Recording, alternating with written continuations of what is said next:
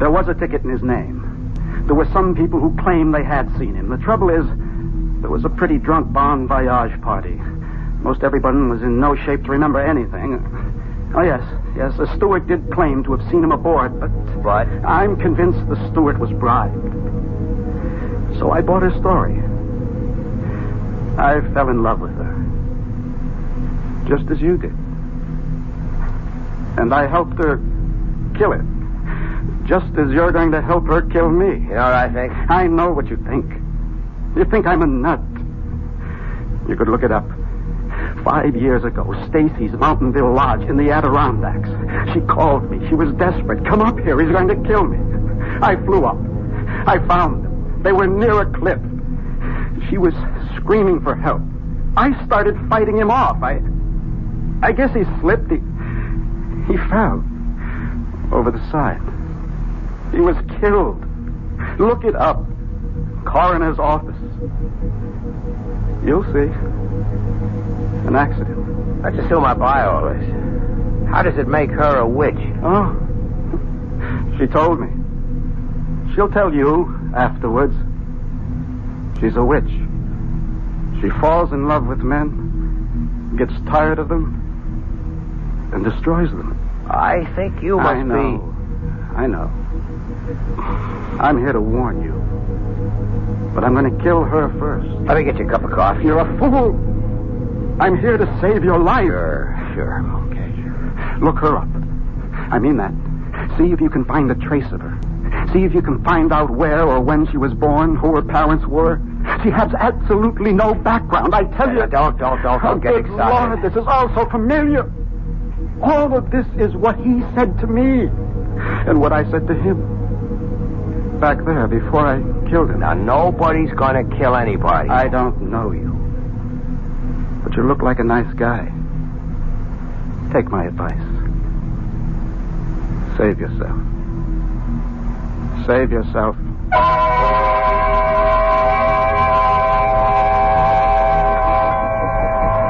I'm not sure I should be here with you tonight, Fred. Well, you wouldn't let me visit you at home. Oh, it just wouldn't look right. Yeah, but it's all on the level. I'm a newspaper man. It's business. I'm doing a story. I had a very proper upbringing. Where were you raised, Hetty? I'd rather not talk about it. Why? Well, I told you it was proper, but it wasn't happy. I shouldn't say this, but there were times when I thought my parents were ogres. Fred, is something wrong? No. Gee, I just hope I didn't spill anything on you. No. I didn't have a happy childhood. I don't like to discuss it. Here's something we should discuss. I spoke with Tom this morning. I think I know what he told you. So far out, I even hesitate to mention it, but obviously he believes it. I insisted that he see a psychiatrist. In fact, we both went. And it's the doctor's opinion that Tom is riddled with guilt. You see, he thinks he murdered Larry. Larry? My first husband. But Larry was a brute. I was very young, and we're really too young to know anything about people. Larry was a drunk. I didn't know that either. And when he had a few, he would abuse me. Well, I shouldn't have done it, but I was terrified. I called Tom, and he came up and got into a fight with Larry, and... well, there was that accident. But why should he get that far-out notion about you? According to the doctor, it had to be something... well, something he could live with, something that could justify what he did, and he really has a vivid imagination. Strikes me as a very sober-minded person, aside He was a lit major at college. He became an accountant because he had to make a living. I don't know what I'm going to do about him, Fred. I've had so much trouble in my life, and he's really a wonderful guy, and I love him. Why does he want to destroy us? Why should he have a guilty conscience about Larry? Whatever happened was in self-defense. Well, look, everything will turn out all right. Oh, you're only saying that because you have to say something. No, I believe it. Hello? Tom? Yes, it's Tom. But you said you were working late. Well, I am. I just took a break for dinner. join you? Please. Fred, you obviously didn't hear a word I said this morning, did you? I heard every word. Heard them all and listened to none? Tom, you're not well, and I think we... Oh, I know what you think. You think we should go away for a rest and all that. Forget it. I know what I have to do, and I'm going to do it. Poor Fred. I feel sorry for you. You're in love with her. To keep the record straight, I'm a reporter. There's a story here. I aim to get it. Sure. That's what you tell yourself. Let's go along with you, Tom. Suppose what you say is true. Suppose she's what you say she is. Why not walk out, get a divorce? I can't. Why? I hope you never find out. You see, she destroys you. She takes away your capacity to love, your feelings, your mind. It's as if you are only just nourishment for her. And when everything you have to give is gone, she discards you for someone else. Tom, for your own sake, I think you should be under a doctor's care in a hospital. I suppose I should. But I want to save you. It'll make up for Larry. I must apologize, Fred, for exposing you to all this. I shouldn't have come here. But you wanted to expose him to all this. That's why you came here. You knew I always eat here when I work late. Tom, I'll do anything you want. Just tell me. Disappear. As a supernatural person, you can arrange that without any problem. Please, Fred, go now. Leave us alone. But I don't want to. He's my problem. I have to live with it. And if you stay, well, an audience always excites him.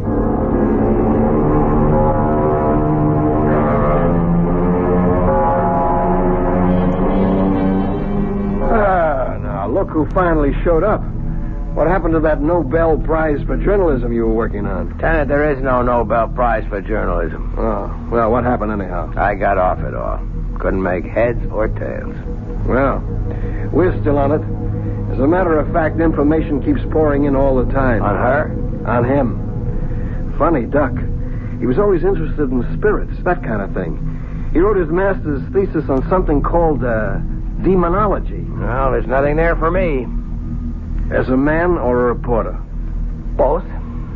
You know, I've been married 10 years, and I've never been tempted. But if I could be, she could do it. Oh, that dame is something. I'm surprised at you, Lieutenant. But there's hope for you. If what you say about the husband is true, he winds up in the loony bin, and after a respectable interval, she could be yours. That's what's in your mind, right? You are the most cynical person I know. Come off it. We're two of a kind. I'd even wait for her myself. Lieutenant Carroll? Is Fred Peterson there, please? Hold on, I'll see. It's the girl you love. Cut it out. Okay, the girl we love. You hear? Yeah, I guess I'm here. Take it. Hello? Fred, I'm scared. What's the matter, Hetty? Don't ask any questions. Just come to my place. Quickly.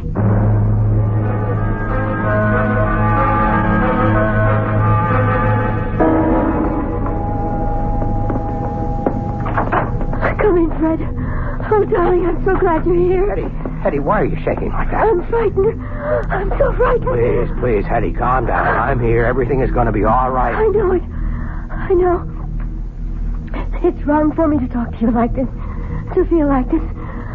But I can't help it. No, we'll work it out. Somehow we'll work it out. Now. Why are you scared?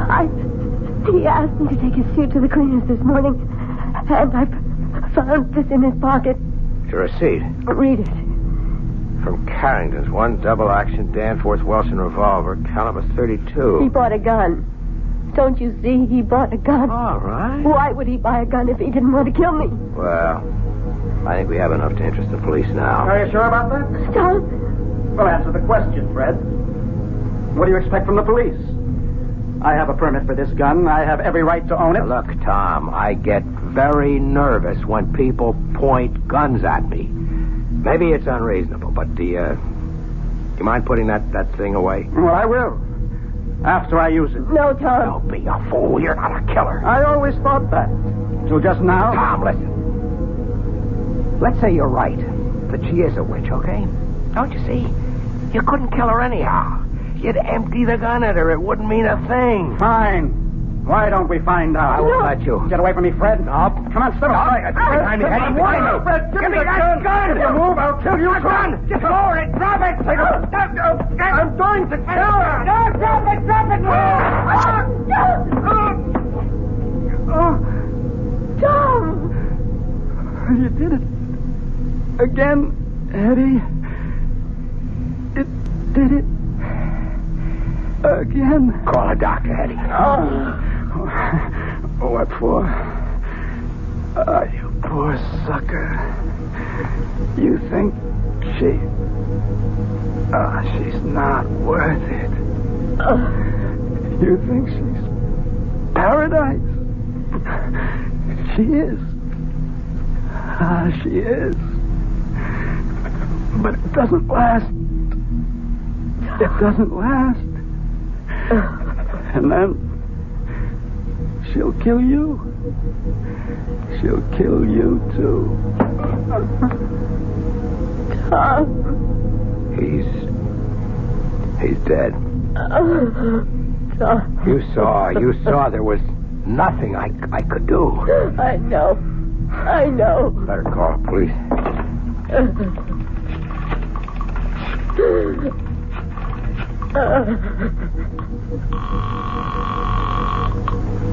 Lieutenant Carroll?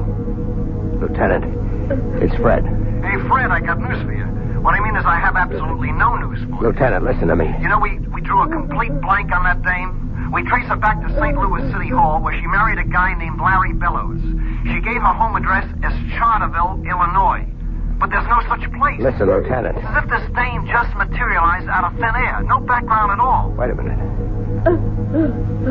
Eddie. Who are you? Hello?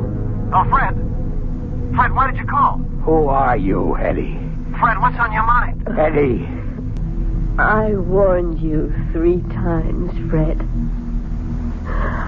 I warned you 3 times.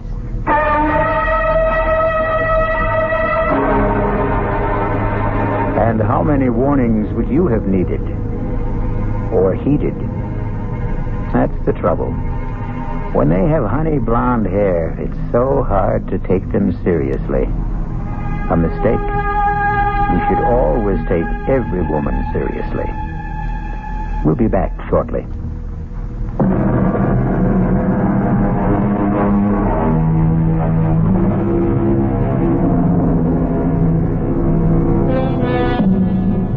Are there really witches?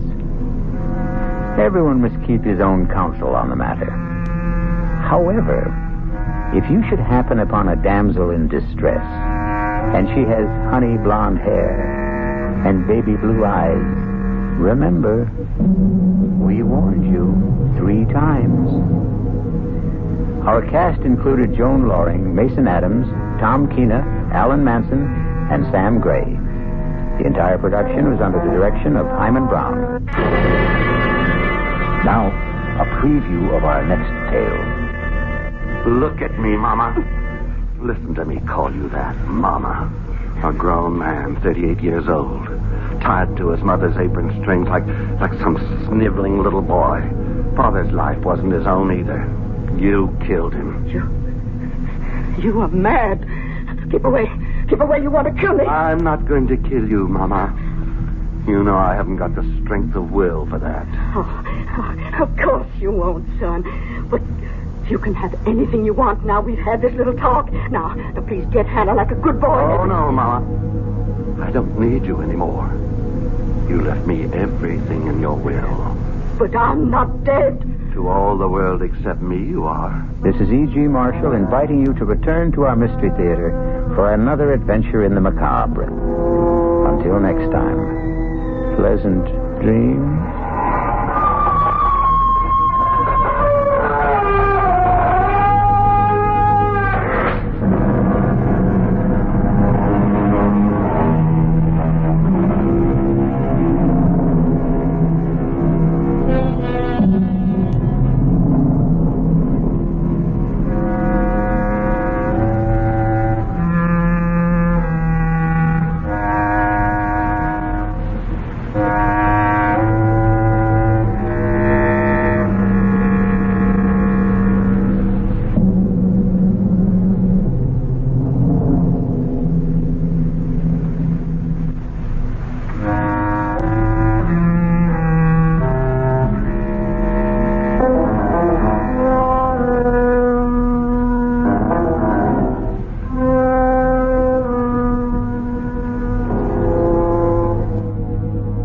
preceding Mystery Theater program was furnished by the CBS Radio Network.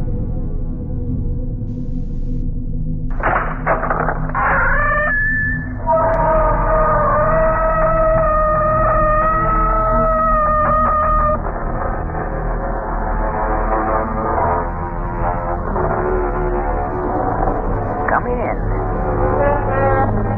Welcome. I'm E.G. Marshall. Welcome to the sound of suspense, to the fear you can hear. This time around, we're involved in the supernatural. Any dictionary will give you several definitions. Supernatural, above and beyond the natural order of events, of or related to ghosts. Behavior caused by the intervention or by the action of a god on earthly affairs. Choose your own definition for this tale we are about to relate.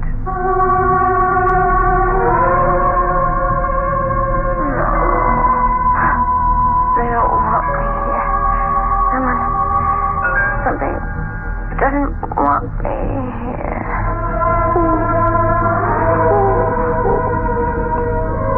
Richard. Not Richard. April. April is still in his mind.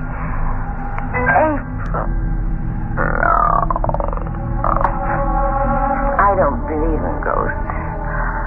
I won't. No. Who's there? Who's there?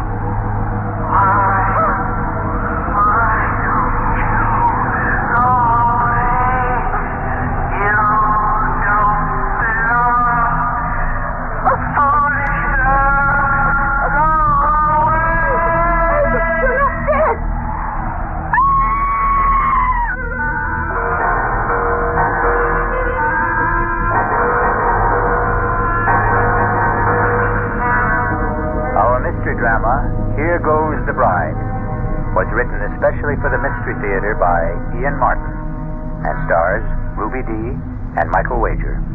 It is sponsored in part by the Kellogg Company, makers of Kellogg's Special K cereal, and by new sugar-free Diet 7-Up. I'll be back shortly with Act 1.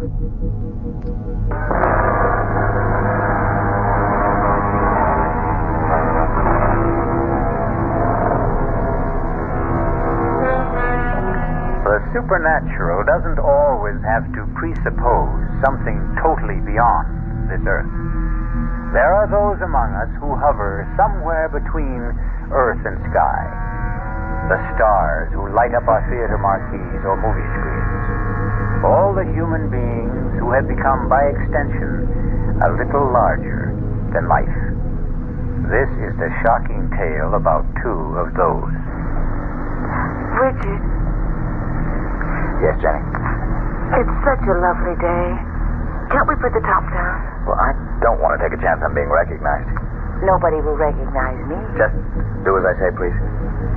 I'm sorry to make you do the driving, darling, but that's why I had Juan leave my sister Lisa's car in Monterey. The damn snoop should know by now not to pay any attention to it. Does your sister look like me, Richard? Enough from a distance. Same colored hair. But not really. He's attractive enough, I suppose. No, actually, she is very plain, and you... Yes. You're the most beautiful woman I've ever known. Then I thought you only married me for my money. Oh, don't say that. But darling, I was only joking. Did you really mean what you said about me? Every word. But she was so beautiful. How could you... April was April. She isn't in my world or anyone else's anymore. She's dead. I'm sorry, darling. I shouldn't have brought her up. Oh, we're here already. So, I'm about to see Richard Morgan's folly at last. Don't let the wall spoil it for you. Oh, it's like a fortress, barbed wire, broken glass. And the gate looks as though you borrowed it from the Bastille. Does it all have to be so hard? The price of privacy. What little we could ever get. The fans considered April and myself public property. But we can forget that once we're inside. From there, looking out, you can't even see the walls. Open the gate. I don't think I could even budge it if I knew how. Not manually. You see the little box on the visor? It's an electric gizmo. Just press the button on it. It's a magic castle. Enter, Your Majesty, and long live the Queen.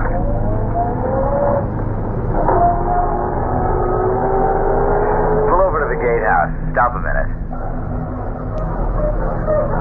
Well, what are those, the hounds of the Baskervilles? They are guardian angels. They patrol the grounds at night.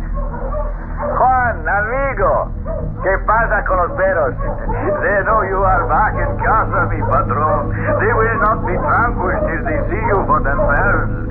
Bienvenido en casa, señor Morgan. Muchas gracias, viejo amigo. Darling, this is Juan. El señor Aguilar.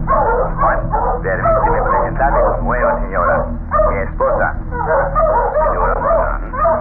Juan, put the top down for the senora. I'll get the dogs quiet.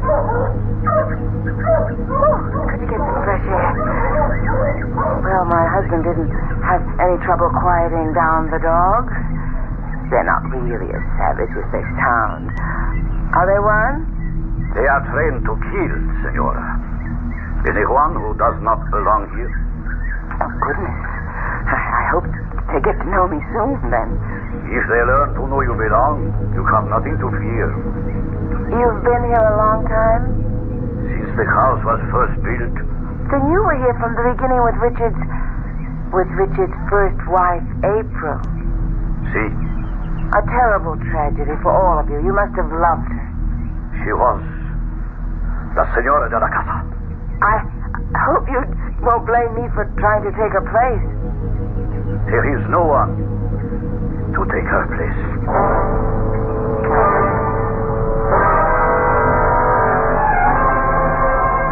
Conchita? Sí, señorita. Here in the hall. Yes, señorita Morgan. You didn't take her portrait down. La señora? April?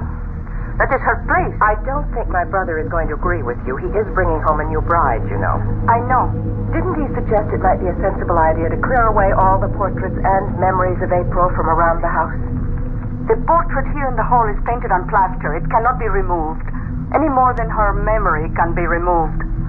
So it stays. This is her place. No one can take it. A fresco. Funny, I never realized that. Because it's framed, I suppose. It was El Patron's idea for the wedding present. His way of saying, here's my love, which will never die, as it will never die for any of us. Except for my brother Richard. Maybe he thinks so, maybe not. But once he returns again, I think he will know there is only one, La Señora.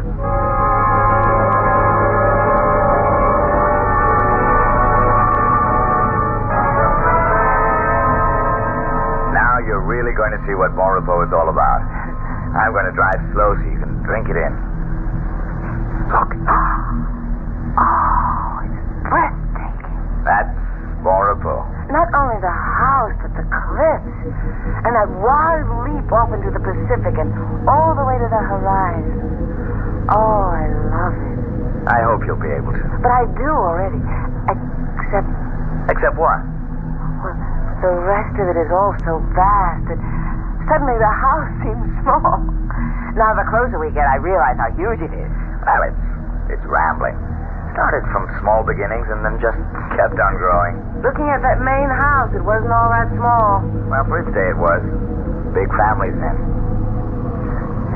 All that's left of mine I see clustered on the porch. My sister. And the lady with her? That's our housekeeper. Conchita Aguilar. She's Juan's wife. I have no one, but at least you have a sister. It makes me feel a lot less like an orphan. And the house is so lovely. I hope I've come home. I told you when we came back to America that would be your decision. Jenny, for many reasons it's not going to be an easy one. But just give it a chance. I'll welcome it, Richard. If only it will welcome me.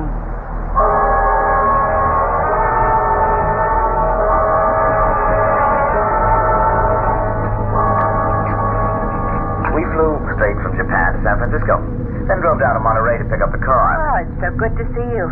Your bride is lovely. But you could have let us know about the wedding. Lisa, I wanted to keep it private, so we just sneaked off. More coffee, Jenny? Richard? No, I think I'll have some brandy. How about you girls? Not for me. I've had. Oh, it's a magnificent night. There's going to be a full moon. Damn, dogs are all stirred up again. Jenny? Yes, Richard? Want to walk down with me and start making friends with them? Well, I'm a little tired tonight. I bet I'd make a better dog pal by daylight. Well, why don't you go ahead while I go up and get ready for bed? Well, you're the one they're calling for anyway. I've missed them. And it's nice to have been missed. Would you mind? I won't be over a half hour. I'll be waiting for you when you get back. I'll close the French windows. Don't forget to lock them, Lisa. No, leave them open. The breeze is wonderful. I'll see they get closed, Richie. I've been taking care of that for the last year. Take care of my bride, too, Lisa. Good night to you, Lisa. I'll see you later, Jenny. Well, a very sexy goodbye. Your brother is a very sexy man. Why hadn't you noticed? Well, why should I be the only woman in the Northern Hemisphere to have it escape me? Oh, Lisa. It's what makes my blood run cold sometimes. That and April. She can scarcely run you much competition anymore. Because she's dead? She is? Well, not really. In so many ways, I'm terribly naive growing up in Japan, knowing so little of my native country. I was always aware that Richard Morgan was a star. After all, he was in Japan to make a movie. And I knew he'd been married for many years to April Sanders. It was only after I'd married Richard and come back to America that I began to realize I'd married into royalty. Not only that, but I'd rushed blindly into marrying the king without seeing that the queen is not dead. Oh, Jenny, don't be silly. The queen is very dead. Not in most people's memories. How did it happen, Lisa? How could that vibrant, overwhelmingly wonderful woman have met her death? Want to take a little walk, Jenny? I could use some air. Which way do we go? Oh, towards the sea. There's enough moonlight to light the way. Are you cold? Lord, no. I welcome the breeze. Well, where are you taking me? To the end of the world. What? Well, where April ended hers. You wanted to know how it happened, didn't you?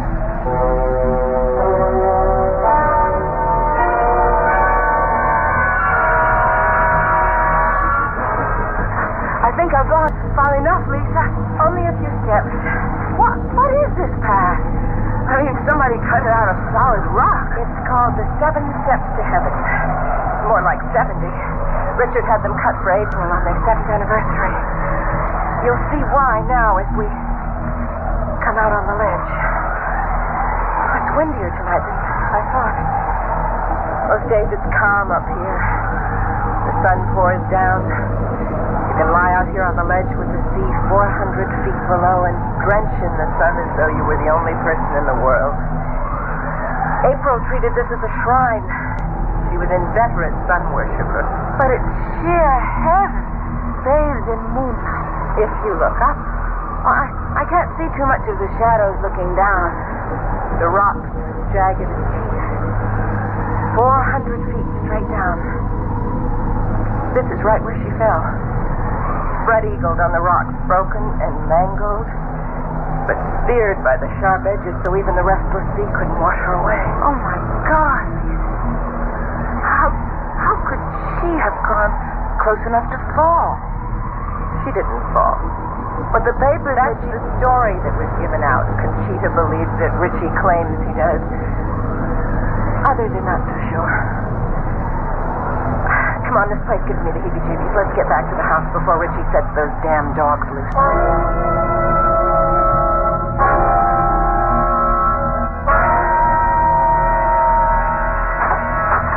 Oh, excuse me, I was just turning down the bed. Which I'm sure you're quite ready to roll into, Jenny. Good night, dear. Welcome home, such as it is. Good night, Lisa. See you whenever. Don't feel there's anything to get up for. Will there be anything else, madame? No, thanks, Conchita. Then I will say buenas noches, madame.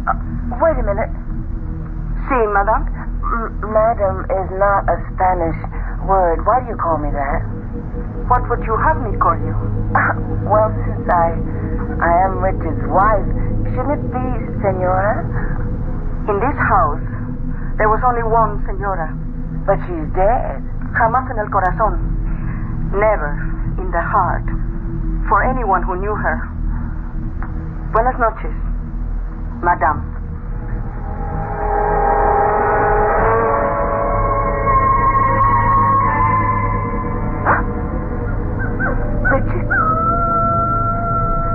Richard, are you awake?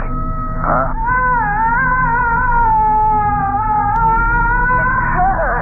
It's April. Oh, my God.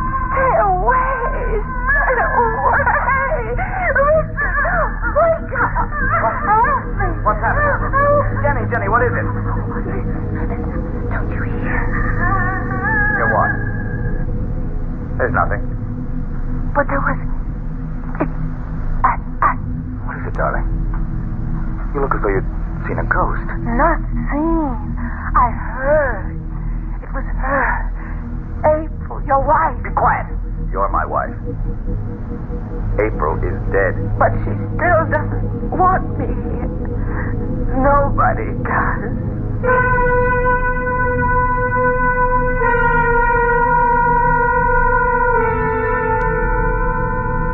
Not a very auspicious housewarming for poor Jenny at Bon Repos.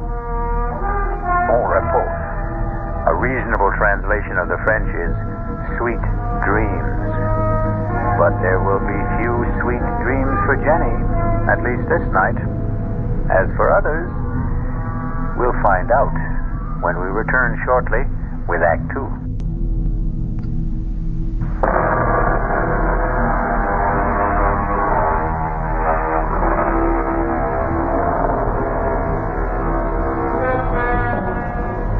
By the fresh light of a clear morning, with the wind stilled and the sunlight flooding all the dark corners, Bon Repos is a little more worthy of its name. But Richard Morgan is having a difficult time selling that to his still shaken bride. Let a little light in. You'll feel better, Jenny. No, Richard. I'm still not over last night. Who was it? Darling, it wasn't anybody. You still say you didn't hear it, that awful sobbing. It was nothing but the wind. Sometimes it sighs and moans all around the house, and you'd swear it was a human voice. But look. Not a whisper this morning. Even the ocean's like glass. Today you'll understand why I love this house so much. Richard, come here. Beside me on the bed. All right, darling. I know you love Bon Repos, but... But what? Richard, please, I don't want to live here. Why not? Darling, try to understand. I don't feel I belong here. I know Juan and Conchita seem to resent me. Have they said anything? No, not in so many words. It's just a feeling I get. I'm not wanted. That isn't true. Richard, don't you see? It's her house. It was her family's house to begin with. She's here still. She'll never leave it. She'll haunt me every minute I'm in it. Please, take me away from here. All right. If that's what you want, I'll sell the damn place, tear it apart stone by stone. Richard. Oh, Jenny, my darling. Look, it's just a time lag. The long flight from Japan. Days and nights turned upside down. I'm going to have Conchita bring us a breakfast up to the room. We'll have it out on the veranda. Give you a chance to get a good look at Juan's landscaping. All that riot of color, bougainvillea, poinsettia, camellia against the green. Maybe that'll change your mind about poor old Bon Repos. Darling, I know how much you love it, but... Oh, come on, Jenny. Give it a chance. A few more days, a week. Give it a chance to cast its own peculiar spell. All right, darling. Go get us some breakfast. I'll wash up and brush my teeth and get rid of some cobwebs while you're gone. Jenny. Yes? I love you, Mrs. Morgan. That's who I am, and I love you, my husband.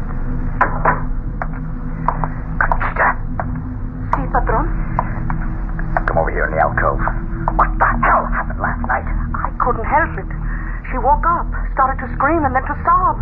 You heard? No, House must have heard. Why didn't you stop her? I did as soon as I could. No, I don't want my wife to know about her being here. I know. Then keep her quiet. Got sedatives. That's your job. And I want my new wife made welcome. That is not my job. Then I'll find someone else for it. You would drive Juan and me from this house? We'll talk about this later. For now, bring breakfast to the veranda for the senor and me. Si, senor. Where's my sister? In her room, I think. Muy bien. Come in. It's open. Richard, I didn't expect to see you this morning. Why not? Well, after all, brother mine, a new bridegroom. I'm an old bridegroom by now. Yes, maybe she is a touch young for you. Damn you, I didn't mean that. I didn't mean what I said either. I was only teasing you. She's a lovely girl. She's sunny and free and unspoiled. I want to keep her that way. What the devil am I going to do about her? Upstairs there, you heard her last night. Well, you know my feelings on the subject. Get rid of her. For good. I can't. After all, it's partly her house. God, why won't she die? It would be a neat solution to it all, wouldn't it? But it seems she just won't. I'm afraid you're stuck with her as long as your conscience holds you back. Please, for God's sake, don't tell Jenny about her.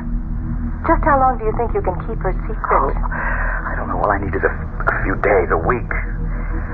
By then, one way or another, it won't matter.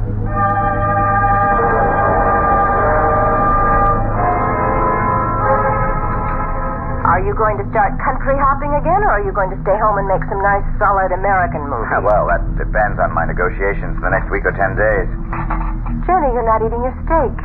Want it on the fire a little more? No, thanks. I really ate too much of that wonderful salad. I don't think I could eat another thing. Conchita? Si, senor. I think you can clear the table. You want dessert, dear? I don't think so. Lisa, please forgive me, but I'm so full of sand, sea, air, and scouting the property that I'm really bushed. Would you excuse me? Of course, Jenny. Get a good sleep. I'll see you upstairs, darling. Shall I have Conchita bring us some coffee? Oh, no. I just want to sleep and make up for the last few days.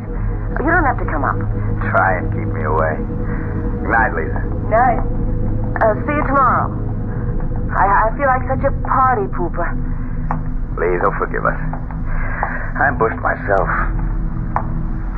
Darling, you're positively weaving. I feel a little high or low or something.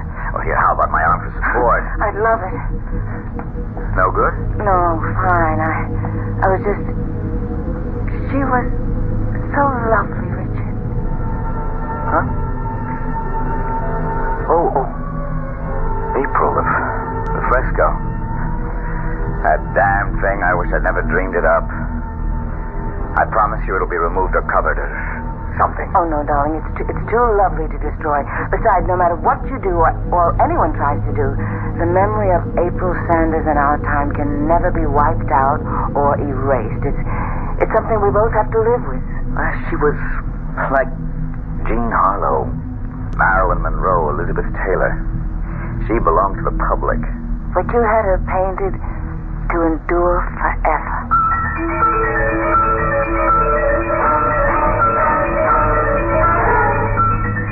Are you sure the dog was poisoned? That's nothing to Silencio! What was all that arguing about? Nothing. Trouble with one of the dogs. Come on, Jenny. Let's have some morning coffee and juice. Get back to normal. Well, what's the matter with the dog? Here's your juice. Oh, it's what I've been trying to steel myself to weed out. He's a maverick, or was. What do you mean? Well, some dogs take to training, some don't. This one, well, just never did. He's unpredictable, a natural-born scavenger. He picked up something from the garbage with a botulism, I guess. Anyway, he died this morning. But what could a dog... Now, look, don't take on about it. I'm going down to bring up some eggs and bacon. Why don't you set the table for us on the veranda? Of course, darling. The steak. I didn't... Is that what poisoned him? Oh, God, help me to know what to do. too. I love my husband, but every instinct in me tells me to run for my life.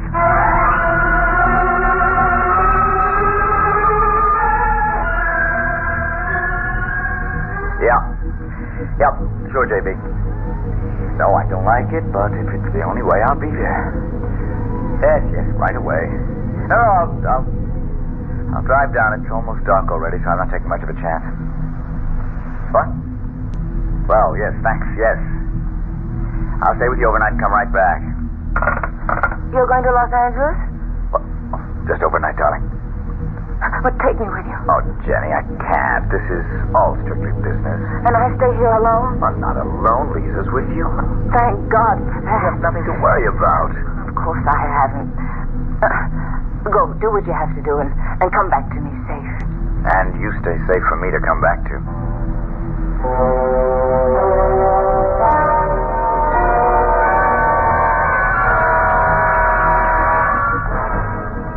Well, wouldn't you know, the moment my brother cuts out, the local electricity has to fail. Here's your candle, Jenny. Want me to come in with you? No, I'm fine. No, there are plenty of others in the candelabra. They can burn all night. I won't need them.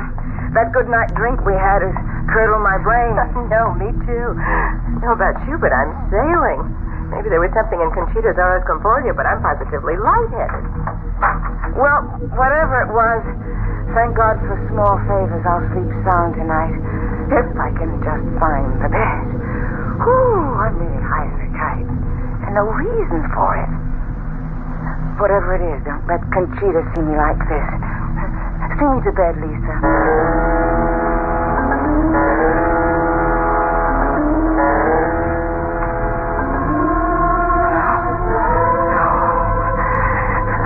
They don't want me yet. Someone, something. But who? Conchita, Juan, Richard. Oh, please, not Richard.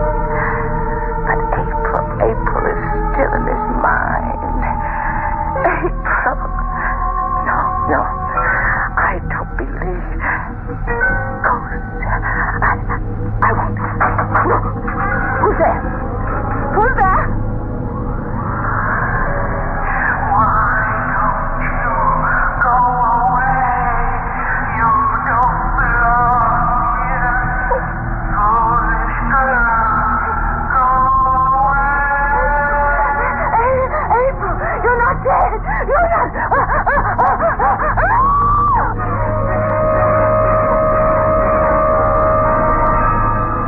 Moving towards the bed was the dead woman, April Morgan.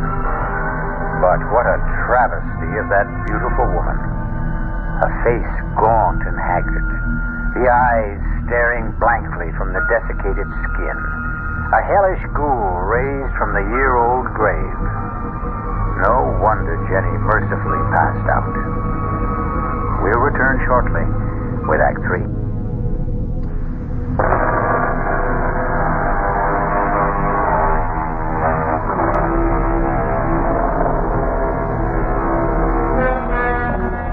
The spectral figure that hovers over Jenny, motionless under the covers, stands as still as the girl lies in the bed. Is her presence as malign as Jenny deems it to be, or as benign as it seems to be? Hush, child. Hush. I mean you no harm. But you... oh, you must hate me. Her. April. His wife. Oh, no. No, I'm not April. April is dead. She died, you know. I thought I did. Then who? I'm her mother. April was my daughter. You live here? Yes. Up there. Then you're the one I heard the other night, sobbing. Was I? Perhaps I was. I'm very sad, you know. Because your daughter died. Because my daughter was killed. Killed? What did April have to die for? She had everything to live for. She'd never commit suicide. But it was an accident, wasn't it? Oh, April was as graceful as a fawn. She was a dancer, you know. She had an incredible sense of balance. She could never have lost it. Are you suggesting she was pushed? Why do you think I'm locked up there in my room on the 3rd floor with Conchita as my jailer? The housekeeper. Conchita is a practical nurse. And I am a prisoner, half the time under sedation, living in limbo, the shut-in to end all shut-ins. But why? To keep me from crying into the skies. To keep the truth buried like me and my daughter. Except that I am on the 3rd floor and April is 6 feet deep. Oh, he was jealous of her. He couldn't stand the fact that she was the talent. She held it all together. She made the legends. And when the truth was coming out that he meant nothing, that she was the star, he had to drag her out of the skies, destroy her, kill her. Who? Your new husband, Richard Morgan. That's why I came to warn you. Get out while you can. Senora, have you all right? What is it he wants to take from you? Senora Morgan, open the door. I'm coming, Juan. What do you want? Are you rich? Yes. Are you coming, Senora? Then run like the wind. He will kill you. Just as he did April.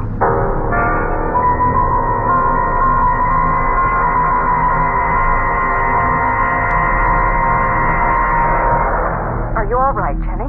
Are you all right? I'll do. The lights are on again. Yes. What happened to April's mother?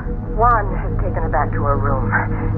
She's mad, you know. She's quite mad. She accused Richard of killing April. It's her obsession. She should be institutionalized, but Richie, well, he could never hurt a fly. But I don't understand why. Now what? Headlights coming up the drive.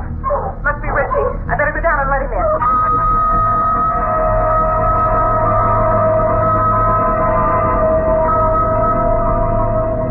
For God's sake, don't be terrified of me, Jenny. Well, I don't mean to be. I don't know what's the matter with me. Look, April's mother must have shaken you. Well, why would you have kept it a secret? Look, I'm exhausted, and you're tired.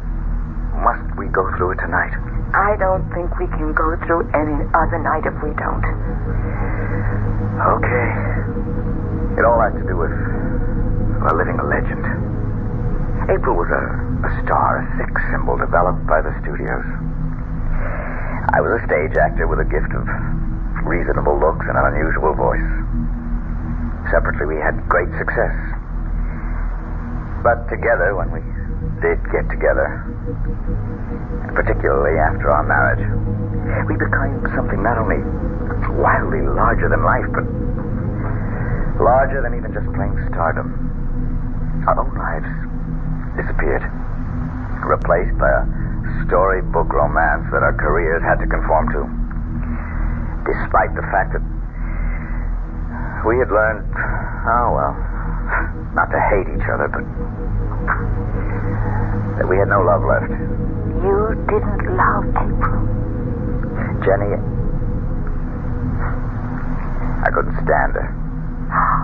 She was selfish, avaricious, demanding, petty, an impossible woman. So you got rid of her? You don't believe that? No. Oh, no, Richard. But how did April really die? I wasn't asking that. You don't have to. Half the world has speculated on that. Her mother thought I killed her. Still think so. Conchita and Juan know it was an accident. Lisa has her own theory. Something to do with April's star complex and the wild winds that sometimes blow across the headlands. And you? I think she committed suicide.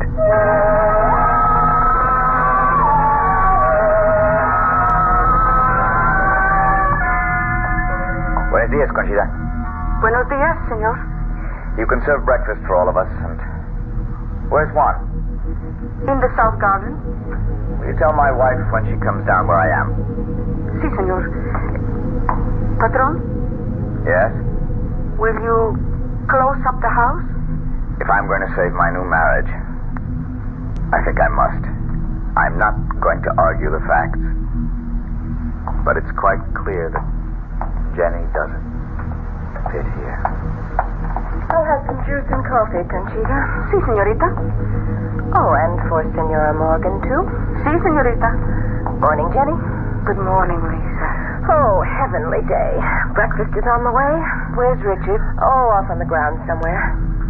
Want to go look for him? I would like to get some air. Well, then let's go. Did you finally get some sleep? Yes. Well, with the new day, if you're smart, you'll make up your mind to get out of here and have Richard all to yourself. But what will you and Conchita and Juan and Mrs. Isn't that terrible?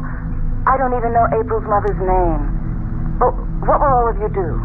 Oh, life goes on. We'll manage and adjust.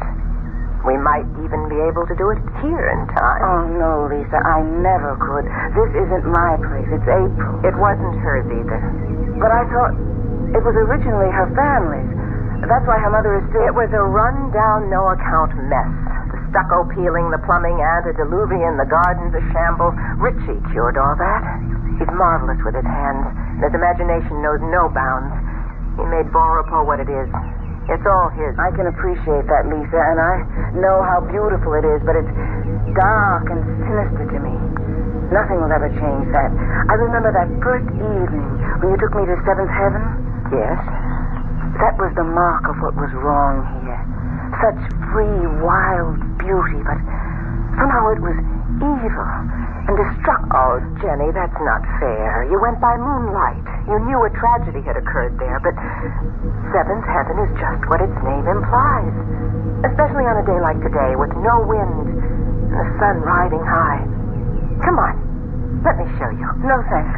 Jenny, you hold a lot of fates in your hand. Among them mine. I don't want to leave here. Give me a chance to show you. Cobwebs cleared away. It's not such a bad place to live.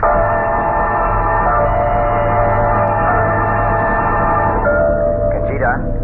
Si, senor. Where is the senorita? They went out in the garden towards the water. They? Your sister and your wife. Didn't they know breakfast was ready? I think. But the senorita Morgan seemed to want to take the senora to the water. I should not say this, but I had a sensation you should go quickly after them.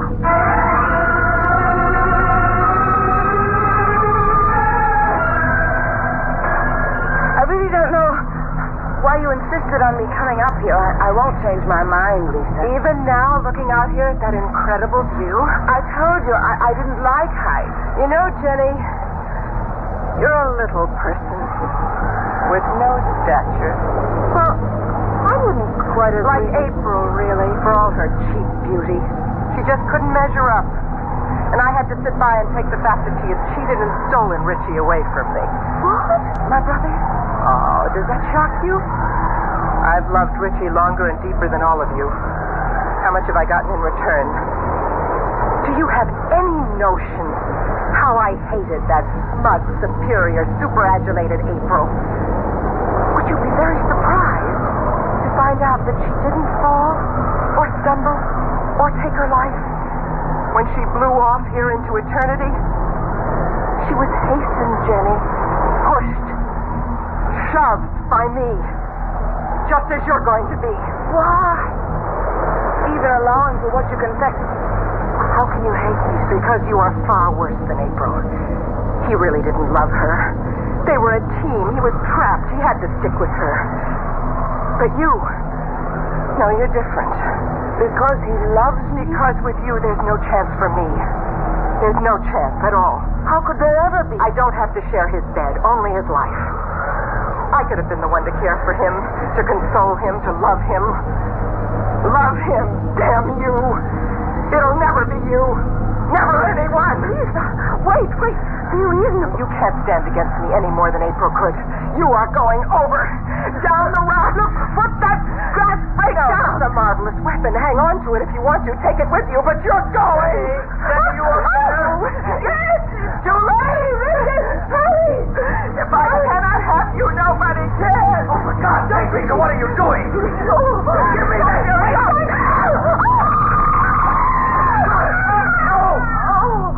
Oh, my God. What can I say? Nothing. Nothing. But your sister.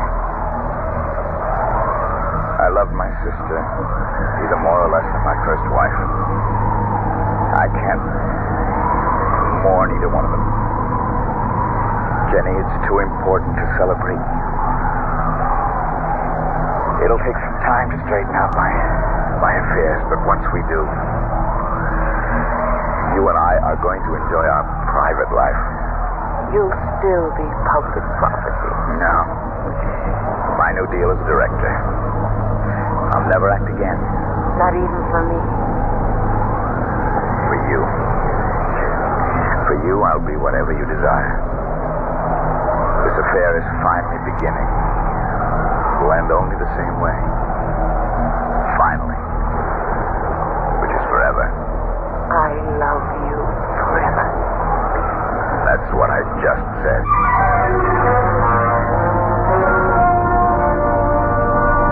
The walls still stand about Bon Repos, but the barbed wire and broken glass are gone from the parapet. The gates stand invitingly open, and the dogs are gone. In the bright sunshine, the dark memories, too, are fading, and the clean winds from the sea have washed away the cobwebs. Once again, the old house lives up to its name. I'll be back shortly.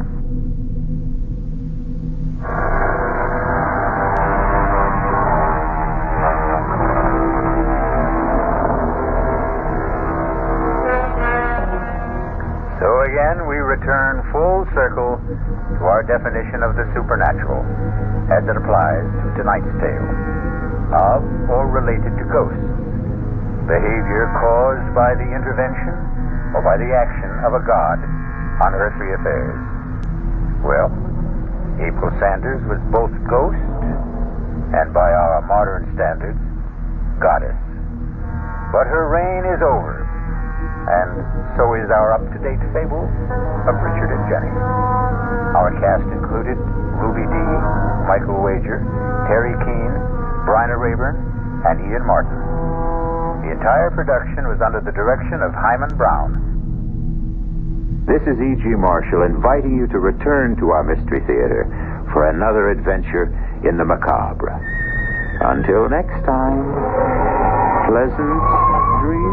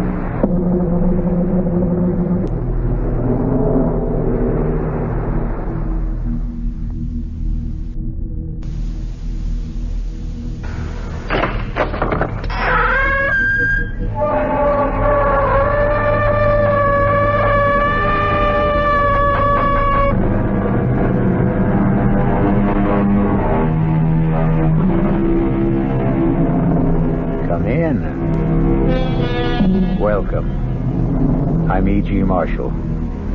Welcome to the sounds of suspense.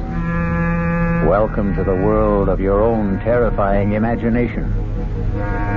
So many catastrophic things happen in this world because a lady asks a gentleman a question and then refuses to accept his answer.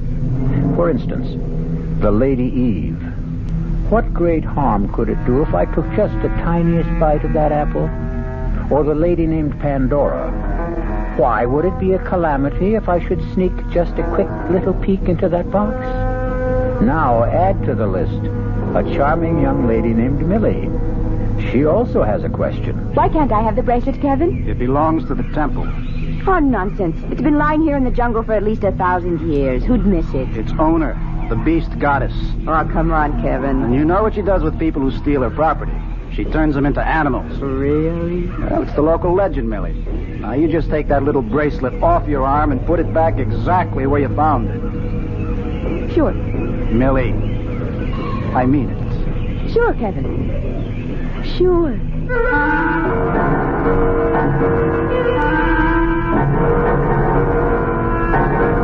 Our mystery drama, The Sign of the Beast, was written especially for the Mystery Theater by Sam Dan and stars Lois Smith.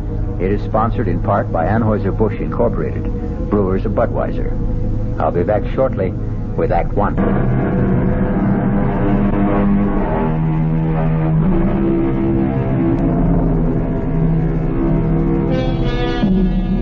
What is the difference between man and beast?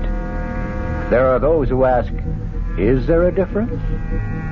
It wasn't very long ago that man himself was a beast, a carnivorous hunter with an insatiable appetite for raw meat.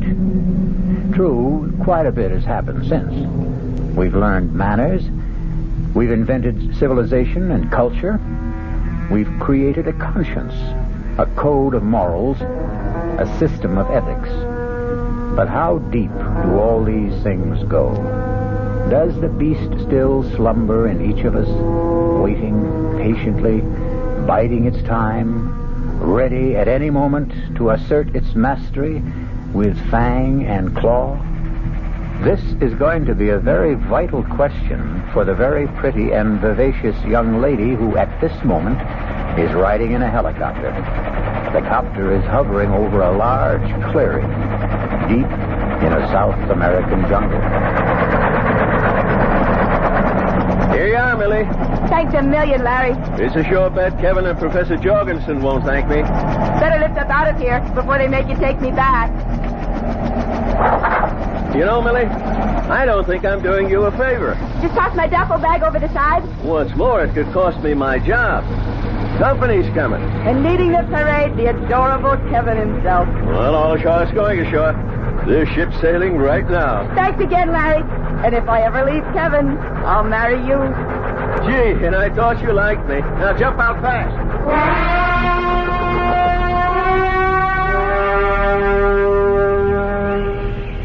And furthermore, you haven't even kissed me. look, I'm very angry about this, Millie. You could still kiss me, Kevin. You promised to stay at the base camp. That was last week. But we're moving into the jungle tomorrow. Kevin, we've already been through all the arguments. Category A, danger from animals.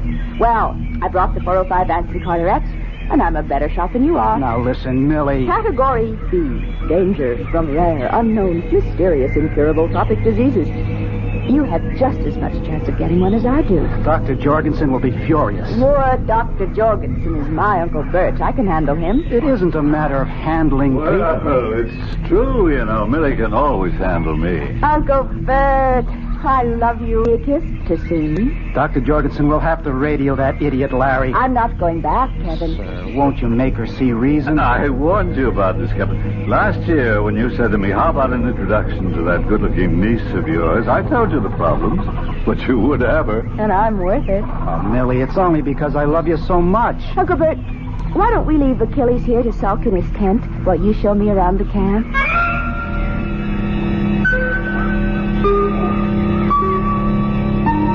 Oh, and there's somebody you should know, that tall, powerful-looking fellow. His name is Imara. He's our straw boss. Imara, whenever you want something done, you... Yes, Dr. Jorgensen. Imara, this is Kevin's wife. Her name is Millie. How do you do, Amara? It is an honor to meet you, Millie.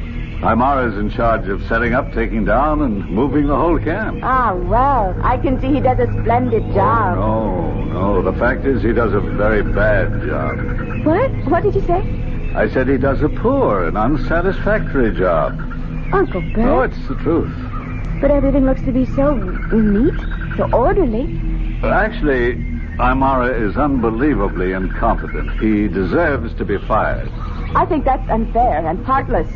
Excuse me, Millie. Aymara, please go to Kevin's tent and bring Millie's .405 rifle. Yes, Doctor. At once. Uncle Bert. No, before you say another word. How could you be so heartless? You must understand, Aymara, his primitive superstitions, his beliefs. But he's not some ignorant savage. You can tell by his speech. He's obviously educated. Must you insult him? Millie, you simply cannot compliment these natives. These natives? Oh, my, aren't we condescending? And why must we not compliment them? Will it spoil them as servants? Will it drive up the pay scale? Oh, Millie, where to begin?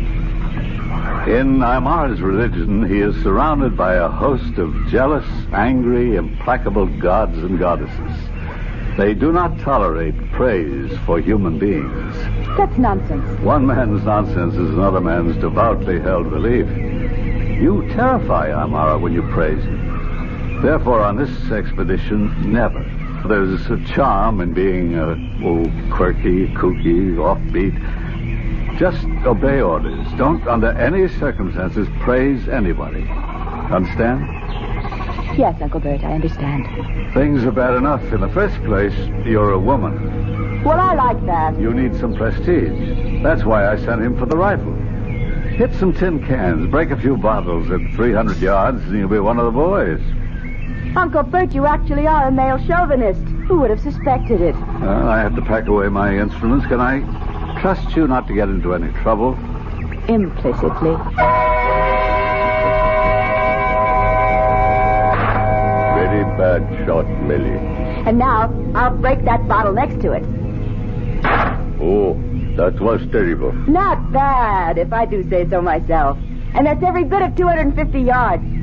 Now, you see those 3 cans? You are a very poor shooter, Millie. That's nothing. You should see me when I'm in practice. Oh, my. I didn't know we had children in the camp. Who's that youngster by the kitchen tent? It is my little boy. He stays here with me till we leave the jungle. What's his name? His name is Isara. Isara. Oh, what a lovely name. No, it is an unpleasant name. I should think you'd be proud. Proud? Me? Proud? Why do you say I'm proud? Oh, because he's such a handsome child. No, he is plain, he is ugly. He seems so intelligent. Notice how patiently he lines up those stones and shells. No, you're stupid, I swear to you. He has no sense. He disgraces his mother and me. Well, what are you saying, Aymara? This child is a fool. Anyone can see that. Now, I must go. Where? I must go clean the rifle. I must go. Well, what made him so upset? Oh, now I remember.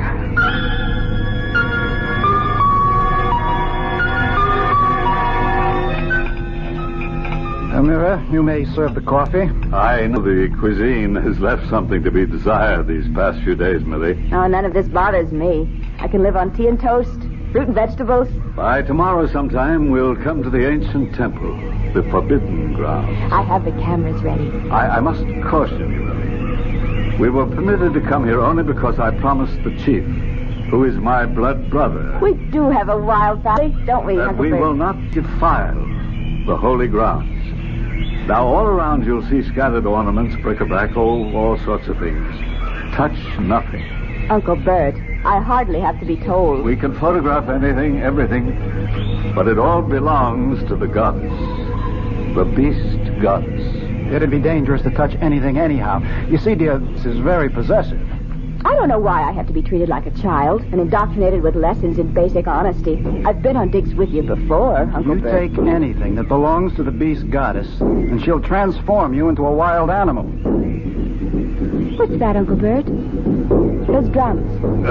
You get used to it. It's just the native telegraph service. What are they saying? Oh, I never learned to read them exactly. I can just get the general idea. I think it's news of death. Death? Yes, it's someone's death. How can you tell? Well, the basic rhythm speaks of death. And since it's a very beat, it's probably Well, the death of a child. A child? Yes, I'm sure of it. Millie, is something wrong? Oh, I have a headache. I think I'd better turn in.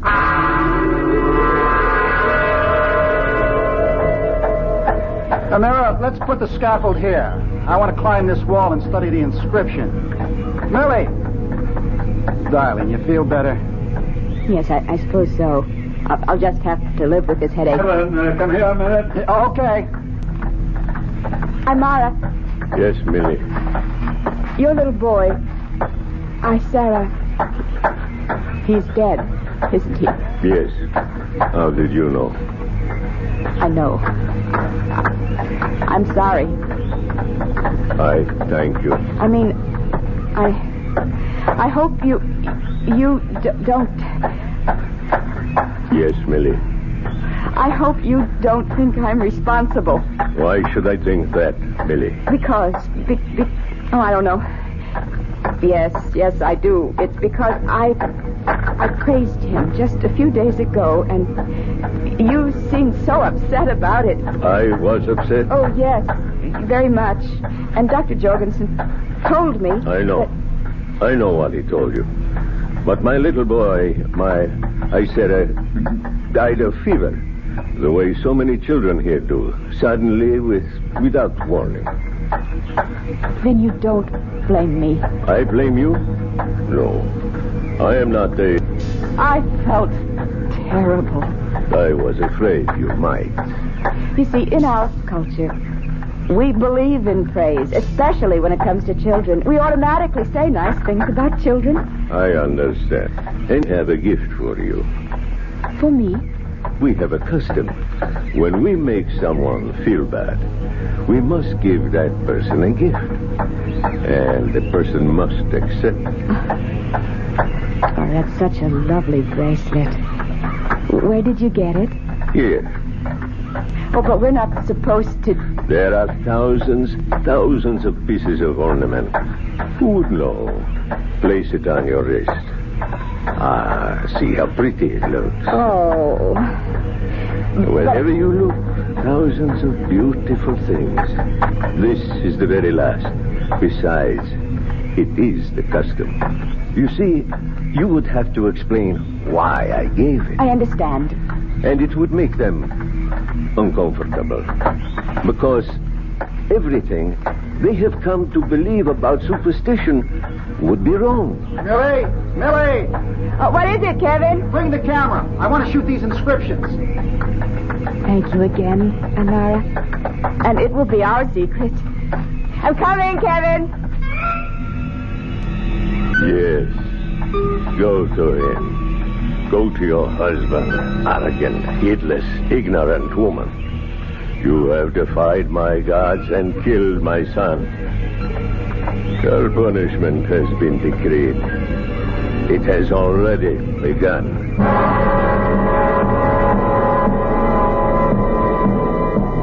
Well, Aymara is obviously a man of parts, and he's already shown us quite a few of them so far. The punishment that has just begun will be expanded and continued when we return shortly with Act 2.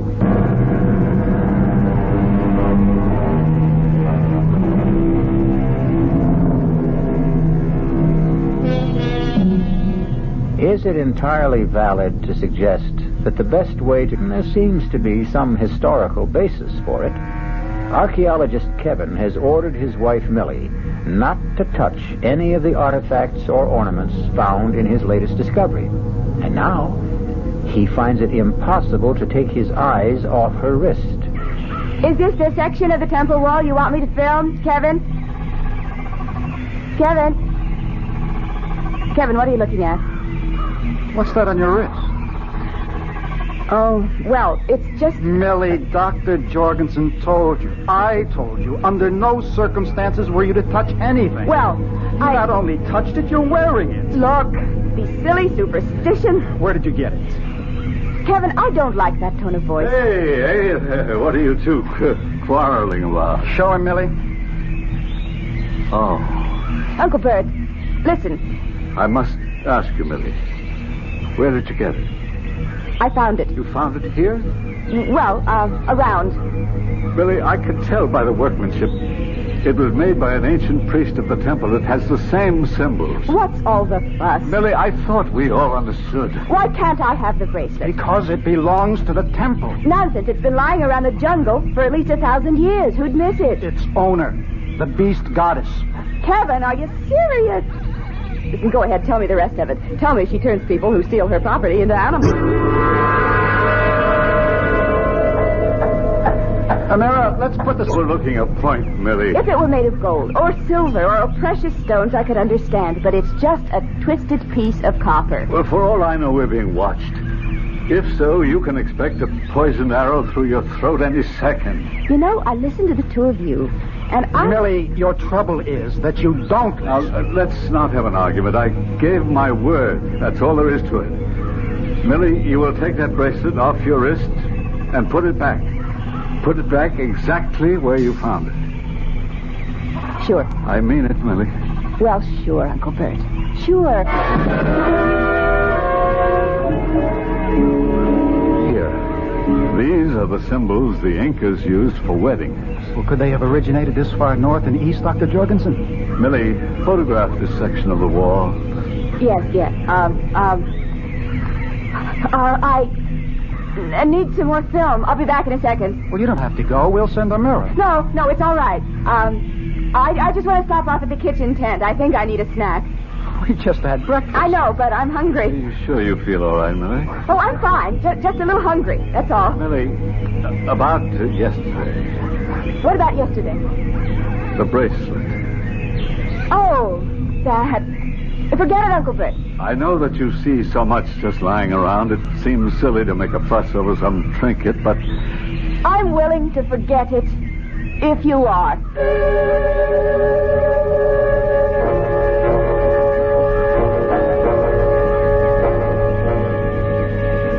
Hi, Mara. Yes, Millie. Where's the cook? He will be back soon. I was wondering if there's anything to eat. What would you like? Well, I'd like some meat. I could cook a slice. Oh, would you please, Amara, and hurry? Will this be enough? Just throw it on the fire. Yes, Millie. That's good. Oh, that smells good. Be careful, don't burn it. I just put it... No, you're burning it. Amara, that's good. It's good. Right now, just the way it is. I tell you, it's fine. Yes, Millie. Let me get you a plate and a knife and a fork. Oh, hurry. Here you are, Millie. Amara, put up some more.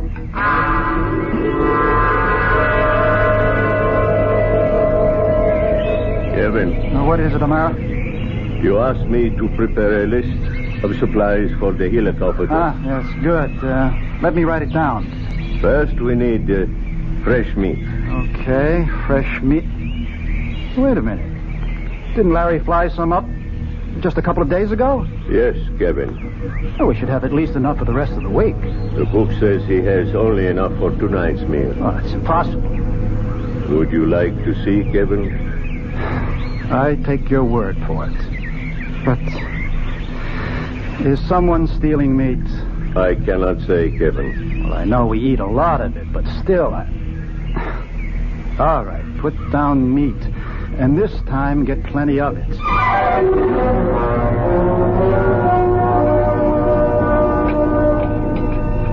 Is there any more meat, Amara? I will go see. Meat since I've known you. Aren't you going to finish yours, Kevin? Well, I've had enough. Let me have your plate. The air out here must agree with you, Millie. I'm starved, Uncle Bert. I don't understand it. You must be famished. Honey, you haven't had meat in so long, you've forgotten how to eat it. You have to chew it before you swallow. Excuse me. Here are some chops. Take them back. They're too well done. I want some rare. I'm sorry. This is all we have. Tell him to put up some more. There is no more meat. Well, that's right. Larry's due in with supplies in the helicopter. When will he be here? Well, I don't know. Sometime today. Why don't I take the 405 and shoot us a deer? Or something we can eat? Millie, are you all right? Of course I'm all right. Now, why do you ask? Well, don't snap my head off. Millie, you'd better get some rest here. You're tired. I'm not tired. I'm hungry. Millie, darling, something's wrong. Why? Well, because this isn't like you, that's all. Kevin, I don't know. I have such a pain in my stomach. What kind of pain? Hunger, that's the only way I can describe it. But you shouldn't be hungry. I can't help it. I have this terrible craving for food. Oh, no, not for food, for meat, for red meat. Oh, Kevin, Uncle Bert, I'm frightened. Take her to her tent, Kevin. Take her to her tent. We'll give her a sedative. Oh, yeah, yes. Maybe that'll be best. Maybe that pain will go away. Yeah, come on, dear. Now, come on. Kevin, you'll wake me when Larry gets here in the helicopter with the meat. Sure. Promise. Yes, dear, I promise.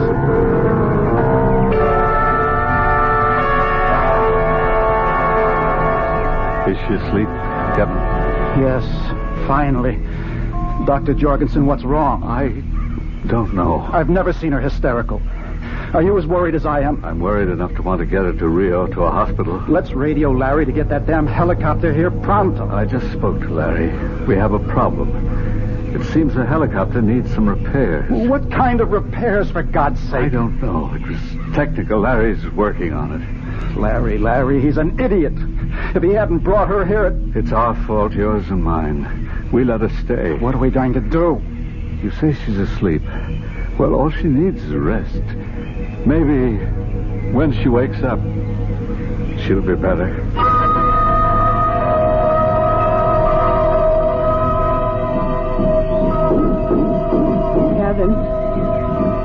Kevin. I'm here, dear. I'm here. Oh, I was so sleepy. I know. It's dark out. What time is it? Well, it's almost midnight. You let me sleep. You didn't wake me. I couldn't. But Larry was here and he brought the meat. No, dear. The helicopter's out of order. Oh, Kevin, I am so hungry. Well, I knew you'd be hungry when you woke up, so I'll make you an egg sandwich. No, I want some meat. But there isn't any. There's plenty of meat. Where, Millie? All around you. Out there. There's deer. There's wild pig. Can't you smell it? Oh, no, Millie... Let me have the 405. We'll be able to feast. You can't go... No, I'm in the morning. You can't in the morning. Always at night. Darling. That's the time. Now listen, here are some pills to calm you. Kevin, something's wrong with me. I don't know what. I say things I don't understand. I have urges. Oh, I can't even describe. Hold my hand. Yes, dear. What is it, darling? What is it? Oh, my wrist! My wrist! It's burning! Oh, it's on fire! What's the matter, Millie? Look at her wrist. Oh, that's a very ugly-looking irritation. How did you get it, Millie? Oh, I don't remember. I don't know. Oh, Uncle Bert, I don't know anything. I'm out. Here. Oh. Now, Millie, you must try to be calm. Try, dear. Yes, Uncle Bert, I'll try. Now, tell me, how did you hurt your wrist? I don't remember. Try to think. Try to remember. You probably have an infection, some kind of bruise. I don't have an infection. I'm not sick. I'm hungry. Do you understand? I'm hungry. You want me, Dr. Jorgensen? I'm bring the medical kit. I'm hungry. Well, the first thing we have to do is put a penicillin ointment on that bruise. She's feverish, ravenous appetite for meat, bruise on wrist. Could be anything. She could have scraped it against a bramble, anything. Or an insect. Dr. Jorgensen, we have to get her out of here. Now, radio Larry. Tell him it's an emergency. We have to do something. Don't lose your head. Listen, Millie. Kevin, won't you get me something to eat? Yes, dear, I will. I have the medicines, Dr. Jorgensen. Good. Oh, Kevin, you don't love me. I think we'd better put her to sleep. Hold your arm still, Millie, dear. No, you want to stab me. I'm going to bleed. Hold her arm, Kevin. No, stop.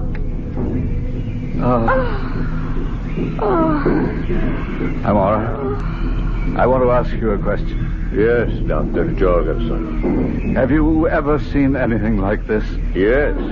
Where? When? Once, it was a man. He had invaded these holy grounds. He had stolen a jewel from the beast goddess. Yes, go on. He then became a beast. He disappeared into the jungle, and he was never seen again. Thank you, Amar. You may leave. This kind of superstition we can do without. Maybe. And don't bite my head off. Maybe there's something to it. Something to what? To what he's saying. Oh, I know.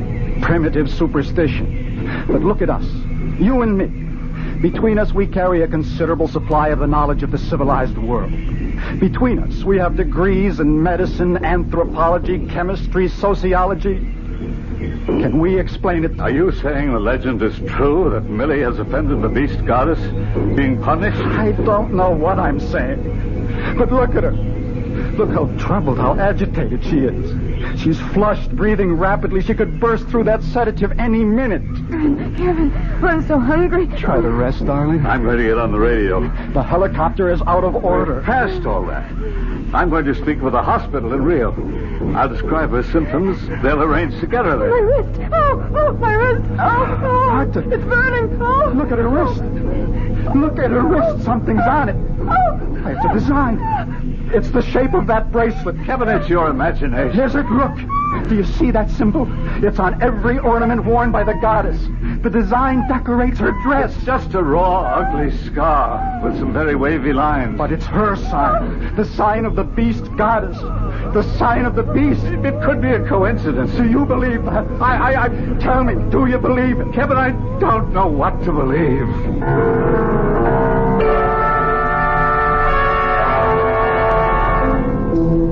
Well, you've got a pretty good handful of advanced college degrees in that tent. Most of them in the sciences. And it's surprising how quickly knowledge abdicates in the face of the unknown terrors of the jungle. Can science be just a veneer also? I'll return shortly with Act 3.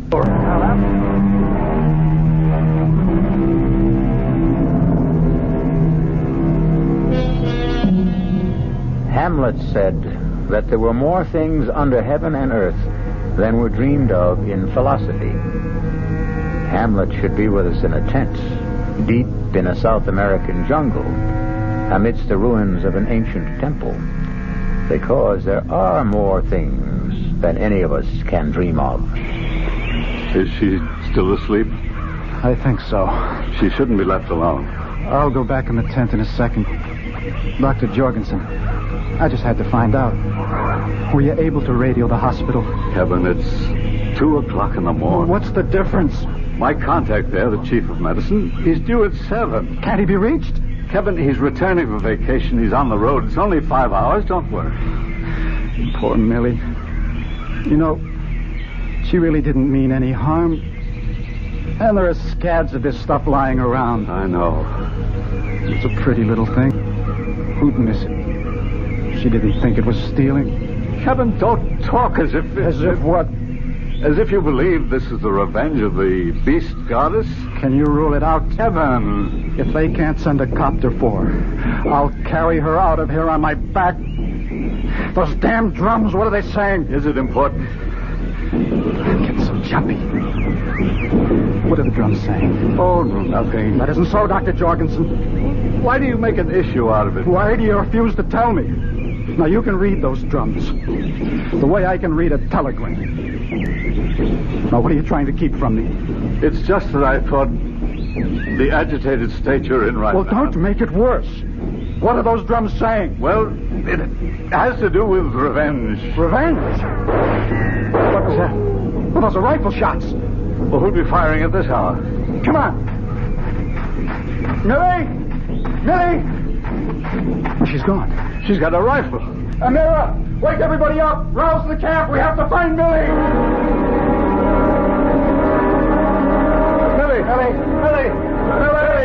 Careful now. Watch every footstep. It's a good thing there's a moon. Millie, where are you? Those shots came from just about here. Why did she go out? Oh, let's quit pretending. You know why she went out. To hunt. At night? Why? Because she's hungry. Oh, Kevin. When are we going to face it? Admit it. Millie! Millie, can't you hear us? Look. Where? Oh, no. No, she can't be dead. Millie. She seems to be breathing. There's blood all over her. But it isn't her blood. She must have shot this deer and... Millie. Are you all right? I feel so nice and warm.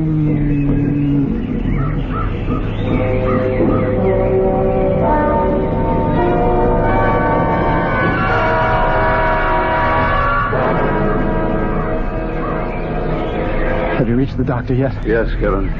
They're sending a copter. It'll be here late this afternoon or tomorrow morning. Oh, that's great. They're doing the best they can. Oh, sure. I'll be reasonable. Reasonable, huh? My wife is being destroyed before my eyes. It seems there is, or they think that this might be a very unusual disease. Oh, come on. It's an infection. She might have picked it up from the bracelet. What are you talking about? It could have scratched her when she put it on. And? Well, it's been lying here for hundreds of years. All kinds of parasites, microorganisms. Anyhow, it seems this disease creates enormous cravings for protein. And what does your man suggest? Massive doses of penicillin. Well, do we have enough? I hope so. Bye, Mama. Yes, Dr. Jorgensen. Bring me the medical chest. Kevin? She's awake. I'm coming, dear. Kevin? No, Millie. Now, lie still. Don't get up. Oh, I feel so comfy. How's your wrist? My wrist? Oh, it's okay. It only hurts when I feel hungry. And you're not hungry now? No. You know, I had such a crazy dream. I better not tell you. You've got to. You've aroused my curiosity. You won't believe it. You try me. Don't laugh, promise. I promise. Well, I dreamed I went out into the jungle alone at night. There's a picture for you. Imagine me alone in the jungle at night.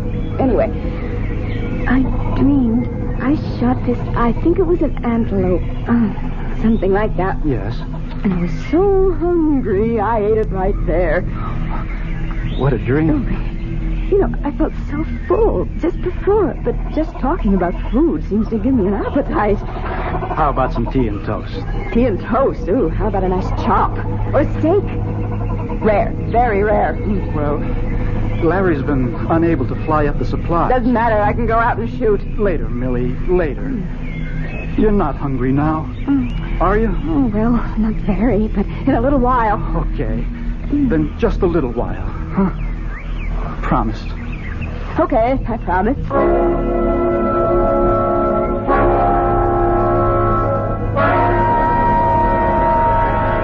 Where have you been, Doctor? I've been waiting in the tent. Don't leave her alone again, Kevin.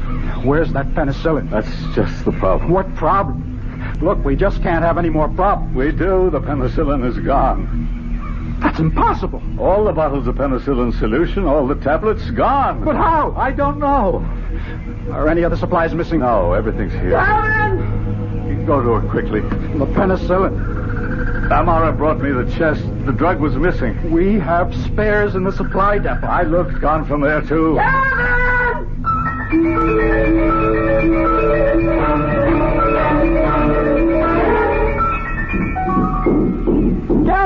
Kevin! I'm hungry! Oh, Kevin, you don't know my stomach hurts! And my wrist, it's on fire! Millie, everything will be all right. Sure, yes! Just let me take the 405 and shoot something! No, Millie, no. Kevin, I'm going! Millie, try to get some rest. I don't need rest! I need food! I need meat! Please, Millie, lie back. Rest. Take your hands off me! Millie. Let go of me! Help me. Somebody give me a hand. But I'm tired, I'm all right. Get some rope. Let go of me! Let go!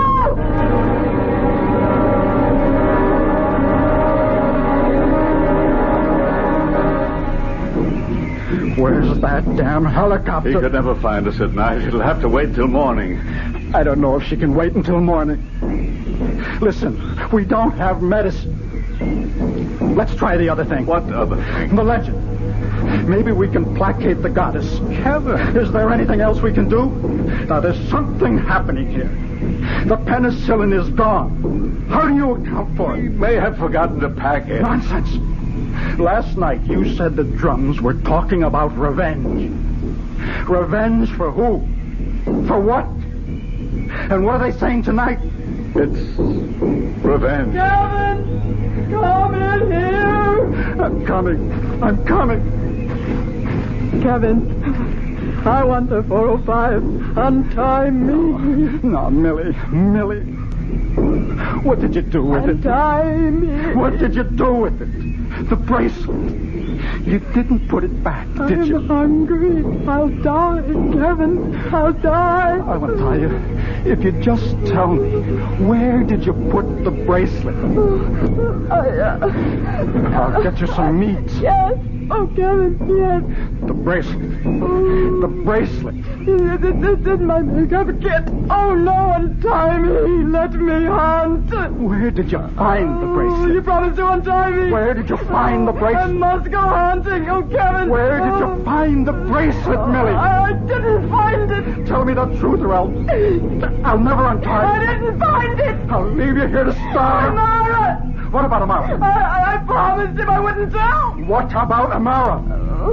He gave me the bracelet. Oh, Kevin, untie me. Please, untie me.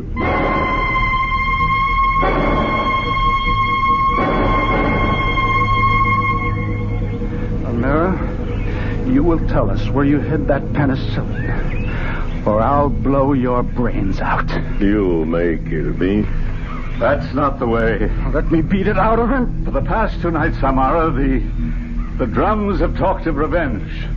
Whose revenge? Mine. Upon whom? Millie. For what reason? She killed my only son. How? She made the gods jealous. She spoke of his beauty, his intelligence, his skills. The gods were angry. Of course, but she didn't know any better. It made no difference to my son. He died. And your revenge? I gave her a bracelet. I tricked her. I fooled her. I made her take it. Where did you find the bracelet?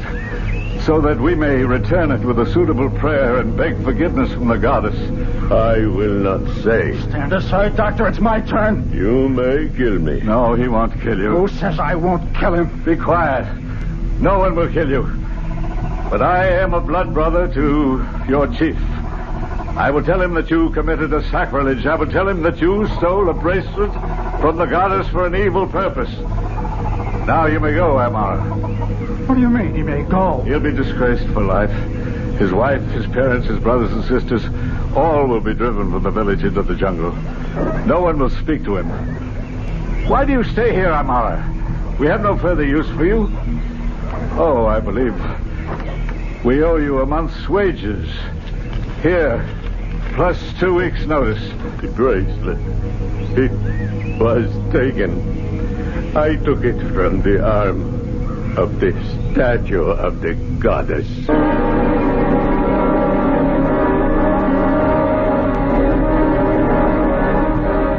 Now repeat this, Millie. Why do I have to go through this mumbo-jumbo? Just do it, Millie. Now, place the bracelet on the wrist of the statue. Ugly old girl, isn't she? Millie. Okay. Now say, forgive my sin. What sin? Okay. Forgive my sin. What else? That's all. That says it. Well, that's a relief. I must have been a trial to you boys. What happened to me, anyhow?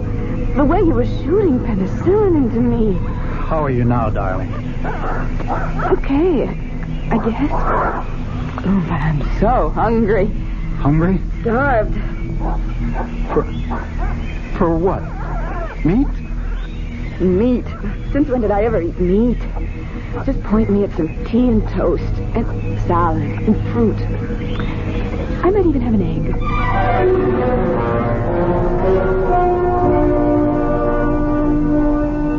It's always good not to put all your eggs in one basket.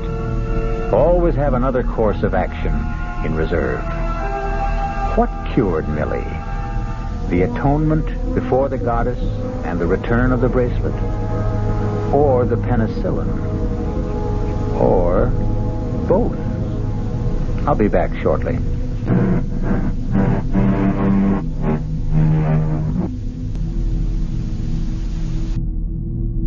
Vince?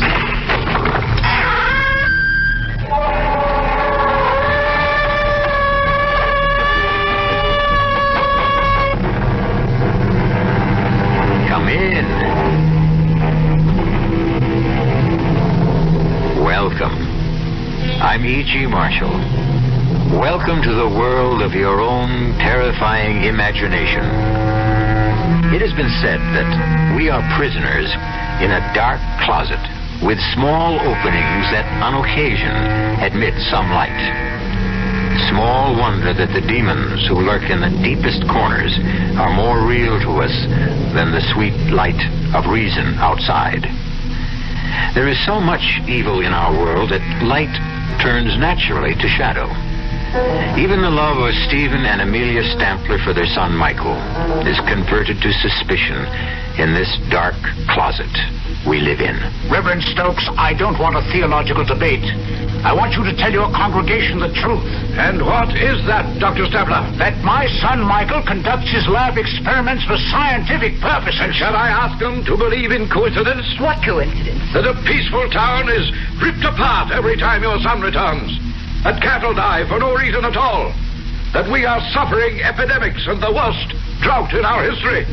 All because of coincidence? Yes. This is the 20th century. What else could it be? Ask your son, Dr. Stampler. Ask your son, Michael, if he's just doing lab experiments.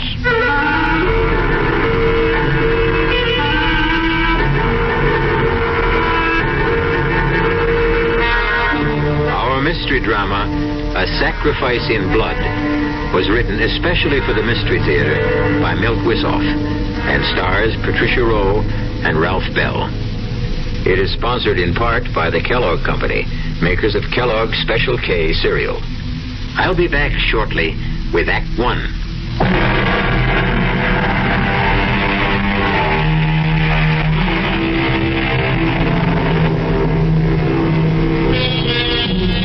And now it is time to turn to the macabre and nightmare world where there is no shortage of blood. Our tale opens on a pleasant enough note in a fashionable restaurant where Dr. and Mrs. Stampler are celebrating a special occasion. But I promise you, it will end in true Gothic horror. Not another drop, Stephen. I've had my fill, and so have you. I suppose you're right, my dear, but this is really so special. One more dig and the Stamplers hang up their shovels? Oh, not really. But we'll be digging up flower beds and compost heaps instead of ancient grave sites. No regrets? None, my dear. We should have retired years ago. Then why not now? I mean, what can this one dig mean? Well, it will be a fitting climax to our career, Amelia. Perhaps the most significant find of our lifetime. Professor Starulius agrees with me. The last excavations there indicate a pre-Toltec civilization existed that was not completely archaic. A highly sophisticated people. Who worship the devil. Well, why not? Most of us still do.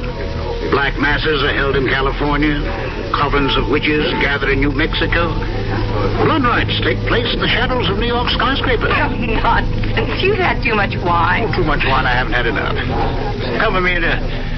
Let's toast the occasion. To a splendid find. To a safe return.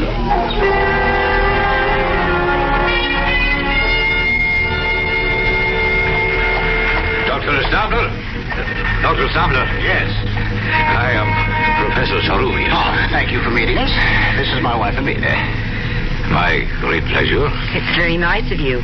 Not at all. Oh, here, let me put your bags in, please. Will you get in? I can't tell you how I've looked forward to meeting you, Professor. Miguel, if you please. And I am honored by the opportunity of working with so eminent a scientist. And I would be delighted to have a nice hot bath and about 3 days of uninterrupted slumber. Oh, planes are almost as uncomfortable after 10 hours of flight as the small donkeys we rode to the Shenandoah site. The Toltecs have always been regarded as the earliest civilization in the Americas. The new finds at Acapulco may show one much heavier steel. You really believe it was a civilization? Oh, most certainly. Not by our standards, perhaps, but certainly in its day. You shall have the opportunity to see for yourselves. We leave at 5 a.m. Monday morning. But that's 3 days away. Why the delay? There is much preparation, including the paperwork.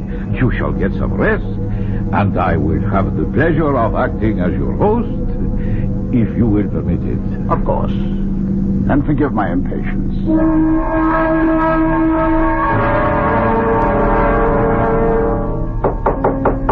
Who's there? It is I, Miguel. Just a second. Forgive me. I know it is late, but it was necessary for me to see you. Oh, that's all right. Come on in. We weren't in bed yet. What is it? I am afraid I have bad news for you. We will have to postpone our trip. Why? There is word of trouble in the mountains where the site is. But what kind of trouble? Oh, nothing serious, but it will cause us some delay. Why didn't you tell us sooner? I just learned it, Stephen, when I returned to my room. How long will the delay be? That is hard to say. What kind of trouble is it, Miguel? An Indian has been found. Murdered. It was a ritual killing. His skin has been removed. Oh, God. Well, we still get back to the basic question, Miguel. How long will we be delayed? Then you still bent on going? Well, of course, Abeda. A native killing isn't going to stop me. I've encountered worse on other digs. Well, answer me, Miguel. Perhaps you should forget it, Stephen. Oh, come on, now, both of you. I'm not going to change my plans. If you insist, we will continue, but I must warn you, it will be difficult to assemble a crew. But not impossible. No, not impossible, if we pay enough. There is always someone who will take a risk if the inducement is great enough. I guess you're right, Miguel. See what you can do. Then you'll go along with me? I wouldn't miss it for the world.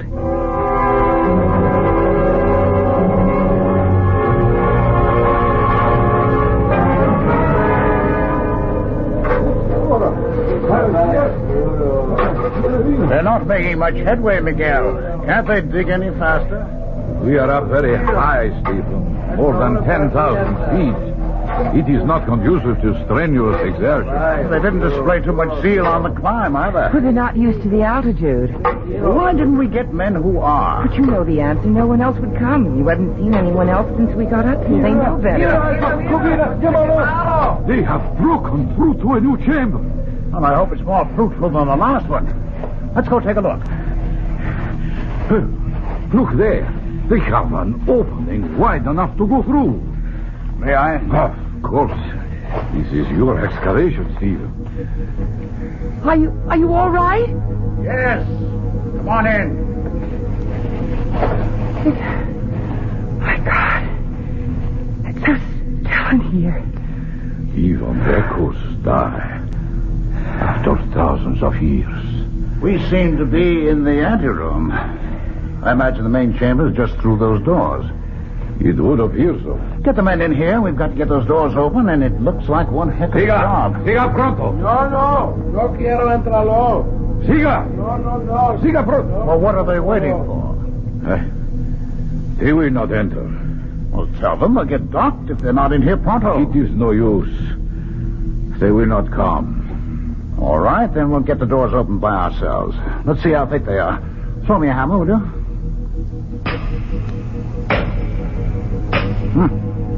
It's pretty solid, Miguel.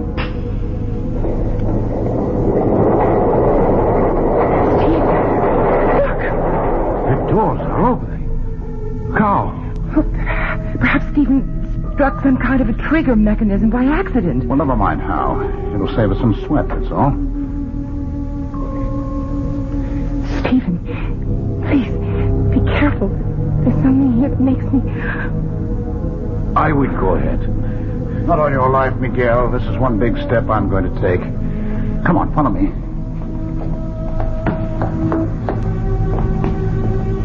Good Lord. It's an enormous chamber. It's like a giant cathedral. Bring the lamps up. That door, it's cut in a single block. Yes. It must weigh at least 10 tons. Look at the bas-reliefs on the walls. It is the devil that these people worshipped. Beautiful. Sinister, malevolent, but beautiful. Bring the lamps forward. What is it, baby? The skull! This piles of really skull! We have found what we are looking for. The sacrificial chambers of the temple. Yes, you're right, Miguel. Can you make out these inscriptions? I see, yes. They tell the story of the ritual. These were incense burners where human hearts smoked. The skulls piled at the base of that enormous slab of stone were sacrificed on that altar. What's that? Well, Miguel just described it, my dear. The stone slab was the altar. No, I mean in the center of the altar. Probably the debris of centuries. I just saw something stir. It's a baby. Completely naked. On that cold stone. Oh, a poor child. Now. There now. Oh, he's lovely. He's so warm. Well, how could he be warm? It's so cold and damp in here. Well, he must have been left here a few minutes ago.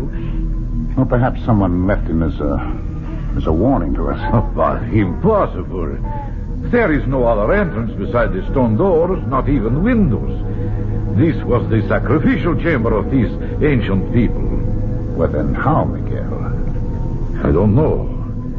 And I'm afraid the answer, if we ever find it, will not be pleasant. Well, at least whoever left him had sense enough to leave some protection. There's a woven mat on the altar. See? And that is one of the mysteries that troubles me. What are you saying, Miguel? The fabric the child is lying on. Examine it. Yes, I see what you mean. It was woven when the temple was new. When a bright star appears in the east and a child is born, there is a season of celebration. But when a child appears on a sacrificial slab at the temple of an ancient people who worshiped the devil, what will the season bring?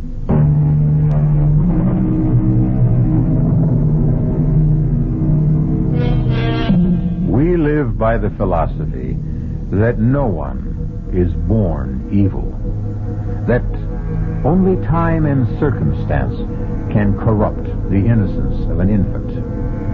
And yet, deep within us, we feel some doubt when monsters arise. What made Cain? Was Adolf Hitler or Jack the Ripper ever a clean slate? Why should we not wonder even stronger when a child appears out of nowhere in the temple of Satan? Well, I am not happy to see you leave, my friends. We'll miss you too, Miguel. Oh, that of course, but I wish you had not decided to adopt the baby and take him with you. I would have preferred you to leave him here with me until I could ascertain what his origins are. I think he's right, Amelia. There's still time to change our minds. Oh, no. No, we fought harder to take him with us than those artifacts from the chamber. I'm not going to give him up now. What difference does it make where our son came from or who left him there? He's a perfectly normal baby, and he means more to me than the trophies we're carrying off. Well, if you have made your minds up, then all I can say is, vaya con Dios.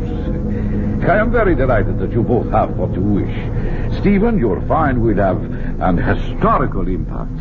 Our find, Miguel, would have been impossible without you. And my gratitude for helping us with the baby. We've named your godchild Michael for you. Ah, a great honor, Emilio. You'll keep trying to trace his parents? Yes, if that is what you wish. Don't try too hard, Miguel. It doesn't matter where he came from. We're all he needs from now on. I hope you are right, Emilia.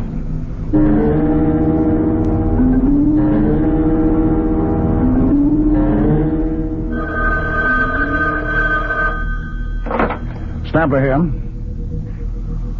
Oh, no. I'm sorry. That will have to wait. And look, another thing, don't set up any more interviews.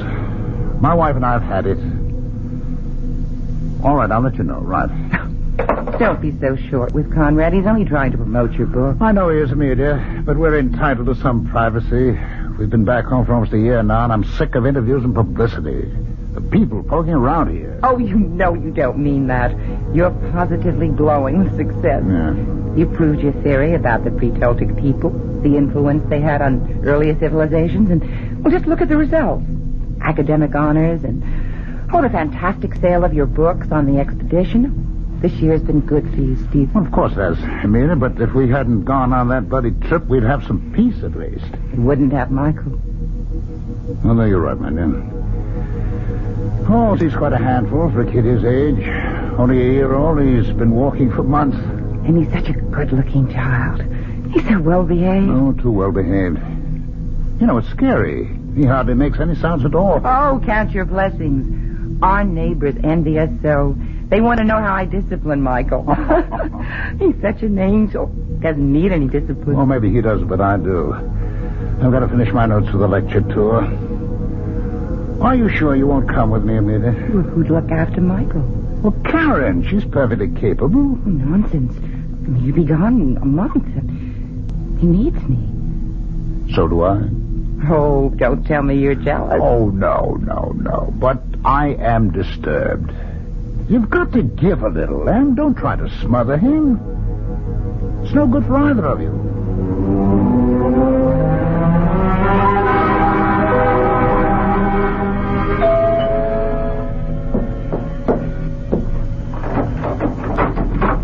Stephen, well, I didn't expect you home so soon. It's Michael's birthday, so I thought I'd be early. I was taking a sentimental journey back through the years with Michael's birthday books. Here he is at 2. Yes, I remember. We took him to the zoo, and he was fascinated. Here he is a year ago. 5 years old, growing like a weed. Oh, that reminds me. What can I do to help with the festivities? Oh, nothing. Just relax. Where's Mike?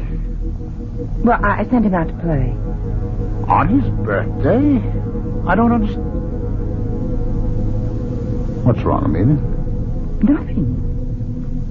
The party's off? No one's going to show up? Is that it? Oh, who cares? Well, you do for one. Why aren't they coming? Because we have stuffy neighbors with stuffy children. I just think it's time we moved. Oh, they're all out of step, hmm? That's right. Take their side. Oh, for heaven's sake, Em, I'm not taking any side. I just want to know... Well, he tears butterflies apart. Yanks legs off frogs. Well, he's inherited your scientific curiosity. Oh, you know that's impossible. Well, I mean, you set an example for him. Level with me, would you? What happened between Michael and the Fielding child?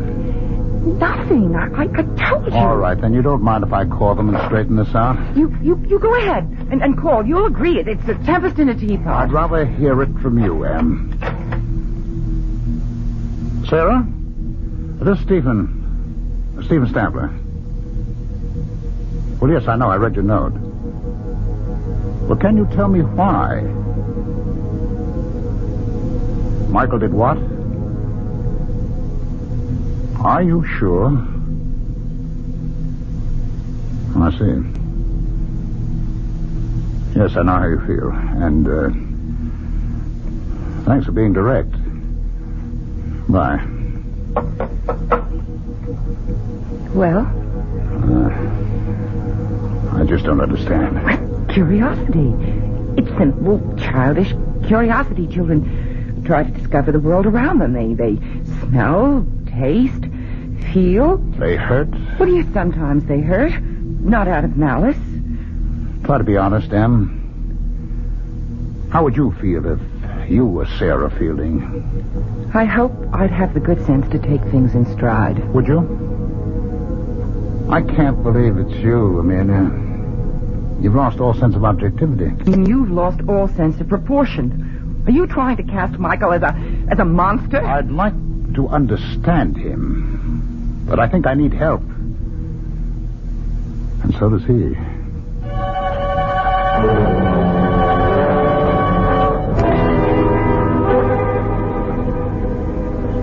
Lena? Oh, there you are. How are the silver bells? Fine. But the cockle shells are a bit droopy, and so am I. Oh, nonsense. Very gallant, Stephen. But age is beginning to catch up. I don't know where the last 10 years have disappeared. Seems only yesterday that Michael was 6, entering school for the first time. Now he's almost grown. 17. Oh, my, you look handsome today. You're even wearing a tie. Yes, so I have. What's the occasion? We have a friend in town. Old Seruvius. Oh, I didn't know he was in this day. Well, neither did I. He's consulting with the museum people, and he'd like to see us. I asked him out to lunch. Oh, that was thoughtful. Now, there's no need to fuss, Amelia. Of course not. I'll get the soil off my hands and throw something together if Miguel doesn't mind. I certainly don't. Well, thank you, Em. Is there anything I can get from town for you? No, just hurry back. Seruvius is dying to see Mike. What time is Mike due here? Oh, dear, I forgot to tell you. There was a letter from Michael in the morning mail. He's staying at the academy through the holidays. Well, that's odd. Did he say why? Well, he wants to catch up with some school work, and there's an experiment going in the lab. He just can't leave. Well, that's too bad. Miguel was looking forward to a visit with Mike. He made quite a point of it.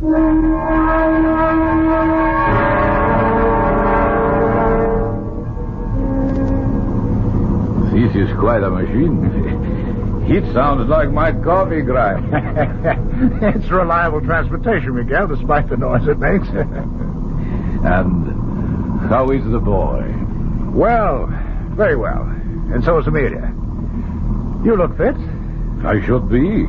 I still clamber over rocks like a mountain goat and dig interminable tunnels. Have you found anything more at the old digs? Enough to verify your findings. But one thing we never discovered. No trace of Mike's parents, eh? No. I have shown the pictures you sent me to every man, woman, and child in the region. Nothing. Wait, how is he getting on? He seems to like it at the academy. As a matter of fact, things are going so well there, he won't be home for the holidays. I'm sorry. Oh, it's too bad. I must see him. Perhaps I still can. Well, he's not due home until the summer vacation. In that case, Mohammed must go to the mountain. That's quite a trip. Not to see a godchild. Well, here we are. We're here at last. Miguel, how nice to see you again. It is always a pleasure, dear Amelia. Oh, you look more enchanting than ever. Oh, thank you. You're so good for my ego. I have drinks set on the terrace. Would you like to unpack first? No, I think not. A drink would be fine, and then I must be going. But you just arrived. I prepared lunch. We haven't seen you in years. Too many years. I know, but I may get a chance to stop in before I go home. What made you change your mind? He's going to visit Mike. Aren't you, old friend? Yes, I think so. Oh, he'll be delighted, as we are disappointed. I hope so. It would be nice to feel wanted by a godchild I have not seen since he was an infant. I'm sure he'd love to see you. He keeps asking about you all the time. You can feel flattered, Miguel. You seem to be the only human being he has any interest in. Yeah, besides you and Emilia. Of course. What's a strange thing to say? Oh, you must forgive me. I have not been in civilized company for ages. My conversation is a little, how do you say it? Rusty? Exactly. My bones and my speech are undoubtedly growing rusty. That is why I want to see him on this trip. I may never have the opportunity again.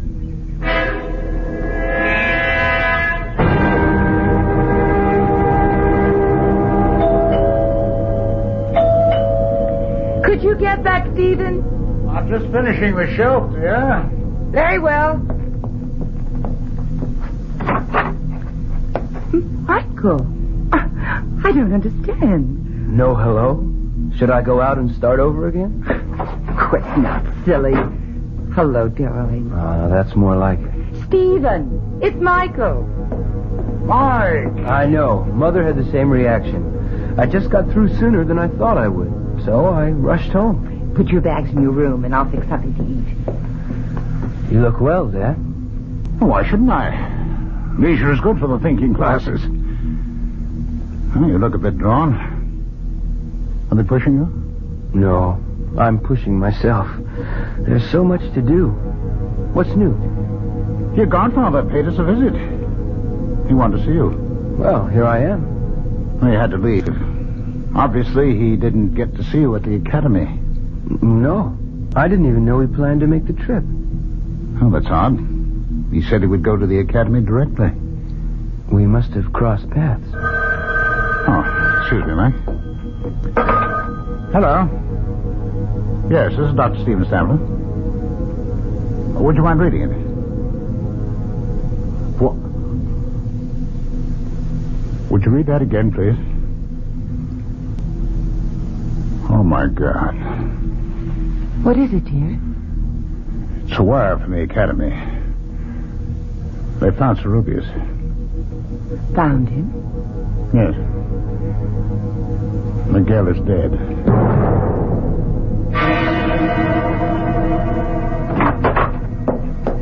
Michael? Michael? Are you home? He's out, Amelia. His car's gone. Strange. He seemed under the weather this morning. Well, he didn't want to attend the funeral. Oh, nonsense. He just wasn't feeling well. You still believe that act after all these years? You know, he's always avoided unpleasantness that way. Well, it was unpleasant, Stephen. An old friend who... go that way. All right, Em. It's all over. What could have done it? You mean who, Em? No, I don't. Nothing human could have been responsible for Miguel's death. I wonder. You wonder what, Dad? Where did you come from, Michael? You startled me. I was in the garage. My fan belt's loose. I was tightening it. You should have come to the funeral. What for? I never saw Professor Cerubius. He was your godfather. You were his namesake. I wasn't feeling so hot anyway. I thought I was coming down with something. How do you feel now? Better, I think. You look healthy enough to me. Well, that doesn't mean a thing. I'll put the tea up, and then it's off to bed with you. She still thinks you're a child, Mike. I know.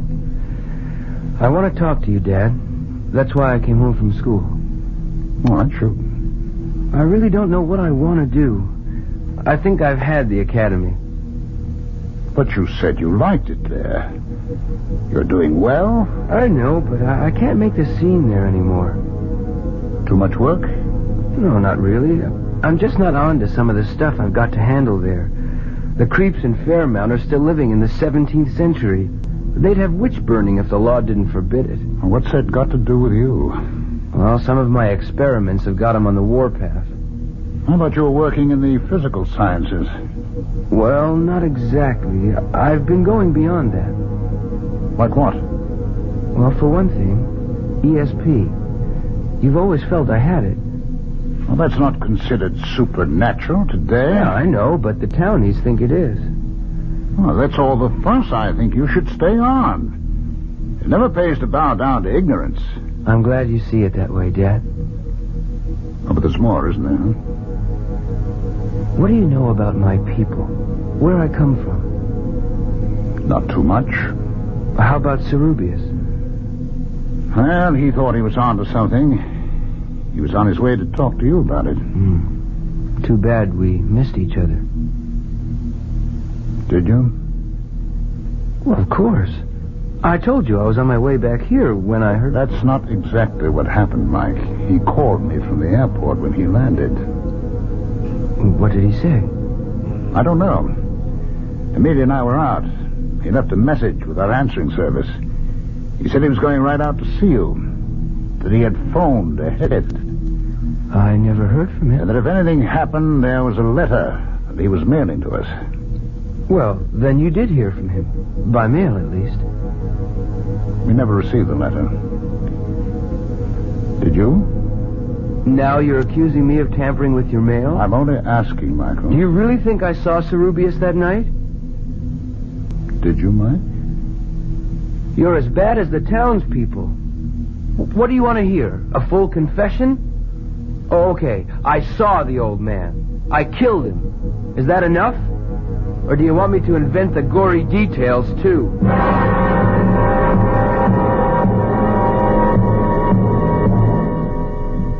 Fear can be a force for good or evil. It can keep us from harm, or it can be a malignancy that feeds on darkness and ignorance. Is Mike a victim of rumor and coincidence, or is he truly evil?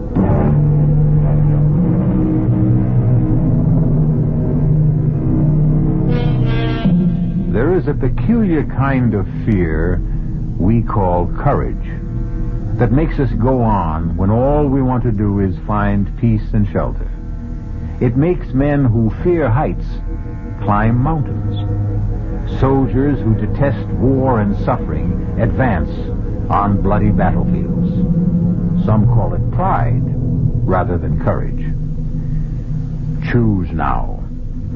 Retreat now and regret it, or go on with me to Act 3. Mark, I've just heard from the police. They're still running down leads on the murder of Cerubius, but they admit it seems hopeless. Too bad. Did you ever get the letter he said he mailed you? No, I don't know what happened. Neither do I. How are you doing in the workshop? I don't know.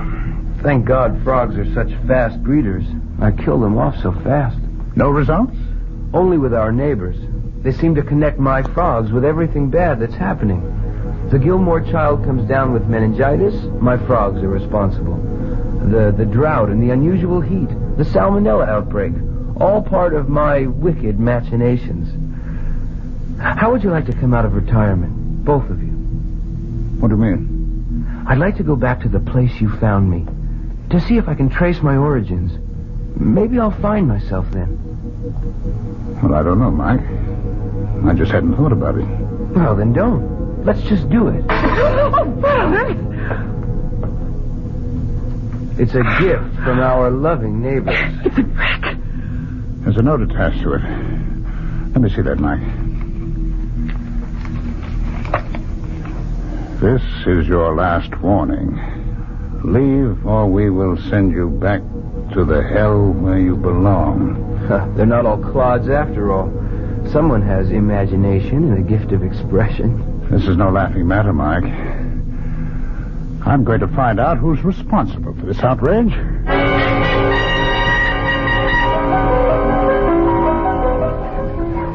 Dr. Stamper, delighted to see you. I think we can do without the formalities, Reverend Stokes. I just want some answers. Yes, so do I. I haven't seen you in church for quite a while. You're very fortunate. I didn't attend last week. I don't think you'd care for my reaction to your sermon. Oh, then you don't believe in the presence of Satan? No, I don't. All I know is what that kind of talk leads to. Oh, the brick, you mean. I'm sorry about that. Well, yes, you should be. You've got these farmers half insane with your superstitious prattle. Some say that about religion. I wonder why. All right, let's not get sidetracked, Reverend Stokes. I don't want a theological debate. I want you to tell your congregation the truth. And what is that, Dr. Stanton? That my son Mike raises frogs for his lab experiments. Shall I tell them to believe in coincidence? What coincidence? That a peaceful town is ripped apart every time your son returns. That cattle die for no reason at all. That we are suffering epidemics and the worst drought in our history. All because of coincidence? Yes, you tell them that this is the 20th century. What else could it be? Ask your son, Dr. Stamper. Ask him if he's just doing lab experiments. I told you, Dad, I'm going back where you found me, with or without you. Mike, that is foolish. Cerubius excavated for years but found nothing. What makes you think you can? Because I was born to it and Cerubius was not. He was contaminated by Spanish blood. My lines are pure. I need to find my way to another world. Will you come with me? You're not serious, Mike. I've got to go, Mother. I thought you'd understand. Well, I do. I just want you to think things through a little longer. Go back to school. Just finish this semester, and then we'll all go back. I promise you. That makes sense, Mike. It's only a few months. What do you say? Okay. But I won't let you stall me past then. I think my word is good enough. It is, Dad. Then, that's settled. Now, why don't you take Dad out for a walk? This room needs cleaning and airing. Are you implying? Not at all. I'm stating it quite clearly. Either I clean this place now, or I'll send in some goats to keep you company tonight. Now, shoot. Okay, I'll go. How about the keys to the car? I thought we were going for a walk. Take a rain check. I'd like to drive into the city. I'll be my guest. Here. Just drive carefully. Don't worry. I'll be back for dinner. Can I give you a hand, Amelia? I don't think so, Stephen. My, this place is dusty. I'll empty the trash basket for you. Just dump things into the plastic bag. Don't you feed Mike, Amelia? Of course I do. Look at all these hamburger wrappings. Well, I think he feeds his frogs with them. Oh, no. What's wrong, Stephen? You're as white as a sheet. Yeah. This piece of paper. Well, what is it? It's part of an envelope, Amelia. The one that contained the letter Cerubius wrote to us. Oh, my God. But why didn't I... Destroy the letter? That's what I'm wondering, too. And I don't like the answer I get.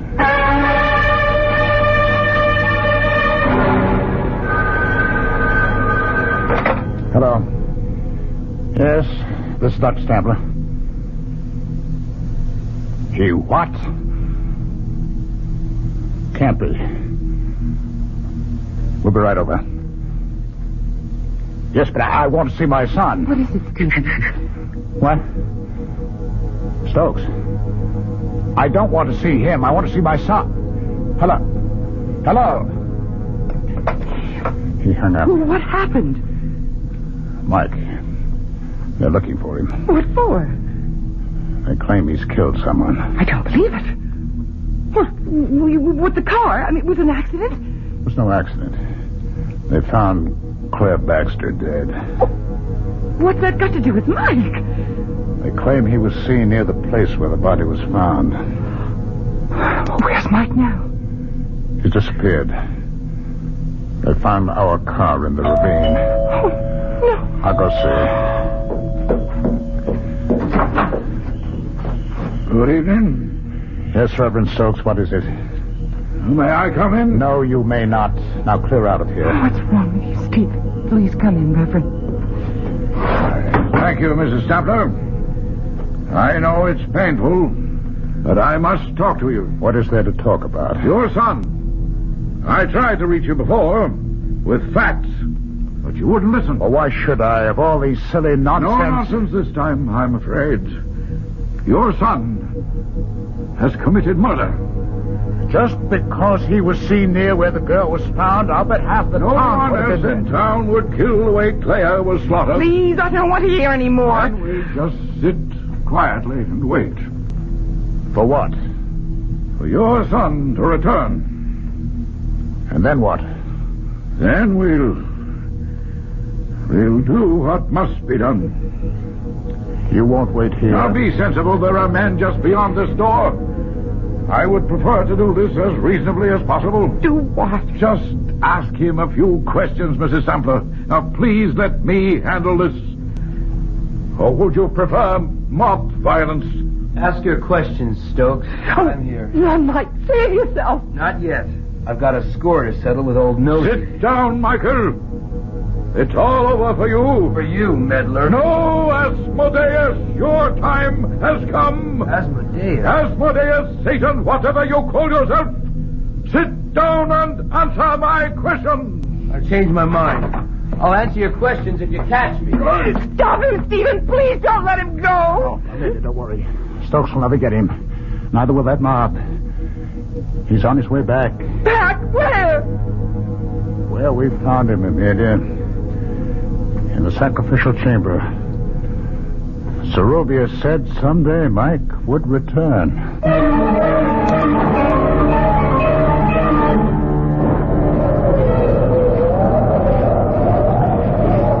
Just a while longer, Amelia.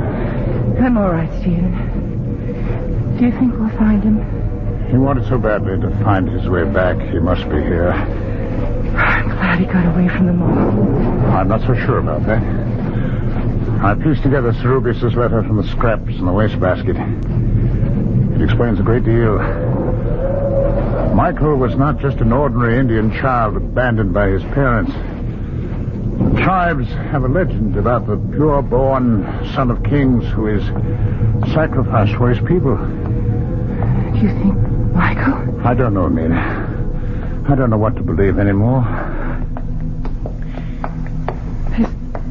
There's a light in the chamber ahead. I know. Hold this lantern, Amelia. Hold it high. Don't come any closer. Michael! Oh, thank God we found you. Where are you, Mike? Boy, we believe in you. We trust you. Stay where you are. Do as I tell you. We want to help you. Then leave. That's the best you can do for me. You kept me from my destiny when you took me from this tomb. Let me fulfill it now. We love you, Michael. Please save yourself. Hold the lantern higher, Amelia. What is it? There's a child, Em. There's a baby on the altar where we found Mike. It's Michael. Oh, my God. It's Michael. It can't be. Yes, I remember every detail. Stay back, stay back, Amelia. Don't come any closer. It's a child on the altar. It's Mike. Someone or something is standing over it. Oh, no, oh, no. I can't believe it. The child's up. Oh, God, no. Michael. Oh, Michael. It's too late, Amelia. It's all over now. Whoever it was has disappeared, Amelia. He's gone. A child is born, becomes a man, then dies. The natural order of things. No one can upset it. But not in the case of Michael Stampler, or whatever his true name was. He was plucked out of antiquity by accident and returned there by desire. Our cast included Patricia Rowe, Ralph Bell, Don Scardino, and Ian Martin. The entire production was under the direction of Hyman Brown. This is E.G. Marshall inviting you to return to our Mystery Theater for another adventure in the macabre. Until next time, pleasant dreams.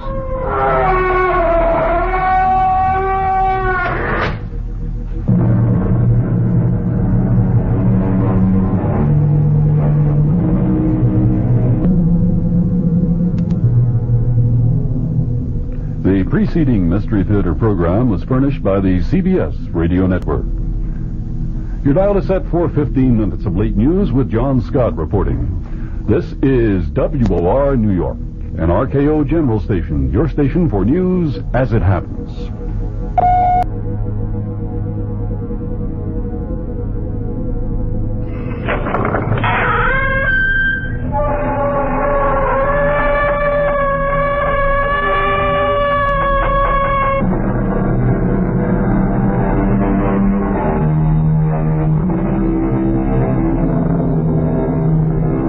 Come in. Welcome. I'm E.G. Marshall. Welcome to the sound of suspense. Welcome to the fear you can hear.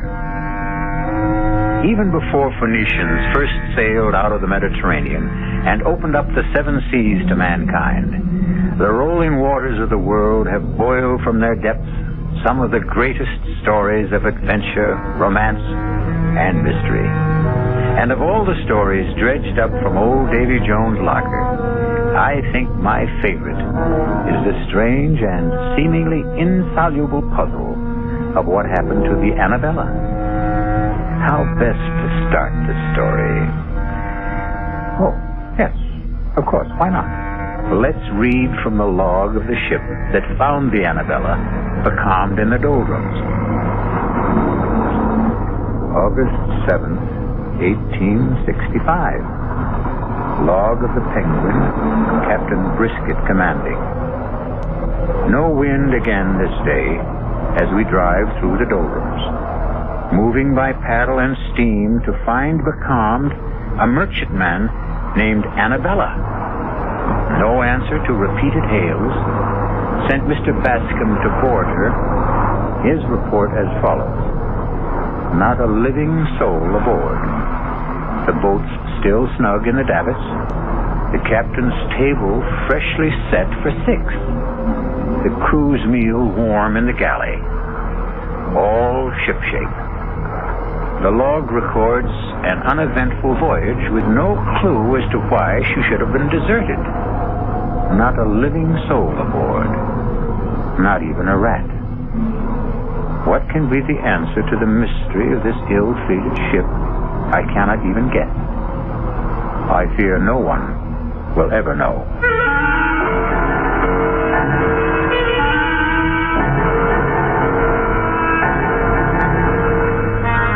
Our mystery drama, Sea Fever, was written especially for the Mystery Theater by Ian Martin and stars George Matthews and Brett Morrison. It is sponsored in part by the Kellogg Company, makers of Kellogg's Special K cereal, and by Anheuser-Busch Incorporated, brewers of Budweiser. I'll be back shortly with Act 1.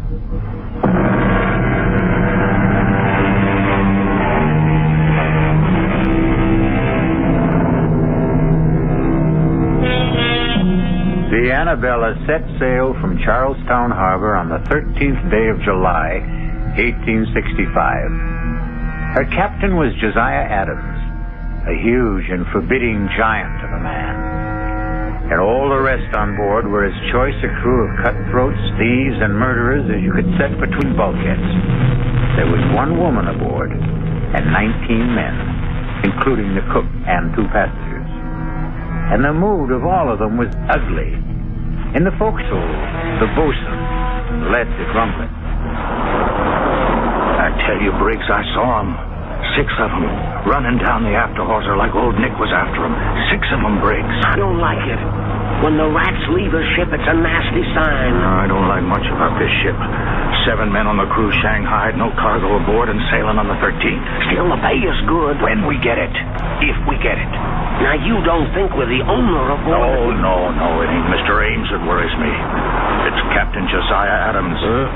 Not much gives in return, but he does. I'm big, but he'd make twice of me. More like an ape than a man.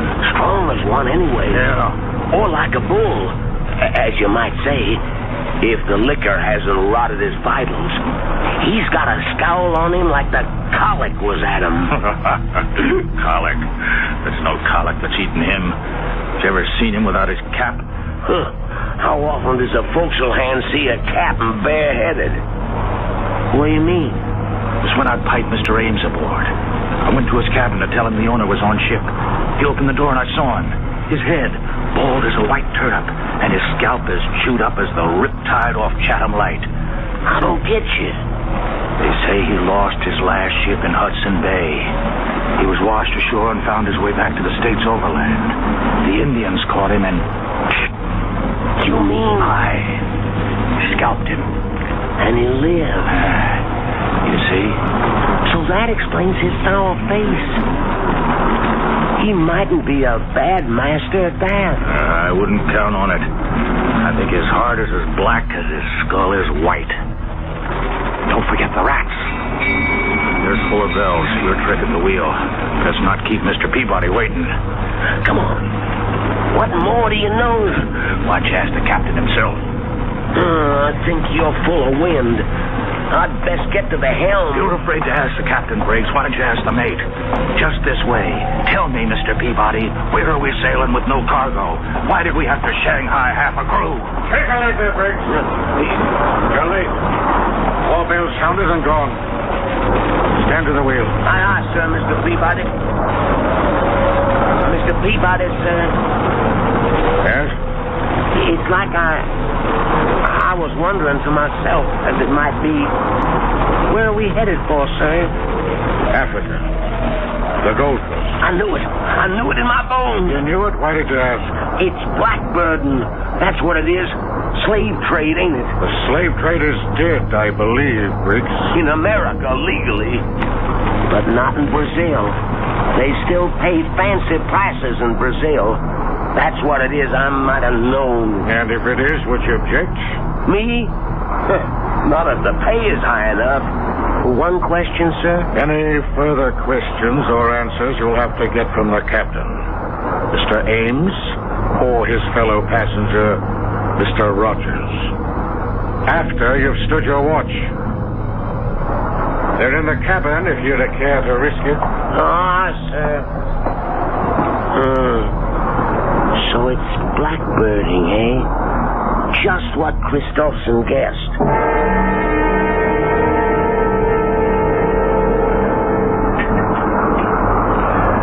Wine, Rogers?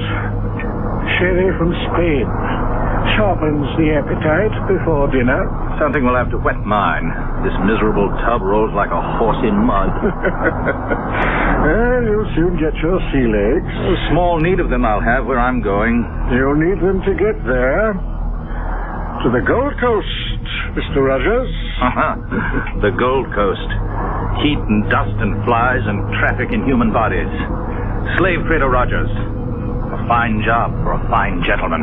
Would you prefer a prison cell? The past is dead. I stole from you and was caught. You let me choose whether to rot in jail, in poverty, or in Africa in luxury. I chose the second.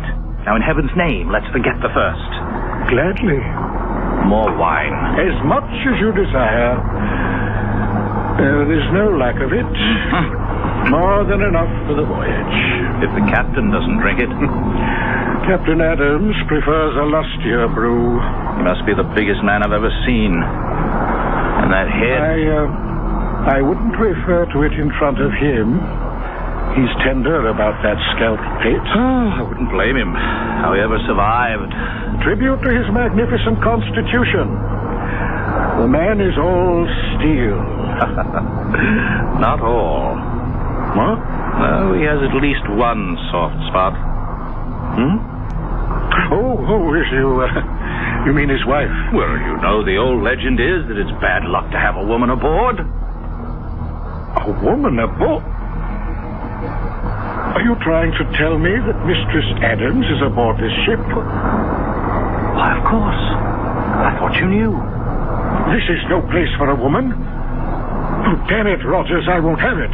The woman must be put ashore. I want to talk to the captain immediately. If you want the captain, you'll find him on the bridge. How do you know? My reputation as a ladies' man, Mr. Ames, remember? I make it a point to determine first when the lady is available. You better be joking, Rogers. I wouldn't give that for your life if Captain Adams discovered you toying with his wife.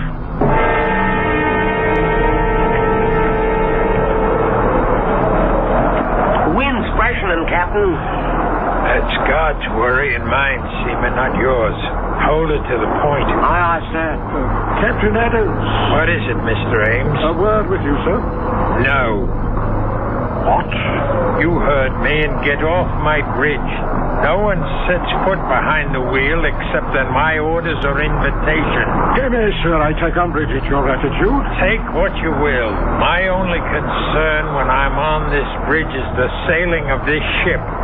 Now, will you take yourself off it? I'll meet you after the watch. 6 bells in the saloon, and you can have your word with me. I'm afraid that's not good enough, Captain. You forget... Good enough or not, it will have to serve. Now, will you go below, or do I have to throw you off bodily?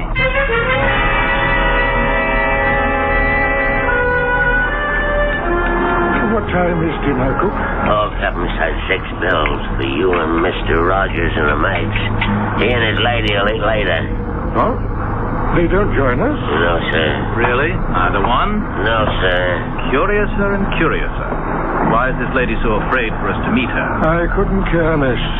She won't be with us long enough to trouble about it. Well, still, it's intriguing. Whitey, you've shipped with a captain before. Is it always like this when his wife is aboard? Mistress Annabella has never sailed with the captain. Ah, till this time. And this time will be a short voyage. Tell me, Whitey, what does the lady look like? Is she fair? Dark? Whitey, you talk too much. This is the last time I warn you. Now, hustle those old bones of yours to the galley and tend to your own affairs. You want to know what my wife looks like, Mr. Rogers? Oh, a natural curiosity, surely? Then let me satisfy it. Once and for all, Annabella is as lovely as I am ugly. Ah, and we are not to meet the lady? No, we dine alone, tonight and always. One further word to you, Mr. Rogers. My wife is on board this voyage because I've decided that I will never go anywhere without her, nor will she go anywhere without me. We cling to ourselves, Mr. Rogers, and need no other companionship. I want you to understand this very clearly. You need have no fears for your wife's privacy. For by tomorrow, I want her off this ship. What? I'm ordering you to turn about. You could have saved time and trouble had you let me tell you earlier on the bridge. Turn about for where? Back to port. I don't want your wife on board. This voyage has begun. The course is set and it will not be changed. May I remind you, Captain, that this is my ship? This is my ship, Mr. Ames. My ship. From port to port. Your ship in the harbor, mine on the sea. My ship. Here I give the orders. Here I expect to be obeyed. In the name of all that's reasonable, man, in view of our business, can't you see this is no place for a woman? There's only one place for Annabella. My wife remains at my side. But on a slave ship. By my side, do you hear? By my side. Now, we'll hear no more of this. For by the living God, owner or not, I'll clap you in irons. So began the voyage of the Annabella. Distrust and fear below and 'tween decks, with bad luck hoping in the shrouds like a storm gathering. Her bow cut the water with good speed, but it was towards the wake the crew's eyes turned. For the legend is that Davy Jones swims the wake of any vessel marked for his locker on the bottom of the sea. I'll return shortly with Act 2.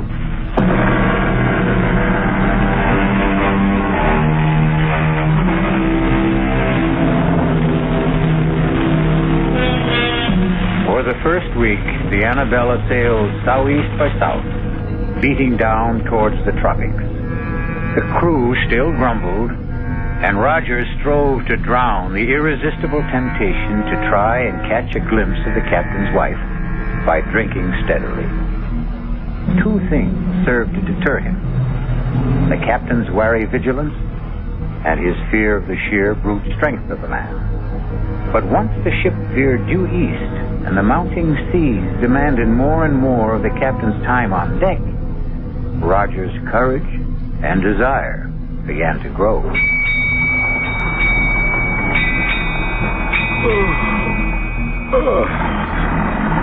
Well, it's time to turn in. Really? What time is that? 8 bells.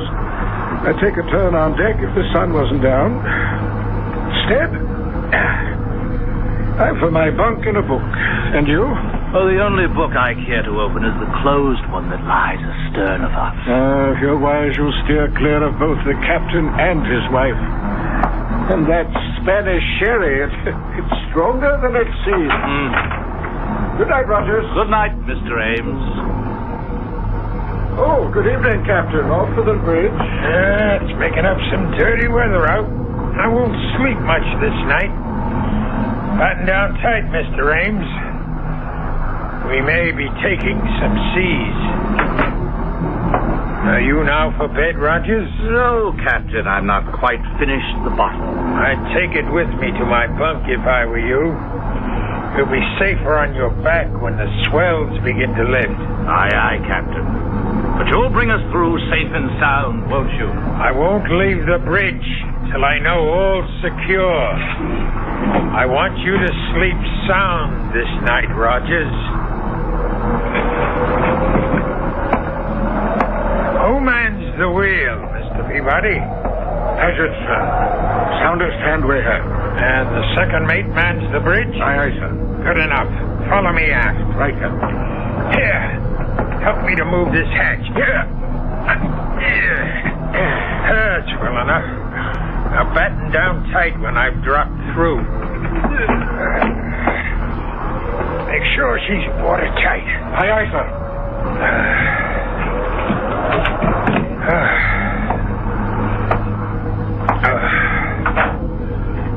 Who's that?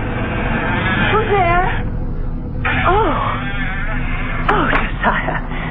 I thought you were going to the bridge. I intended you to think so, Annabella. Disappointed to find me back so soon? Disappointed? No. But how did you come back? Through the stern hatch. But why? I had my reasons. You're sure you're not disappointed that I returned? No, dear. You don't find it lonely shut in here in the cabin?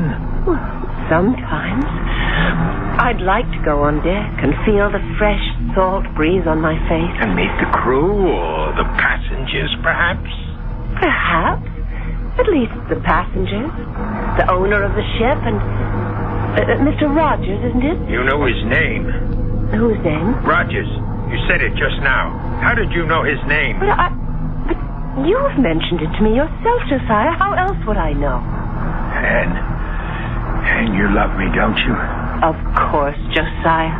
And you'll never leave me? Never. Oh, forgive me, please, my dearest. You mustn't mind my jealousy. That Rogers, I see that look in his eyes. A hunger.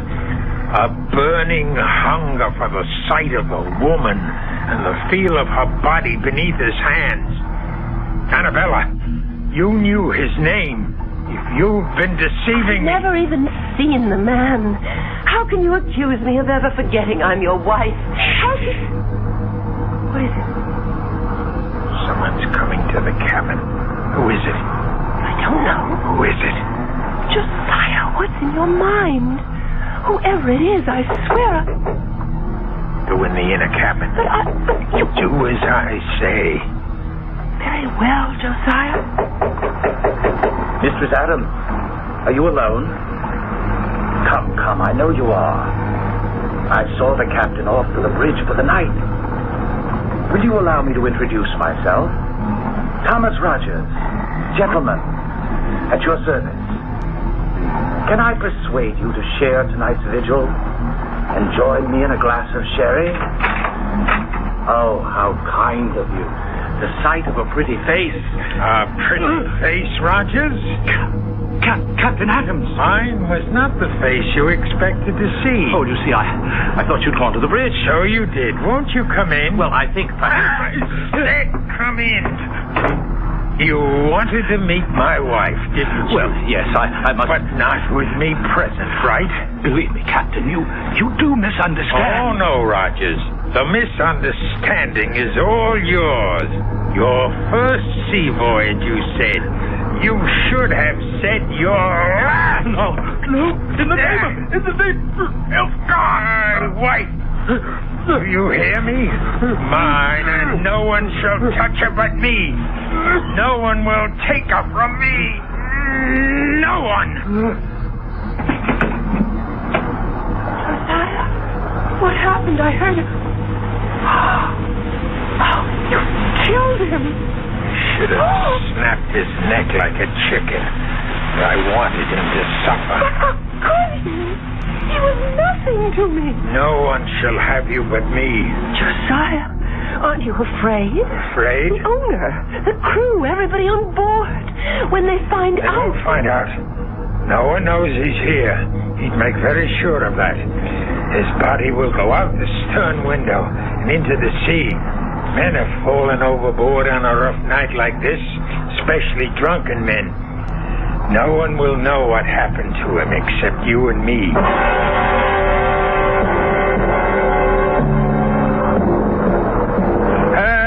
Trimmer a little, Briggs. You're losing wind. Bring her nose up, man. God, rot you for a clumsy fool. Here, let me have the wheel. Aye, sir. Have your eyes? You've lost way on her. Sorry, Captain. The wind just veered a couple of points. Sailor should smell a wind change. Yes, but I Save your excuses.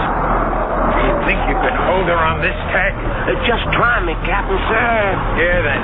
But keep her running, all right? Yes, Mr. Ames? I can work with you below. I can't leave the bridge. Have I your permission to join you? If you insist. Searching for you, sir. I thought you were below. Are you in my cabin? Well, I knocked at the door. There was no answer. Are you inside? Of course not. It's not my custom to invade the privacy of others. My wife is resting. I didn't want her disturbed. What is it you want?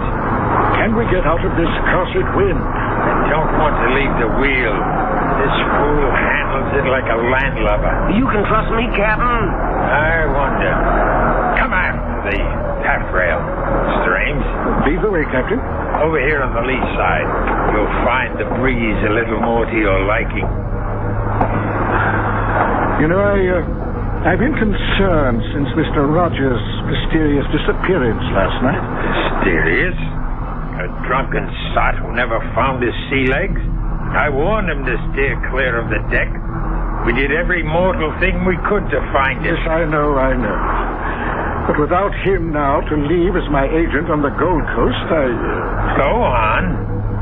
Well, it's deuced awkward. Without someone to recruit the next batch after we leave, there's little point in continuing on. So, you think we should put back for America? Or the nearest port where I can pick up a suitable man for replacement. And perhaps put my wife ashore. Well, since you mention it, I don't trust women too much in a business like this. They talk too much. Just drop her at whatever port we touch. Well, I should be glad to make sure she's suitably settled, if you wish it. If I wish it. Do you take me to be mad, Mr. Ames? Mad? Why, believe me, sir, nothing... Don't you think I see through your childish subterfuge? Leave Annabelle with you while I sail off to the ends of the earth? No, please, You, too, trying to steal her away from me. But you can't have her any more than Rogers could. Captain, your wife means nothing to me. I'll make sure she doesn't. Just as I made sure with Rogers. Then it was you who... Yes, I killed him with these two hands. And he disappeared. Just as you will. No! She's mine. Only mine. No one can have her but me.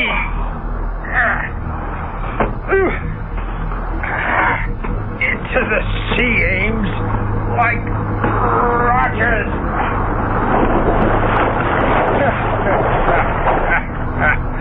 The sea can hold her secrets. You all right, Captain? I thought I heard a... Riggs, I told you to mind that wheel. Well, I put the lash on it, sir.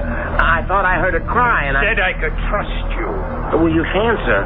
Where's Mr. Ames? He's left. Why? Well, it was just that I thought I heard a splash, and... Oh. You can trust me, sir. No, Captain. No, let go. I won't trust you with the wheel. No, Captain. I wouldn't trust you with my life.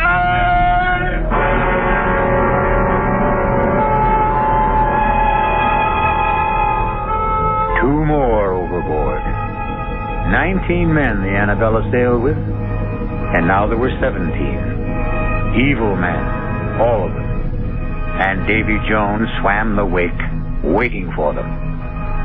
For the captain, mad with imagined jealousy, had crossed the line of sanity. His obsession convinced him that he would know no peace till everyone on the Annabella was gone, save himself and his wife. I'll be back shortly with Act 3.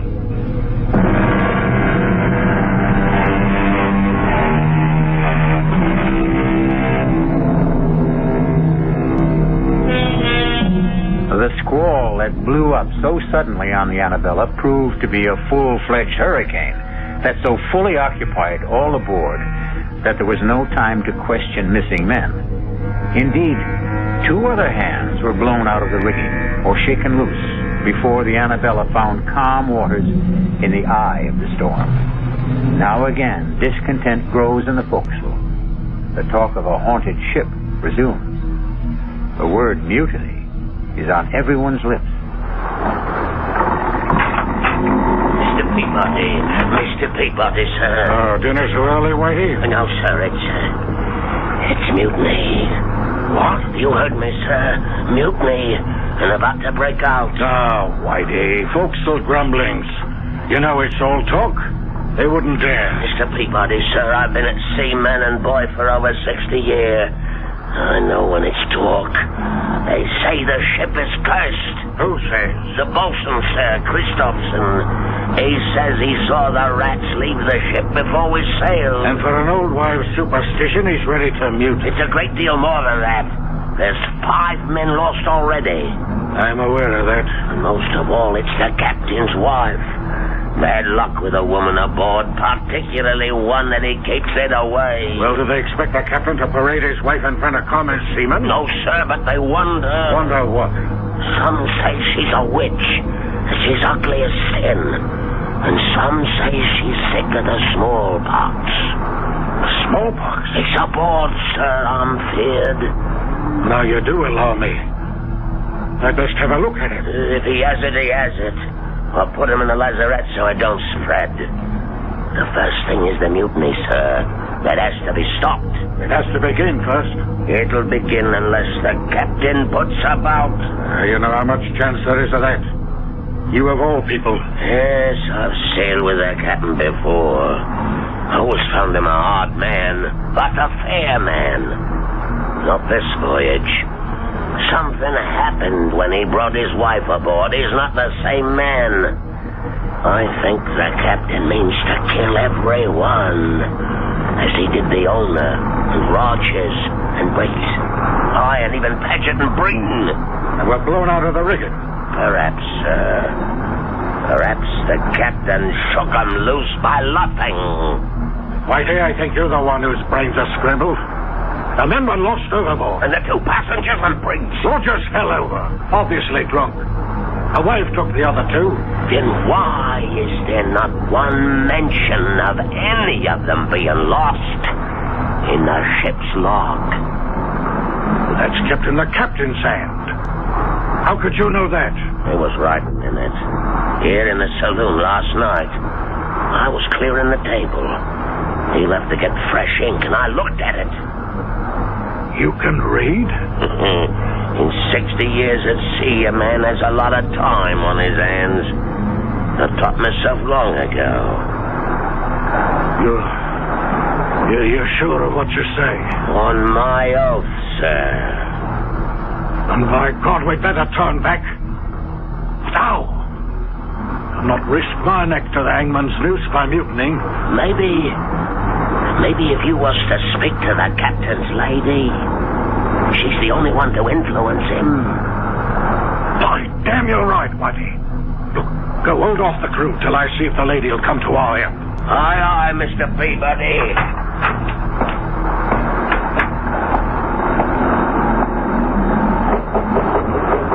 Mistress Adams? Mistress Adams? It is Mr. Peabody, first mate under the captain. Can you hear me? Mistress Adams? I wouldn't disturb you, but the matter's urgent. Mr. Peabody, may I ask what you are doing? Captain, I wanted to talk to your wife. My wife is indisposed. She's a poor sailor.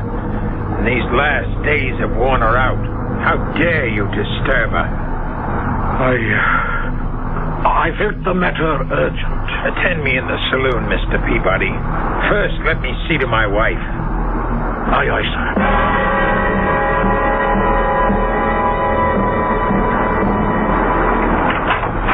Fortunately for my peace of mind and your welfare, you did not wake Mistress Adams. Now, why did you wish to see her? Well, I didn't think you'd be willing to bring the ship about in Headforough. You're quite correct. I would not.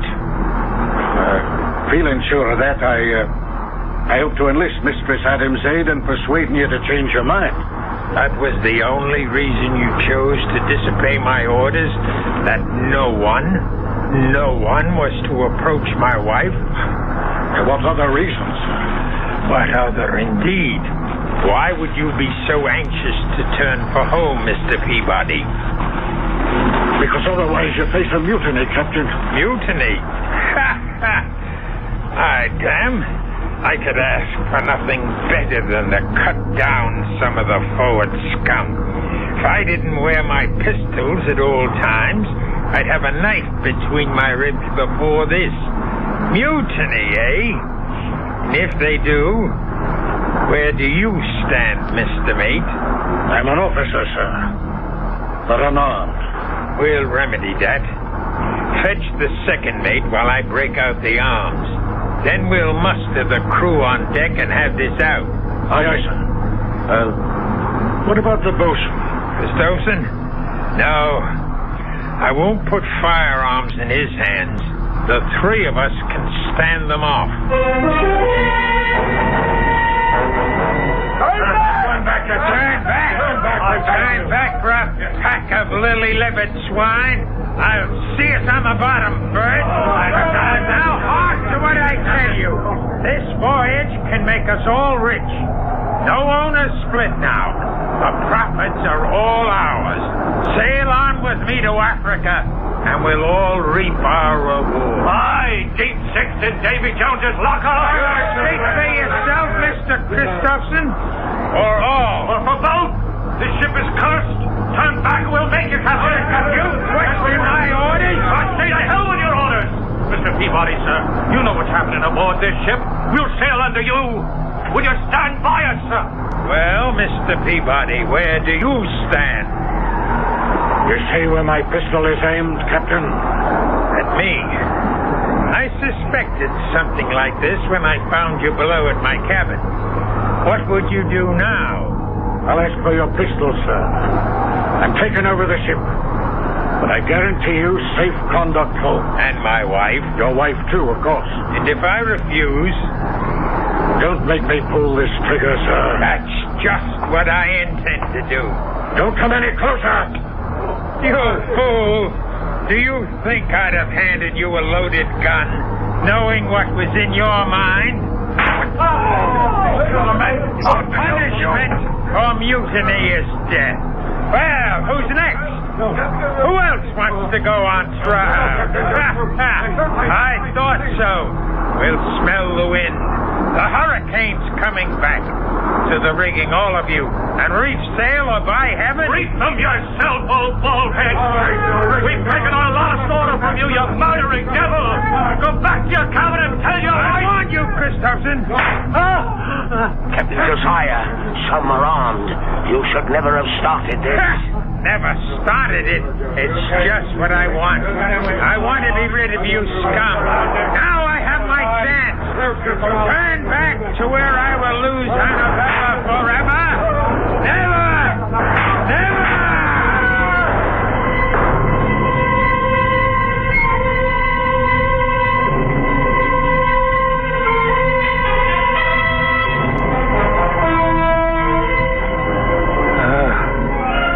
Not a puff of air, Whitey. In the wake of the storm, we'll lie here wallowing in the doldrums for God knows how long. It's as well, sir. There's scarcely enough men left to sail the ship. Well, what there is dog-tired and half alive. How many left? Timmins died this morning. 4 killed in a mutiny. 1 more lost overboard. And Rudge, who died in a fall from the crow's nest. That leaves 5, sir. Are they counting you, Whitey? Counting me. 5 of you still between us. We're woeful short-handed, sir. Yes. I have a mess cooking for the crew. Can I sit him down to eat? Huh? Eat? Oh, yes, of course. We must all eat. But first, serve all hands a double ration of grog, including yourself. I'll put a cask of rum out in the saloon. Oh, sir. Before you serve the crew, though, set the table in the saloon. Yes, sir. For 6. For 6, Captain? Certainly. The passengers, the 2 mates, myself, and my wife. Oh, at last, my darling, I can bring you to the table as befits a captain's wife, for they're all dead. We have nothing to fear from them anymore. Only 5 left, and they'll be gone soon, Annabella. You understand, don't you? It's all to keep you, to hold them from taking you from me, beloved, to hold you forever. Josiah? Anne, what are you doing on deck? I'm looking for someone I once knew. Who? Josiah Adams. You? But I'm here, Annabella. Here. If only you were. The Josiah I knew. I still am. With the blood of all those men you killed on your hands. They stood between us. And the ones that were left, whose drinks you poisoned, who are dying now. I had to kill them so we could be together always. Don't you see? That's what's tearing us apart. What were any of them worth to deserve to live? Blackbirders and thieves, riffraff and murderers. They stand between us no longer. Only one thing stands between us, Josiah. Why are you too blind to see? No, Anne. No, I took you from America with me. We can be safe on the other side of the world. I can sail the longboat, just the 2 of us across the seas. We can scuttle the ship. And even if she were raised, no one would know her secrets. I've kept the log as though the voyage was calm and uneventful. Let them find the ship. We'll be gone. Tonight, at last, you can dine at the captain's table, as you always should have. And then we'll sail away. No, Josiah. Search your heart, and you know it can never be. It's all a dream. It's all a dream. Never, never, never. Anna, speak to me. Answer me.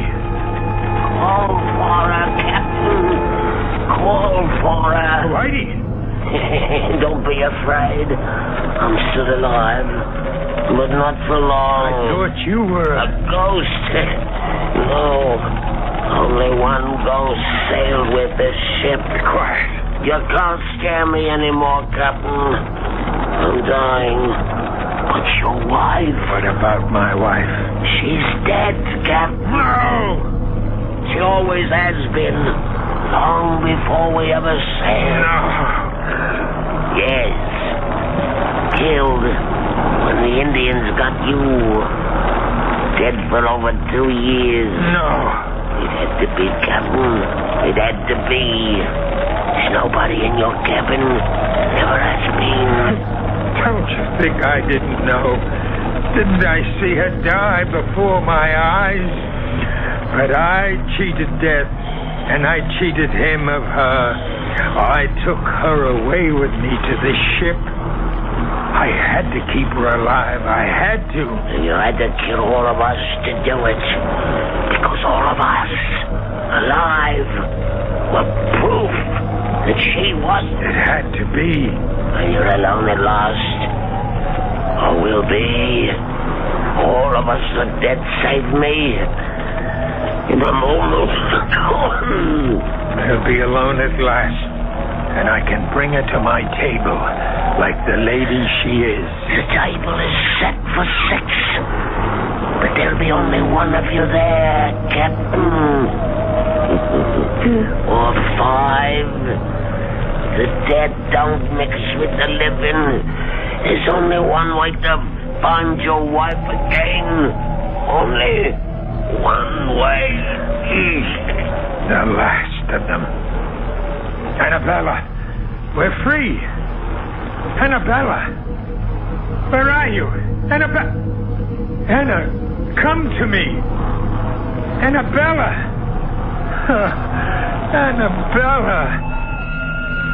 I know you died long ago in America. But you lived on in my mind, in my heart, and in my blood. I thought if I took you with me to the sea, away from the land where I dug your grave, you could still live and breathe for me alone. There's only one way to find you at last. Oh, Annabella, forgive me, love, for all that I've done. I'm coming home to you.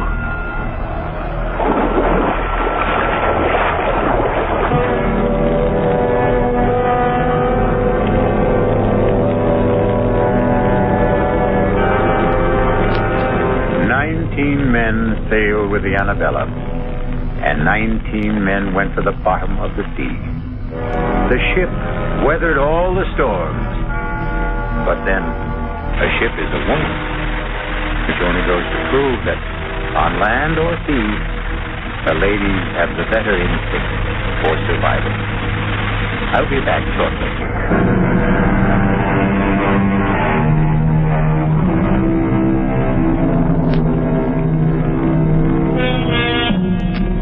Somewhere in the green depths, I wonder if the captain sits presiding at his table. But if he does, there's at least one empty seat. For Mistress Annabella died on land. She'll never come back to the sea, or him. Which seems fair enough, wouldn't you say? He didn't exactly deserve a happy ending. Our cast included George Matthews, Brett Morrison, Marion Seldes, Leon Janney, and William Redfield. The entire production was under the direction of Hyman Brown. Now, a preview of our next tale. Lightning strikes again.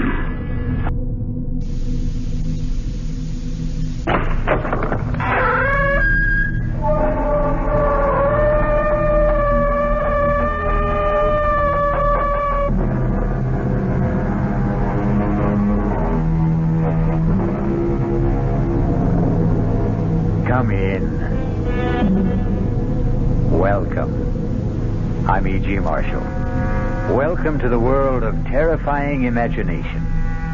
To the fear you can hear. Tonight, I hope you have strong stomachs. For we're bound on a Caribbean cruise. Oh, we don't expect rough sailing on the way. So if you are easily seasick, have no fears.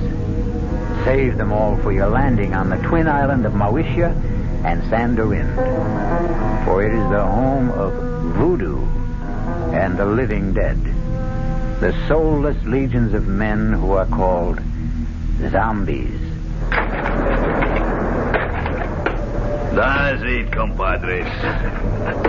That's the coffin we seek. Scrap away the earth so we can get the lid open. Soon we can steal another corpse for the witch doctor. That's it. Now break open the lid. Swing it back. Muy bueno. Shine the light. Oh, must have been strong as an ox. He'll make a fine zombie brother for El Generalissimo's elite guard. Está bien, Señor Ongan. Here is another carcass for your living dead.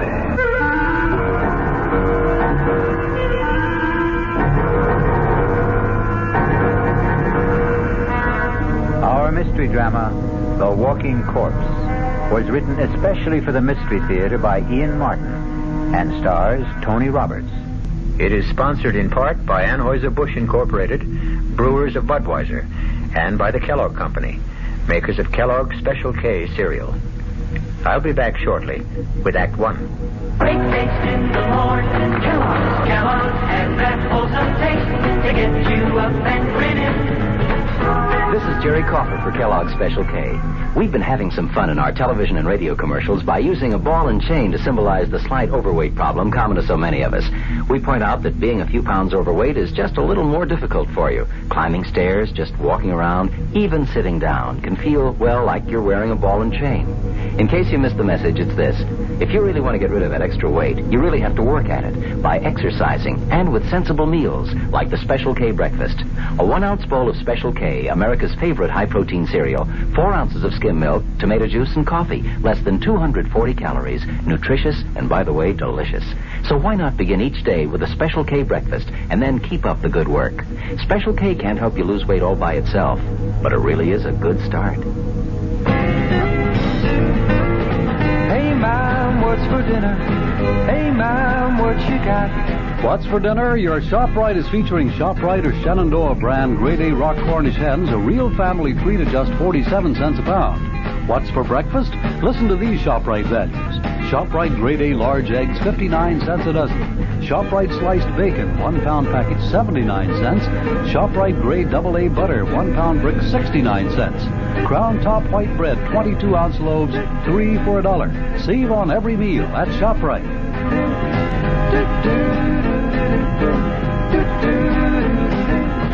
She loves the family. She wants the best. She does all that she can do. She lets ShopRite do the rest. Hey, Ma, what's for dinner? ShopRite has the answer.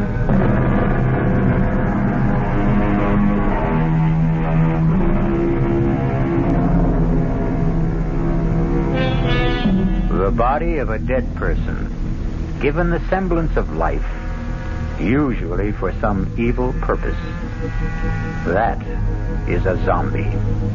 The very name itself is calculated to make the flesh creep and the blood run chill. But on a plane headed for Miami, taking them to their honeymoon, nothing could be further from the thoughts of Steve Ramsey and his new wife, Pat. I can't believe I have you to myself for these few hours, Steve, let alone a glorious 2 weeks. I don't know what other associate professors go through, but my first 2.5 years teaching parapsychology have laid me out. I can't wait for those hot sands and warm water. Can I serve you a drink, sir? Oh, now that's what I call perfect timing. Why not? One more, and I can fly solo to Miami without the plane. Well, then I'll join you. I can't have you orbiting alone. May I get by, please, stewardess? I'm sorry, sir. Just let me move the cart. Oh, thank you. Chris! It is Christopher. It's all right, stewardess. I'll join my friend here for a moment. Hey, Steve, man. Good to see you. Here. I'll move over. Sit down.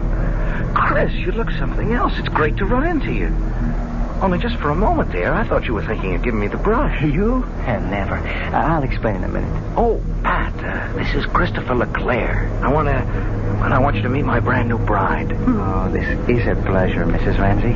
Let me congratulate you on your impeccable taste, Steve. And both of you on your marriage. I'd like to buy some champagne, but you already have your drink. No more champagne, thank you. We've had enough in the last few weeks to float a battleship. At least, let me get a drink for myself to toast the bride and groom. He's your old football buddy, right? Yeah. Greatest running back I ever saw. All-around athlete. He could have made it big in the pros. Any sport. Isn't he a prince or something? And his father is the king of Mawisha.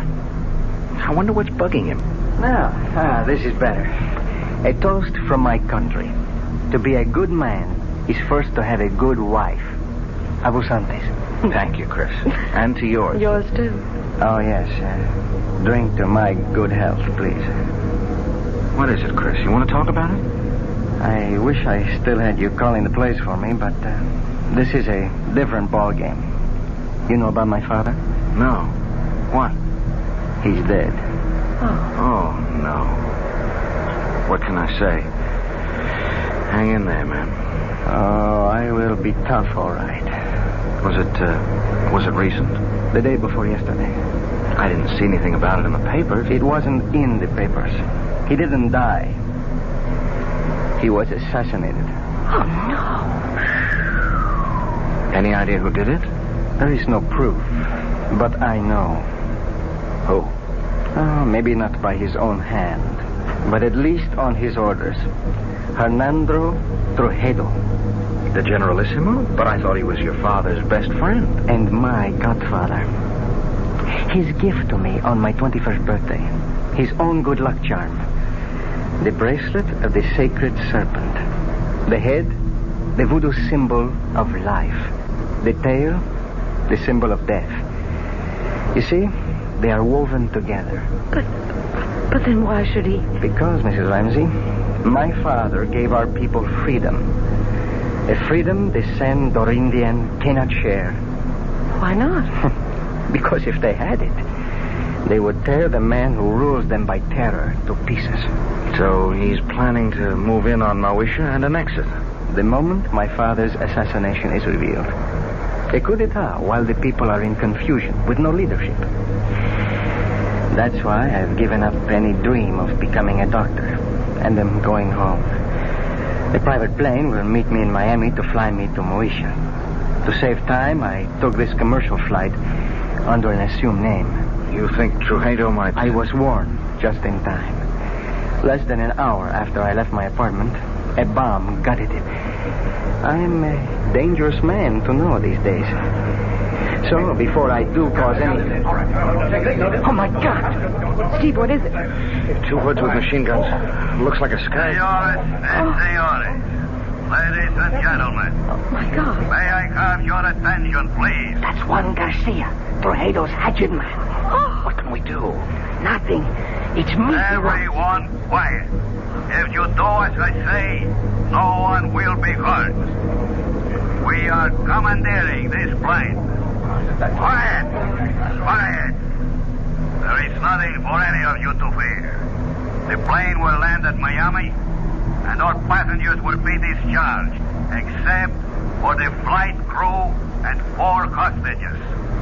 I repeat, there is no cause for alarm if all of you keep your seats and your heads.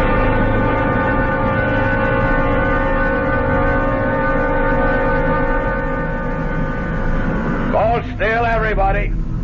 Just follow orders. Anyone who doesn't will be shot. Okay. All right. You 3. Up, went into first class. Look, Garcia. No names. No wrong moves. My orders are to bring you dead or alive. I was only going to ask that my friends... Your friends can identify you. We don't want that for a few days. They will only be held as hostage till we are ready. If they do as they are told, they will be released unharmed. Now move! Join the other hostages you were sitting with in first class. Steve, I'm so sorry. It's not your fault.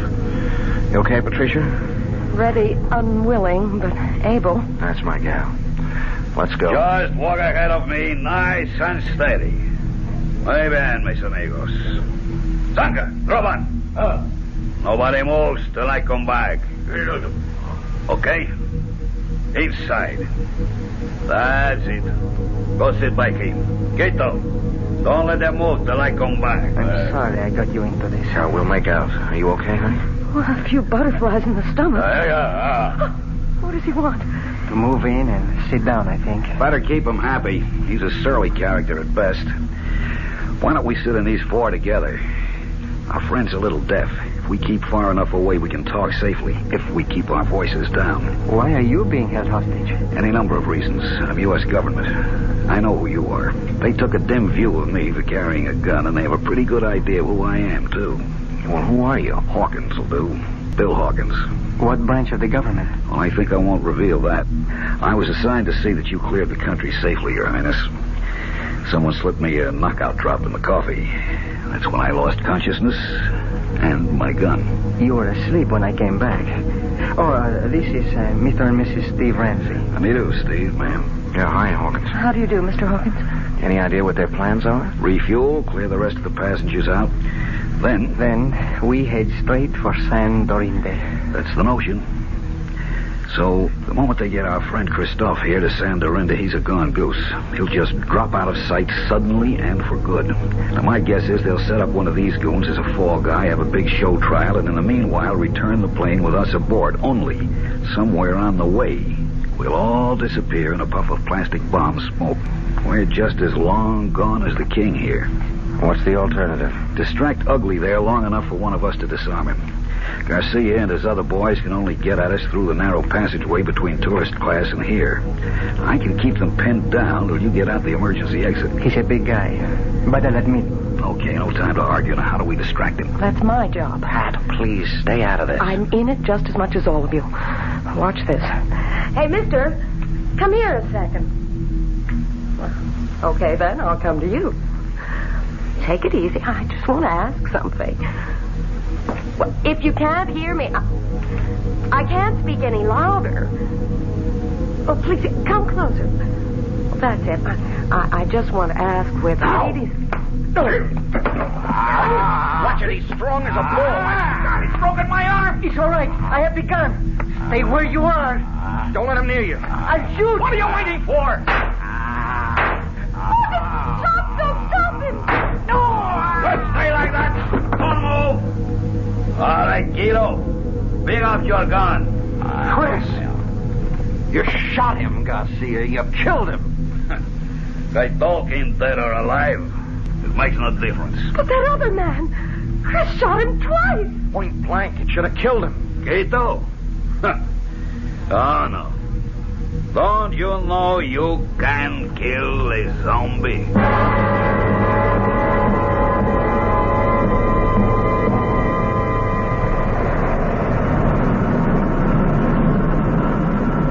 Coming in for the landing now. How's Chris? He's alive, but just barely. If he can just hang on, maybe when we land, a doctor can help. Too late for me. Don't give up, Chris. Take Snake. What? The snake bracelet. He wants you to... Here. There. Steve has it, Chris. Good. Listen. You go dans ce lounge. She hide you, save you. Give her bracelet. But where do we find her? Où est votre tante? Quelle rue? Quelle place? Pense Avenida de las muñecas. Avenue of the Dolls. Yes, what number? Ugly serpent. Take me home. Dans ce lounge. Help! This sign of the black Black Bull. We're about to land. Pretty short runway. Better fasten your seatbelts. I'll get yours for you.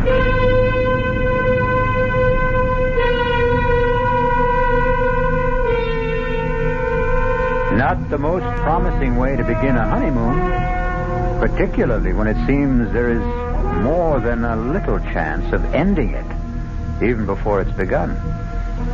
Who knows what kind of reception is ahead for the newlyweds? I'll be back shortly with Act 2. Oh, sure. You can talk about good-tasting diet drinks, but I know. I'm Goldilocks, and here at my taste-testing laboratory, I taste-test them all. And nobody's been drinking my diet drinks until I tested sugar-free Diet 7-Up. And then, kabloomy, every bear wanted some. Diet 7-Up is fresh, natural, delicious. Sugar-free Diet 7-Up. This one's just right. There's a very special deal going on at all offices of Suburban Savings throughout North Jersey. It's called Suburban Special Interest Deal. And you'll be especially interested in these savings you get. A top 7.90% effective annual yield on Suburban's limited issue 7.50% savings certificate. And Suburban guarantees it from 4 to 10 years, minimum deposit $2,500. Early withdrawal prior to maturity is subject to a substantial penalty. Suburban compounds interest continuously from day of deposit, paid quarterly. So you not only get interest on your savings, you get interest on the interest. And Suburban offers you the highest interest rate allowed by law. Here's your chance to get a great savings. A top 7.90% effective annual yield on Suburban's limited issue 7.50% savings certificate. Why not deal yourself into Suburban Savings special interest deal in Bayonne, Edgewater, Elmwood Park, Emerson, Hackettstown, Morris Plains, Nutley, Paramus, and Sparta. There is no mystery about the morning when you come rambling with gambling. Good evening, evening mystery fans. This is John Gambling, and every morning, Monday through Saturday, here at WOR from 5 a.m. till 10, we get the crew together to try to put the morning together for you, to tell you what the weather's going to be like, whether there's heavy traffic coming into the city, whether the subways and the commuter trains are running. Bob Harris is in WOR's Weather Center every morning with all that very complicated equipment that he has to help prognosticate the day's weather. We cover sports completely with Don Cricky. In the news department, Peter Roberts, Henry Gladstone, and Harry Hennessy. And up in the helicopter, George Meade or Fred Feldman, keeping an eye on the traffic scene. So altogether, we do try to take any mystery out of the morning. And just to brighten up the beginning of your day a little bit, I think we have some kind of nice, listenable, and tuneful music. So tune in tomorrow morning or any morning for Rambling with Gambling. Now, back to the mystery.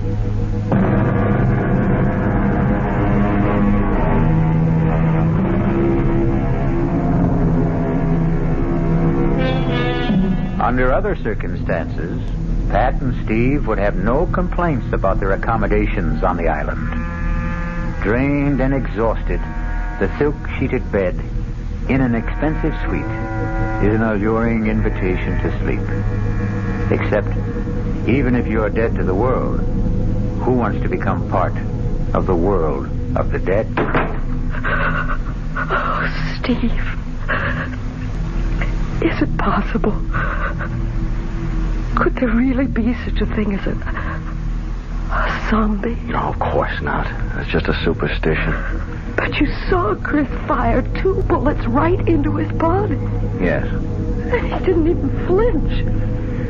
Cogito ergo sum. What? I think, therefore I am. Pat, look, under any other circumstances I'd be fascinated, but, I mean, this is my field. And you do believe that there are walking dead? Do I believe that a man can be exhumed from the grave and life breathed back into his corpse? No, I can't accept that.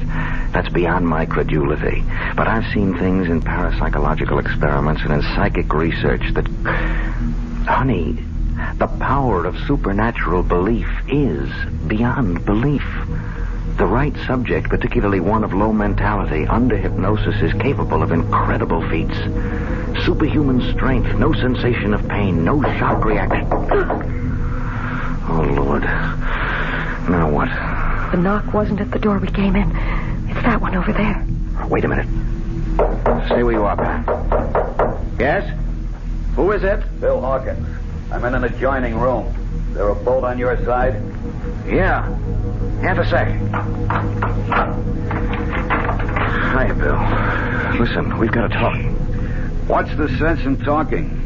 Hello, Pat. Hello, Bill. How's your arm? Feels fine. They did a real good job of patching it up. I just wondered before we all turned in if you had a radio in here. There's one right over there. Good. Mind if I turn it on and see if I can catch some news? Uh-oh. Only one band. Well, let's see what it's got. Hey, I see they provided you with a meal, too. I never even noticed. Pretty good grub. You should try it. I wouldn't touch it. Nor I. Look, I don't see how... All right, we can cut the comedy now. This place is bugged. The radio ought to block us out. Now, we've got to plan some kind of escape. How? I may have that lined up. It's where to hole out after we bust from here that's got me stumped. I've got a possible answer to that. What? Saint Solange. Who? Chris's aunt. She lives here. Where? The Avenue of the Dolls. It's a long, winding street.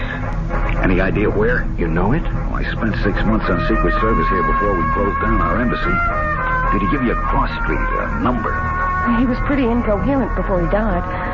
When I asked him, he just sort of rambled on about the great serpent and the black bull or something. The serpent is the basic symbol of the voodoo religion. Black bull I never heard of in this liturgy. Wait a minute. The chicken in the obia coat is a sacrificial animal considered to... Maybe it was the black pull. He was trying to say black pullet. Does that mean anything to you, Bill? Yeah. Wait a minute. It's sort of a souvenir shop. You know, a typical tourist trap with straw hats and dolls and voodoo drums, you name it. Yeah, well, could you find it? Sure, it's not far from here.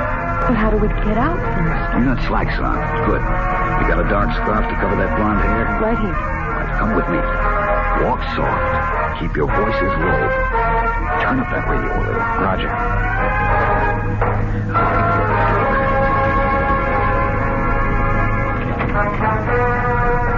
Good. Come on. Leave it open. Come over here to my window. Now keep off to the sides. Now look down. There's one of those zombies down there. But you see, there's a balcony and steps that lead to the street. With something subhuman, or maybe I should say superhuman, armed with a gun right at the bottom of them. If he's cold-cocked, it isn't going to do him any good. Bill, you have a lot of guts, but you're no Muhammad Ali, and the only strength I have is in my brain. Hold out your hands. I'm going to give you the equalizers. Steve, with his fist wrapped around a roll of nickels or quarters, a 13-year-old boy could deck Joe Frazier given the chance to blindside him. Yeah, but we haven't got... Keep your hands out. Now, this is a salt cellar. Same difference. I'm spilling the salt into your left hand. Wrap the other around this heavy crystal. I'm doing the same with the pepper. Now, you, Pat. Oh, I wouldn't know You're how going to cover us by making a diversion. Pick up that glass water pitcher there. Too heavy for you to throw? No. Throw where? We turn off the lights, turn off the radio, make like we're turning in. Then we sneak out the French windows onto the balcony. You go off to the right, opposite end from the steps. When that zombie reacts to the crash of that pitcher on the flagstones on your side, Steve and I go down the steps and take him out. Then we go look for Saint Solange. No, but he'd see you. Of course. So we wait until dark. And that won't be long now. Now! You take him, Steve. He's still not out. I'm throwing the pepper. Throw the salt in his eyes. There you are. Watch it. I think I killed him. Well, don't stop to find out. The light's going on. Come on, Pat. We'll have to run for it.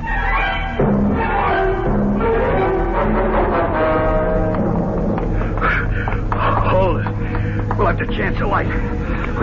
Which way? Ahead. To the right. Go in the next block. They're right on our heels. Give me that flashlight and you get out of here, both of you. What about you? Don't be a fool. Somebody's got to be a decoy. You have a wife to think of. Now hurry. Come on, Pat. Run. To the left! They went to the left! Follow that light!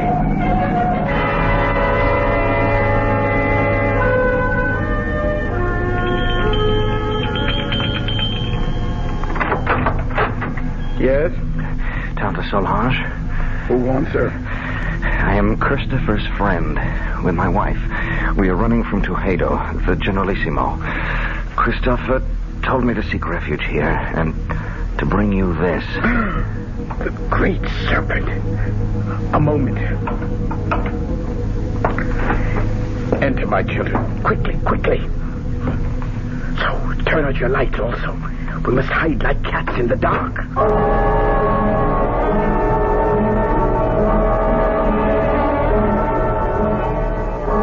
So, they have killed little Christophe. First my brother, then his son. Well, he will be made to pay. An eye for an eye, a heart for a bleeding heart. Now shall the tyrant bleed. Now at last my curse shall enter his vitals. Now will the great serpent uncoil and strike Hernando Tuxedo dead. Oh, it wasn't the Generalissimo who shot Chris. It was a man named Garcia. Garcia? That jack of puppet dangled by the strings. That less than nothing with no mind or will of his own. Is he a zombie too? What do you know of zombies, my child? Nothing. Except what I saw on the plane and what my husband tried to tell me. Oh, you are a teacher in college, Monsieur Ramsey, no? Yes, and much of my studies are in the supernatural. You believe in zombie? Well, no, not altogether. Very well. We shall put our beliefs to the test. It's a doll. Like the ones you sell in the store here. Not quite the same. This one is like the souvenirs of El Generalissimo. With this difference. I've been a long time making him. You see, the straw is from his favorite horse's stall. The beard is made from the combings of his hairbrush. The eyes, jade chips from a dress coat button. The boots from the fingers of an old glove. This is a voodoo doll. All of him is made with things that once belonged to Tuxedo. Only one last thing I needed to make the spell work. The weapon. Now at last I have in my hand the instrument of destruction. I straighten out the circle, turn the head to the sky, and death. Tail towards the ground and strike. What have I done, Mr. Ramsey? You drove the bracelet like a knife straight through the doll's head. From temple to temple. Hernando Tuxedo will be dead by midnight, and we will all be free. You still do not believe. Let us find how strong your science holds against my faith. What's that? Tuxedo's men. The doll. They must not find the doll. Help me pin it under my skirt. Oh, my hands are shaking so much. Oh, just in time. So, meet again, Senor Ramsey. How did you find us? Your friend Hawkins. He gave us away? Senor Ramsey, every man will give anything away with the right persuasion. Senor Hawkins took longer than most. He was very foolish. What do you mean? Since in the end he told, why was it worth dying for? Vamos, we must not keep the Generalissimo waiting.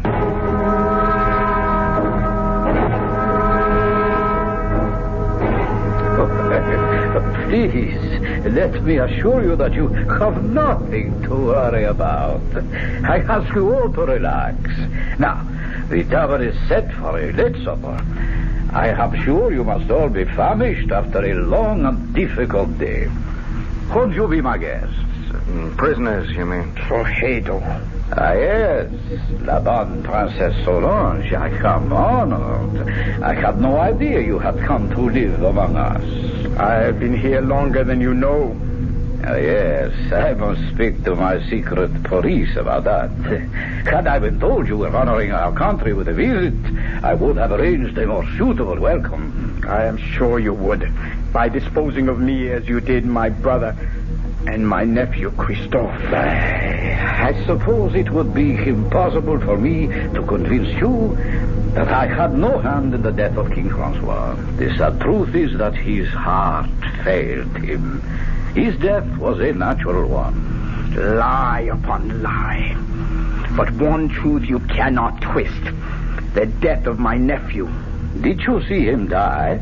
There are 2 witnesses before your desk who did. Excuse me a moment. Garcia, are you ready? See, now. We must wait for a moment. For what? You will see. Senora Ramsey, let me ask you a question. What? Did you see Christophe Leclerc die? Yes. And you, senor? Yes. You are quite sure? Of course. Yes. Look, what are you trying to prove? Not I. I will let him show you that for himself. You see? Chris. Mon cher baby. Steve. He's alive. It's Chris. Chris. Is it really you? Sure, man. Sure. Don't you know me? There is no mistaking the tall, lithe figure, the regal bearing, the proud, handsome face. All those belong to Christophe Leclerc. He might easily have remarked, as Mark Twain once telegraphed, "The reports of my death are an exaggeration." We'll return shortly with Act 3.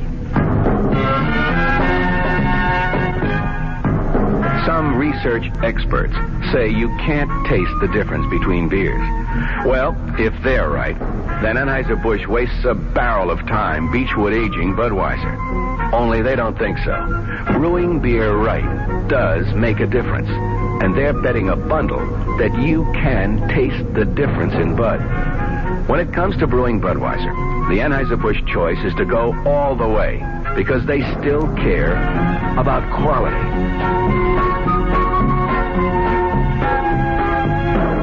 Look at it this way. If the Bud people have a choice between what some experts say and what beer drinkers say, well, you'd better believe they'll go with you beer drinkers every time. When you say Budweiser, you said it all. Anheuser-Busch, St. Louis. Tomorrow, Monday at Abraham and Strauss, huge savings on broadloom and on broadloom remnant rugs. From one of America's top carpet mills, A&S snapped up a very special purchase of mill trial velvet broadloom. The tiny imperfections certainly won't affect wear, and you'll pay just $8.99 completely installed with deluxe padding. $8.99 a square yard for lush all-nylon pile velvet broadloom. If perfect, the price would be $14.99, so you save $6 on every square yard. Save on other fried fine broadlooms, too, like a fabulous all-wool pile gold shag broadloom, reduced from $21.95 to just $11.99 a square yard installed. Plus a huge A&S sale of room-size remnant rugs, all at one single sell-out price, $69. Take your pick of a tremendous assortment of nylon pile rugs in room sizes up to 12 by 14 feet. Originally $99 to $119. Tomorrow, your choice, $69. Tomorrow, Monday, at your nearest A&S store except Garden City. Come early.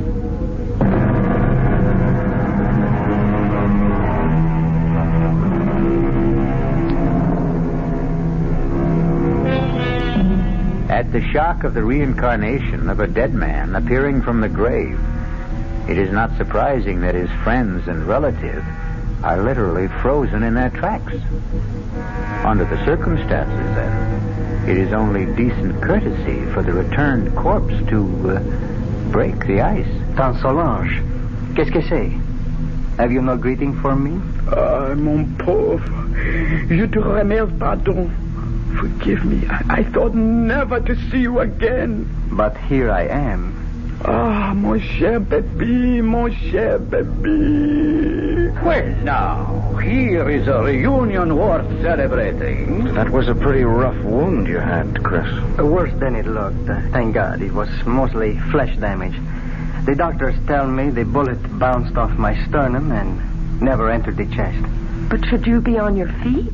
Long enough to ease your minds about me. I'm still a bit woozy. It was like the time you took the XB2 slant off tackle against Ohio State and that big linebacker, Sawchuck, kicked you in the head. Something like that.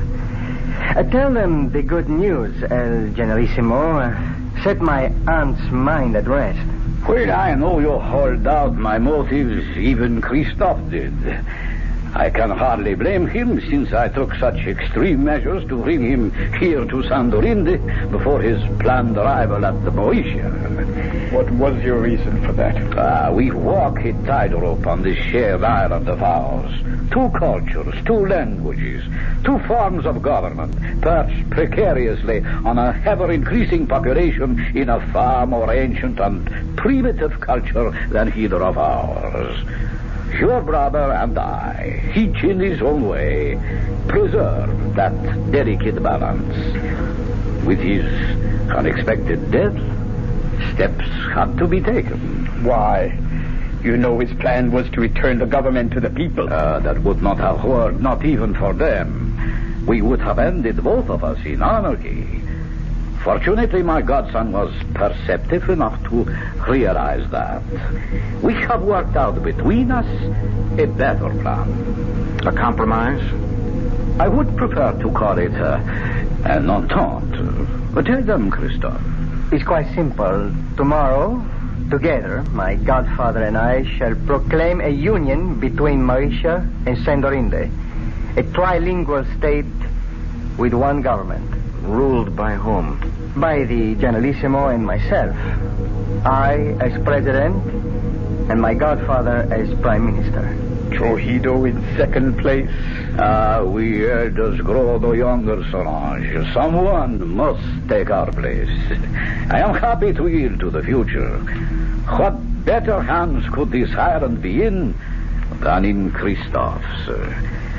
So, now I think, Mr. Presidente, you should rest. Doctors can do only so much. Nature handles the rest. Yes, I would like to lie down. I am sure you will be excused. I beg you not to wait for me to enjoy your supper. The Presidente and myself have a few matters to settle about the announcement tomorrow before he goes to speak. Forgive me, please. I'm tired. And tomorrow's a big day. Good night. Good night, Chris. Good night. Adieu, mon bébé. Goodbye. Forever. What is it? What's the matter with you two? You saw? You know? Do you now believe in zombies? What are you trying to say? That wasn't Chris who was here just now. I don't understand. You don't know him as I do. First, he never would accept this deal. The guy's too decent, too honest to be part of it. But there are other things. What? Well, first off, our school never played Ohio State. Second, Sawchuck was no linebacker, but a running back who murdered us on the only loss we had together. Third, XB2 wasn't a run play, but a deep pass play that had nothing to do with Chris except as a decoy. I don't understand the things your husband says, but I tell you, that was not Christophe Leclerc who just left. Not my nephew. They have stolen his soul, and that I cannot allow. Well, what can we do about it, Tante Solange? It is a very few minutes to 12. I told you Hernando Trujillo would be dead by then. Remember? Yes? Here is a conjured doll which will make his death. I place it on his desk so he can see it. For it is by his own guilt he must die before the end of this day. But if he doesn't return? He will return. It is written in the dust.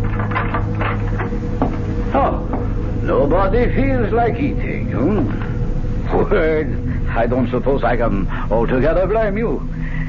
Shall I have you shown to your quarters for the night instead? Where is Christoph? Oh, I should never really have allowed him to overtax himself after being wounded. He was absolutely exhausted. I saw him to bed. And you return to suggest the same to us? I think we are all tired. Whatever discussion there may be between us can wait for tomorrow. For you, there is no tomorrow. What do you mean?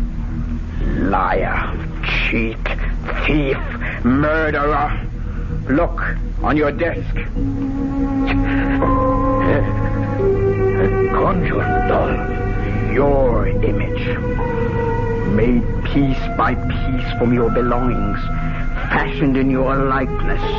Christened in your name with the blood of the black pullet.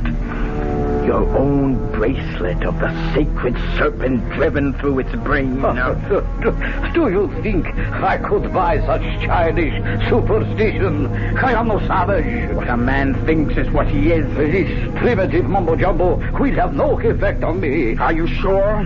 How large is a bag of guilt you carry? Will nothing convince you, woman. Your nephew and my nephew, Christoph. Christoph is dead. How can you say that? You have just seen him. I saw a walking corpse. More idiot superstition. Like my conjured doll? Of course. Don't believe in it. No. And you believe in zombies. You know the power of voodoo can create them. You know the power of voodoo can kill. What is it you want? Too late for that. I will give you anything. I offer you and these two safe transport now. No strings attached. How can you guarantee it? I am head generalissimo. My power is infinite. Not anymore. The clock is ticking your life away. No. 12 o'clock. Only a few seconds left. Help me. Help me. I cannot help. The die is cast. No. You cannot even help yourself. I will give you money, jewels, anything. Name it. What do you want? What you cannot give me. What you stole from my nephew. His soul. I want yours in return. Then die. By the power granted me as an Obeah woman, vested in my hands by the uncoiling sacred serpent, to take the place of the voodoo doll. As it should to all tyrants, so comes a violent death to you. I condemn you to everlasting fire and death by the serpent writhing in your face. No! I cannot die! I am the dictator! I am supreme! I am the law! No one can touch me, do you hear? No one! You condemn me! Why, all I have to do is raise this pistol and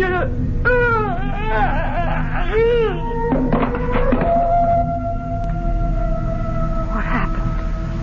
I wouldn't like to guess. Does it matter? He's dead. Are you sure? Well, he's dead, all right. Now what? Gotta get away. Escape somehow. Yeah, only how do we get through the palace guard? At least I have his gun. We better try and make a run for it. We have to rescue my nephew first. But Tante Solange, he's our enemy now. I still must rescue him. Mi perdona, generalissimo. Let him see me on the gun! That's for Bill Hawkins. Pat, Tante, run for it. I'll try to hold them off. You can't kill dead men with that. Garcia, yes, but not a zombie. Hand me that salt cellar. Here, but what good? Salt is the only thing that will kill a zombie. It's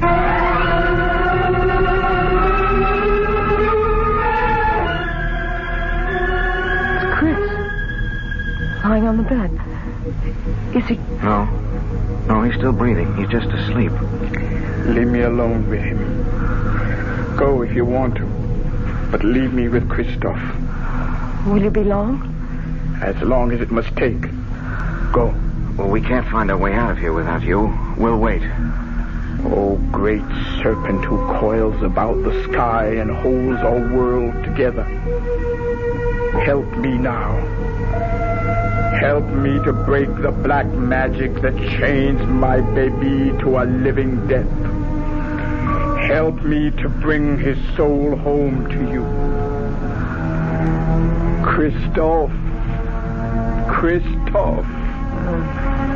listen to me. It is Tante Solange who speaks. You know me as an obeah magician. My magic is greater than the magic of the Hugan who made you what you are.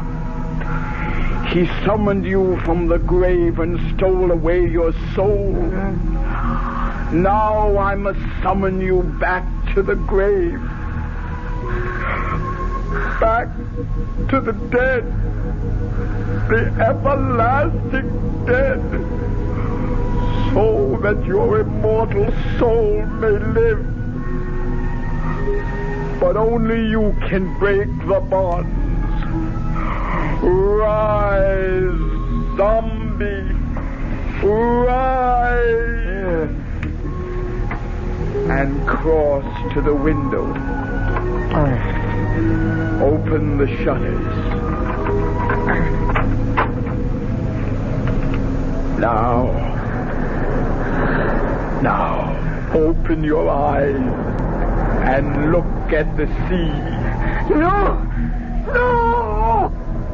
The name of the great serpent, I command you, open your eyes.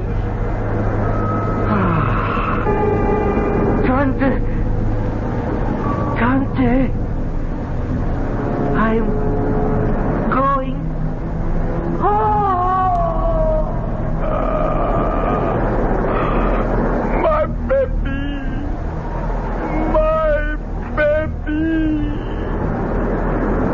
Tante, are you all right? What happened to him? His body may be dead, but his soul is safe. Christophe is home at last.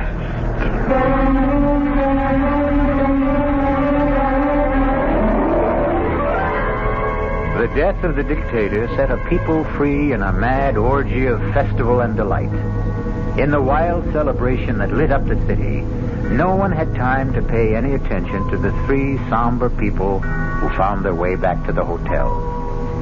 For Pat, Steve, and Tante Solange, there was sadness, but solace, too. The king was dead, but so was the zombie who might have held him prisoner for eternity. I'll return shortly. Hi, Ms. Goldilocks here. Professionally taste-testing diet drinks can be very difficult, but I just had to bear with it. Then I found sugar-free diet 7-Up. It doesn't taste like other diet drinks. It's fresh, light, natural, delicious. Sugar-free diet 7-Up tastes so good that I've taste-tested it hundreds of times, and each time I've given it my seal of approval. Yes, this one's just right. United Airlines steward Jack Nestor talks about friendship service to California. Our 747 to LA, we have a movie, we have a stereo, and a choice of 3 different hot meals plus a deli plate. United's Californians. Another reason more people choose the friendly skies than any other airline in the land. You know, we have people that come up to us and say, I'd like to play bridge. Do you know if anyone else is interested? So we'll make an announcement and get a group together. People who like to play chess. It seems like on a 6-hour flight, you can do a lot more for people. You know, you get off feeling like you've done something. Come along, sing a song, people now to die. The friendly skies of your land, United Airlines. United has 7 daily non-stops to California, including wide-body jets to Los Angeles and San Francisco every business day. This is Patricia McCann, and we'd like to tell you what the McCann program is all about this coming week. Monday, Dora McCann gives some good ideas on how to prepare the best food buys of the week. Tuesday, we begin a 2-part series on nutrition against arthritis, diabetes, heart disease. Our guest, Nathan Pritikin, will discuss research that shows diet can prevent and sometimes reverse some of these degenerative diseases so common in this country. Thursday, Dora McCann interviews Bob Reinhart and Dick Woods on how to prepare elegant meals in very cramped quarters. And Friday, the program will be in praise of mothers and housewives when Ariana Stasinopoulos, author of The Female Woman, gives her argument against the women's liberation movement.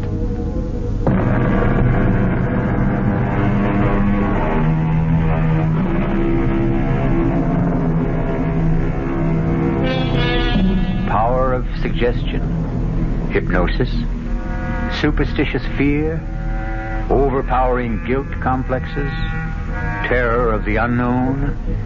Do any or all of these explain the events of the tale I've just told? Or are there really such terrifying things as a walking corpse? Are there really zombies? Well, let's hope you and I never have to find out. Our cast included Tony Roberts, Suzanne Grossman, Vinette Carroll, Bob Caliban, Jackson Beck, and Ian Martin. The entire production was under the direction of Hyman Brown. Radio Mystery Theater was sponsored in part by new sugar-free Diet 7-Up. This is E.G. Marshall inviting you to return to our Mystery Theater for another adventure in the macabre. Until next time, pleasant dreams.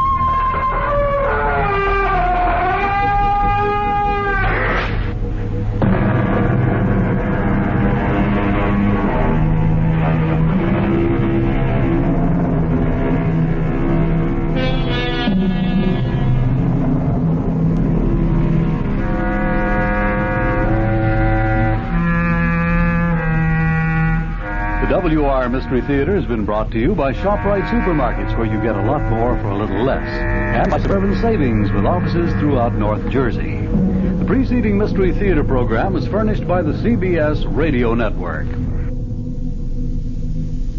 Thank you, Bruce Elliott. Good afternoon. It's time now for the latest news in brief from the WOR newsroom. President Nixon today rested at his mountain retreat in Camp David, Maryland, as the House Judiciary Committee prepared for the start of impeachment hearings.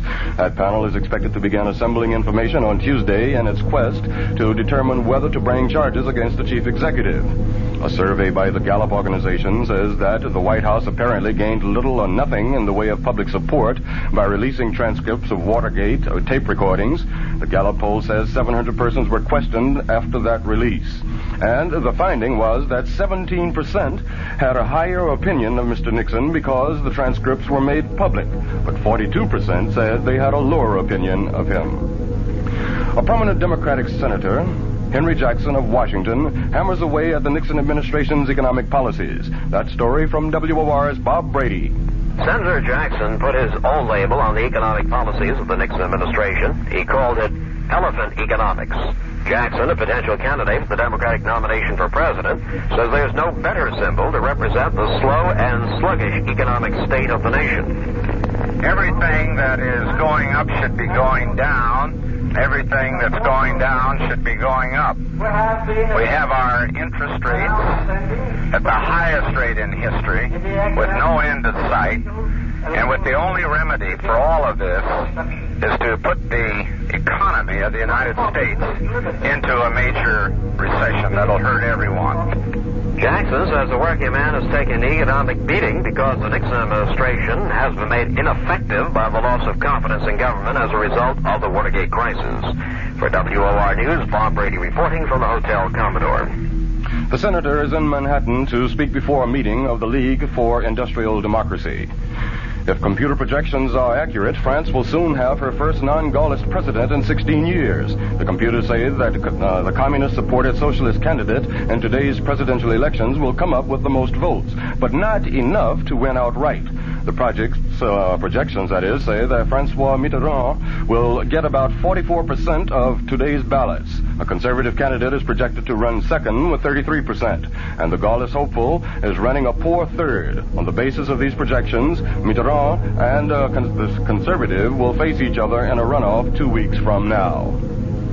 Top diplomatic officials of the United States and Russia were at work in the Middle East today. State Secretary Kissinger flew from Jerusalem to Jordan's capital city of Amman. There he is briefing King Hussein on details of recent negotiations for disengagement of Israeli and Syrian troops in the Golan Heights. A high-ranking official in Kissinger's party says that so far, they have managed to scale down the level of violence along the truce line. Checking sports, Milwaukee has defeated Boston 97-89 to tie that NBA championship playoff series at 2 games apiece. And the Stanley Cup semifinal decider at Philadelphia, the New York Rangers are tied with the Flyers, 1-1 after 1 period. In baseball, the Mets blew a 4-run lead and fell before San Diego in the first of 2 at Shea, 5-4. In the second game, the Mets lead the Padres 2-0 in the 5th inning. In Kansas City, the Yankees trail the Royals in the 8th inning, 4-2. And we'll have the latest weather after this.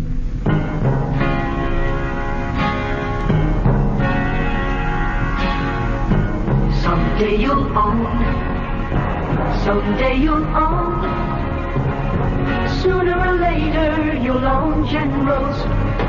With so many new kinds of tires coming out and so many claims being made about tires, maybe you're puzzled about making the right choice. There's a solution. It's your General Tire specialist. He's trained to handle all your tire needs and automotive service problems, too. So if you need new tires, he'll be glad to spend a few minutes explaining which General Tire is the best for you, your driving, and your budget. Your General Tire specialist is just one reason why, sooner or later, you'll own Generals. Look him up in the Yellow Pages today. Sooner or later, you'll own Generals. Sooner or later, you'll own Generals.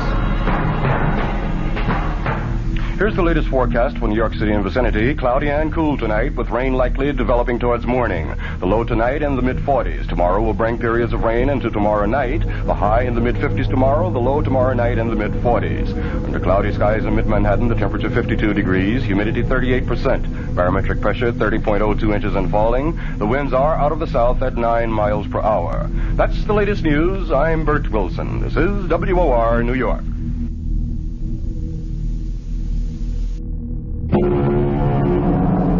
Come in. Welcome. I'm E.G. Marshall. Welcome to a chilling insight into the powers of witchcraft and an ancient curse.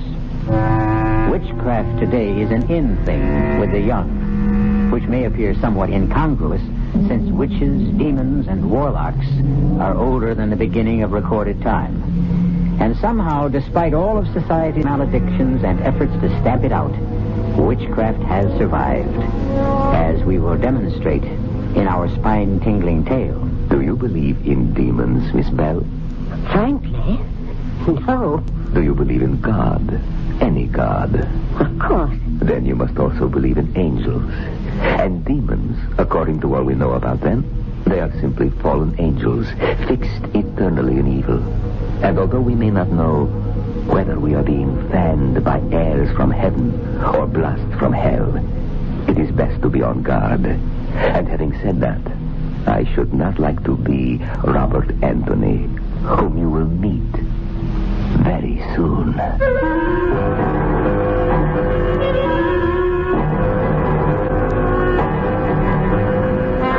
Our mystery drama, This Will Kill You, was written especially for the Radio Mystery Theater by Murray Burnett and stars Norman Rose and Larry Haynes. I'll be back shortly with Act One.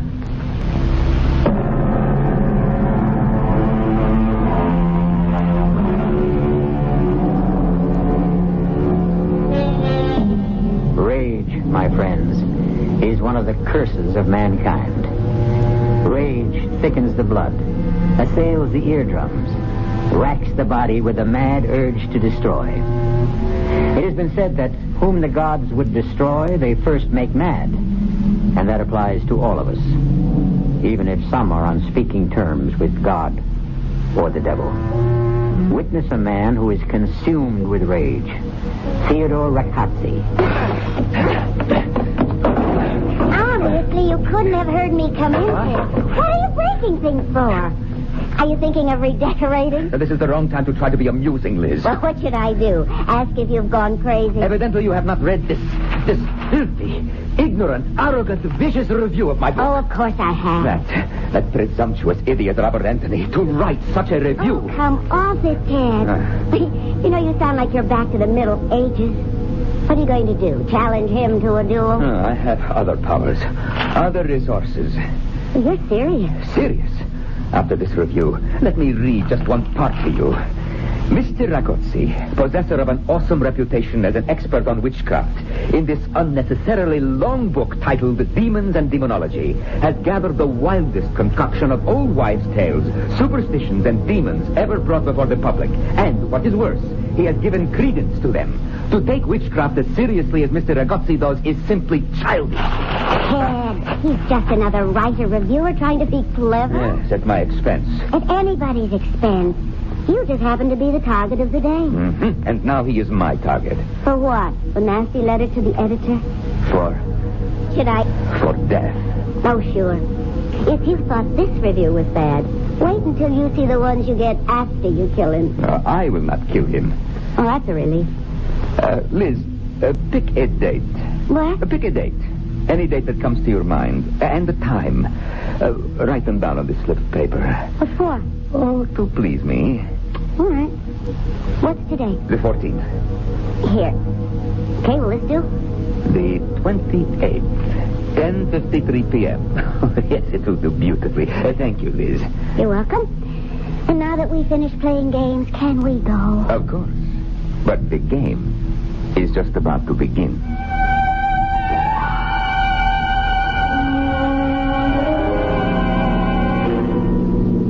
Have I ever remarked how well you drive, Liz? Often, thank you. I think that's what attracted me to you in the first place. Your driving and your legs. I'm happy to see that you're feeling better. Yes. Due to you, as usual. Oh, I haven't done a thing. Oh, yes, you have. You know that date you wrote down for me? Yes? Well, that is the exact date and time that Robert Anthony will die. Oh, sorry I asked. You don't believe me? Oh, I thought you'd forgotten about that silly review. Where are you going? To the party. Ted, why did you ask me to write down the date? Oh, a whim. It amused me to leave the amount of time that Anthony had left to live to mere chance. Well, suppose I'd picked a date next year. Well, that would have given Anthony more time. That's all. You sound so certain. I am. What's the matter with me? Why am I talking as if there were any possibility that you have the power to kill another human being? Why, indeed. I can almost understand why Anthony wrote about your book the way he did. Of course. Like Mr. Anthony, you also are a dabbler in the occult. Like him, you are an innocent, naive, playing like children with forces you neither understand nor respect. How about a bet? On what? On me and my powers against Robert Anthony. Don't be ridiculous. Oh, yes, you're afraid to trust your skepticism. It's very simply proven. If Anthony dies on the day and at the exact time we both know, then I win. If he doesn't, you are the victor. And you know once and for all that Theodore Ragozzi is a fraud and a cheat. That part tempts me. Then I have your word. It is a bet. What are we betting? Your soul.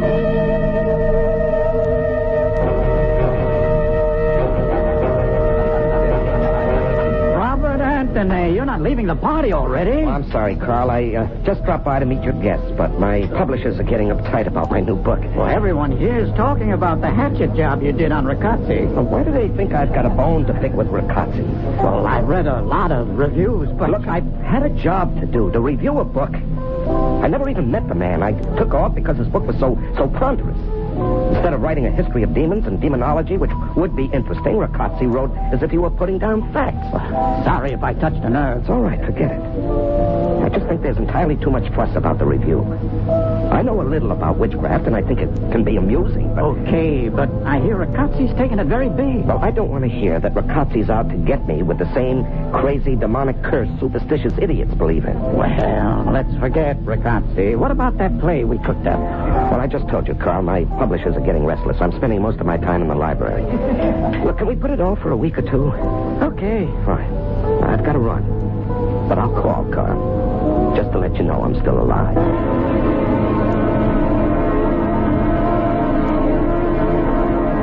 This is Jennifer Bell and another broadcast of The Author Speaks. My guest for today is the man who has written the most controversial book about devils and deviltry, Theodore Ragozzi. I am happy to be here. Mr. Ragozzi, I must confess confess your book scared the daylights out of me. Was that your intention? No, not at all. My intention was to inform, to let people know that there are forces in this world that they may not have been aware of. Oh, well, then you're serious in your thesis about demons and their power. Oh, absolutely. Which naturally leads me to that review by Robert Anthony. How did you feel about it? Well, I would be less than honest if I said I was pleased, but it caused me only a small annoyance. Really? You are asking the wrong question. Oh? Well, then, set me straight. You should not ask if I were annoyed about it, but rather how Uziel Rabdas Velet are angry about their powers being mocked. Well, I'm not acquainted with those gentlemen you mentioned. Which is just as well for you. You see, they are demons, powerful demons, and if they take offense, well, I should not like to be Mr. Robert Anthony. You're predicting that some harm might come to Robert Anthony? Well, I predict nothing. Forgive me, but didn't you just issue a warning? A warning is not a prediction. Do you believe in demons, Miss Bell? Frankly, no. Do you believe in God? Any God? Of course. Good. Then, of course, you must believe in angels. And demons, according to all we know about them, are simply fallen angels, turned away from God, fixed eternally in evil. I would like to inform you, madam, that a belief in the existence of angels and demons is an article of faith with two of our major world religions. All I say is that I should not like to be in the company of Robert Anthony during the next month. Good morning. I see you have my books waiting for me, those 5 over there. Thank you. Well, today I ought to finish my research. I'm going to miss the peace and quiet of this library. My name is Theodore Ragozzi. I called about a book you said you would have waiting. Ah, yes. Thank you. Oh, excuse me. Yes? It sounds absurd, I know, but I am superstitious about where I sit when I work here. Also, the light. Oh, yes, it's okay. Sit right down. Oh, yes, you're so kind. Oh, I'm so sorry. Forgive my clumsiness. I've knocked your books down. Let me help you. Oh, it's all right. I can pick them up. I cannot think how I could be so clumsy. Maybe I should wear glasses. Don't worry about it. Accidents happen. Yes, of course. Oh, this piece of paper is yours, I believe? Oh, thank you. Is something wrong? You keep looking over your shoulder. No. It's nothing. I don't feel well. It'll pass. Ah, yes, of course. Sir, can I help? No, I think I need a little fresh air. Oh, yes, of course. Sir, your books. Oh, forget them. I'll be back when I feel better. I've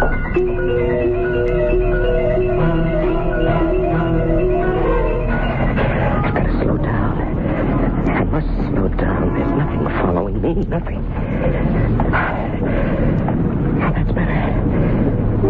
Get some control. What's the matter with me? Why do I feel I'm being followed? I'm never going to get away. Ma! Oh, Carl, What's with you? Trying to get yourself killed? I guess it looked like it, didn't it? Well. No, it's nothing. Carl, believe me, I was in the library and suddenly I had a crazy impulse to start running. Pa, what's the trouble? Nothing. There's no trouble. It's just that, What do you expect to find over your shoulder? Nothing. If I didn't know that your last novel sold over 1 million, I'd say you just held up a bank and were running away. Look, forget the jokes, huh? But, I'm sorry. I really am, Carl. But leave me alone.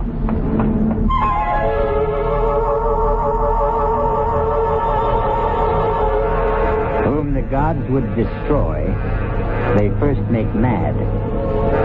But are the gods desirous of destroying Robert Anthony, or the demons? And who are the demons that are driving him? I'll be back shortly with Act 2.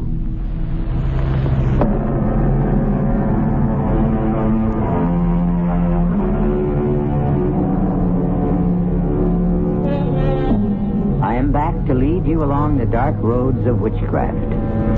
The demon-ridden Robert Anthony has turned to the 20th century remedy against magical spells: psychiatry.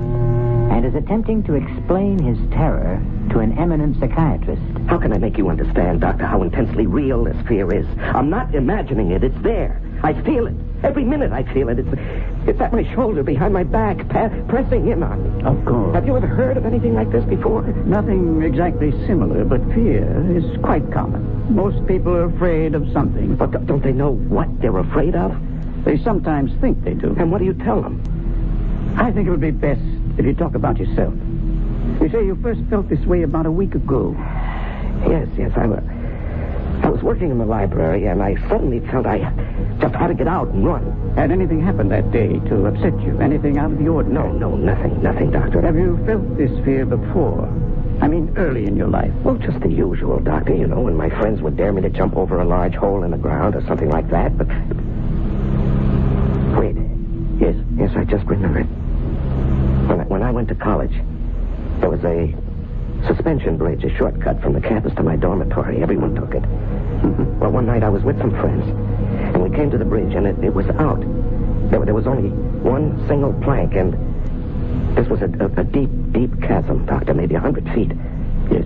Well, I wanted to go back to walk around it, but the others voted against that. They all walked across. And I can remember how terrified I was. I got down on my hands and knees and crawled across the single plank with the water roaring below me. I was terrified. You're afraid of heights? Well, I'm not comfortable with them, but... Would you say that today you're somewhere near the height of your profession as a writer? Oh, come on, Doctor. This has nothing to do with any fear of heights. This is... Yes? This is witchcraft. Interesting. Why do you say that? Look, we've been through it. The review you wrote on the Riccozzi book, Demons and Demonology? Right. Are you sorry you wrote such a scathing review? No. No? Well, I don't know. I think you are. Well, if I was wrong and possibly there are such demons and spells as Riccozzi describes in his book, that would or might account for this fear of mine, wouldn't it? You mean you think Riccozzi might have put a spell on you? Well, it's possible, isn't it? Can't you think of another explanation? Can you? Yes. Let's examine what you told me. On the one hand, you believe that Riccozzi has put some sort of a spell on you. Am I correct? That's all I can think of, Doctor. Why would he do that? Well, because he... Exactly. Because you have hurt him severely. So your statement that he wasn't injured by your review is false, isn't it? Well... Or illogical. All right, it would seem so. Very well. You admit that to yourself. And then think that as a sensitive man, you've satisfied your own ego with a review that you think might be unfair. Where does that take us? Doctor, do you believe that I feel so guilty that I run through the streets pursued by shadows? That I can't sleep because I feel a presence in my room? That I feel threatened every second of the day and it's getting worse by the minute? Do you really believe that? It's a possibility. Oh, no. You'd rather believe in witchcraft. Why? Doctor, you're not helping me. If you'll examine your motive as to why you insist that Riccozzi has some power to cast a spell over you, then I think... All right, I'm getting out of here. That won't help. Neither do you. I tell you, I feel that I'm going to die, and you talk about guilt? I'm getting out. Desperate men take desperate measures, and Robert Anthony was desperate. As he ran from what he thought pursued him, he held on to the last of his sanity. In his dabbling in witchcraft, he had heard, as had everyone interested in diabolism, of Professor Thurman Anderson, an outstanding scholar and acknowledged authority in the field.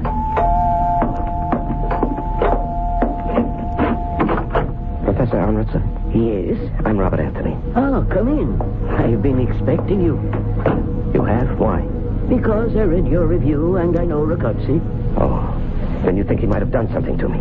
I think it probable that he has tried. I won't know until you tell me what's happened. Come in and sit down. Thank you. Professor, do you think you can help? First, tell me why you think Riccozzi has cast a spell. Because as I sit here talking to you, I'm eaten up by fear. I have a feeling that something is following me, Professor. Something so terrible that I can't even imagine what it is. But I'm certain that it's going to kill me.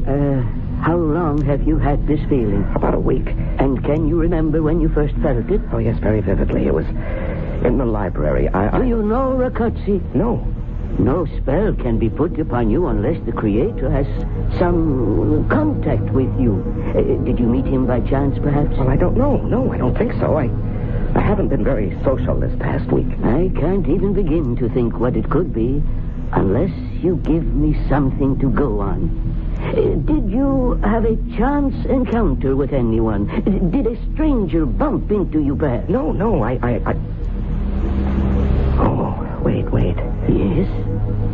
In the library, there was a man with a slight accent. Ragazzi has an accent? Well, I remember he came over and asked if he could sit next to me, and as he sat down, he knocked over my books. He apologized, and he insisted on picking them up. Anything else? No. Yes, he gave me a piece of paper. You took it? Well, of course. I didn't remember whether I actually dropped it or not. Do you have it? Well, yes, because I remember looking at it when I got home and wondering what it was. It just didn't make any sense to me. Well, can I see it? Well, sure. There you are. Good Lord. What is it, Professor? What do you see? The casting of the ruins. What? What does that mean? I can't believe that even a man as vindictive as Ragazzi would do this. Professor, what is it? You see this writing? Yes. It is the runic alphabet. It represents an ancient death curse. And those figures on it? The date of your death. Oh, that's ridiculous. It was used many centuries ago. There are stories of younger brothers using it to eliminate the rightful heir to the throne. It has earned the reputation of being one of the most powerful of all the ancient spells. The drawback, of course, was the absolute necessity of having the man or woman casting the runes to pass the curse on directly and have it accepted. Oh, no, I won't believe that. This is the 20th century. Careful. Lose this paper and you lose your only chance. Chance? You mean there's something I can do? One thing. What is it? Pass the curse to someone else. Oh, this is unbelievable. If someone else told me about this conversation, I'd say we were both fit subjects for an insane asylum. Oh, no, I can't go on this way. Professor, how do I go about passing this on? You have someone in mind? Do I have to know a person? No, you could pass it to a stranger. Well, how? Simply brush up against someone in the street or on a bus or subway. See that he drops something. Then pick it up, and along with the package, you pass this piece of paper saying, I believe this is yours. When they accept it, they have it, and you are rid of it. Oh, no, I couldn't do that to anybody. I just couldn't. Why not? If you don't believe in the curse. I don't know about the curse. I can't believe that it will actually kill anyone, but I know how I feel. That is very real and horrible. Well? How much time do I have? Today is the 23rd. The date here is the 28th. 10:53 p.m. There's not a lot of time, is there? Plenty, if you start to pass it now. No, I just can't, Professor. I wouldn't give this to my worst enemy, let alone... Hold it. How about Ragazzi? I wondered how long you would take before you got around to that. Yes, of course. I'll pass it back to him. How? Well, I'll just... Exactly. Ragazzi obviously knows you. He is going to be on his guard. Well, can someone else pass it? No. It must be passed directly. There must be a way.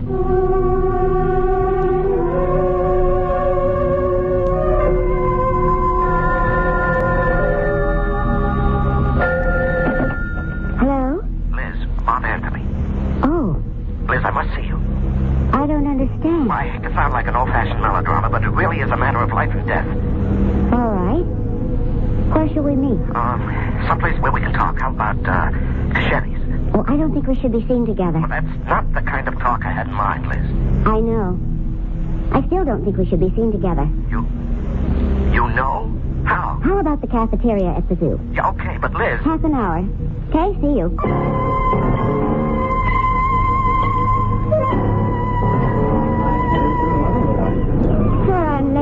you're not. I'm really. What would you like? Oh, just coffee. All right, I'll get it for you. No, I really don't want anything. Why did you call me? Liz, you wouldn't be surprised and go all girlish on me if I tell you it's because of your relationship with Ricazzi. No. Okay. This is going to sound crazy. Well, try me. Liz, I have to know everything you know about Ricazzi, not personal things, but his schedule, his plans, that sort of thing. Oh. It's terribly important, Liz. Yes. You're not going to ask me why? No. When I said it was a matter of life and death, I meant that. You'll have to believe me, Liz. Well, I do. You're entitled to an explanation. And you do? Yes. You know, I'm making a fool of myself. I'm talking to the wrong person. I just never even considered for a moment that you'd be in it with him. I'm not. But you know what I'm talking about. Yes. Well, how? I'd rather not discuss. Well, you've got to, Liz. Don't you see that? Isn't it enough for you to know that I realize you're in trouble and I want to help? All right, now it's my turn to ask why. No comment. But, Liz... You're wasting time in arguing. What can I do? I've already told you. But don't you see that I'll feel better if... If you can trust me? Yes, exactly. This isn't just fun and games for me, Liz. It's your life. Then you are in on it, huh? Look, I know about it. I'm involved, but I have as much to lose as you. Maybe more. And that's all I'm going to say. Do you think he can do it? More important, what makes you think he can? Everything I know. It tells me he cannot. But... Everything I know, everything I've learned, everything that science says doesn't help stop the terrible feeling I have that something is after me, Liz. It's just waiting until it has 10:53 p.m. on the 28th. That's the date. What makes you think I can help? I have one chance to break whatever spell Ricazzi has put on me. And what's that? It's just a slim chance, Liz, but a chance. Just take my word for that. If you do want to help, get me the information I want and need. I'll try. How do I reach you? Here, this number. Mm-hmm. Anytime, day or night. If I'm not there, I'll get back to you in 5 minutes. I'll try. Thanks. And Liz? Yes? We haven't got much time. Time is running out on Robert Anthony. Whatever it is that's following him, or what he honestly believes to be following him, has a target date. I'll be back shortly with Act 3.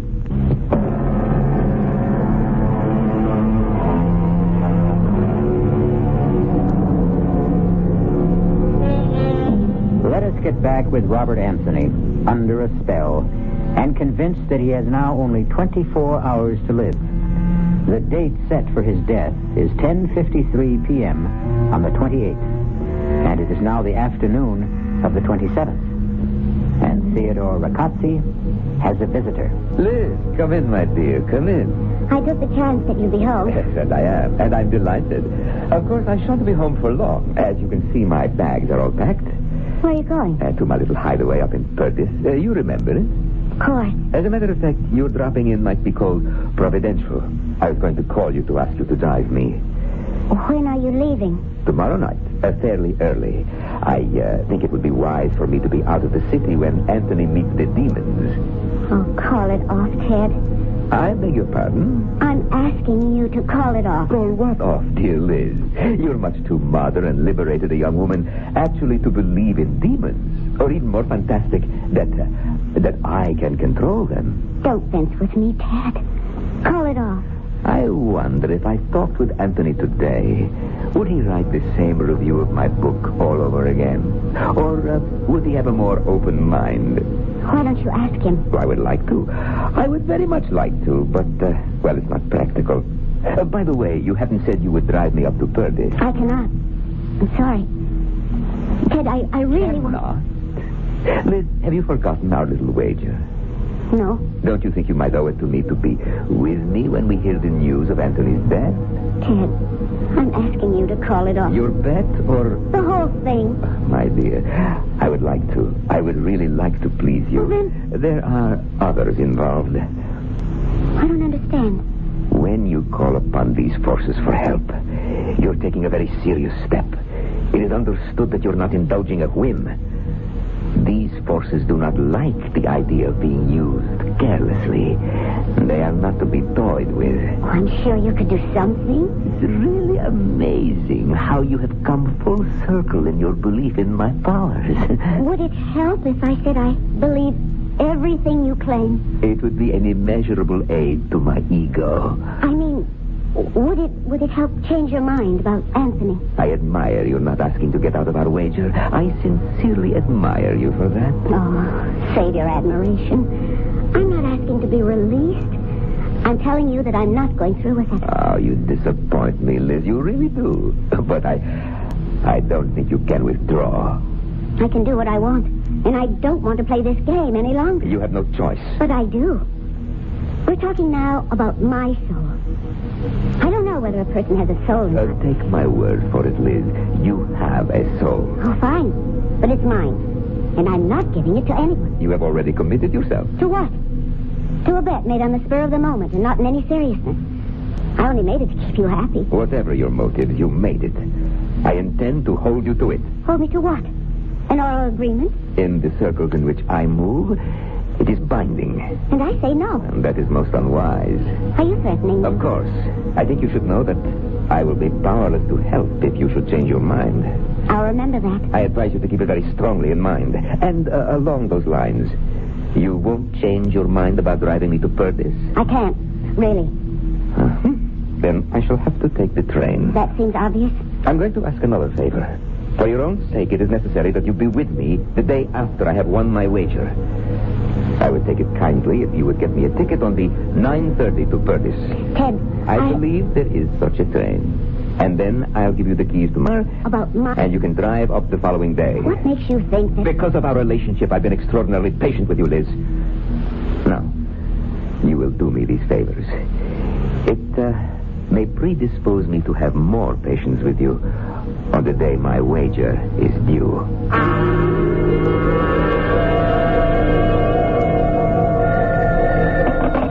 Hello? Bob? Oh, Liz, I've been waiting for your call. Do you have anything for me? I don't know whether or not it helps, but he's taking the 9:30 train to Purdy's on the 28th. 9:30. That doesn't give me much time. For what? For what I have to do. Liz, that makes it so close. Are you sure about the train and the time? Positive. I bought the ticket myself. 9:30. Yes. Ah, that's going to be awfully close. Did he give any reason for picking that particular train? Well, first he asked me to drive him up. I said I couldn't. And then he told me to get the train ticket. He said... What? What did he say? Oh, it's not important. Liz, everything is important. What did he say? He said that he wants to be out of town when it happens. Oh, yeah, sure. That makes sense. Bob? Yes? It isn't going to happen, is it? Liz, I'm trying. Do you have, what do you honestly think of your chances? A lot better now than before you called. Is there anything else I can do? Yes, pray for me. And you for me. What? Why? How are you involved? Forget I said that. How can I forget it? Believe me if I tell you that my problem is... Well, it has something to do with you. But I'll be okay if you're okay. Well, you sound like a book title. Well, at least you can joke. I hope it isn't gallows humor. Liz, I've got a lot to do. I have a plan. I don't know whether it'll work, but it's made me feel that I can do something. And I'm going to do it. Good luck.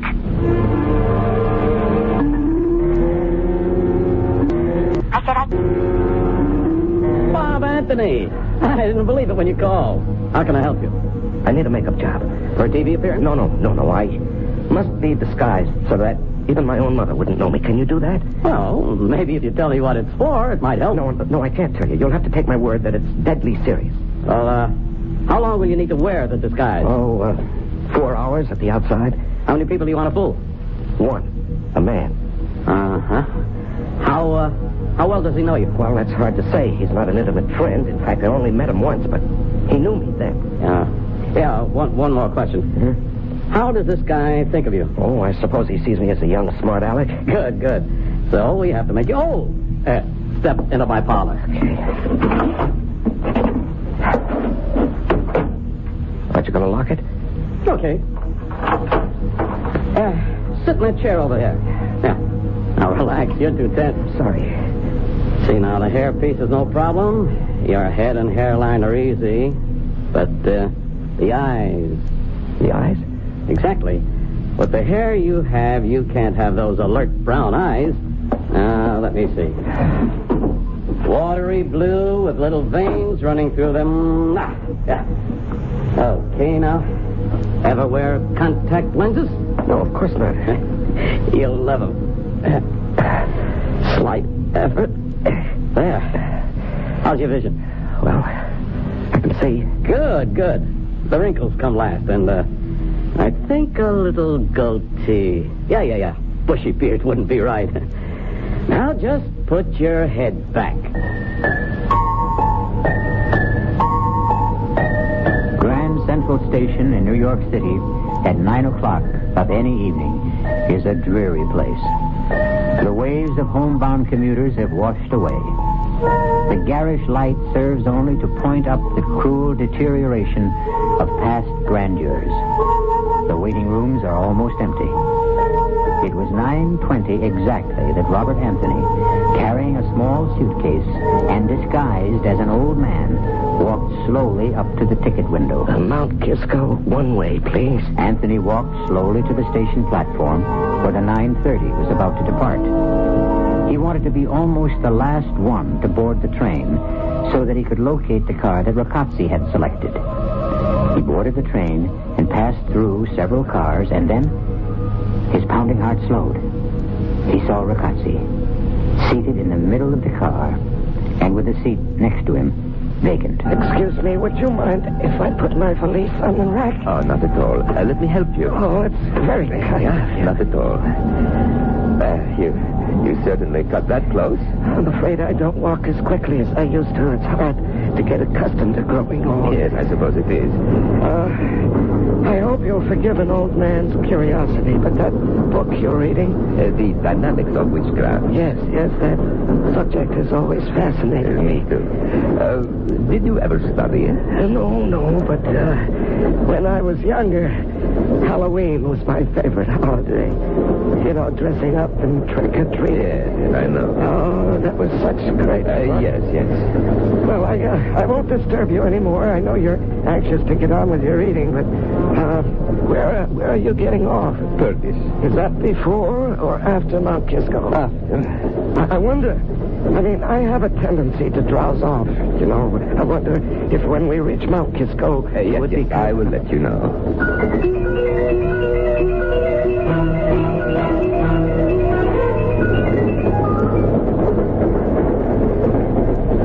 Excuse me, is it...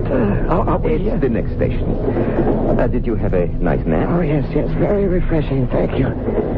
I do hope my nephew will be at the station. Yes, I'm sure he will.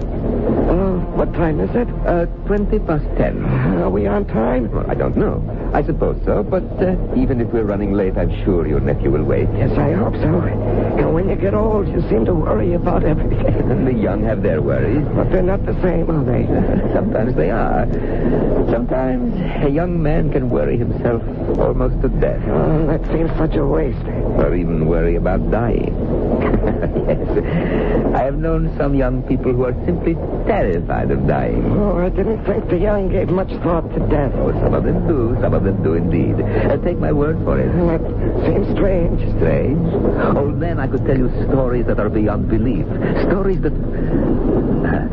Well, I seem to be talking a lot. Well, I enjoy it. Thank you, but we're coming into Mount Kisco. Oh, well, I've enjoyed talking to you. And now I'll just get my luggage from the rack.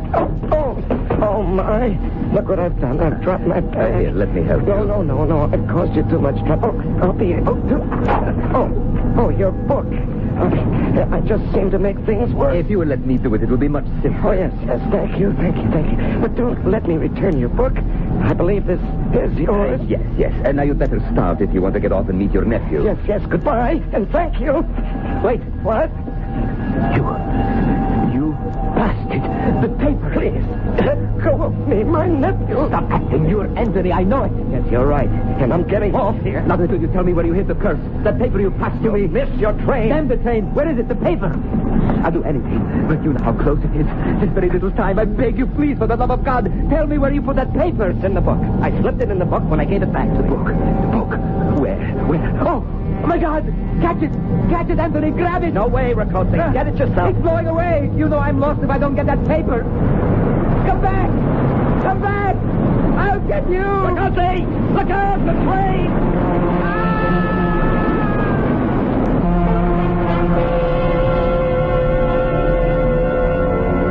The end of our story of witchcraft and demons. The obituary notice said that Theodore Riccozzi met his death when he inexplicably ran in front of a southbound express at the Mount Kisco station.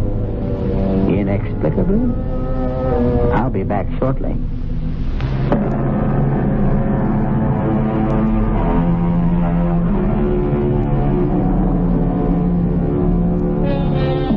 I'm sure we all know what the forces were that made Theodore Riccozzi run in front of the train that killed him. He panicked because of a superstitious belief in the supernatural. That, of course, is the explanation. Or is it? Our cast included Norman Rose, Larry Haynes, Evie Juster, Roger DeKoven, and Gil Mack. The entire production was under the direction of Hyman Brown. This is E.G. Marshall inviting you to return to our Mystery Theater for another adventure in the macabre. Until next time, pleasant dreams.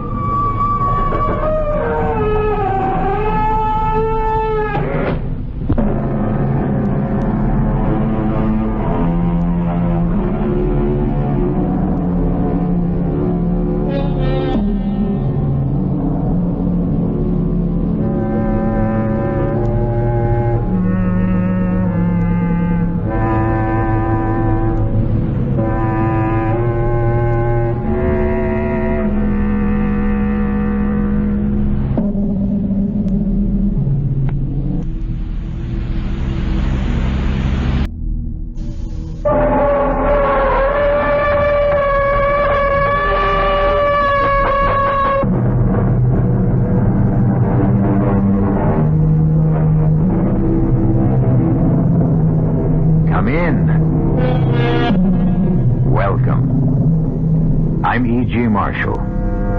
Welcome to the world of terrifying imagination, the fear you can hear.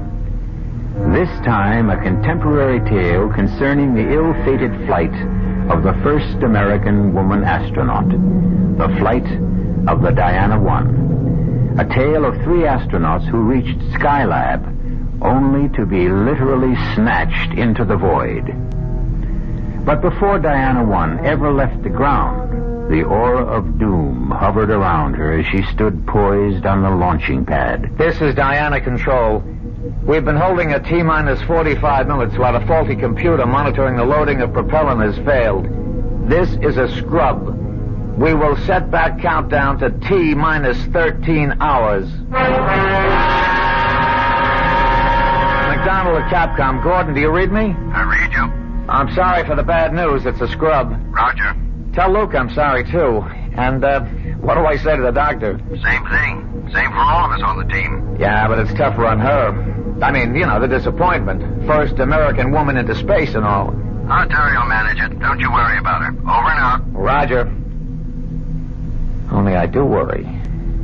Ships, whether they ride on air or water, just don't mix with women.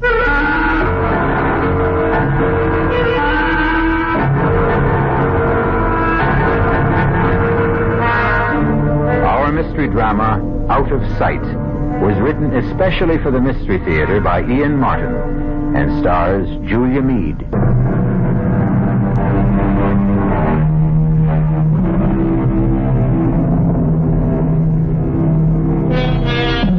It might have been far better if the scrub on the Diana I had been a total. This was only another in the long series of delays that had plagued the spaceship and haunted not only the astronauts themselves, but the ground crew as well. Returning to the compound from the launching, the most concerned of all was the first of our lady astronauts. I don't mind admitting it, but I really feel like bursting into tears. Who doesn't? Well, the difference is you're a man, and I'm a woman. No doubt of that. Although I must say, I go for you a lot more as you are now than in the spacesuit. Down, boy. Back off, Marine. Hey, what are you getting so sore about, Navy? You got her. And I mean to keep her. Yes, sir, Captain. I mean, Commander. Hey, don't pass my digs. Are we all having dinner together? Yeah, sure thing, but I want to get me a shower and a shave first. We were up on that rocket so long, I practically grew a beard on my knees. Well, I'll see you later.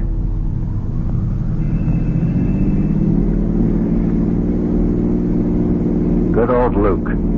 I'm glad he's the third member of the team. Oh, no. The second. I'm the third wheel, Gordon. And you know why I wanted to burst into tears? Like all of us. Disappointment? No, a lot more than that. Oh, Gordon, maybe today was an omen. Maybe I should cut out right now. I've got the strongest hunch this flight is jinxed. And I'm the jinx.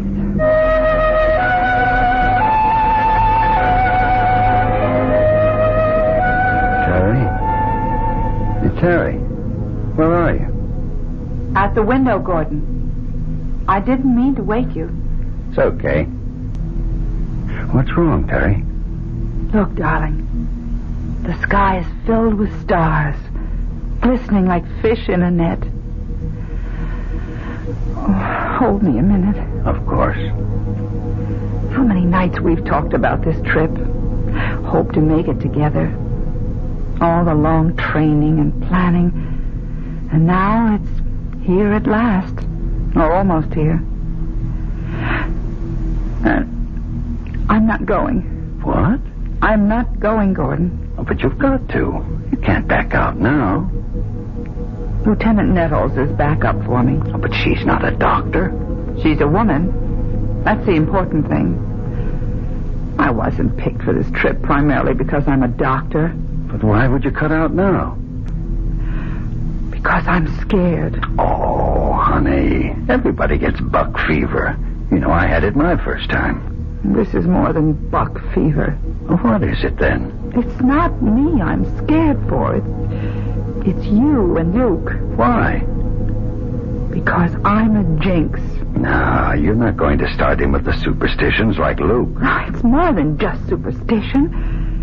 Oh, darling, I can't tell you, but I've been lying awake and getting the strongest ESP waves. You were dreaming. But I wasn't. I was wide awake. Oh, for the love of Mike, don't do this to me.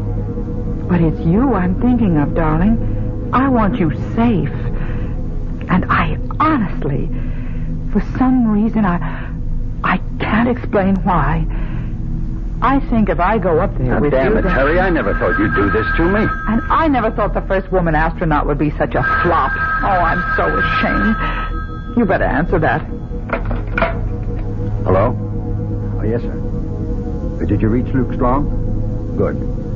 Yes, sir, we will. Within the hour. Oh, no, I can drive. Yes, sir, we'll go straight to the hospital unit. Thank you, sir. Good news for us, too. What is it?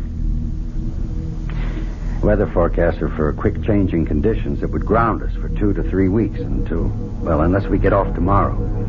They've restarted the countdown, and it's go. We lift off in 7 hours. I've committed you, Terry. If you don't go, it's a total scrub. Are you with me? You know I'm always with you, for better or for worse. Not just as a wife. Ready, willing, and able, Skipper. Astronaut Teresa Weber reporting aboard.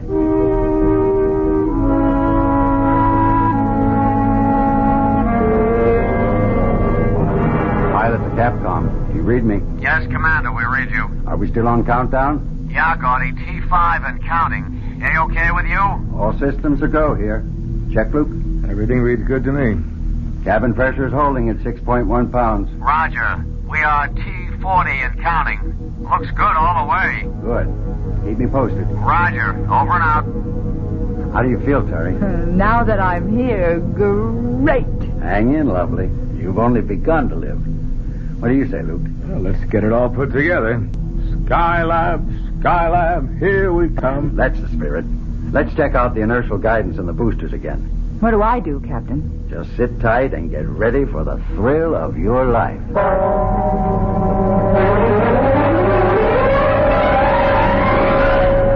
This is Diana Control. The D1 countdown is at T-minus 35 seconds and counting. All systems are reported in a go condition. Pilot, co-pilot, and Dr. Weber are ready. The Diana spacecraft umbilical is cut. We have transferred to internal power. We are counting down starting now. 13, 12, 11, 10, 9. Ignition sequence starting. 5, 4.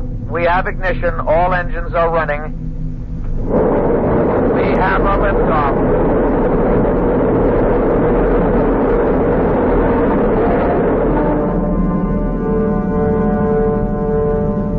The clock is operating. We are underway. Roger. Read you loud and clear. We're smoothing out some now. Now you're through Max Q. Through Max Q and smoothing out real fine. The sky looks very dark outside. Cabin pressure is holding at 6.1, okay. Coming up on 2 minutes. Roger, reading you loud and clear. Pitch 25 degrees.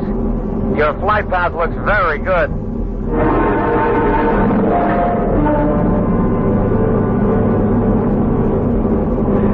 We're up on S4B stage burn, and I read it. Mark, 2 minutes. Roger, you have 22 seconds to shut off. Roger. Read that, Luke. What do you reach your velocity? 25,668 feet per second. Roger, we confirm. Coming up to burn off. 6, 5, 4, 3, 2. There she blows. Gentlemen, you are in orbit. Hallelujah. We've achieved orbit. Whee! Skylab, here we come. You are go for a dock. Roger. You'll be losing me now. I'll pass you on to Bermuda. Roger. I'll see you in a couple of hours. Have a happy. We'll give you a final okay on docking then. Roger. My buddy thanks you, my wife thanks you, and I thank you. Over and out. Okay, Terry. What do you think of space flight now? Oh, it's marvelous. Wonderful. A rocking chair. I don't know what was the matter with me. Well, whatever it was, as long as it's gone, let's put it out of our minds. Now, this is going to be a milk run. A what? I'll tell you. A young man like me and a young woman like you wouldn't dig that talk. It's from World War II. But I read about it. A milk run was like when you flew out to bomb and came back and knew old Hitler didn't have any more planes to bother you, and you were just as safe as if you were taking a ride in your grandmother's electric automobile. A piece of cake. Yeah. But the best piece of cake we got riding with little old Diana is the middle astronaut here. Okay, Luke. Playtime's over. Let's run a full instrument check and give Terry a chance to start working on her medical reports. If I have to put up with wearing these electrodes like Frankenstein's monster, let's at least make it worthwhile.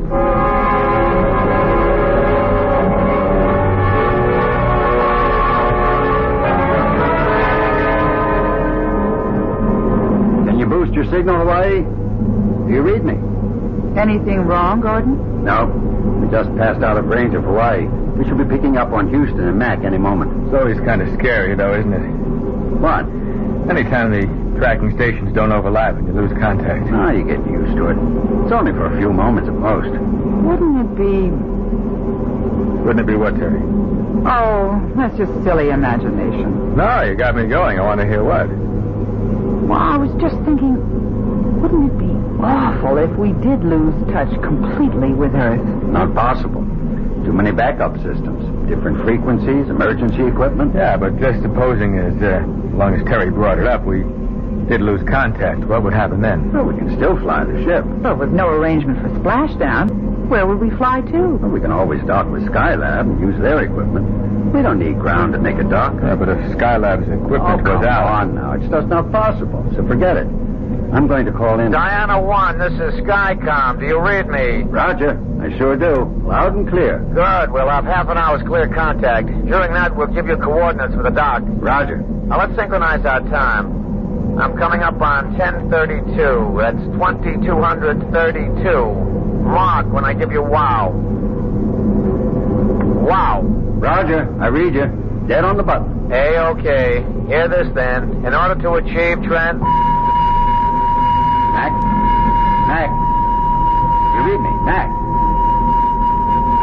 What is it? Now, hold it. Let me try another frequency. Mac? Mac? Capcom, this is Pilot Weber. You read me? Damn, try another. Diana 1 to Capcom. Capcom, do you read me?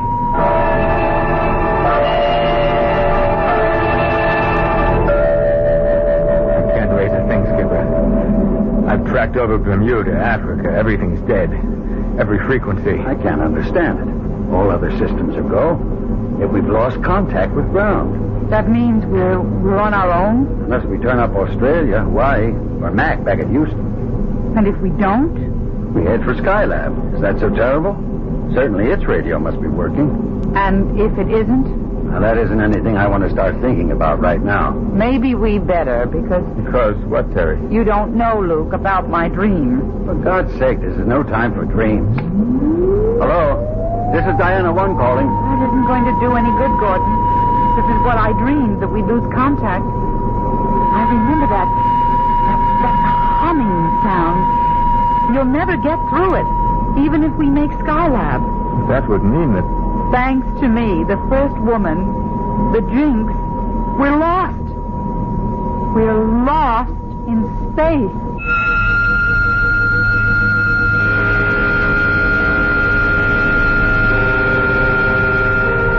Can you imagine being condemned to wander in space till food and oxygen gave out?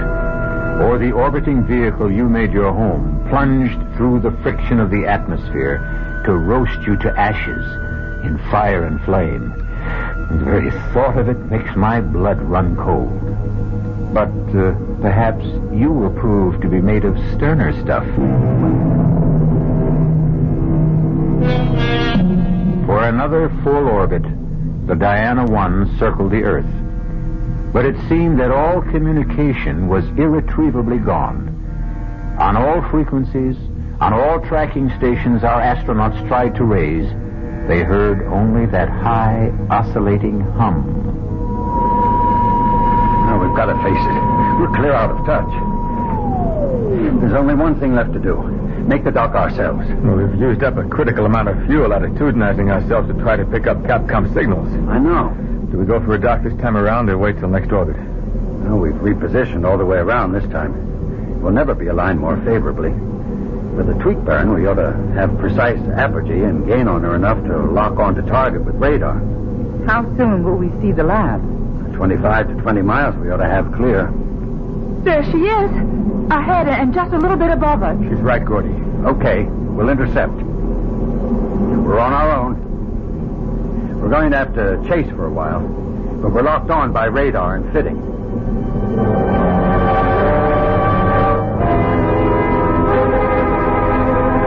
Right on the money. Tight as an oyster. No thanks to me.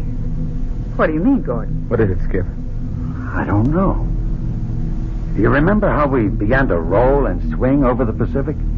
I thought you were maneuvering for the lock. I was trying to, but the ship just seemed to take over. We were rolling at 36 degrees a second. You pulled her out. It wasn't me. But don't you understand? I couldn't fly her at all. We were rolling so bad and yawing, I thought we were going to lose any control and go toppling end over end. But we didn't, thanks to you. Not me. It felt like, well, it was just like ground, or someone took over and was flying the ship. Someone else brought it into lock, not me. So what's the difference? We came home. Shall I open up the hatch so we can get into Skylab? Well, we ought to secure everything here. We're airtight. We can get that later. We've got to reach ground. If we can't get in touch with Capcom... Oh, I'm afraid you can't. Huh? You see, we have jammed it. Oh. How do you do? I am Dracon. I have been waiting for you. Who's that? I have said Dracon is my name. Before I ask the other questions, where are you? I am here. Where's he hiding, Gordy? You know the setup here. But, my dear Earthling, I am not hiding. I ain't seen you yet.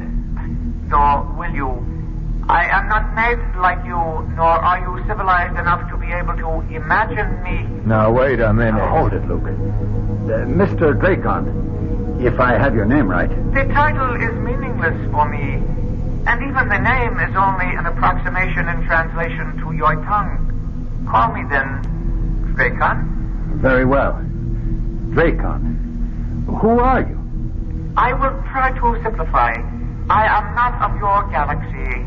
I am of Centauri 7, a quintillion of light years from your solar system. What's going on, Gordy? It's the sort of thing I dreamed. It would be easier if you had a presence, Dracon. We could talk more sensibly then. No, I believe to the contrary. You could not conceive of me even if I could make some emanation before your eyes. No, the voice must be enough. Well then, what is it you want? For you to come with me. Supposing we refuse. But there's no way you can. I am going to take you to Centauri 7. A quintillion years away? Time is a relative factor. We shall go by time warp. But even so, I am a doctor. I must face physiological facts. I don't know what your physiology may be, but if we, Earthlings as you call us, should pass a destination a quintillion years away, we wouldn't arrive as anything more than dust. I have said that time is a relative factor. We must leave. Are you ready to go? How? The trip will be short and not unpleasant. All those quintillions of miles? The advantage of the fifth dimension, the time warp I mentioned. But time is relative, as you said. Who's to say that your time won't destroy us? How long will it take us? In your time, you would indeed be infinitesimal dust, as the doctor retains. In our time, a millimeter of a second, of which we have wasted quite enough. Shall we go? Here are your quarters. We have tried to construct them in appearance and solidity as those places you live on Earth. There are 2 bedrooms, one for the spouses and one for the drone. There will be food. You are welcome. We wish you to live as you live on your planet. For how long? We must control that. You are free to do as you will in these areas. 2 bedrooms, 2 baths, living room, dining area, fully equipped kitchen. That's upper class New York, maybe $600-700 a month. Furnished up to $1,000. Well, except for one thing. And that is? Not a window. And outside of closets and the rooms, only one door out of here. Which, unfortunately, we must keep locked. Why? We have our own security. I think occasionally you Earthlings must have caught a glimpse of our machines. We have been observing you for some time. Why? For reasons of our own. Our saucers have even landed on occasions, too, as you do in your flights to the moon, for example, to pick up informative material. We have even considered gathering some of you before this, but in the areas we landed, we did not consider the specimens quite satisfactory. We do very much consider you excellent representatives of your primitive culture. We have selected you as, what is a word you use? Guinea pigs. You mean we're going to be locked up here like in a laboratory cage? Yes, so we can study you. Now I leave you to get adapted to your new surroundings.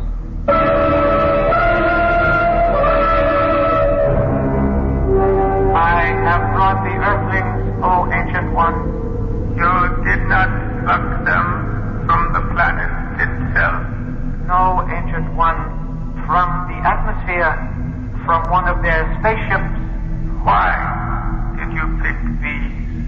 One is a female. Our first opportunity to gather such a specimen without alerting the Earthlings. So be it.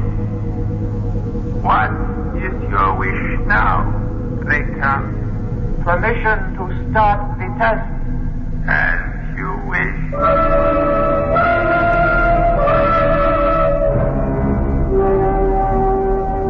Gordon, there's nothing in the big bedroom. It's just a box with some furniture. No openings anywhere. Any luck here? The front door doesn't have a handle, let alone a lock. The only openings are that vent up there, and one on the floor on the opposite side. Air vents, obviously.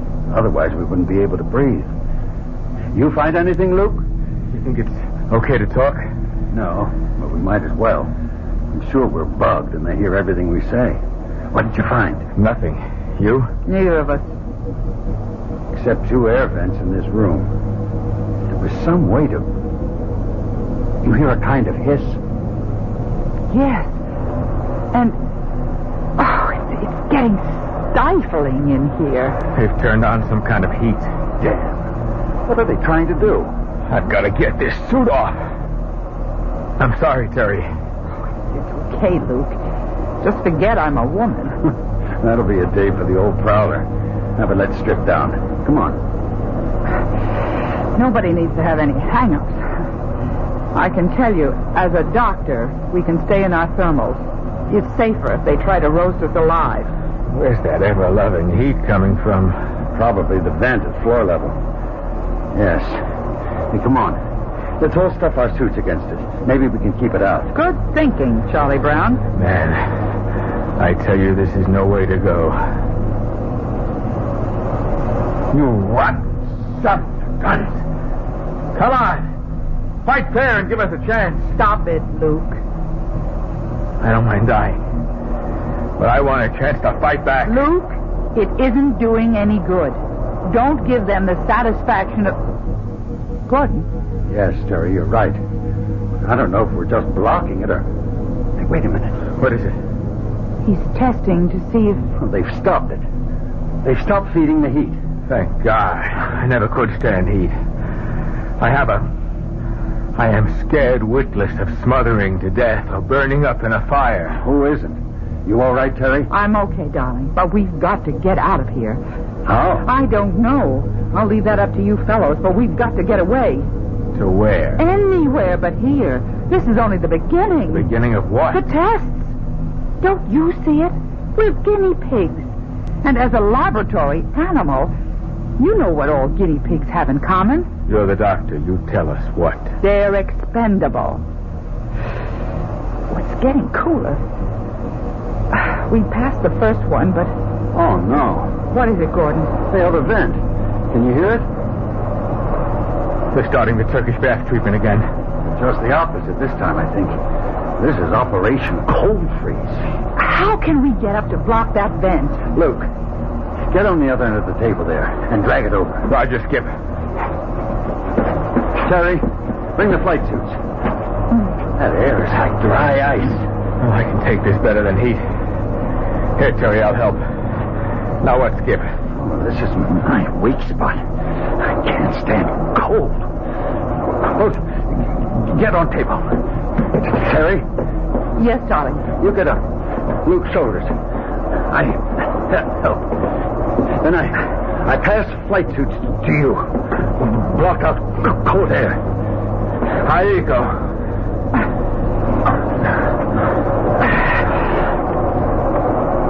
I'm okay. Hand me the suits. I'm braced against the wall. Okay, Gordy. It's all right. No need. They've shut off the freeze. Here are the suits. I got them. Come on down, baby. Well, you're something to have around. You imagine old Gordy or me getting on each other's shoulders? Huh. I'm glad I'm of some use. Now it's the men's turn. What do you mean? This is only the beginning. How much more of this can we go through? One exposure or another is going to be too much for one or all of us. Let's try to get out of here. How? Only one way. The door. What we need is a prize of some kind. Oh, wait a minute. The table. It has metal legs. Help me turn it over, Luke. Sure. Yeah. There's a flange at the top. And screws. Oh, no, if we just had something. Would you believe I just happen to have a nail file. Oh, baby, you are the most. Come on, let's have at it.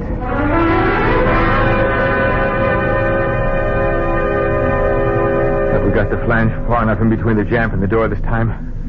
This looks like it. Ready? If we do get the door open, then what, darling? Now, first, let's get it open. Then we'll know. You ready, Luke? Roger. You too, Terry. Give us all the weight you can. I'm ready. Then all together. Set? On the count of 3.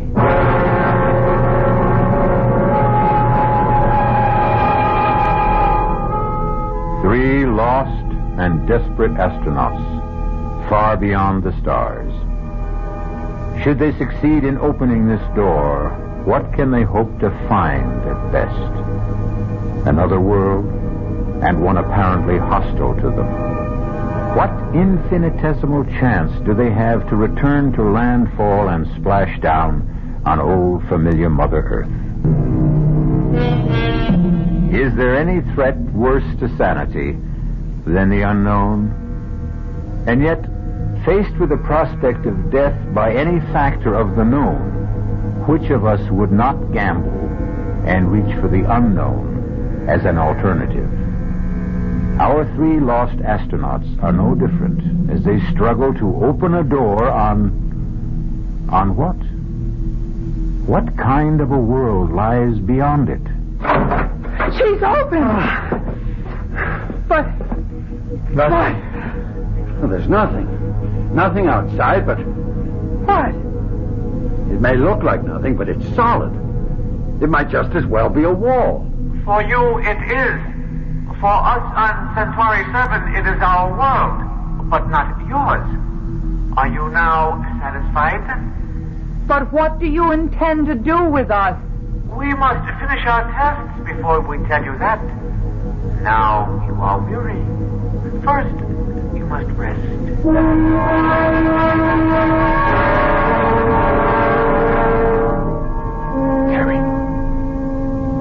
Terry, wake up. What? Why, Luke. Shh. Don't wake Gordy.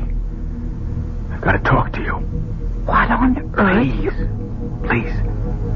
Come into my room. Okay. Just a second till I find my shoes. Come on. I'm coming. What is it? I've got to talk to you. Terry. We're all going to die here. We don't know that. Well, I do. And there's something I want before I do. What are you? You. I want you, Terry. Luke, listen to me. I'm not listening to anyone anymore, just myself. Now, Gordy stole you away from me, but just for once, I'm going to steal something away from him. Gordy is your best friend. That's for laughs. Everything I ever wanted in life, I had to fight him for. The first space flight, the commandership of this one you, he always won.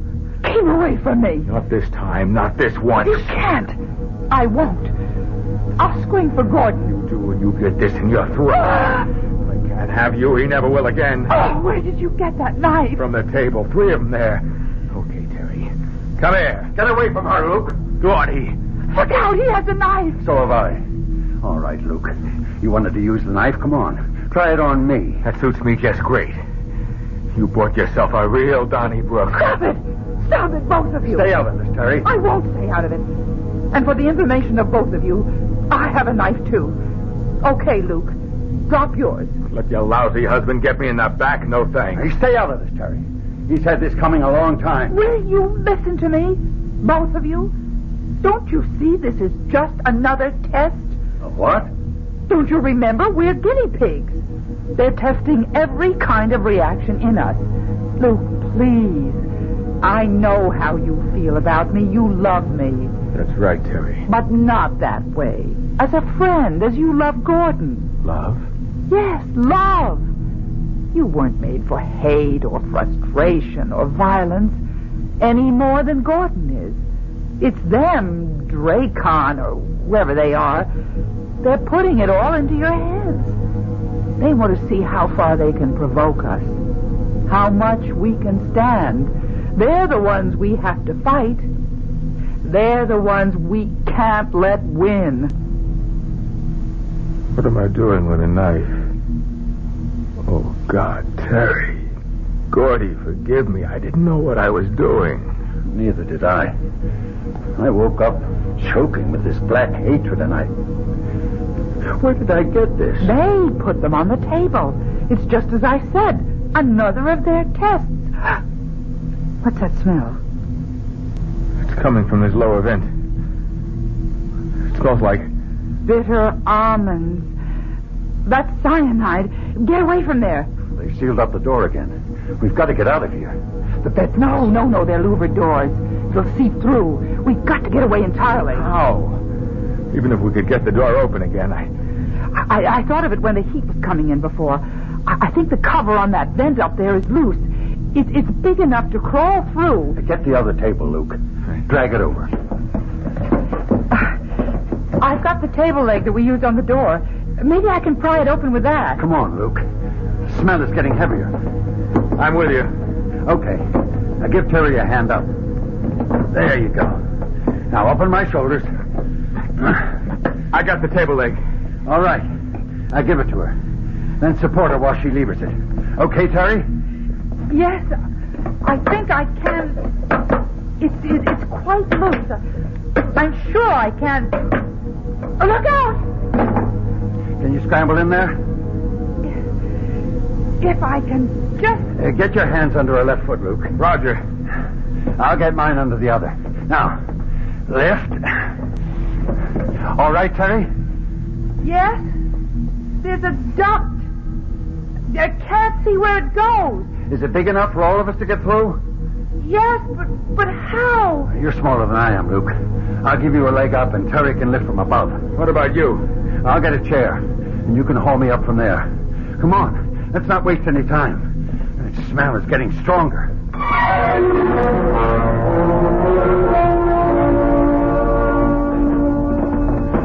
Terry? What, Gordon? Why are you stopping? Another turn? No. It's a dead end. Oh, no. Are you sure? It's blocked in front, and I'm both stuck. Wait a minute. What? It's open above. Like a chimney.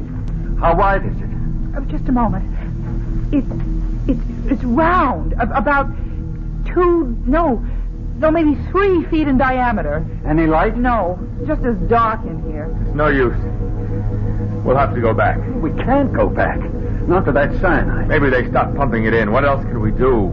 We can try what mountain climbers do. What? Terry? Yes, Gordon. Can you stand up where you are? Yes. I think if I... Yes. I'm standing with my head in the chimney. All right. Now listen carefully. Remember when we climbed old Baldy? Yes. 1,000,000 years ago. Now, hang in, baby. Don't you flake out on it. I won't. You mean that guide that showed us how to chimney climb? Yes. Now turn towards me and put your back against the wall. Now, can you get your feet up there on the other side? Just about. Then I brace my back and then push up, right? Right. Then slide your feet up an inch or two and keep repeating. Roger. You'll have to go next, Luke. You get it? I get the idea. But supposing that thing's 30 or 40 feet tall. We go as far as we can, and we all fall and break our necks together.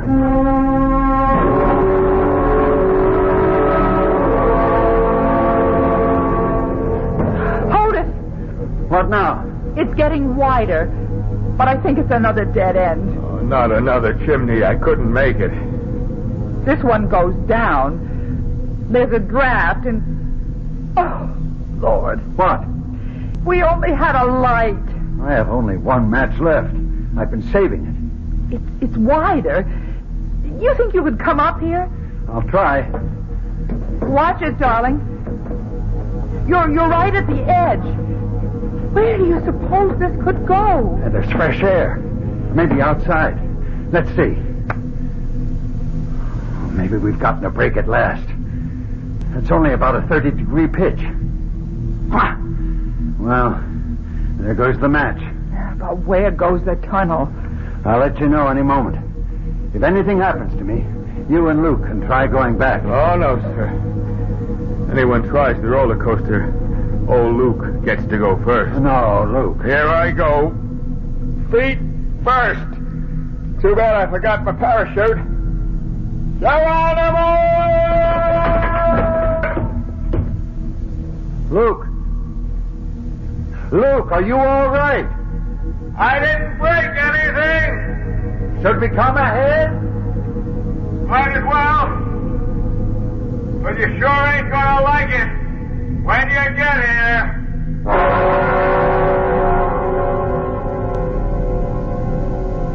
Oh, all that for nothing. Right back where we started. At least we don't have to bother about trying the lower vent. We know where it goes to. And at least there's none of that cyanide gas. Yeah, but now what? Now we have finished with our external examination. I am sorry to say that the continuation of our test program may be even more unpleasant. Now look, if you let Captain Strong and my wife go, you can... Just a minute, old buddy. Same offer here, Dracon, or whatever your name is. Only I stay. I'm afraid not satisfactory. The female is essential for more reasons than one. Why? First of all, your physiology is quite different from the male. We will want to study that. Secondly, you are a doctor. We can use your expertise to dissect your male companions so that we may study how to work on you. No, absolutely not. I won't lift a finger to help you. Suppose we were to offer to let your husband go. I'll answer that. No. Let me. Darling, I'd gladly die for you. But I couldn't kill for you. I wouldn't expect you to. I love you. I love you. And we both love you, Luke. One for all, and all for one. I guess we bought it for good this time. But wherever we go, we stick together. Very well, Earthlings. I will give you your wish. You'll have to execute a turnaround. Hey, Diana 1, do you read me? I read you loud and clear. Why? I don't know. Funny thing. I had a loco notion, we all did down here, that we lost you for a couple of seconds. Not as far as I know. You didn't notice a kind of a time lag? Now, hold it, Capcom. You hear him, Luke? Mac? Yeah. I don't know what he's talking about. You, Terry? Capcom to Diana 1, do you read me? I read you. We registered a sort of oscillator hum during that 2-second gap. How about you? I didn't hear it. Half a sec. You pick up anything on instruments, Luke? Or hear a sort of oscillator hum? I did. Just like in my dreams. Or I think I did.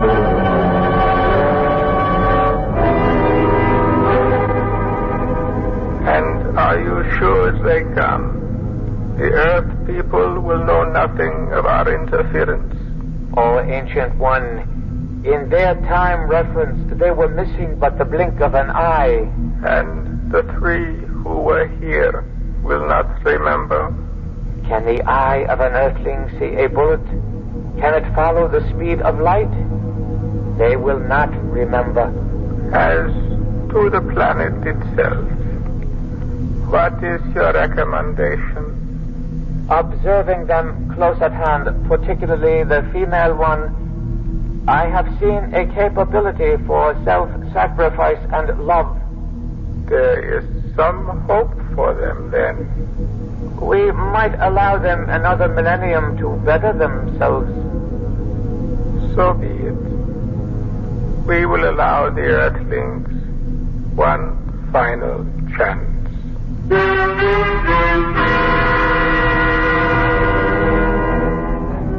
So there are no such things as flying saucers and strangers out of space. And man is the only creature to travel the roads among the stars. I wonder.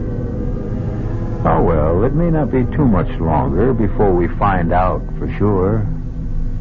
Only a few thousand years.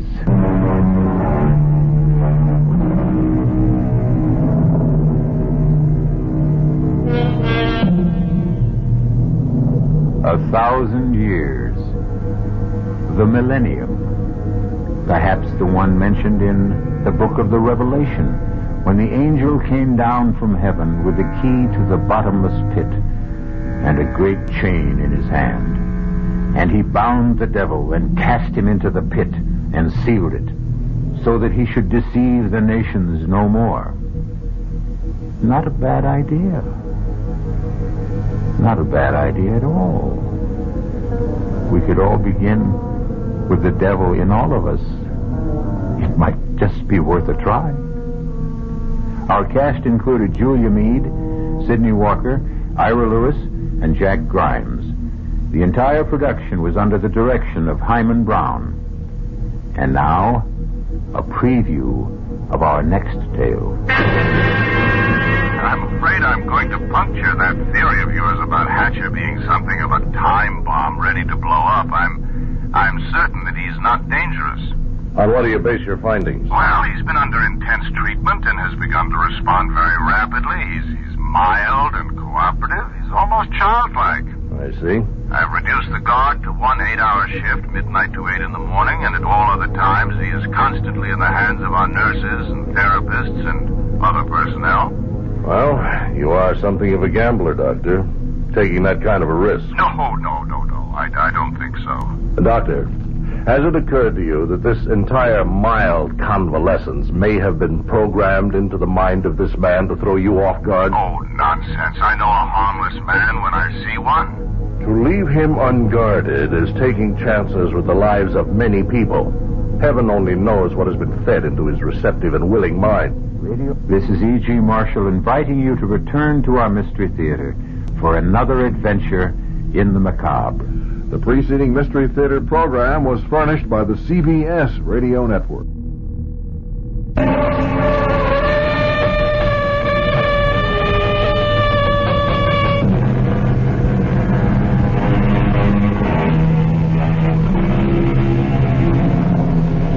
Come in.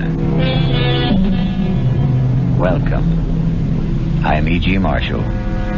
Welcome to the sound of suspense. The fear you can hear. For the next 52 minutes, we're going to take you into the world of mystery, into the world of terrifying imagination. The story you are going to hear concerns a question which has been asked since the first men on Earth were born and died. Is there a life after death? Is there a way to return from the grave? And if there is, can we come back in the body of a living creature? Even one that has claws instead of fingernails? Here is one chilling answer. Dr. Singh, you have to tell me. Could my wife have come back as a bird? A sparrow, something like that? Well, your wife was a rather big woman, Mr. Moresby, in a physical sense. How about a snake? A seagull? How about a cat? A great, big, fat cat? A cat?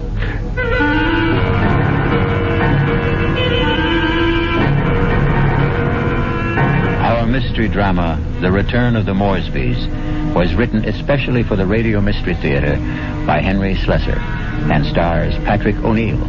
I'll be back shortly with Act One.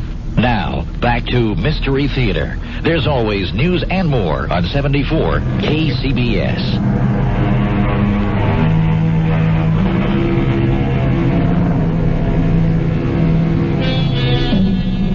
Now here is Act One. Like all murder stories, sooner or later, it reaches the office of a daily newspaper. You wanted to see me, Chief? You bet I want to see you, Prouty. Come in and shut that door. I bet I know what it's about. That story I filed on Richard Moresby, right? I got a flash for you, Prouty. This is a newspaper office, not a fiction magazine. You take this story of yours and see if you can sell it to Weirdo Digest or something. But get it off my desk. Now, wait a while, Max. I know it's offbeat, but I thought I handled it with a kind of a light touch. Stories about murder can't be handled with a light touch, not on this paper. But it's accurate. I mean, this is exactly what the guy Moresby told me, just before he died. Well, he must have been out of his head. He asked for somebody to hear his story. That's how I got to meet him. I was at the hospital covering that subway accident. Now, that story made sense to me. Nothing but nice, clear facts. But this nonsense... Please, let me tell you about this guy. Maybe you'll change your mind. All right, what about him? Well, for one thing, he was a real distinguished-looking guy. The only thing peculiar about him was his eyes. His eyes? Yeah. They were the palest blue eyes I ever saw in a man. They weren't really blue at all. They're like silver. Big deal. So he had silver eyes. And when he started to tell me about himself, well, I just had to hear the whole story, Chief. Yes, I was born in London, but my family moved to the States when I was young. They didn't improve much on the climate when they did. We lived in Vermont. I don't think I was ever warm enough until the age of 24 when I moved to Southern California. I lived on beaches. A superb swimmer, a superior surfboarder, and a terrible bum. It was on the beach at Malibu that I met the woman who was to become my wife. Her name was Una. She was as pale as a gardenia with bones. Una had more bones than any other woman I've ever met. Lovely day, isn't it? I beg your pardon? I said it's a beautiful day. I don't think I've ever seen the ocean look prettier. Frankly, the Pacific always looked a little muddy to me. I wonder if that's what Balboa said when he first saw it. Well, he probably said, what a great place for surfing. Ah, I see you have a surfboard. Yes, as a matter of fact, I think I see a wave that I like. Will you excuse me? Oh, I wish I had the nerve to try it. Yeah, you really should. Well, bye now. Maybe I'll ask my chauffeur to teach me. I'm sorry. What did you say? Charles, my chauffeur. He's very good at sports. Come to think of it, that wave doesn't look so good after all. By the way, my name is Richard. Richard Moresby. How do you do? My name is Una.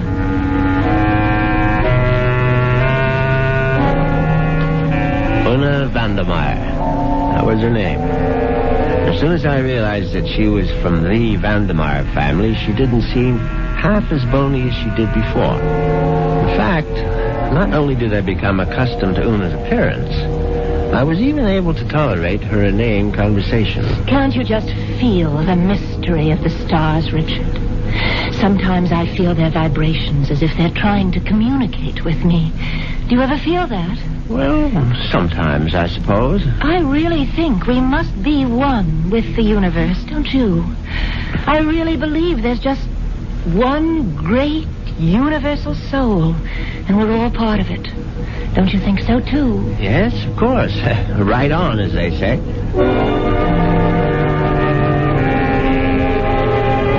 You see what I mean? She talked that way all the time, from the first day of our honeymoon. Well, it was a fine honeymoon just the same. It lasted a whole year on the beaches of the Caribbean, on the French Riviera. I got browner and browner. Una got freckles. Finally, we returned to our home in Los Angeles and settled down to a quiet, comfortable marriage.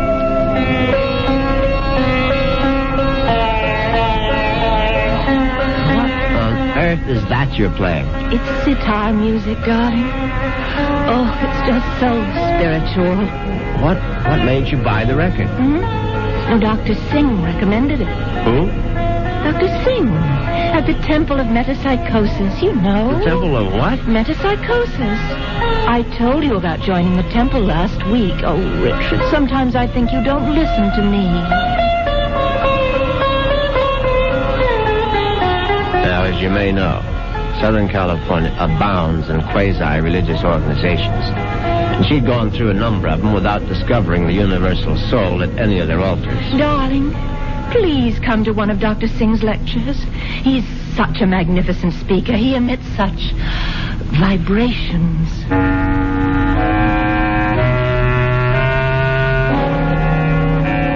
And I went. You see what an obliging husband I was?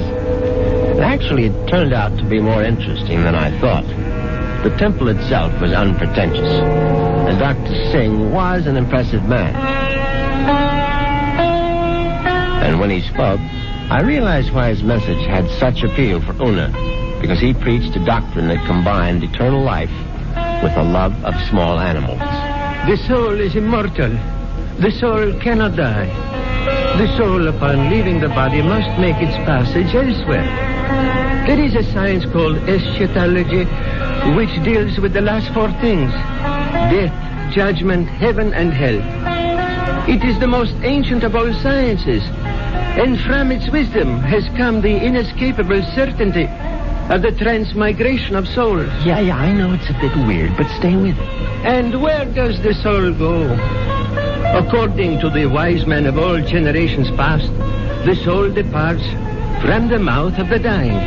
It is consequently a small thing. A bird, a snake, a mouse, a dove, or a hawk, a dog, a cat, an insect. For these small creations of God are empty vessels placed upon earth for only one purpose: to house the departing souls of humanity, so that they need not wander forever in a trackless eternity. Yeah, it's pure rot, of course. But that's what the man said, and Una sat there and believed every single word. Oh, wasn't he marvelous, Richard? Isn't it wonderful that the soul never dies? That we can all come back as little animals? I'm not sure I want to come back as an animal. But you'd still be you, Richard. Oh, don't you see? Mm-hmm. Well, by the way, what was that envelope you handed Dr. Singh after the meeting? The envelope? Oh, that was my donation, of course. Your donation to the temple? Yes, to support the work of Dr. Singh, to open other temples around the world. Uh-huh. Well, how much money was in the envelope? What does it matter, Richard? I'm just curious. $2,000. Una, you go to that temple once a week. Do you always give that kind of donation? Oh, it's all in a very good cause, Richard. Well, in an equally good cause, that of finding out exactly how much of my wife's money was supporting this nonsense, I sneaked a look at Una's checkbook. The answer astonished me. Not only had my wife put more than $30,000 into Dr. Singh's collection plate, she had also donated some $20,000 more to various institutions for the care and feeding of cats, dogs, and birds. It was so kind of you to honor us with a visit, Dr. Singh. I know how terribly busy you are. On the contrary, you were kind to invite me to your lovely home. Oh. Now tell me, Dr. Singh, what determines the kind of animal one becomes when the soul escapes after death? Mrs. Moresby, that is a question which has baffled wise men for countless generations. But isn't it possible to do, well, research? Yes, Mrs. Moresby. I don't doubt that we could find the answer to such great questions if only we had the proper resources. But, unfortunately, that would require money. A great deal more money than the movement has at present. Well, it seems to me you don't do badly.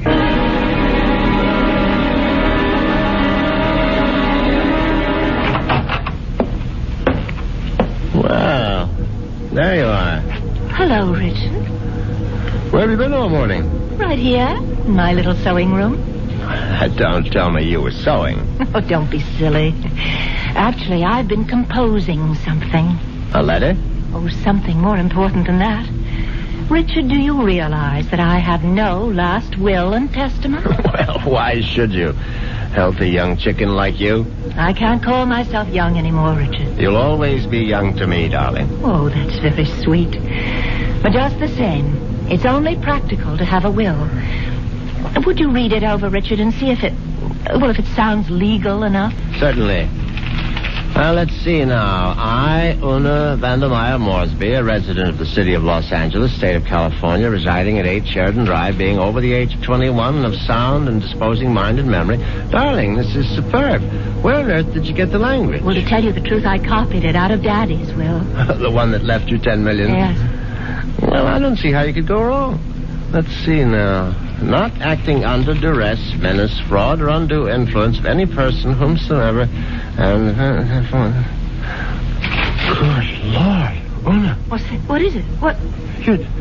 You're not serious about this. Oh, about making a will? Well, of course I am. I mean, this bequest to the temple of mumbo jumbo. What's wrong with it? Now, listen, darling. I told you how important Dr. Singh's work is, but it requires money to carry it on.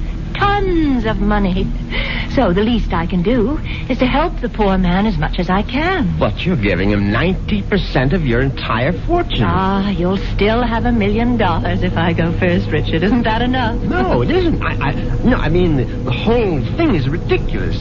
Don't you realize that man is a fraud? A charlatan? What? Oh, for heaven's sake, Una, open your eyes. Don't you realize the simple truth? Your money won't build any temples. It's just going to line the pockets of that turbaned phony.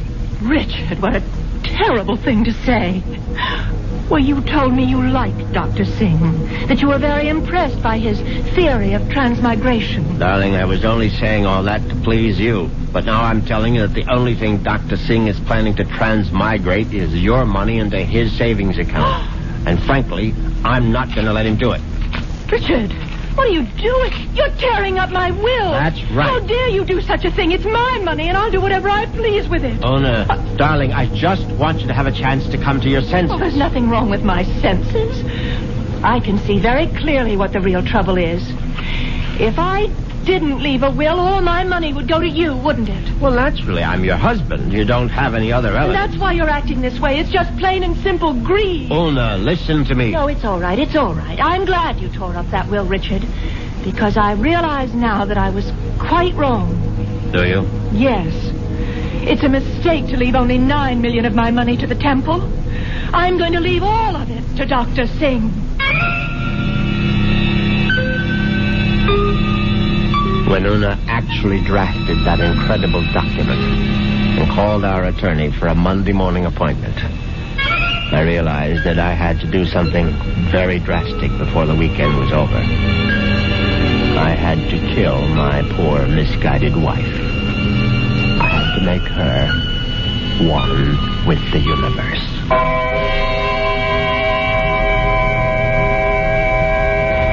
It's obvious that Mr. Moresby is going to be a very reluctant murderer. The question is, will his reluctance get in the way of his efficiency? We'll get the details when we return shortly with Act 2. Mystery Theater on News 74, KCBS.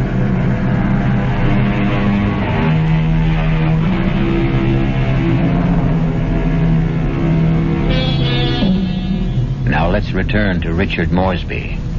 In order to find him, we'll have to search the highway, for Richard has taken his white Jaguar out for a spin. But there he is now.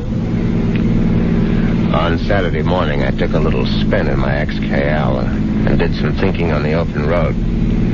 I didn't want to kill poor Una, of course. The whole idea was repellent. But on the other hand, the thought of Dr. Singh spending the fortune that was rightfully mine was even more abhorrent. However, I decided I would make one more stab at a reconciliation. Darling, may I come in? It's your living room, too. It doesn't feel like it. Matter of fact, I've felt like a stranger in this house for the past 2 days. I suppose that's my fault. Well, you haven't been exactly cordial, have you? I've hardly been home, Richard. I spent all day yesterday at the temple and all morning at the pet rest kennels. And how are all the little souls doing? You just won't stop being irreverent, will you? It's been my money all along, hasn't it, Richard? From the very beginning, you were attracted to my money. Oh, now, darling, if you thought that, you would never have married me. I didn't want to believe it. I don't want to believe it now. Well, now, how can I prove to you that you're mistaken? Richard, do you really want to prove it? Of course, I'll do anything you say. All right. Now, I know exactly what you can do. You can let me leave my money to Dr. Singh and the temple. The whole $10 million? Yes, because that's the only way I'll know that it's me you love.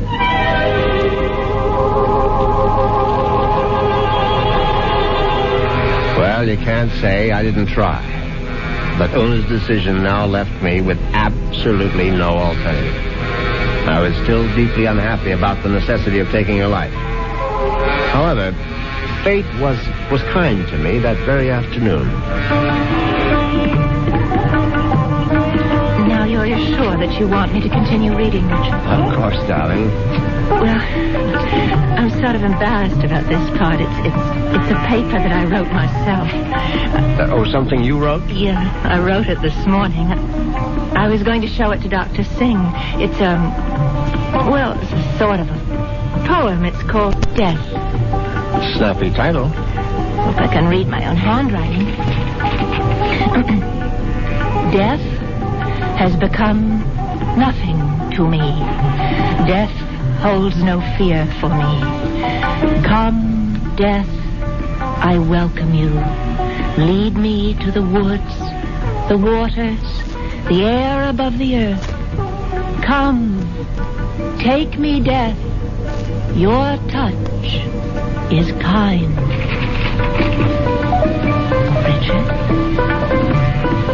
Oh, Richard, why do you look like that? Is it really that terrible? Oh, terrible. Oh, no, my darling, it's beautiful. Do you mean it? You must give it to me, Una. I must have it. You like it that much? Yes, I certainly do. Well, I'll type it up for you, Richard. No, I must have the original. Now, just the way you wrote it. Oh, darling, I'm so flattered.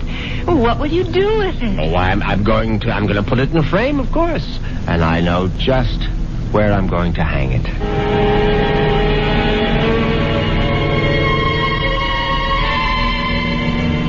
Yes, I could hardly believe my ears. Una had written her own suicide note in her own handwriting. It was truly karma at work. Now there was no question of failure, and no longer any need for delay. Oh, what a lovely idea this was, Richard. Candlelight dinner for two. Yes, I thought you'd enjoy it. So sweet of you to handle the whole menu with cook. You spoil me shamefully. And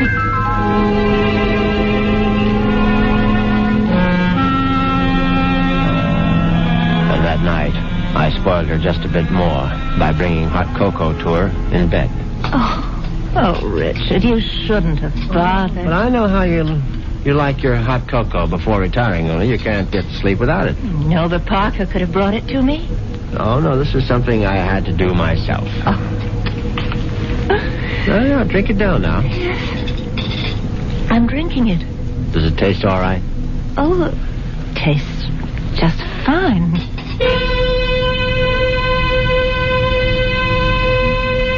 Now, that was very good news, because I'd prepared the hot cocoa myself, and I had no idea whether 25 melted sleeping pills would seriously affect the flavor. Finally, Una was all tucked in for the night. I went into my study, picked up the poem she had written for Dr. Singh, and brought it to the bedroom. I placed it carefully on the night table beside her. Then I bent over my sleeping darling to see if she was getting along all right. She was very, very quiet. And then a dreadful thing happened. Una opened her eyes. Richard. Oh, Richard. Hush, darling. Now go back to sleep. Richard, I'm sick. No, my love. No, you're only sleepy. Cocoa tasted so strange. I didn't want to upset you, Richard, but I'm sick. No, you'll feel much better in the morning, Una. I promise you. Tomorrow morning, you'll be one with the universe. Richard, that paper. What paper, darling? It's my poem. My poem for Dr. Singh. What's it doing there? I was just reading it over, darling, that's all. And bottle, my sleeping pills. Oh, it's empty. The bottle is empty. Oh, Richard. What have you done? Nothing, darling, nothing. Now, just go to sleep. Cocoa. You put sleeping pills in it. All of them. Don't try to get up, Una, please. Now, don't. Trying to kill me. trying to murder Now, for me. heaven's sake, Una, now stop saying things like that. Do you want the servants to hear? Help, somebody. Help. Now, come on, lie down. Lie down, Una, for heaven's sake. Come on, now, lie down. Lie down. There. That's better. You won't get away with it. You won't get away with it, Richard. I promise you. Anything you say, darling. I'll come back, Richard. You know I'll be back. Yes, of course. Just welcome death, Una. The way you wrote in your little poem. I'll be back. I swear it. Oh.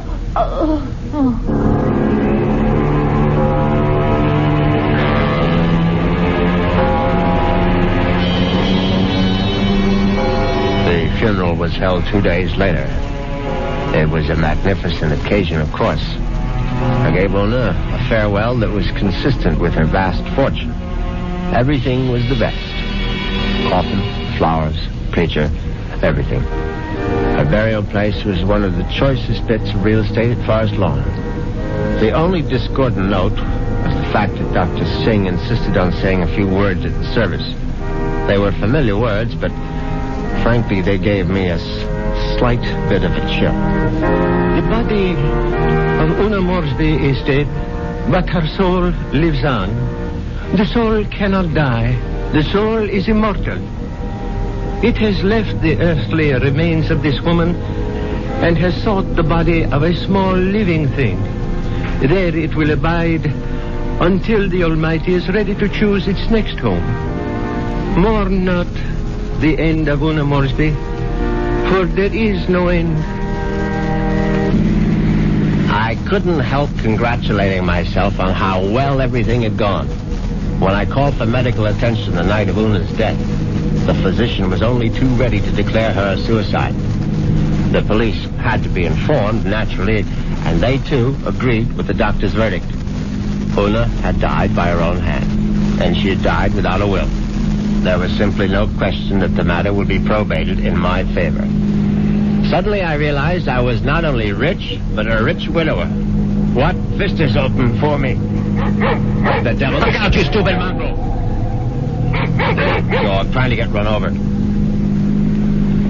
I admit I was shaken up by it. It was sort of a coincidence, you know? Right after the funeral and all that.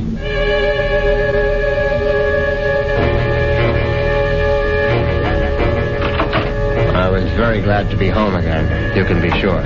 Excuse me, Mr. Moresby. Yes, Parker? Cook is worried about the raccoon, sir. The what? There's been a raccoon at the kitchen door all morning, and Cook is badly alarmed, I'm afraid. I've tried to scare it away, but it keeps returning. A raccoon, for heaven's sake? Why don't you just shoot it and make a coat out of it? I was wondering if you wished me to call the game warden, sir. Please, Parker, do whatever you please about it. I'm going to take a nap. Yes, sir. Very good, sir.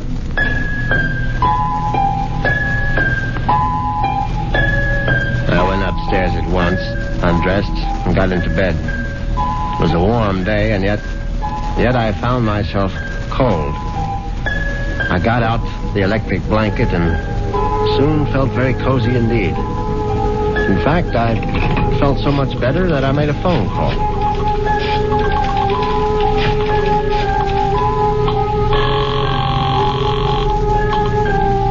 Hello? May I speak to Rachel? Thank you very much. Hello, Rachel? Yeah, who's this? Rachel, you probably don't even know my name, but it's Moresby, Richard Moresby. Who? You met me at the club numerous times. I'm the rather distinguished-looking gentleman who sits at the table on the far right corner. Oh, yeah, well, that's not my station. Yeah, I know it isn't, and I've always regretted it. Frankly, I would have enjoyed my lunches at the club even more if you had served them. Listen, I'm pretty busy right now. Well, what I wanted to find out was if you're busy this evening. Oh, what'd you have in mind? Oh, a little, quiet dinner, perhaps? Is that all you had in mind? Why don't we just wait and see? I can pick you up outside the club whenever you're free. Yeah, how I know it's you? I mean, I'm still not sure which gentleman you are. I'll be sitting in an XKL Jaguar. Do you think you'll recognize it? A Jag? I get off at 6:30. See you then.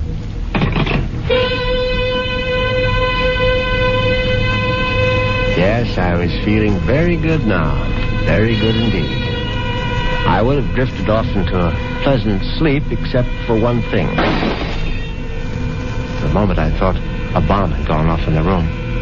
Then I realized it was nothing more than a bird. A foolish sparrow had dived in headfirst into the plate glass window of the bedroom and now lay stunned on the carpet. I looked at the thing's fluttering little heart and suddenly I was struck by a terrifying palpitation of my own. The dog, the raccoon, the bird. Good Lord. Could one of them have been Una?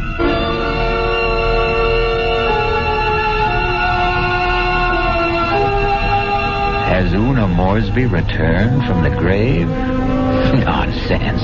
Such things don't really happen. But perhaps we should reserve judgment until I return shortly with Act 3.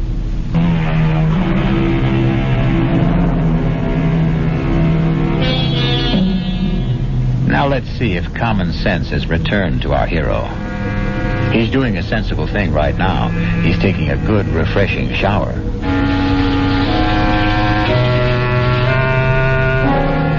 By the time evening came, I was feeling better. All my peculiar notions about Una's animal reincarnation seemed ludicrous as I stood in front of the shaving mirror. I thought about the delicious young woman that was waiting for me at the club. I'd admired Rachel's way with a tray for months, but ever faithful to my wife, I hadn't done more than gaze from afar. But now, things were going to be different. Yes, who is it? It's Parker, sir. Yes, come in, Parker. It's all right. Excuse me, sir. A bit of emergency in the kitchen. Well, what is it? A snake, sir. A what? Cook insists that there's a snake curled up in the telephone wire. Oh, that's ridiculous, Parker. Cook says it's there, Mr. Moresby. They do get into the house sometimes. Well, tell Cook she's seeing things. Tell her to stop nipping at the cooking sherry, and she'll soon stop seeing snakes. Yes, sir. What was that? I would guess it was Cook, sir. Oh, for heaven's sake, go down and see to it, Parker. I'll try, sir. But I'm not very good with snakes, sir. Well, what do you think I am, an expert?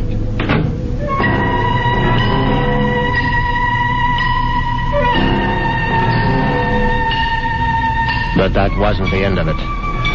10 minutes later, Parker was back upstairs saying that the snake had left the kitchen and run into the living room.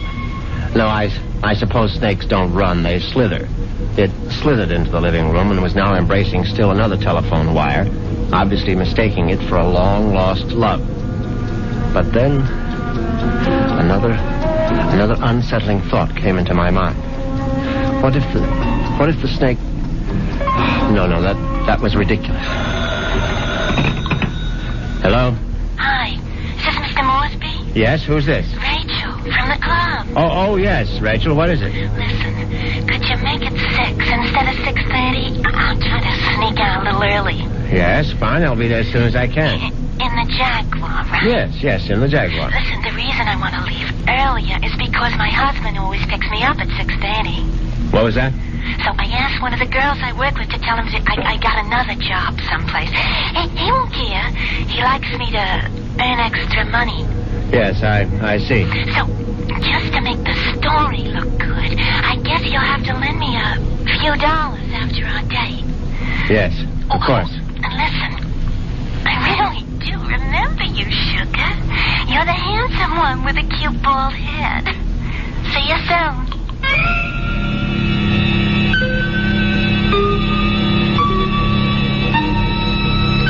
As it happens, I have a very full head of hair. But distressing as Rachel's telephone call was, an even more disturbing thought intruded. The snake was in the telephone wire. What if the snake had been trying to listen in on the extension phone? I knew the idea was absurd, but I couldn't help a superstitious shiver of dread. In fact, I was so troubled that I decided to forego my date with Rachel, the waitress. It wouldn't matter anyway. She'd be angry at some man at the club with a cute, bald head. The next day, I did the only thing that really relaxed me. I went to the beach. It proved to be an excellent idea. I stretched out on the golden sand and let the sun warm me. I listened to the waves beating against the shore. I listened to the haunting cries of seagulls circling overhead. Suddenly I was aware that the gulls which had been hovering over the water were now hovering over me. Now, instead of their cries being sad and plaintive, now they seemed menacing. I stood up hastily, but the gulls seemed to be increasing in number. I saw their sharp, pointed beaks, their raking claws. They were predators, of course. How many times had I seen them swoop into a dive and snatch up some poor fish out of the sea? And there was one seagull in particular. Its beady eyes seemed to be staring at me. No, it was my imagination, of course. I wasn't a fish, I was a man, but just the same, I found myself running down the beach. Running for dear life. And that's when I knew it was time to see a doctor.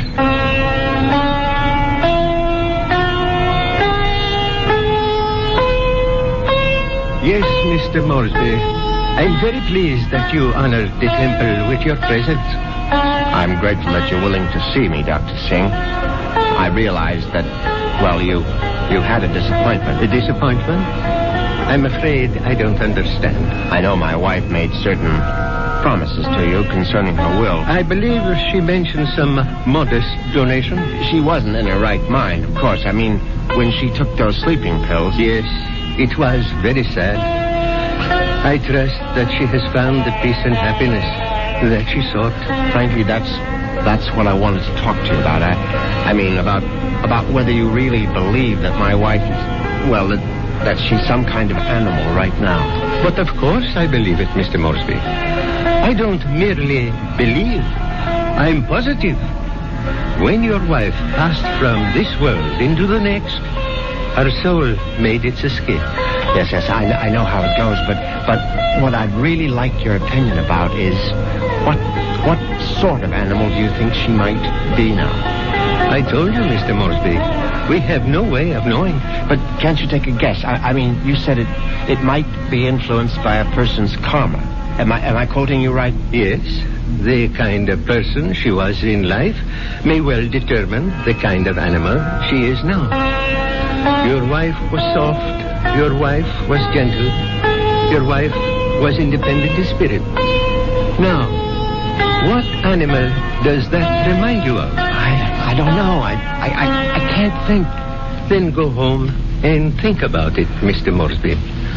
Go home and try to be one with the universe. I went home, and I tried to be one with the universe.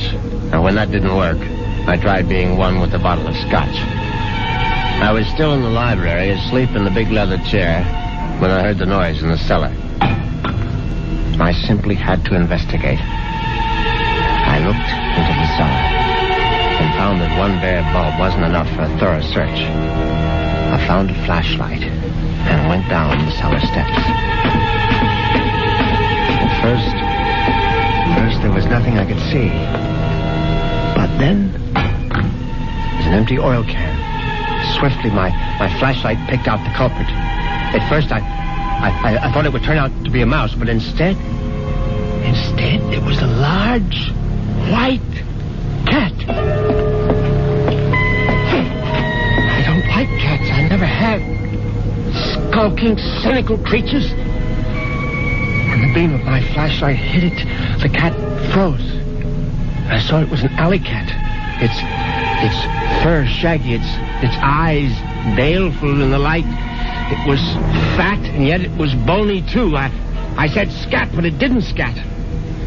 Instead, it started to walk toward me. And I knew for certain what Dr. Singh had meant. I knew for certain I was looking at the reincarnation of my wife.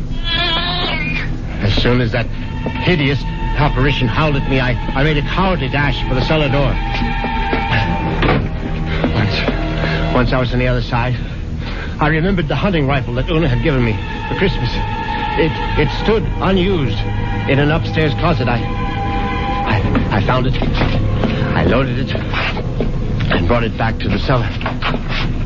I hadn't fired a rifle since boyhood. I stood on the top of the stairs with my flashlight, picked out the ghostly white form of the cat. I put down the light, raised the weapon, and squeezed the trigger. The report was deafening, but the recoil was worse. My precarious balance on the top step was lost. I fell to the bottom.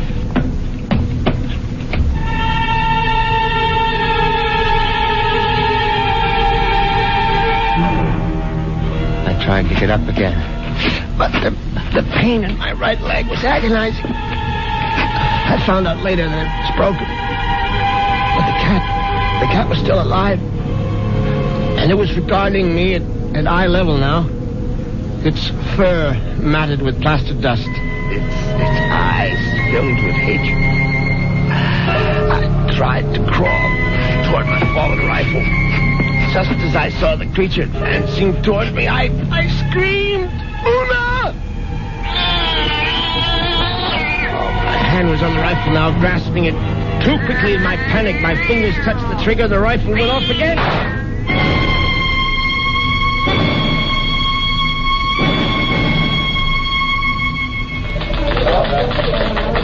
Well, that's how Moresby ended up in the hospital, Chief, with a broken leg and a bullet in his hip. And then he died. But I think he was telling the truth. You could see it in his eyes. His silver eyes, right? Yeah, his silver eyes. And you really believe that the guy's wife came back as a cat to get her revenge? What does it matter? It's still a good story. Sorry, Prouty, I can't okay it. Well, what if I got more details? What if I talked to this Dr. Singh? If I went to the Moresby cellar and found that cat? And what would you do then? Ask her if she's Mrs. Moresby? I still think it's worth a try, Chief. I'll tell you what, Prouty. What are you doing for lunch? I hadn't thought about it. Well, think about buying my lunch. You? There's a pretty good restaurant right around the corner where the Moresbys live. Now, we can get a bite there and then check out that cellar.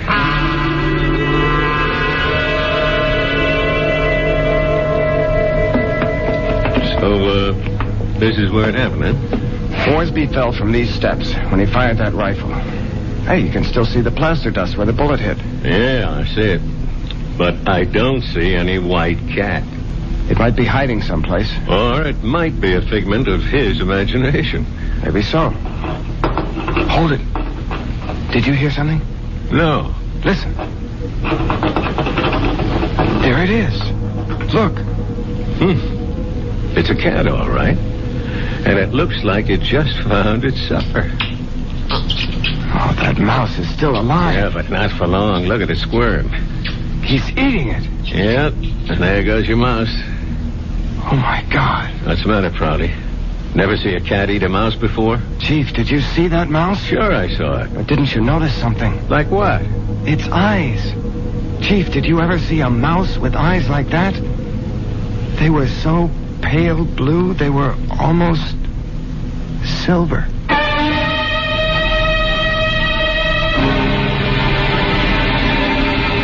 And so the cat and mouse game comes to an end.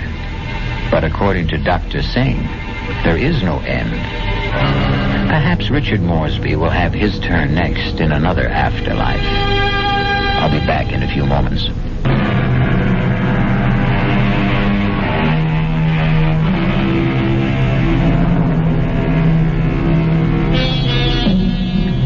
Do you believe in reincarnation?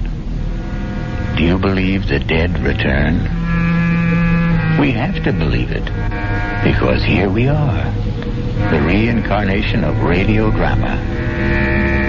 We hope you'll keep us alive by listening again to the Radio Mystery Theater. Our cast included Patrick O'Neill, Marion Seldes, Nick Pryor, and Dan Ocko. The entire production was under the direction of Hyman Brown.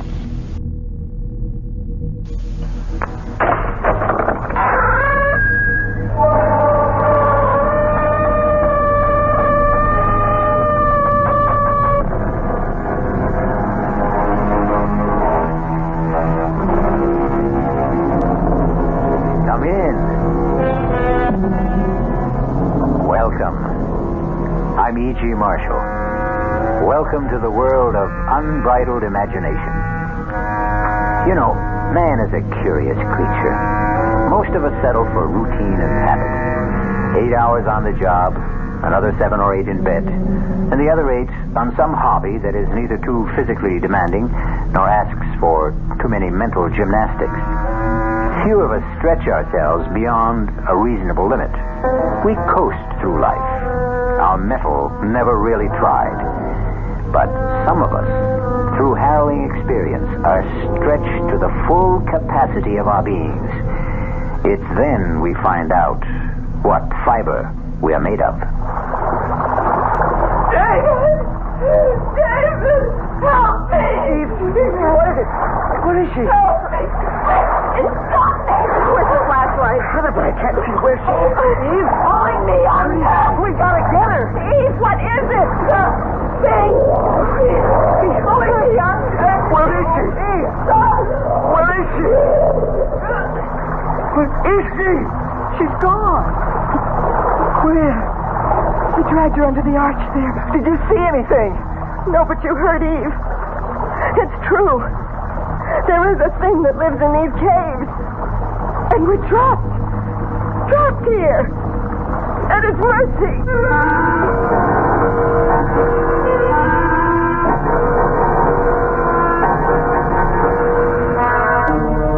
Our mystery drama, The Thing in the Cave, was written especially for the Mystery Theater by Ian Martin and stars Terry Keane and Marion Seldes.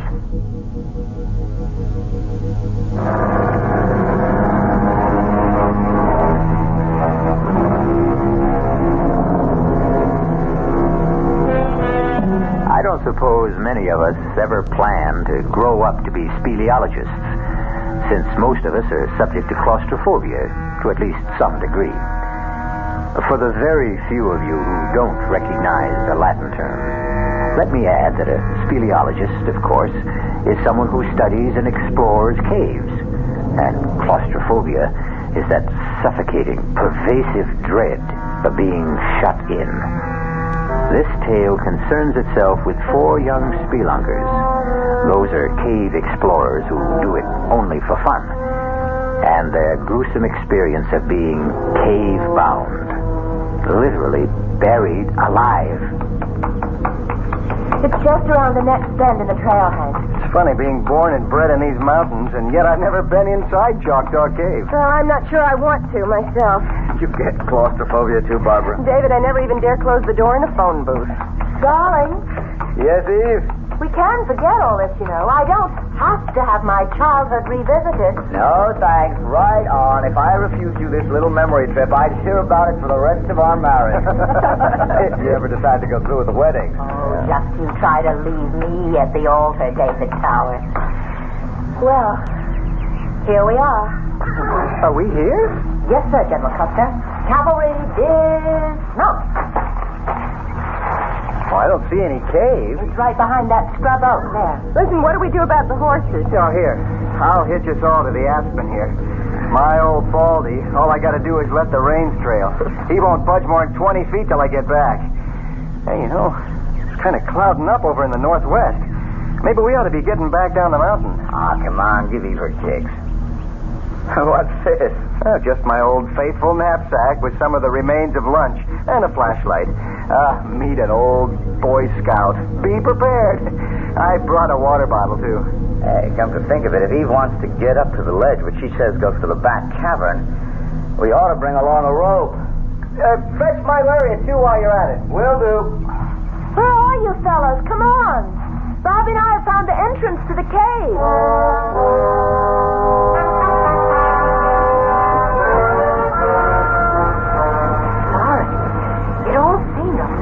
Bigger when I was a kid.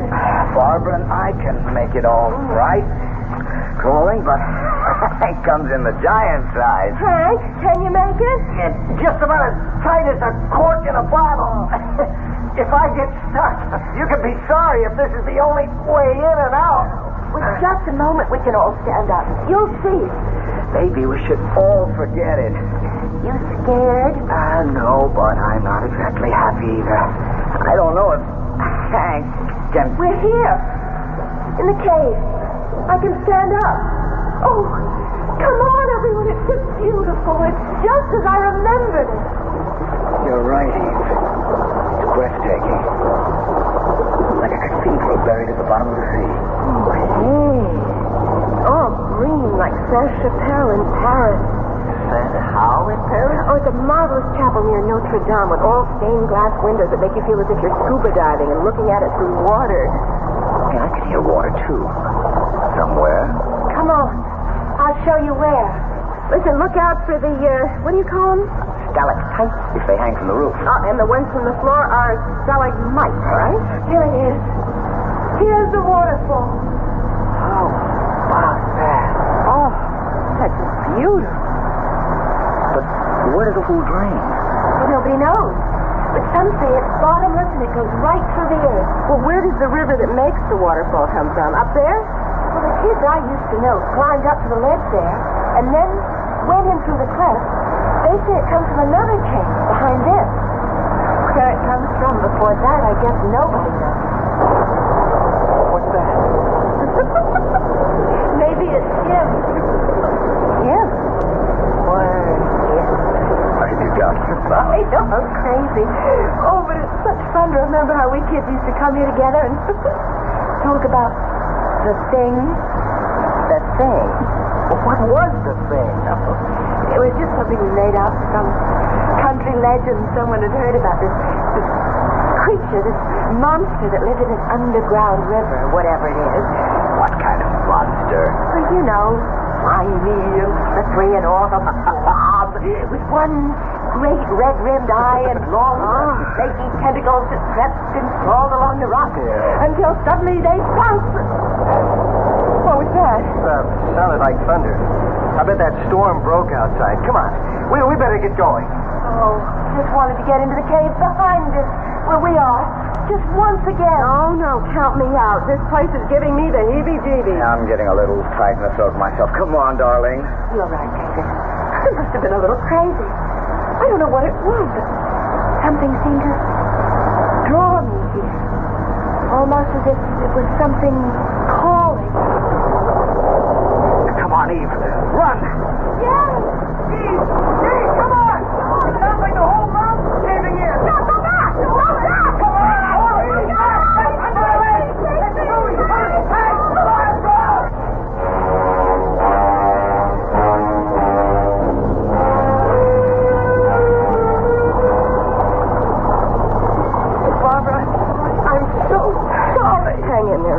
Now, we mustn't lose our heads. So dark. So pitch dark. What happened to Hank and David? They've gone to see about clearing the entrance. If we only had some light. The boys had the only flashlight. Wait a minute. What is it? Is it the... No, cool it, Eve. Just Hank and Dave coming back with the light. Oh, any luck? You both all right? We'll make it. How's Eve? Oh, I'm okay, David. Can we go now? Well, it isn't going to be that easy. Well, can't we help to clear? Eve, Barbara, I don't know. The landslide we heard, it may have covered over the cave entrance outside. You mean that even if people came looking for us, they might not be able to find the entrance to the cave? That's why we have to start clearing out from inside here. Eve. Well, what is it? I mean, at least we know where the way out is. We can crawl back through the tunnel, and then we'll... We don't know where the way out is anymore. What do you mean? The whole area where we passed along the stalactites and the stalagmites has collapsed. Even if we could guess where the tunnel going out began, the rocks blocking it are so large, it would take a bulldozer to move them. Oh, good Lord. Then we're trapped, sealed in like a tomb, and it's all my fault. Oh, darling, it's all my fault. Come on, darling, baby. Take it, let me Stop it. Stop it. Take it easy, Barbara. Now, Eve, come on. You've got to get hold of yourself. Oh, I'll be all right. Sure you will. Hank, have you any ideas what we can do? Well, I guess the first thing to do is not to panic. Now, we've got water. I've got some chocolate bars and a couple of sandwiches left over from lunch in my saddlebag. We've got light, as long as the batteries last. Which reminds me, Do we have to be in the dark? There's no sense in using up the batteries when we don't need it. Dave? Right here, Eve. Hank, what are our chances of being found? Oh, it's hard to answer, Barbara. Of course, they'll miss us back at the ranch by tonight. Oh, didn't say where we were going. But when they find the horses hitched right outside... Was always supposing they weren't buried in the landslide. Is there any other way out of the cave you know of, Eve? No, not really. Like I told you, some kids got up on the ledge at the top of the waterfall, and they went into some kind of a chamber behind there. But they claimed that... That what? Eve, please, we've all got to keep our heads. Well, it's just that the thing came rising out of the water, hissing and snarling, so they just took up and ran. Well, I don't guess 4 of us grown-ups, as long as we stick together, are going to dream up any boogeyman out of the shadows. I've got to turn the light on for a minute. 20 after 4. They won't miss us till dinner time. By the time they started any kind of search, it'll be dark. Yeah, and with the thunderstorm and the Dakota River running high as it does at the ford, they may figured we holed up at Halfway House. That's this side of the river? Yes, and there's no phones, right, Hank? That's right. Look, it's only about 20 feet up to that ledge. It'd be easy to climb. Dave and me could go in through that cleft and have a look around. Maybe there's a way out that way. You girls wait here. Oh, no way. I'm not sitting around in the dark. We'll all go, Hank. Well, okay. You climb first then. David, right behind you. Then Barb, and I'll come up last. Let's go.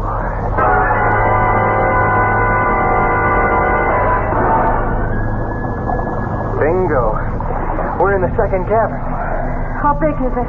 This must be where the waterfall comes from. Is there any way out? Hold it, everyone. Hold it. Let's see. Let's start to the left here. Walls are so smooth, like they've been polished. Once upon a time, I guess the whole floor was underwater. Shine the light higher, Hank, so we can... Let's see. If there was any clefts or passageways at ground level first. But it's so small. You're over halfway around and nothing. Maybe where the water comes in? We'll be there in a minute. No? Try along the right-hand wall. The water runs along against it. And back through a hole in the floor, down to where we came from. Shine the light back again where the water comes in. Why? The batteries are getting dim. Thought I saw something. Wait a minute. You may be right. The water doesn't come quite to the top of the archway. It isn't that. It's something else. It's calling me. The thing. Wait a minute. Wait. Oh, Hank. Are you all right? Damn, I turned my ankle. Dave, with the flashlight. I know. I'm looking for it. David! David! Help me! What is it? Where are you? Help me, quick! Where's the damn light? I have it, Mike. Pulling me under. What is it? What is it? Thing! Pulling me under the... Where's Eve? Thing! Oh, he dragged her under the arch there. No. I can't swim. I can't. Look out. Hold the light steady. Toward the arch. I'm going after her. Did you see anything? No. The water's only a couple of inches under the roof. Hank's gone. The thing. It's the thing again. And he's coming back for all of us. From ghoulies and ghosties and long-leggedy beasties and things that go bump in the night, good Lord deliver us. The quote is from an old friend, Anon, or to give him his full name, Anonymous. But will he deliver our 4 young spelunkers, or any of them, from this thing that haunts the cave? I'll return in a moment with Act 2.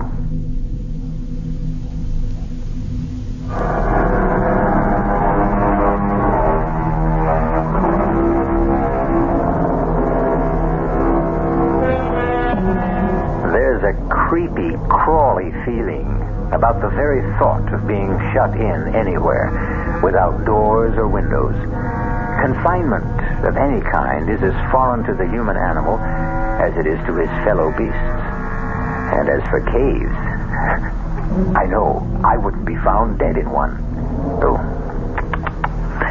I hope that figure of speech isn't a prophetic one for one of our 4 young friends who are cave-bound. What was that?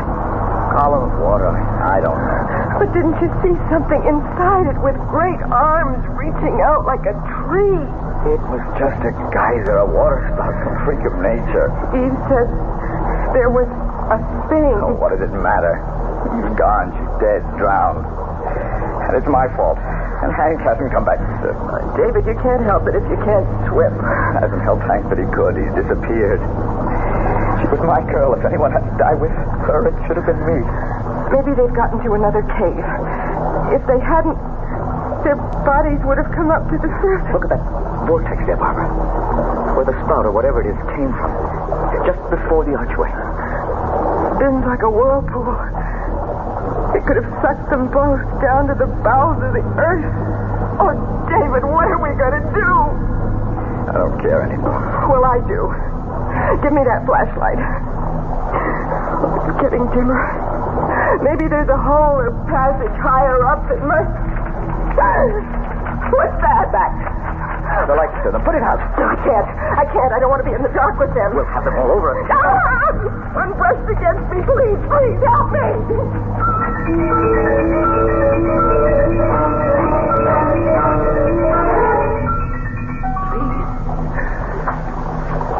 Please help me. Help me. Take it easy. You're all right. You'll be all right. And the thing hold me under the water. You're out of the water now. Where? I don't know. Dry land, anyway. Hang here. How did you get here? I went into the water. Try to save me? Oh, it's an Eagle Scout. You know, trustworthy, loyal, helpful. What about David? He can't swim. Oh, but how did you... I don't think I could explain. What do you mean? It just doesn't make sense. The stream was flowing out of the arch. So I was swimming against it, but suddenly, something just pulled me along against the current. What about you? Oh, don't you see? It was him. The thing. Oh, if it was, why did he save you and me? You thought he wanted to drown you. Yes, I did at first, but then it seemed so kind, as if it wanted to help. But Barbara and David, we've got to get back. Take it easy. Too tired. Oh, yes. Some lights that we can... Nothing but matches. Soaking wet. Maybe dry out. Can't even see the time.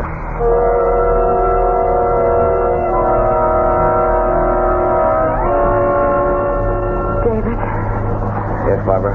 Would the light disturb the bats again? They make my flesh crawl, but anything's better than the dark. Well, it must be night outside by now. I have a hunch they've taken off to the outside cavern. Well, are they in for a surprise when they find there's no exit anymore? Maybe they know of one out of here. Let's try. So far, so good. Getting so dim. Isn't all that high. Let's see. Well? Can you see anything? No. It's like the inside of an egg. Oh, David, what are we going to do? Get back. Get back near the arch. The rock's flat. Maybe if the water goes down or something, we can figure a way... Battery's gone. Oh, no. No, there's got to be light. David, I can't take it. I'm joking. Barbara. I'm joking. Hold it now. Wait a minute. Oh, thank God. Some light. It's only a lighter. It won't last long. Now, we've got to save it. Sit down. Just don't turn it off. I have to. Just keep thinking it's there if it's needed. It's there if it's needed. Oh, David, hold me. Please. Okay.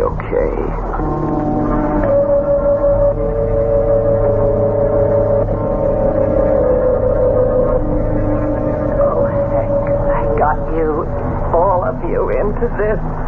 Eve, that won't help. What we need to do is move around and try to get warm. At least we're dry. Try those matches again. Oh, no good. If only we could see to...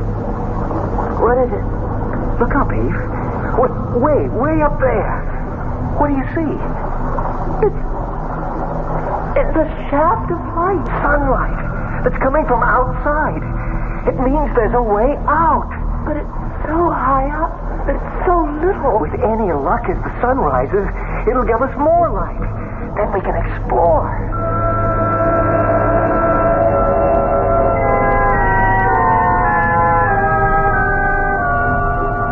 How far up to where that light's coming in?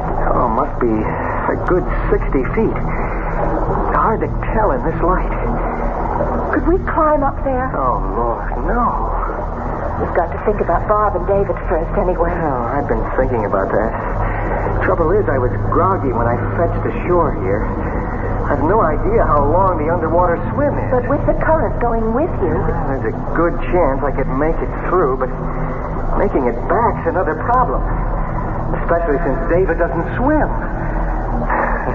We can't count on Mr. Singh to be around to help us out again. But here, we have a chance, and there, they don't. There's got to be some way. I've got a notion. Eve, you got anything to write with? No, haven't got a pocketbook or any kind of pen. Wait a minute. Pocket of my jeans. Lipstick, any good? Famous. Now look, I'm going to take my canteen and empty it. Now, the one sure thing we have is plenty of water. Think we could write a message with lipstick on that? No, not so good on that canvas cover. But if we just strip it, we could write on the metal. You don't think water would wash it off? I don't suppose you've done much dishwashing. Well, even a bachelor does his share. Well, then you know how tough it is to get lipstick off a glass. I sure do. But how do we get this message? Look, with the stopper in this canteen, it won't sink. Now, I'm going to tie it to the end of the rope and let it float on down as far as I can. Supposing the rope isn't long enough? Oh, there's 30 to 35 feet of rope here. It better be long enough. Now, let's put our heads together and figure how much of a message we can get on this canteen.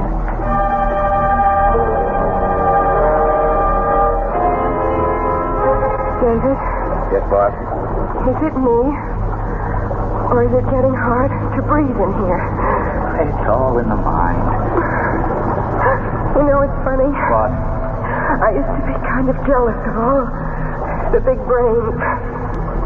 Me, I was just, fun and games and the action girl. And no ties, strictly let it all hang out loose. I wish I had the chance to find just one fella. Oh, David. What, Barbie? You're not kidding me. The air's getting heavier and heavier. Please, can't we have a little light? There's not much light if you... What is it? There's something floating in the stream. Here, hold this up for me. Can you reach it? Yeah, I have it. What is it? It's a canteen. It's tied to a rope. Looks like Hank's canteen. The water bottle he brought in without the cover. Hold it closer. Oh, look. There's writing on it. Oh, God, I'm blind without my glasses. It's in lipstick. That means Eve. Here, can you read it? Hold the flame steady. Okay. Eve, Hank, safe, hug, rope 3 times if found. Way out. If writing materials reply, send all in flash. How much do you measure? About 20 feet. And how far can Wait. 1, 2, 3. They've got it. Now all we have to do is wait for one tug, and we can bring back the message.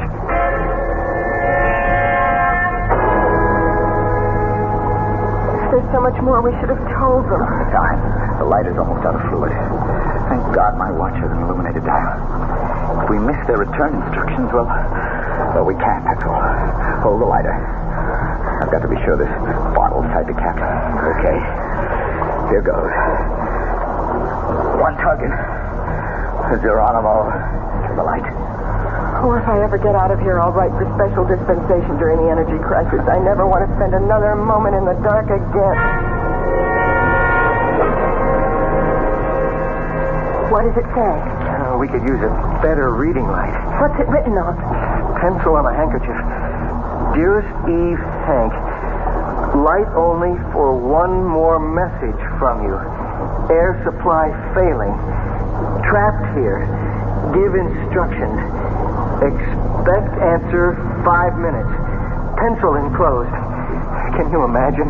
The 20th century, a little less than 20 feet away, and we communicate like the Stone Age. Never mind. At least we communicate. Let's just get them here so we can communicate face to face. It's silly, Dave. You know you can't swim. If anything goes wrong and you panic, I'll at least be here. And if I leave you here in the dark, alone? Now, look, let me slip the rope around your shoulders like Hank instructed. I know how to handle a sling like this. Will you remember? Yes. Go on. Get in and tug. Let's get out of here before my lighter gives out.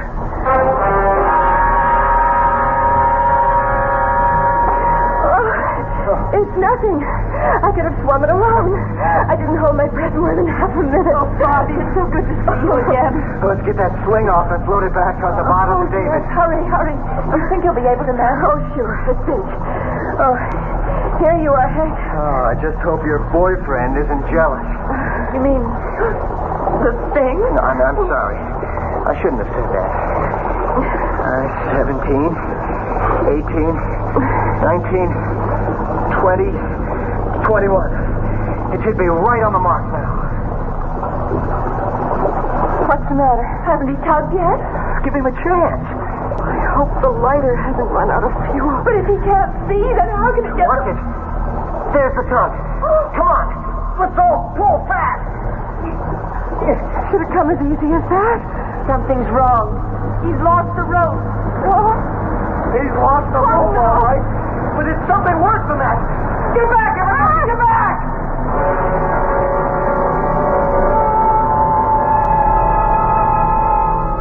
Once again, some malign influence interferes in the tantalizing possibility of escape for the 4 young people whose mettle has already been tested unbearably.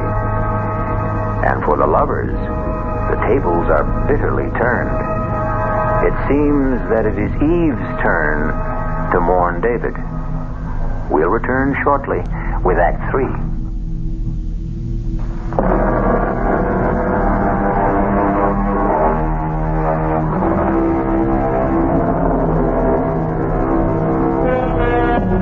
Instead of David appearing from the tunnel, secure on the rope, there is an empty sling tied to the canteen for a float. And behind it, a boiling spout of frothing water spewing from the narrow opening of the channel like a huge fire hose, reversing the normal current till the opposing forces drive a seething lake over the floor of the cavern. Hank, what happened? I don't know. It's that thing David and I saw it after you went in to save Eve. David said it was some sort of a water spout, a geyser, or... Look! What? Floating in. David, help me. Right with you. Easy. Eve, let me get him. Don't let him go. It's all right. The water's washing him ashore. Is he...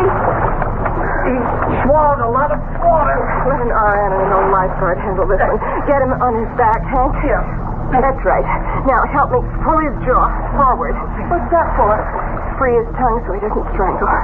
Okay, now let's get the water out of his stomach. And then we'll start mouth to mouth. But what happened, David? Lighter gave out, so I had to lie there in the dark, feeling with my hand for the bottle to come through. Suddenly, I felt it, but it slipped out of my hands, and I fell in the water, grabbing at the rope. That must have been the tug I felt. I don't know. I lost the rope, and I was just floundering when suddenly the water began to literally boil all around me. The water spout? Yeah. It lifted me half out of the water and flung me against the arch. I guess it knocked me out. You've got quite a bruise on your forehead. It's what happened to us, Eve. What do you mean? There's some fault right below there. And every often, enough cold water hits the molten lava way down. And, you're the professor, Dave. What happened? I don't know. I suppose it forms a steam explosion that blows a whole column of water back up into the small cavern in part of the tunnel. It creates, sort of a whirlpool that's momentarily strong enough to hit the normal current like a riptide and drive it back. Best I can do. I can do better than that. It's the thing that wants to help us. It's saved 3 of our lives already. I owe at least part of my thanks to Barbara. And me, Hank. And if it hadn't been for David, I'd have ended up a raving maniac in the dark. I guess we all have turned up a little short, one way or another. Except Hank. I'll say one thing. There's only one best man in the group. Only it's your wedding, mister. Because, Hank is about to exhibit his private white feather. What do you mean, Hank? Well, if we're going forward, there are only 2 ways to go. Eve and I have looked at the other end of the river here where it comes in, and there's no way out there. How about the cleft up there where the light comes from? Well, looks to be the best bet, only, Davy, old man, that's 60 or 70 feet up there. And I want to tell you, heights turn my belly to water. Even that first 20-foot climb we made, I'd like to die. I didn't dare look down after we got there, so what do we do now? We climb. Just let me look it over. Now, shouldn't be too tough. Are you sure you're up to this, darling? Eva, I may be an egghead, no muscle boy, and I can't swim. But one thing I do know how to do is climb mountains. This one's my baby.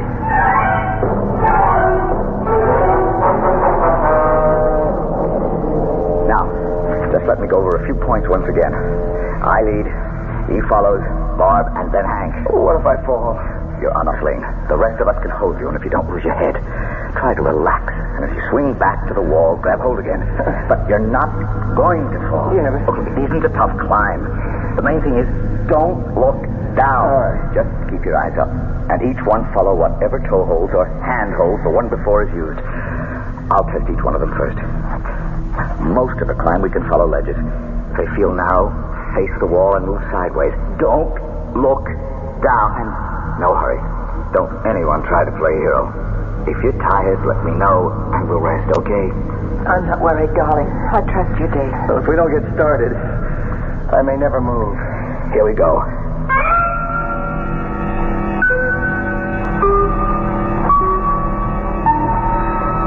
We're halfway up now. Anyone want to take a rest?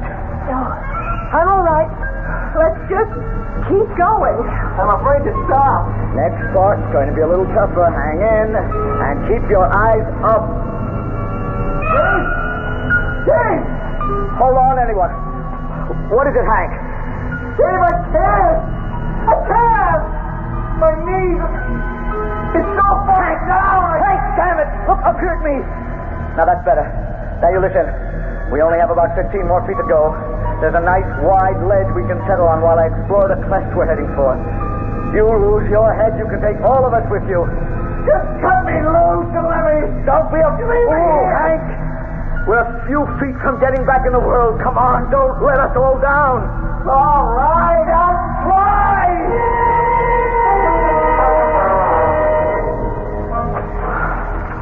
Easy does it, Hank. Just hook your weight forward over the ledge. I can't. I'm stuck. Now, when I pull, get your knee up. There. All right.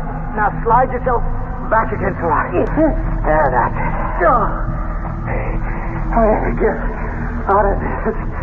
I'm moving to Kansas, where it's as flat as a pancake.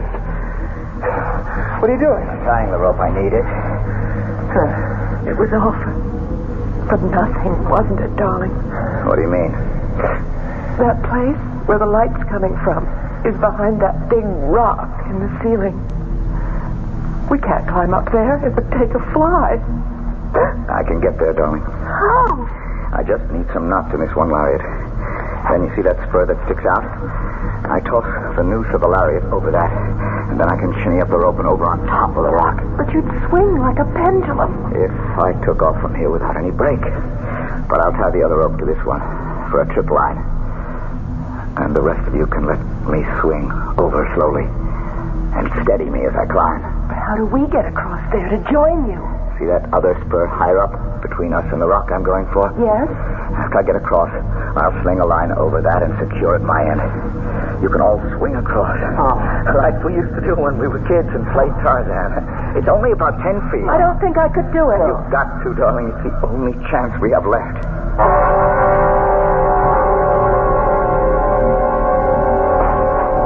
Oh, thank heaven. I never thought he'd make it.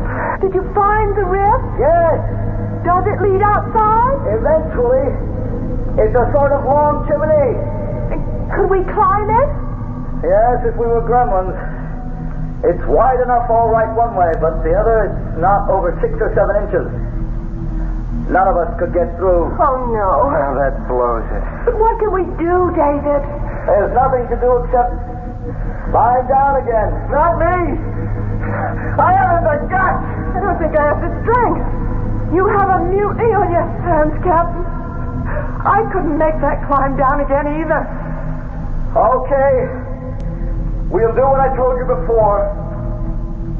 Swing all of you over here. There's plenty of room for all of us.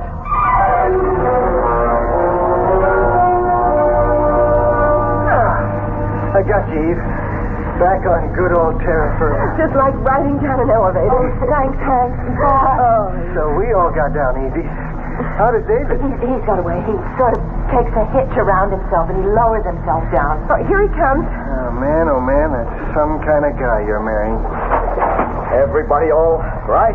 We are. A few rope burns, that's all. Sorry I put you through all that for nothing. I wasn't much help, but it was worth a last chance. You have to harp on it. I'm not giving up yet. What else is there to try, darling? Faith. Trust in God. I don't think he'd have put us through all this much and not planned to save us. He certainly tried to see what we were made of. Yes, and look at us. We all came through, and none of us is whimpering anymore, thinking of himself. I still think there's something there. Maybe not a childhood picture of a thing. Oh, good Lord. What is coming out of that other tunnel? It's hard to see in this murky light. But it's the thing. I knew all along he didn't mean us harm. It's the thing.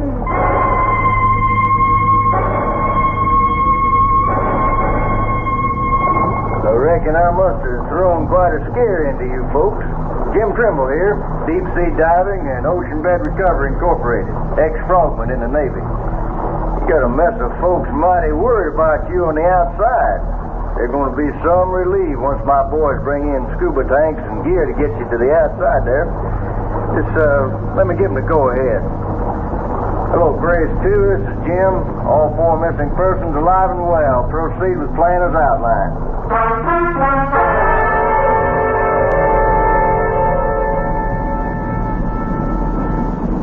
But how did you find us? Well, sir, my daddy was quite a diver in his day. Free diving, that was.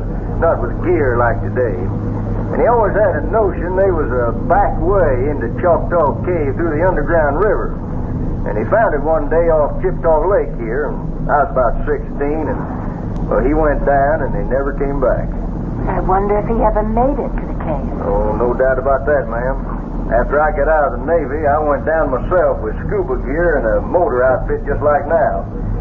And I found my daddy, or his skeleton. I figure he got down just holding his breath, but trying to make it up again at that angle, the current was just too strong. And after it got him, it brought him back to rest here, you know. I brung him out and buried him proper. I'm sorry, Jim. No need. He died doing what he wanted to do. But how did you find us?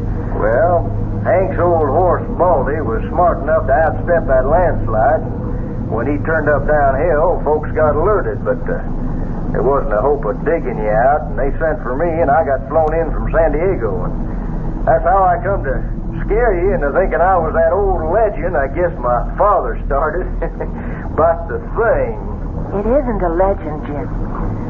Your father never really died. He was the one that saved us.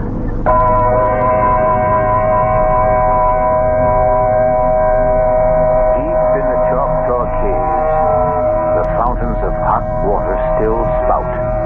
The vortexes swirl.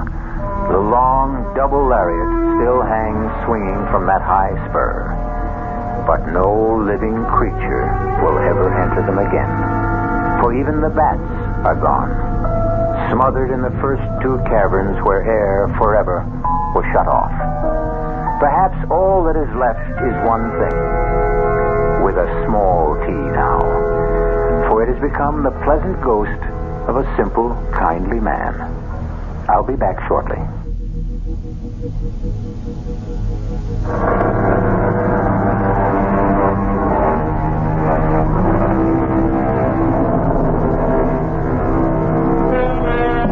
So, for this time, a happy ending.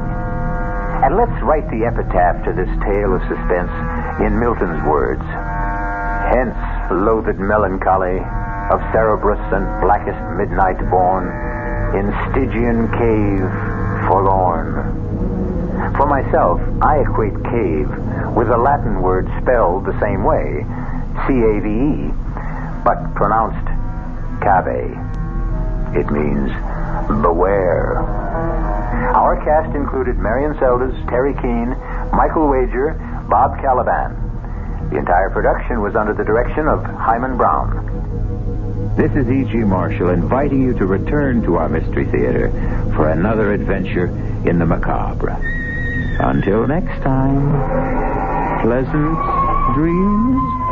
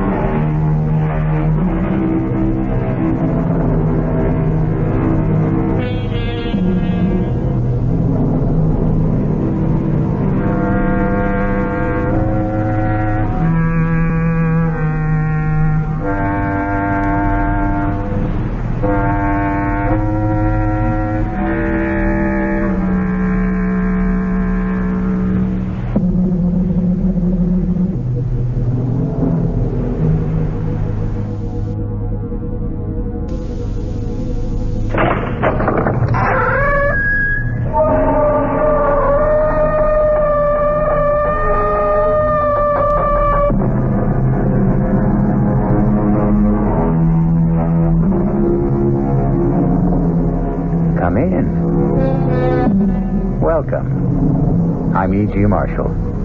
Welcome to the fear you can hear. Welcome to the sounds of suspense, to the terrifying world of your own imagination. And I hope you won't hold it against us if we scare you a little with a tale that really could happen, I suppose. But when you hear the outcome, you'll hope it never does. Consider the case of Paula Richards, age 24, who put her future in the hands of an old fortune teller and a dealer in the macabre. But one thing I must add about our arrangement. Yes? On the birth of the child, I will demand one favor. You must promise to grant it. A favor? What? I shall ask it when the child is born. But I can't promise that when I don't know what it is. It's a very small favor, but it is part of the bargain. And believe me, Mrs. Richards, if you do decide to bargain with me, I warn you to be ready to keep your part of it.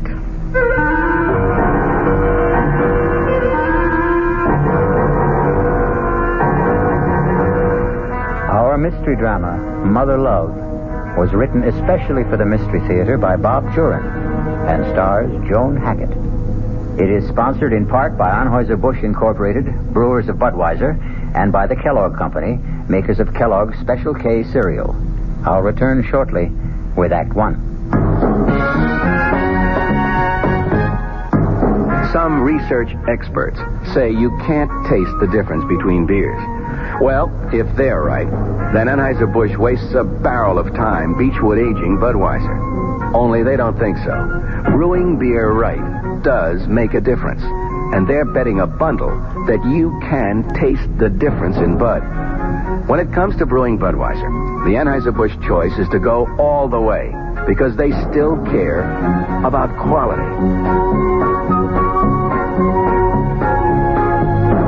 Look at it this way.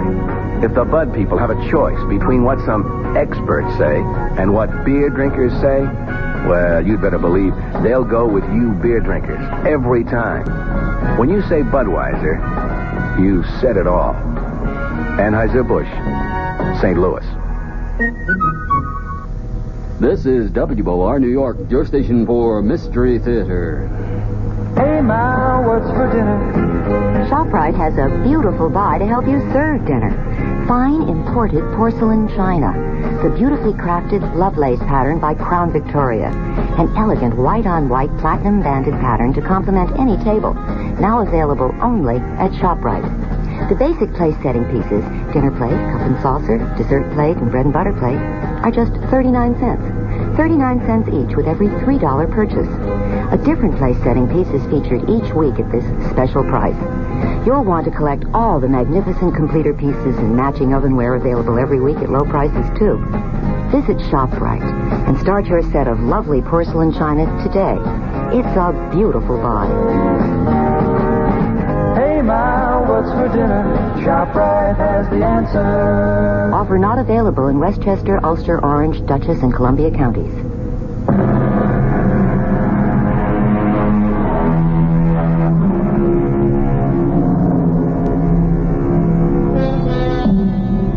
A doctor's waiting room is not the most pleasant place to spend a winter morning.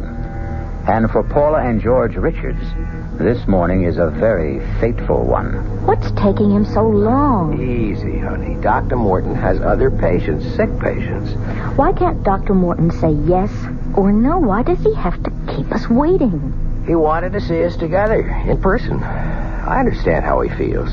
Sometimes a doctor's word can make or wreck a life. This waiting is making a wreck out of me. I'm going to call Mr. Jordan. I'll tell him I won't be in today. I told him I'd be late, but I'm just no good for work today. I'm sure the doctor won't mind my using his phone. Jordan Electric. Oh, Mr. Jordan, I didn't expect you to answer. Oh, Millie's out sick. What's the verdict, Paula? I don't know yet. That's why I'm calling. I'm too upset to come in today. Is it all right? Sure, I understand. The books can wait another day. No audit till the end of the quarter anyway. Thank you. What's the holdup? The doctor's busy. We're next. Courage up, Paula. I've got my fingers crossed for you. Thanks, Mr. Jordan. Goodbye. Bye, Paula. He didn't mind, did he? No, he didn't. He said if I wanted... Mrs. Richards, Mr. Richards. Hello, Doc. Oh, thank heavens. Will you step inside, please? Come right in. Take those chairs by the desk. Thank you. I'm sorry you had to wait. Doctor, I'd like... I know, Miss Richards, you're anxious about the tests. Oh, you have no idea. Easy, honey. I'll come right to the point. I think that's what you want. Yes. Please, Doctor. All right. I can't sweet-talk my way through to make it easier for you. The results are negative.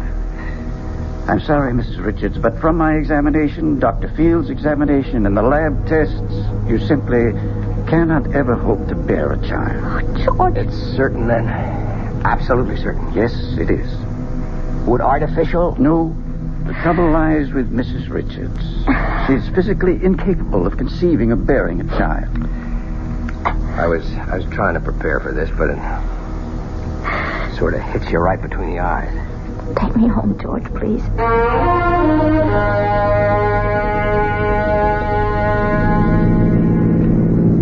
I hate to leave you alone today, but I have to get to the studio. It's all right, George. You know that I'm not going to love you any the less, Paula. Darling, I just wanted to give you a son. So it's not in our cards. We have each other. That's the main reason we got married, to be together. A baby would have been extra icing on the cake. Don't stop loving me, George, please. Please, George. Don't stop loving me. I told you I won't, honey. And I meant it. You'll be okay today? I'll be okay. I won't be singing around the apartment, but I won't be jumping out the window either. I hate like the devil to leave you, honey, but I'm due on the air with the noon news. I'll be all right. See you at 7.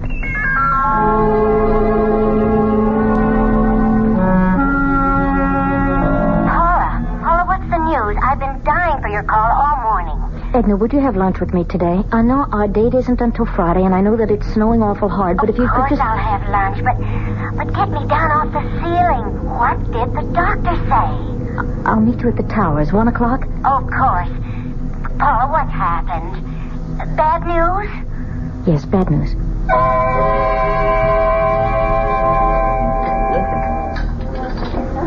Oh, I can imagine how tough it is for you, Paula. No, you can't.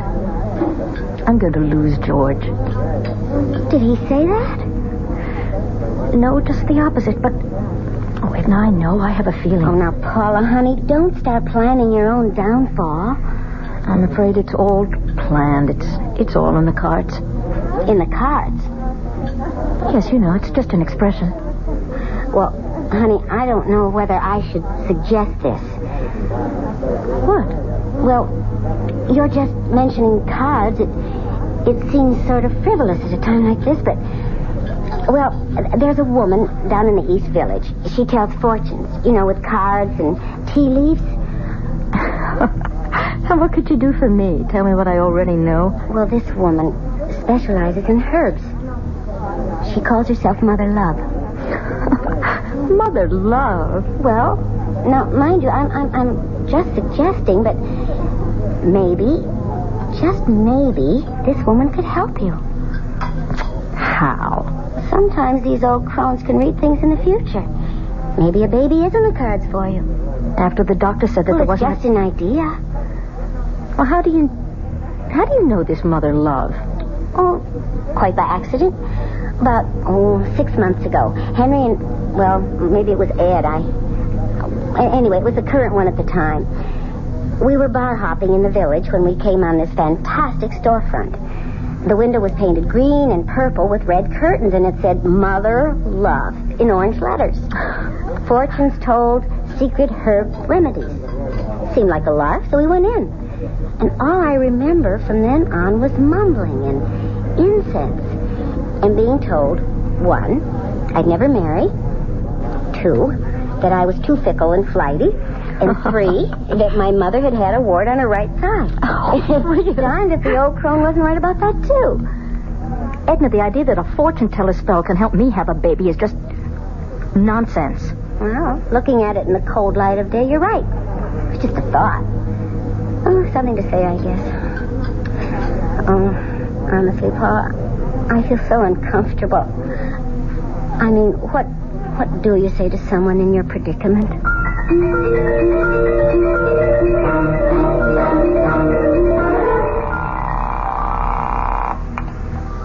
Hello? Edna? Oh, hi, Paula. Edna, look, last month you mentioned a woman in the village. She works with herbs. Mother Love?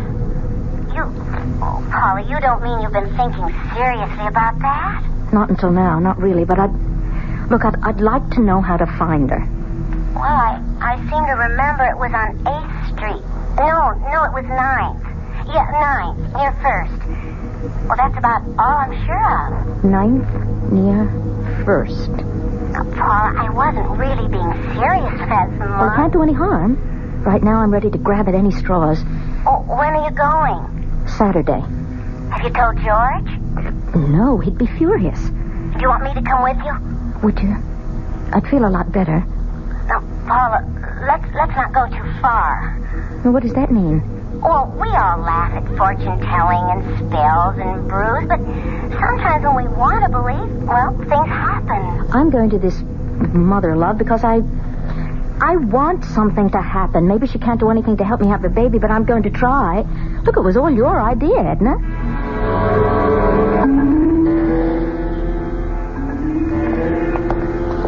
I think it's at the end of this block. What a neighborhood. Makes my skin crawl. That's it. I see what you mean about those red curtains and orange letters. Looks like a Coney Island transplant that failed. Mother, love, fortunes told, secret herb remedies. Well, Mother love, here I come. Good heavens. I never expected anything like this. It's not what I remember. Oh, but then I've been bar hopping. This rug, it must be worth a fortune. Edna, look at the paintings. There's too much incense, though. Mother has company. Good morning, ladies. Come in. How can Mother serve you? Your fortunes, perhaps? Maybe an ailment? Well? I'd like to talk to you. It will cost you. Mother's time is expensive. Well, I'll pay. Are both of you? Oh, no, I'm just along for the ride. Come then. We'll go into my studio. Edna, I'll be here. This way, my dear. Through the curtains. It's a little dark, but I like it that way. Mother, is that you? Mother? Of course, Claude. Mother, is that you? Don't be alarmed. He's harmless. He's my son. What's the matter with him? He's blind and feeble-minded. Oh, I'm so sorry. Come, sit down at the table. What will it be? Cards, tea leaves, crystal ball? No. I'm more interested in herbs, I think. What is it you want? I want to have a baby. I was told that you might be able to help. Who told you I can do things like that? A friend? That one out there? No, someone else. Mother, is that you? Yes, Claude. Everything's all right. I tell fortunes. I give herbs for minor complaints. I do not deal in that sort of thing. Is there a herb that might help me? Of course not. Not without... a spell. Forget it. I've said too much already. Mother love, I want desperately to have a child. The doctor says that I can't. The problem is my fault. I'll try anything. Even if a spell is necessary. It would be expensive. I don't care. There may be a way to help you have a normal baby with your own husband. Please, that's all I want. It will cost you $1,000. I have that. Plus another $5,000 when you have conceived. 5,000? I said it would be expensive, and I guarantee nothing. With these things, we can only try. Will you tell me one thing? Perhaps. Perhaps not. Have you ever done this or this sort of thing before? I cannot answer that. Quite a gamble for Paula. $6,000 and no guarantee. A long shot if there ever was one. Will she take the gamble? Is she desperate enough? We'll soon see. I'll be back shortly with Act 2. And now another tale of the ball and chain. At Kellogg's Special K Presents Overweight on an overnight train. Is the seat taken? Please, sit down. You have exceptional legs. But why is one of them attached to a ball and chain? This ball and chain? It's a symbol. Funny, I would have sworn it was a ball and chain. I mean symbolic. Because carrying around a few extra pounds can be just like lugging around this ball and chain. I see. May I suggest something? Try a bowl of Special K skim milk, orange juice, and coffee. It's the Special K breakfast. Will it make me lose weight? No. You must also exercise and eat smart at every meal. I see. Do you know the Special K breakfast is less than 240 calories, 99% fat-free, and delicious? No, but if you hum a few bars... And that's another tale of the ball and chain. Your happy ending could begin with the Kellogg's Special K breakfast. That's Kellogg's Special K. Good night. This is WOR New York, your Mystery Theater station. No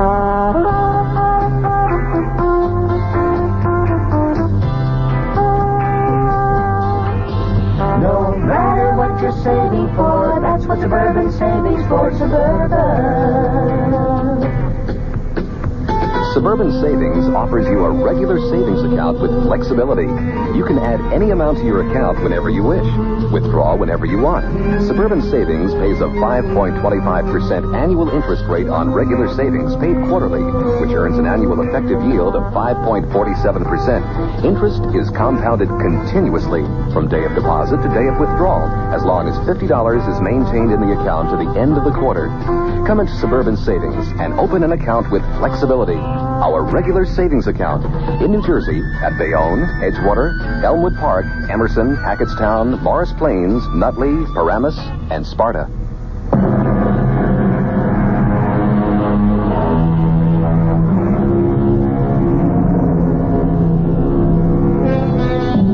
Welcome again to the studio of Mother Love in a dingy part of New York City.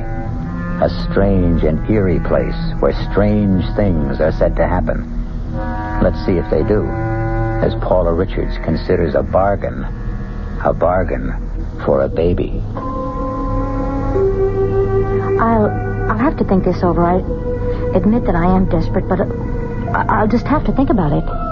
It's for you to decide, of course. Mother, who's there? Who is that? Hush, Claude. I'll be with you in a moment. I'm sorry, he's very ill. Thank you. Anyway, I'll be in touch with you if I decide that... You'll be in touch. Yes. Claude, what's the matter now? Mother's here. Mother is always here. Well, I thought you'd never come out. What happened? Let's get out of here.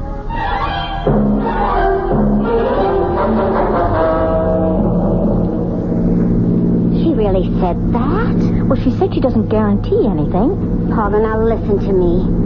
Forget it. She's a fraud and you know it. Well, you can't throw away $6,000 on a phony fortune teller. But if she could possibly... Oh, what? You'll have to tell George about this. Oh, heavens, no. He'd think I was completely crazy. You know, I'm sorry I ever brought this up. Don't be, Edna. Look, I won't lose my head. Well, now, where would you get the money anyway without telling George? Well, I have $1,000 on a personal account. It's all that's left of my father's inheritance. I'll worry about the rest later.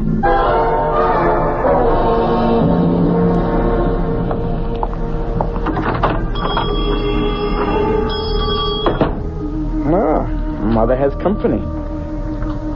It's you. I have the 1,000. I want to try. Come in. This way. I thought you'd be back. Mother Love knows. Mother, is that you? You have the money. Here, in cash. Good. I need it. Claude. He needs medicine so badly. Poor Claude cost me so much. Are you sure you want a child? I want a baby. Get on with whatever you have to do. Yes, of course. Excuse me. I have to get some things. I had them already. I knew you'd be back. Now, first of all, this talisman. You must wear it around your waist. This package contains herbs. A special combination to relax you. That's the secret. To relax. Half a teaspoon in a cup of boiling water once a day. In the morning is best. That's all? For now. But one thing I must add about our arrangement. Yes? On the birth of the child, I will ask you one favor. You must promise to grant it. A favor? But what? I shall ask it when the child is born. But I can't promise that when I don't know what it is. It's a very small favor. Don't worry. But it's part of the bargain. Very well, it's a long way off. Yes, it is. Take the talisman and the herbs. And don't be alarmed if certain unusual things happen in the next few weeks. Unusual things? What kind of things? You'll understand. You'll recognize them. They will mean things are working. Have you told your husband about this? No. Good. Tell no one. No one. Now, the last thing I must have is your name. Paula Richards. Your husband? George Richards. Go now. And beware. I'll be in touch with you. Yes. 5,000. Remember when you conceive. Mother! Who's there? Who's Lord, Mother's here now. Only Mother. See, Claude? $1,000 from the nice lady. The lady who's going to help us. You're going to get better, Claude. You won't be sick anymore. The lady is going to help us. Isn't that nice, Claude?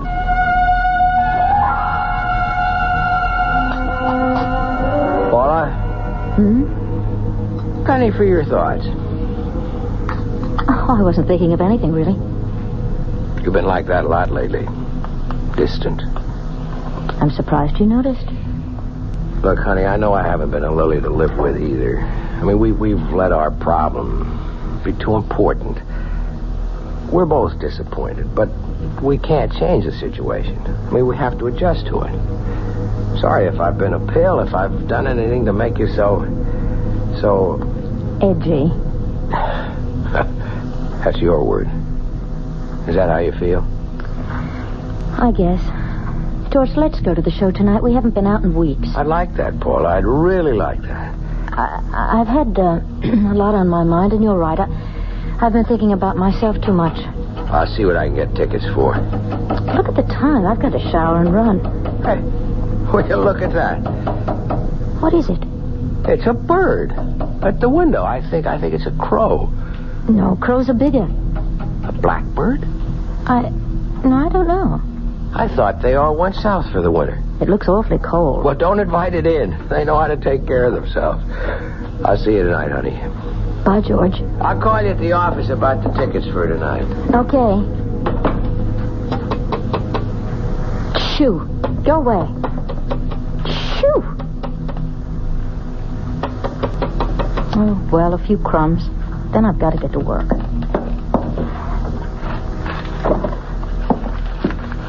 You look so cold. Now here. Here's some bread. Get out of here! Get out! What am I going to do? Oh, get off the floor, Lance! Get out! Get out! Oh, Lord! What am I going to do? Get out! Shoot! Oh, good. Go away! Hello? Mrs. Jensen? Is Mr. Jensen there? This is Mrs. Richards in 3A. No, it's not about the heat. It's about a bird in my apartment. I can't get it out. Well, I thought that Mr. Jensen might... Oh, no, I've got to get to work. All right, I'll leave... he can get in with the pass key. Maybe the bird will just fly out, and I'll leave the window open a little. Yes, all right. Thank you. Bye. Stop following me. Get out! What am I going to get rid of you?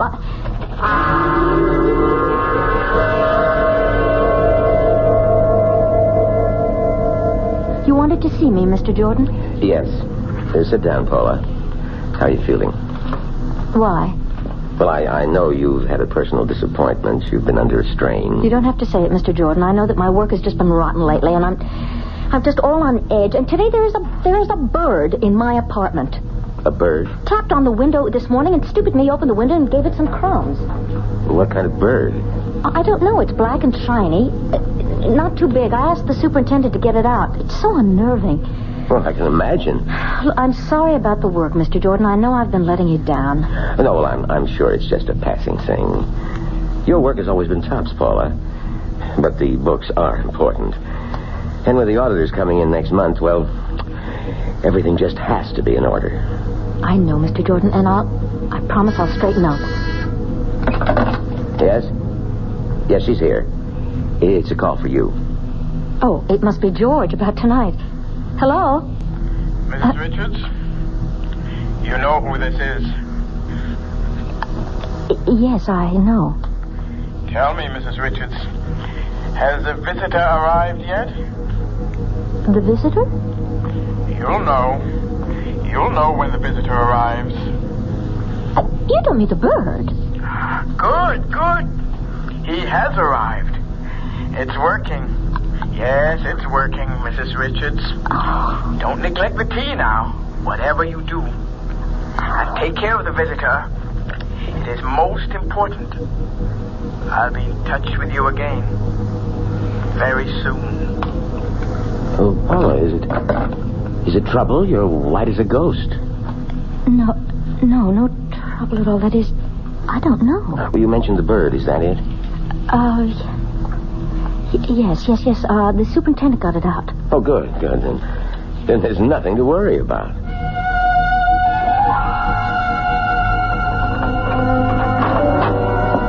Hey, honey, come home. Paula?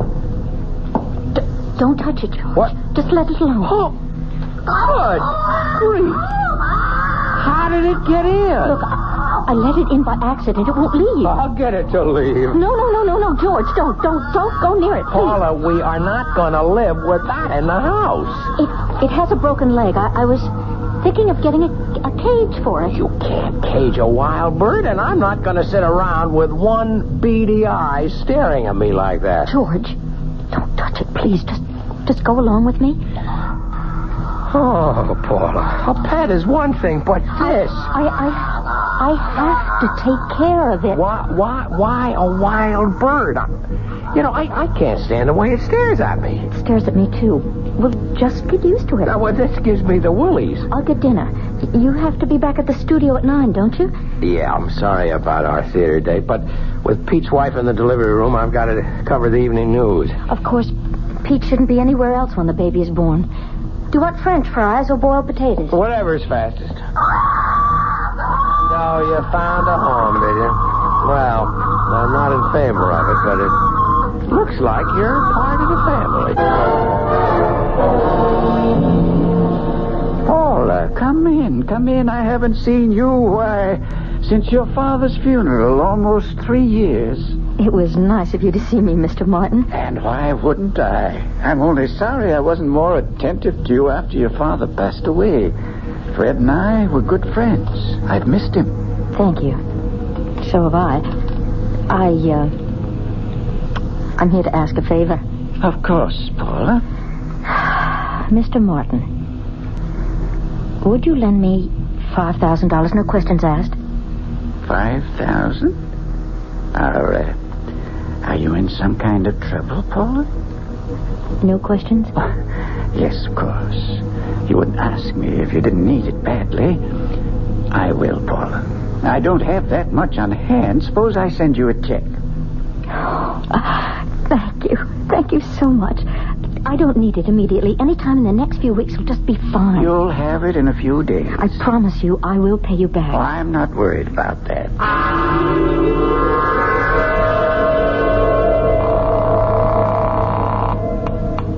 Hello? Mrs. Richards? Oh, yes, it's you. Things are ready. You'll be needing the 5,000 very soon. I've arranged that. Good. How is the visitor? Still there? It must be there.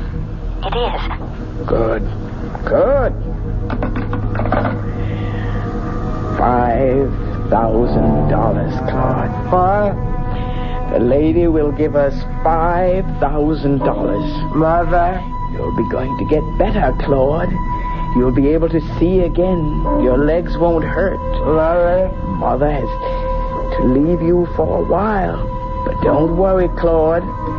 We'll be together soon with $5,000. Everything will be all right. I promise you.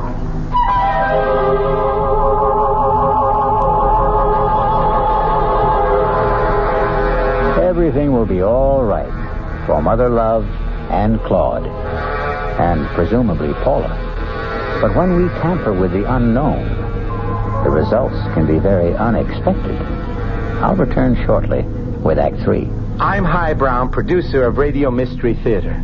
In recent weeks, I've invited listeners to enter a weekly prize drawing and to send along comments about our program if you wished. Well, you leave me just about speechless except to say thank you for the fantastic response. Thousands upon thousands of letters, and they're still pouring in. But although we couldn't feel more gratified, there is a problem. In addition to your kind words, many of you ask questions, and the volume of mail is so great that we can't get around to sifting through it for many weeks. But now that the drawing is over, if you have a specific question, please try us again, and we'll aim for a quick reply. Address, Mystery Theater, Box 5152, Radio City Station, New York, 10019. Mystery Theater, Box 5152, Radio City Station, New York, 10019. This is WOR New York, 710 on your dial, your Mystery Theater station. John Wingate with a reminder. Tonight at 10 o'clock, the Wingate News Digest. And question, you planning to drive this weekend? Great. New England? Forget it. The Poconos? Watch out. Upstate? Westchester? Rockland? You're in trouble there, too. A spokesman for the Auto Club of New York will tell you it's going to be a dry weekend coming up. And he'll also let you know how he feels about the gas shortage. It's short, he says, but why, he doesn't know. Then a special, our White House correspondent, Clifford Evans, analyzing Richard Nixon's speech at 9 o'clock tonight. Mr. Evans on with me at 10 o'clock. Later, deafness. What are the early warning signs that you, at whatever age, may be going deaf? We'll find out from a top expert on hearing. He himself has the problem and knows. Tonight, 10 o'clock, John Wingate, WOR.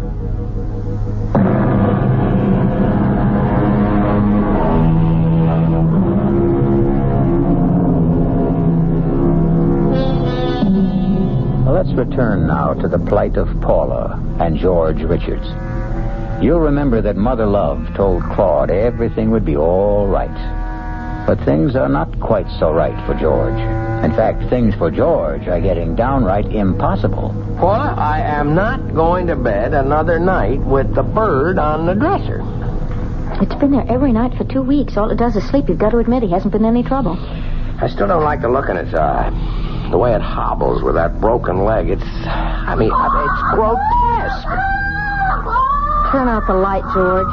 You won't see it then. Oh, boy. I never thought I'd be sharing my bedroom with a bird. Good night, Tommy. What's the matter with that thing? I don't know. It never acted that way before. If it keeps that up, I'm going to shoot it. Good night, George. Good night, Paula. Paula, what is it? Paula! It's pain in my stomach. Wait a minute, get the light. There. I'll call Dr. Morton. No. Wait. Oh, what's the matter with... What is the matter with the bird? Devil, take the bird. I'm concerned about you. It's Louis. Stop it. What time is it? It's 4:30. I'm calling Dr. Morton. No. Not yet. It might be appendicitis. No. It's not that. I'm going to kill that bird if it doesn't shut up. Look, I'll be all right. I'll be all right. I'll see... God, I'll see Dr. Morton in the morning.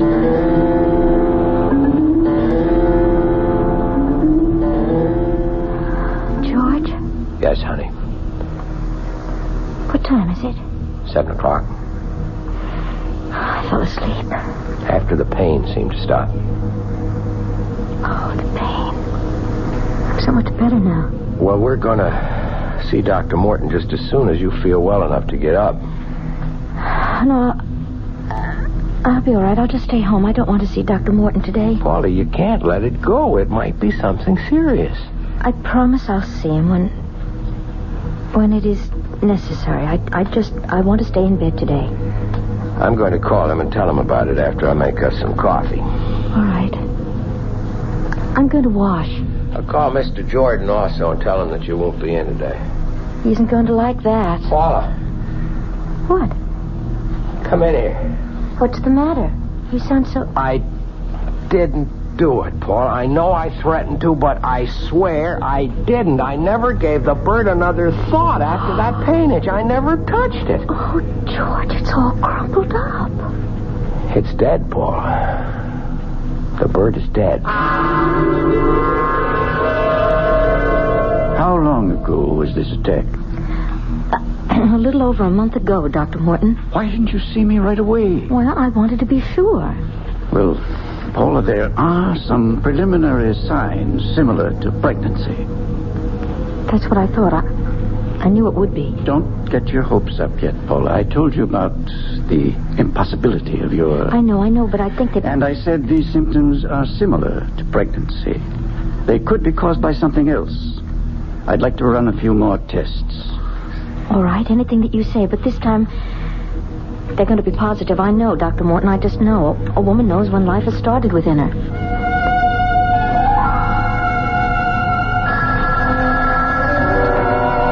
Hello? Mrs. Richards, I thought I'd be seeing you by now. Oh, yes, well, the doctor hasn't confirmed it yet, but But we know, don't we? Yes. The second part of our bargain is due, Mrs. Richards. $5,000. And after what we've already been through, I think you know I mean what I say. Yes, I do. Good. I'll be expecting you, Mrs. Richards. I promise I'll keep my end of the bargain. I told you I arranged for the money. It just hasn't come in yet. I'll check on it today. Good. I'll be seeing you soon, then. Yes, I promise. I hope so. Mrs. Richards. You know what I can do. Hello? Hello, may I speak to Mr. Morton, please? No, Mr. Morton Sr. Yeah. What? Good God, when? Well, he can't be dead. He just can't be dead. Well, listen, do you know if he sent... Oh, no, you wouldn't know that. What am I going to do? Dear God. No, I don't want to speak to anyone else. I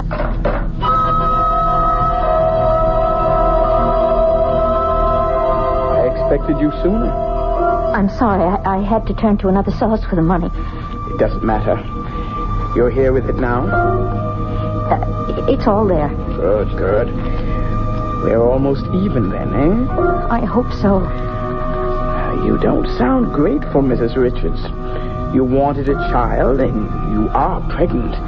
You should be grateful. I have lost my son. Oh, I'm so sorry. Claude is dead. But he was so ill, perhaps it's better. Part of this will pay for the funeral. The rest is for the future. I really must go now. Of course. Go. And good fortune. You won't need the amulet anymore. Save it as a souvenir. And I'll be seeing you when the baby is born. Paula, George. Sit down. Well, I'm sure glad Paul has finally decided to have you check on those stomach pains, Dr. Morton. When I examined her last week... Last week? I didn't tell you, George. I wanted to be sure first. Sure what? I'm going to have a baby. What? That's right, George. I wanted to see you both about the results of the tests. It's almost impossible for me to believe, but it's conclusive. Paula is pregnant. I wanted it so much for you, George. What? You said that Paula could never conceive or bear a child. I did, but Paula proved us wrong. Believe me, many things happen to prove us wrong now and then. You're happy, George? Happy? Oh, Paula, now I know why you've been so irritable and distant. You know, I feel like I'm getting my wife back along with a baby. Well, I want to see you every 2 weeks. We usually make it a monthly visit, but you're an unusual case. A very wonderful case. I wish you both much happiness. You wanted to see me, Mr. Jordan? Yes, Paula. How are you feeling? I think full is the word. When is the big day? The end of August. It's only 3 months. I'm going to spend an uncomfortable summer. It looks that way. I don't know any way of saying this, Paula, other than just going right out with it. You know we were audited last month at the end of the quarter. Yes. And the auditors found a shortage of $5,000. I'll have to have an explanation. Yes, I suppose you will. Now, I know there must be a reason, Paula. You worked for me for 5 years. Never a mistake.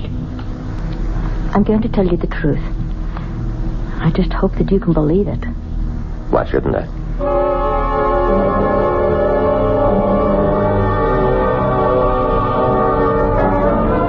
I simply couldn't get the money anywhere. I haven't told George, but we'll pay it back. Look, I promise you. I hope so. But I'll go along with that. Thank you, Mr. Jordan. Right now, the baby's the important thing. George, it's time. I know it. I'll get Dr. Morton. I'll get the suitcase. Congratulations, Ted. Everything's all right. Paula? Paula's fine. Boy or girl? Only the mother can tell you that. Go on in. Paula, honey. George, isn't he beautiful? I've already named him George Jr. I hope you don't mind. Mind? Oh, no. Honey, honey, honey.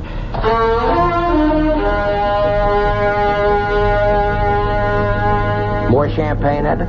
Silly question. A toast to the godmother. There. Oh, you two. You know you're going to make a grown woman cry. To Edna and to little George.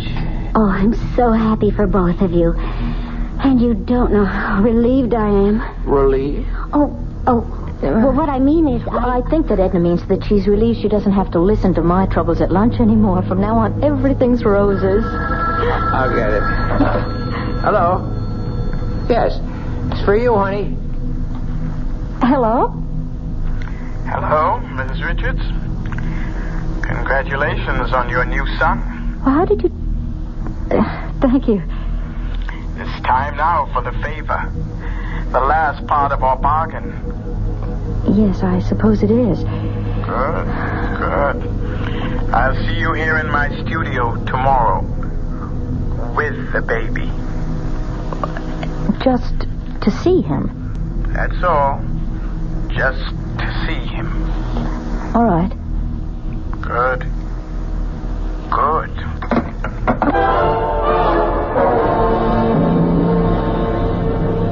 Come in. I don't want to seem rude, but I'd like to get this over with just as quickly as possible. Come. Let me hold him. There we are. What a fine, healthy boy. Aren't you, Claude? Such a fine, strong legs now. They don't hurt anymore, do they, Claude? Give me back the baby. Mother told you everything would be all right, Claude. Mother, is that you? Is that you, Mother? Yes, Claude. Oh, my God, what is it? Mother told you that you'd be away for a little while. But now we're together again. And you won't be sick anymore, Claude.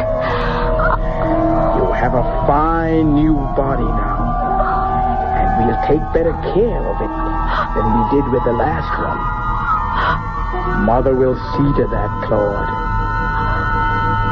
Mother will see to it. So, little George, or little Claude, whichever you prefer, seems to have more than his share of mothers. Perhaps Paula and Mother Love will share the raising of the child. But whatever they do, I hope that you, if you're ever tempted to deal in spells, will remember some age-old advice and follow it. Caveat emptor. Let the buyer beware. I'll be back shortly. And now, with another story of mystery and intrigue, here is Commander Neville Putney to keep you in anxiety. What's this story about, Commander? Well, it concerns a middle-aged business executive named Fremont Witherton, who, after spending his entire career with the same firm, returned home one evening with his dreams suddenly shattered. Is that you, Fremont? It's me, Erica. Fremont, you look so peaked. Erica, I've been fired. That new plant manager, he's been trying to cut me out, and today he succeeded. Well, you don't need to give me that hangdog look. Just go out and get another job. I'm through, Erica. I'm 58 years old. Nobody will hire me for half the salary I've been making. My only hope is to kill the plant manager. Fremont, I hate rough stuff, but if you've decided, your Roscoe's upstairs in the trunk. You load it, and I'll warm up the getaway car. Hey, young man, how about that for a story? Now, that was a dilly, Commander, but you just can't leave us this way. How did it all come out? Time's up for now, but tune in, Bob and Ray, on WOR 3:15 to 7, and maybe you'll find out. This is WOR New York, your Mystery Theater station. Good evening, everyone. This is Patricia McCann. Welcome back to the New York Times, Craig Claiborne, and to the McCann program tomorrow morning at 11:15 a.m. right here on WOR.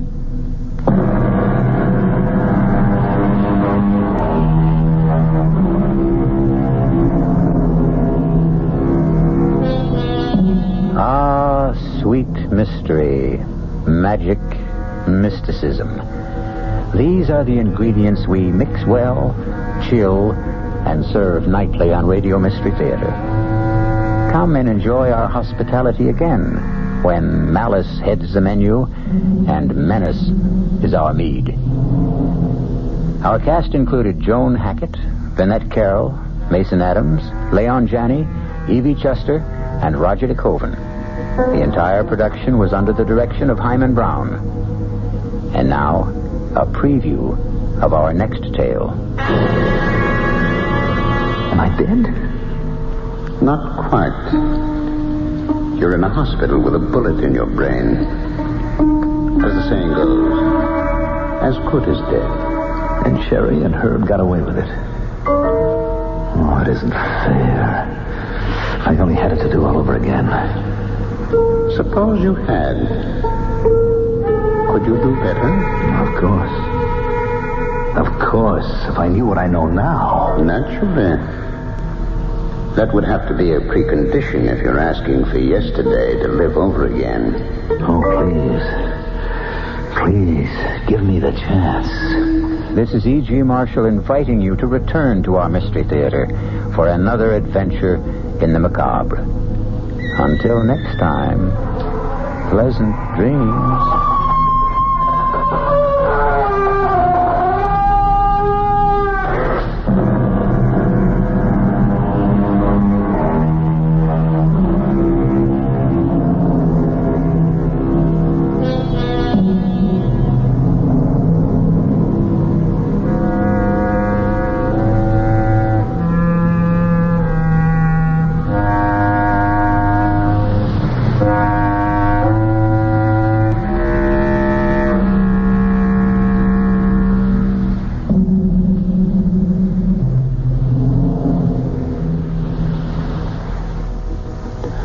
The WOR Mystery Theater was brought to you by ShopRite Supermarkets, where you get a lot more for a little less, and Suburban Savings, with offices throughout New Jersey.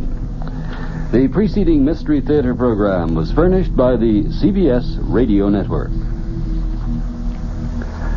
Next, a scene from tomorrow night's Edge of the Seat entertainment of the WOR Radio Mystery Theater.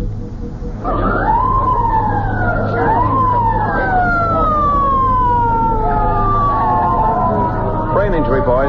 Handle with care. That's it. Nice and easy.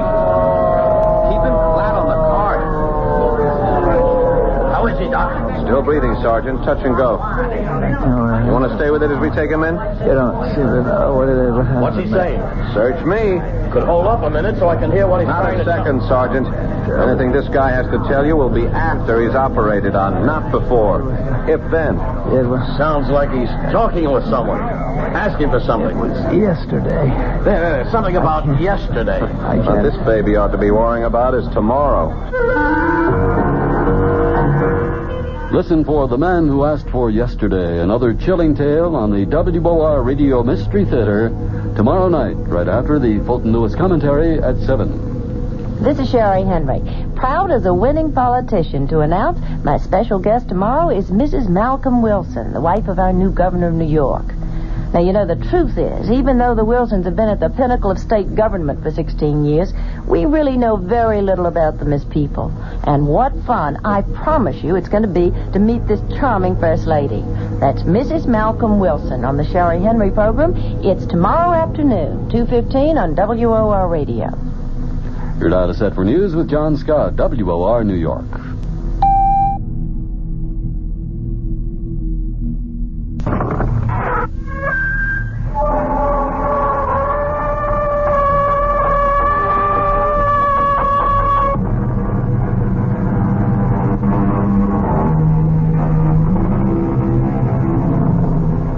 Come in.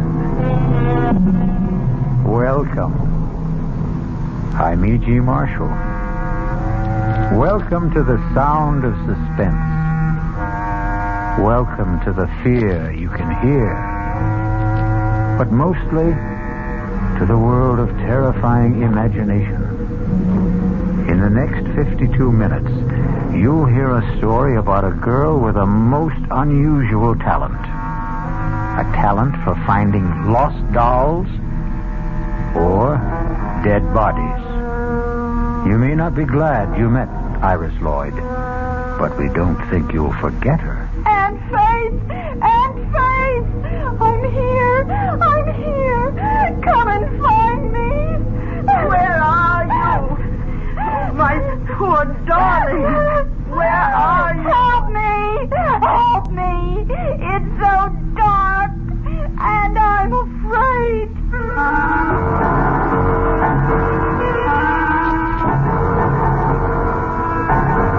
Our mystery drama, The Girl Who Found Things, was written especially for the Mystery Theater by Henry Slesser and stars Norman Rose. It is sponsored in part by the Kellogg Company, makers of Kellogg's Special K cereal, and by Anheuser-Busch Incorporated, brewers of Budweiser.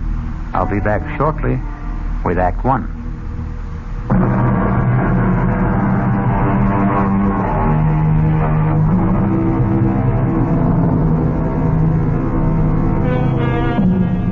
And now, Act One of The Girl Who Found Things.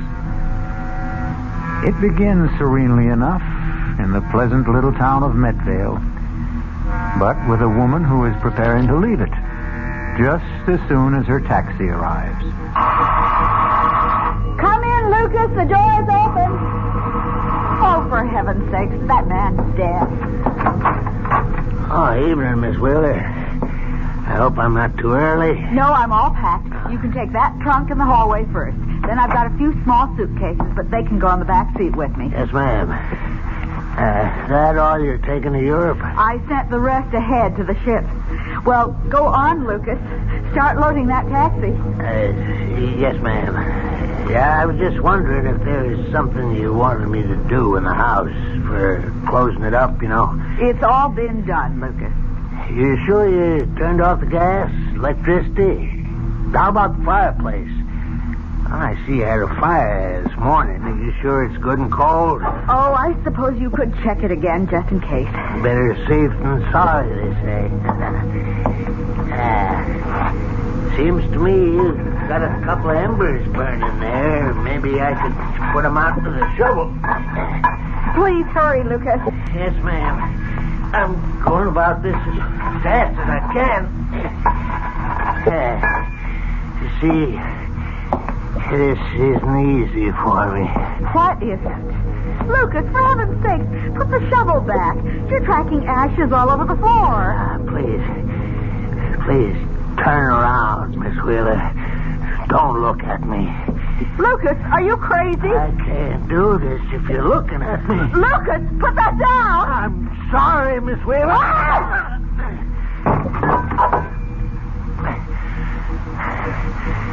Had to do it, Miss Wheeler. I had to. Now I got to pick you up. Take you outside to the woods. That's where I got to bury you, Miss Wheeler.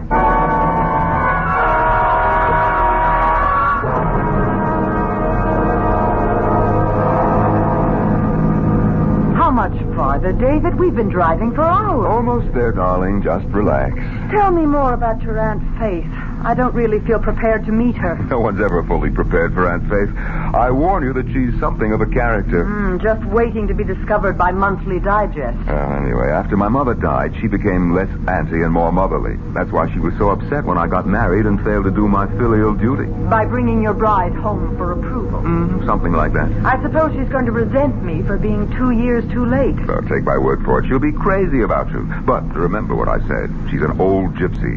Don't be surprised if she drags out a crystal ball and starts predicting your future. Speaking of which, there's our future for the next few months straight ahead of us. The old homestead. David, is that you? It's us, Aunt Faith. Oh, David, my handsome boy. Hello, Aunt. Oh, I'm so glad to see you. It's wonderful seeing you. Aunt Faith, meet Rowena. Well, and it's about time. Hello, Mrs. Demarest. Nice to meet you at last. Oh, David, she's beautiful. Well, come inside. Come in. I've got a fire going. Let me take your coat, my dear. Oh, what a lovely fur. What is it, mink? Sable. I told Rowena she ought to wear the label on the outside so that people... Oh, well, I didn't know that you had company, Auntie. Oh, yes. David, this is Lieutenant Reese.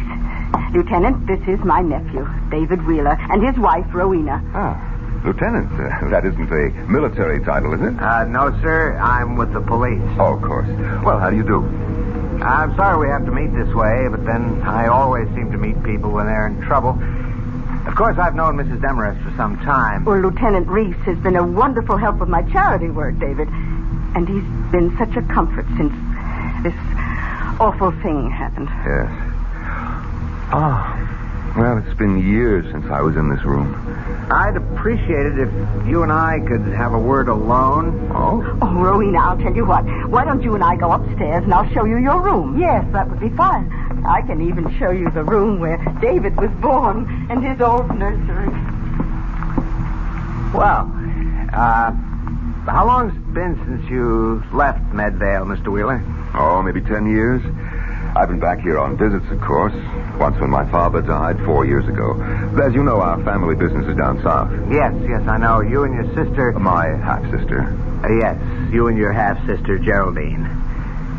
You were the only proprietors of the mill, weren't you? That's right. But you did most of the managing, I gather.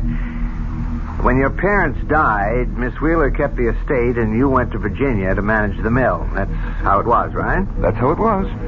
Successfully, would you say? Lieutenant, I'm going to save you a great deal of time. Geraldine and I didn't get along. We saw as little of each other as we both could arrange, and that was very little. Thank you for being frank. I can even guess your next question, Lieutenant. You'd like to know when I saw Geraldine last. When did you? 3 months ago in Virginia, on her semi-annual visit to the mill. But you were in Medvale after that, weren't you? Well, yes, I came up to see Geraldine in March on a business matter. As my aunt may have told you, Geraldine refused to see me. What sort of business matter was it? I wanted Geraldine to approve a bank loan I wished to make to purchase new equipment. She was against it, wouldn't even discuss it. So I went home. And you never saw her again? Never. And in case you're wondering, Lieutenant, I have no idea where she is. No idea at all.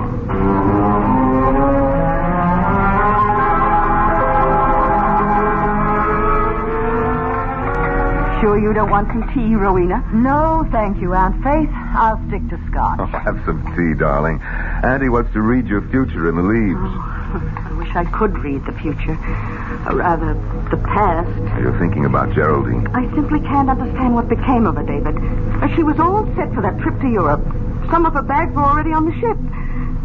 You remember Lucas, the taxi driver? Oh, yes, of course. Well, he came out here to pick her up, take her to the station, but she wasn't here. She wasn't anywhere. Well, I suppose the police checked all the usual sources. Hospital, morgues, everywhere. Lieutenant Reese said anything could have happened to her. She might have been robbed and murdered. She might have lost her memory. She might even have... Well, this I'd never believe, but Lieutenant Reese said she might have disappeared deliberately with some man. I know what happened to her. Do you? She just left. She just walked out of this big, gloomy house, and this crawly little town. She was sick of living alone. David, I have an idea about how we can find Geraldine. Really? I'm going to ask Iris Lloyd where Geraldine is. Ask who? Iris Lloyd. Now, don't tell me you've never heard of the child. For there was a story in the papers about her only 2 months ago, and heaven knows I've mentioned her in my letters a dozen times. I remember. She's the one who's psychic or something. Some sort of orphan? Yes, Iris is a ward of the state, a resident at the Medvale Home for Girls. I've been vice chairman of the place for donkey's years. That's how I know her. Well, she's 16, David, and absolutely uncanny. Then what makes her such a phenomenon? She's a seer, David. A genuine clairvoyant. Oh, not a medium at 16. Oh, no. I suppose you could call her a finder. She seems to have the ability to find things that are lost. People, too. How does she do it? I'm not sure Iris knows herself. The gift hasn't made the poor child happy. Such talents rarely do. You know, one day, the home had a picnic at Crompton Lake. They discovered an 8-year-old named Dorothea was missing. They couldn't find her until Iris Lloyd began screaming. Screaming? These insights cause a great pain. But she was able to describe the place where Dorothea could be found, where the girl had sprained her ankle. Oh, you're right, Auntie, darling. I don't agree with you. Let's just leave the search to the police. David, I've arranged with the home for Iris to spend some time with us. Are you serious? You invited that girl here? Well, she has to become acquainted with Geraldine's aura. Don't you see? The aura that's still in this house. Well, I won't have it. I'm sorry, Auntie, but the whole thing's ridiculous. Oh, I knew you would object, David, but I'm afraid I have to insist. We're picking up the girl this afternoon. Oh, really now, Aunt Faith? You understand, my dear, don't you? Yes, I understand, Mrs. Demarest. And I'm looking forward to meeting Iris Lloyd.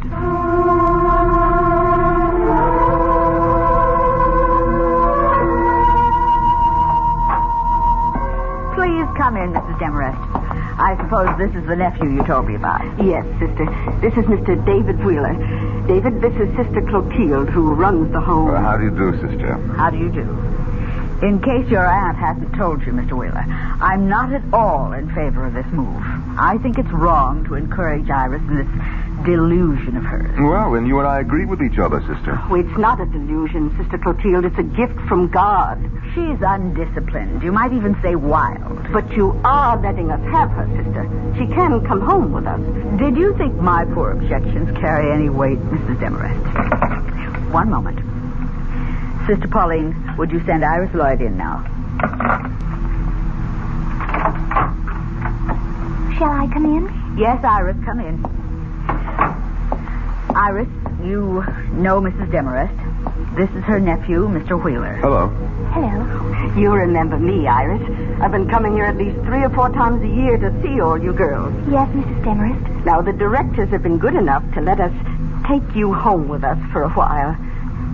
We need your help, Iris. We want you to see if you can find someone who is lost. Yes, Mrs. Demarest. I'd like to come home with you. I'd like to help you find Mrs. Wheeler. Oh. Then you know about my poor niece, Iris? The Secret Service couldn't have secrets here, Mrs. Demarest. You know how girls are. Well, I guess we can get started any time if Miss Lloyd is ready. Please call her Iris, Mr. Wheeler. Remember that you're still dealing with a child.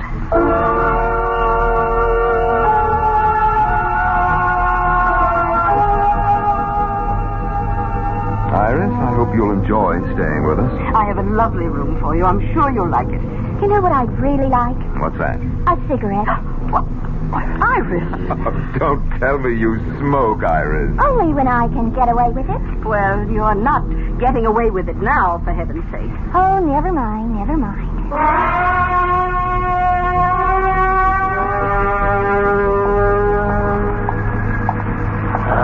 Hello there, Mr. Wheeler. Oh, Lucas. Well, how are you? How's the taxi business, Could I talk to you a minute, Mr. Wheeler? No, Lucas, I'm sorry. I've got to get these groceries home. We have company for dinner tonight. She's at your place, ain't she? That girl. What girl? That Iris Lloyd. The girl who finds things. I'm afraid of her, Mr. Wheeler. I'm afraid she'll find out what we did. Shut up. Don't you ever say anything like that to me again. I'm scared, Mr. Wheeler. I'm telling you, that girl is peculiar. She knows what you're thinking, they say. She knows where you can find anything, even dead bodies. Get away from me, Lucas. I told you to keep away from me when I came here. Now, get away from my car before I run you down. But I'm scared. I'm scared of that little girl.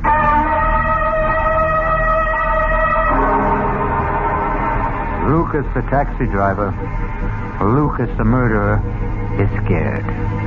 But David Wheeler seems to be frightened, too.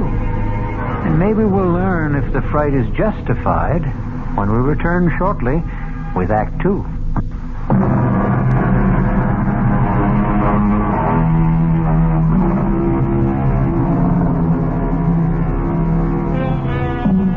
Now let's go back to the little town of Medvale for the second act of The Girl Who Found Things. David Wheeler has just returned from his shopping trip, but he finds things are different in the big house at the end of the road.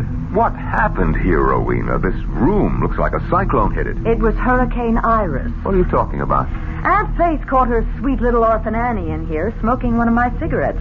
I didn't hear the whole argument, but I'll tell you one thing. That girl has the vocabulary of a longshoreman. Well, maybe that'll knock some sense into Aunt Faith. Iris started throwing things, and that's when Aunt Faith went upstairs to lie down. I'll go see her. Tell her to take her psychic delinquent back where she came from. I wouldn't bother her now. She's not feeling well. Well, I'll see the little monster then. Where is she? Next door to us, in Geraldine's room. Iris? Iris, it's Mr. Wheeler. May I come in? Hello, handsome. Auntie says you went shopping. What have you been up to, Iris? Now, my aunt isn't a well woman, and we won't put up with any bad behavior. Now, what happened downstairs? Nothing. I found a button ashtray and took a couple of drags. You'd think I was committing a mortal sin the way she yelled at me. I heard you did some fancy yelling yourself. Is that what the sisters taught you at the home? They didn't teach me anything worthwhile. Well, maybe you need more instruction. Maybe you better get back there as soon as possible. Oh, Mr. Wheeler, please. Oh, I'm awfully sorry. I didn't mean to do anything wrong. I didn't. Oh, please don't send me back. No, wait. Oh, please. Wait a minute now. Oh, please don't do it. Oh, don't. What's going on? Oh, Mrs. Demarest, I'm so sorry. I don't know what came over me. It was the devil. I'm sure it was the devil. Trying to take my body into... Oh, it's all right. I know you didn't mean what you said. No, it's a gift that makes you this way. And don't worry about what I asked you to do. You take your time about Geraldine. Take as long as you like. Oh, but I want to help. I really do, Aunt Faith. Now, wait a minute, Auntie. You're not going to fall for this... Oh, listen. Do you know something? I can feel your niece in this house, Aunt Faith. I really can. I can feel her in this room, whispering to me, trying to tell me where she is. Can you, Iris? Can you really? For heaven's sake, Auntie, can't you see that I can. I can feel her everywhere. I can almost touch Miss Wheeler. Oh, is this her closet? These are her clothes. Oh, they're so beautiful. She must have looked beautiful in them. Has Iris ever seen a photo of Geraldine? Oh, look at this one. It's all gold. All shiny gold. And it's so long. Was she very tall? It's an evening gown, Iris. Oh, I can sense her in this gown. I can. I just know I'm going to be able to find her for you, Aunt Faith. I know it. Yes. Yes, I believe that too, my child.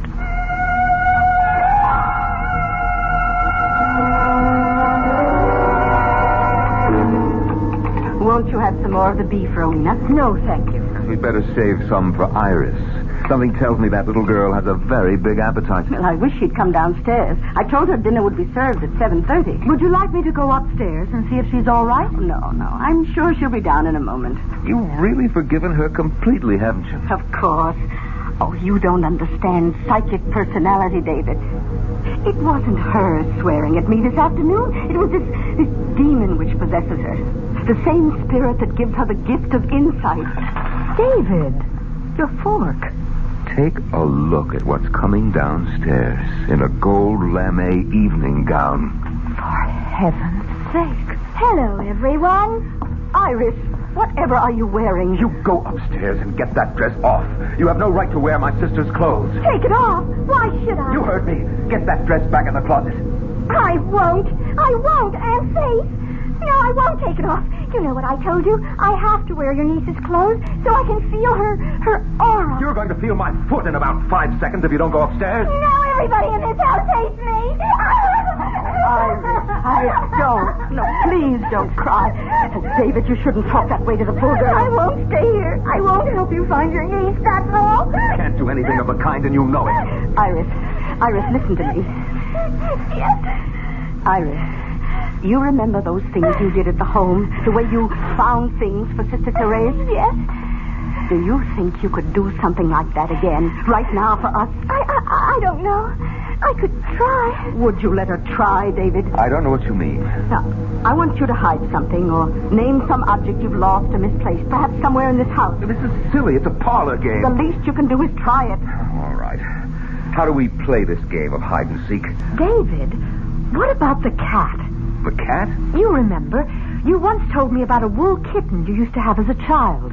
You said you lost it somewhere in the house when you were 5, and you were so unhappy about it you wouldn't eat for days. Well, that's 30 years ago, Rowena. All the better, David. Iris, do you think you could find it? Could you find David's claw kitten? Oh, I'm not sure. I'm never sure. Just try, Iris. We won't blame you if you fail. It might have been thrown out ages ago, but try anyway. All right. I will. But you'll have to shut off the lights. And then what? Burn incense and chant? David, please. Turn off the room. I'll do it. There, Iris. The room is dark enough, isn't it? Yes. It's dark enough when I close my eyes. What's she doing? Breathing, obviously. I think she's going into a trance. It's so hard to know if she's facing or not, isn't it? Not for me, darling. She isn't, David. I know she isn't. She's in a genuine trance. Hot. Oh, it's so hot. She's sweating. So hot. She isn't faking that, David. So hot back here. Oh, please. Kitty is hot. Kitty is hot. Kitty, she could be talking about the wool cat. Well, what if she is? Oh, please, somebody. Help Kitty. Help her. Please help Kitty. The girl is in pain. It's an act, I tell you. Hot. Behind the stove. So hot. Kitty, so hot. Behind the stove, is that what she said? Iris, darling, are you all right? David, turn on the lights quickly. Assy, it was all gibberish. Rowena, it's just nonsense. You're so stubborn, David. Well, she said it clearly. The kitten's behind the stove. Well, you probably stopped it when you were a little brat of a boy. We could find out, couldn't we? Is the same stove still in the kitchen? I suppose so. There's a microwave oven, too, but they've never moved the old iron monster. Let's look, David, please. I can't feel anything behind here. Well, try the other side, David. No, this is ridiculous. Look, my hands are getting filthy. Here, use this ladle. But it's no use, Rowena. It simply can't. It can't. David, what is it? Did you touch something? Huh? Oh, yes. Something. I don't know what. Well, can you get it out? Yes, I think so. Oh, good Lord. David! It's a cat. A wool cat. Yes. It's so filthy and old, but it's still a cat, isn't it? Is it the one you lost? Is it? Yes, it's the one. David, you look so strange. You look frightened.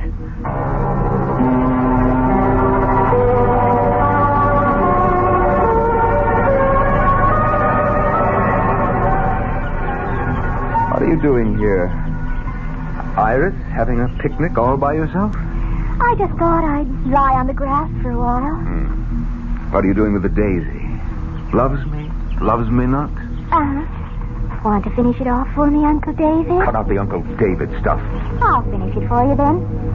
She loves me. She loves me not. She loves me. She loves me not.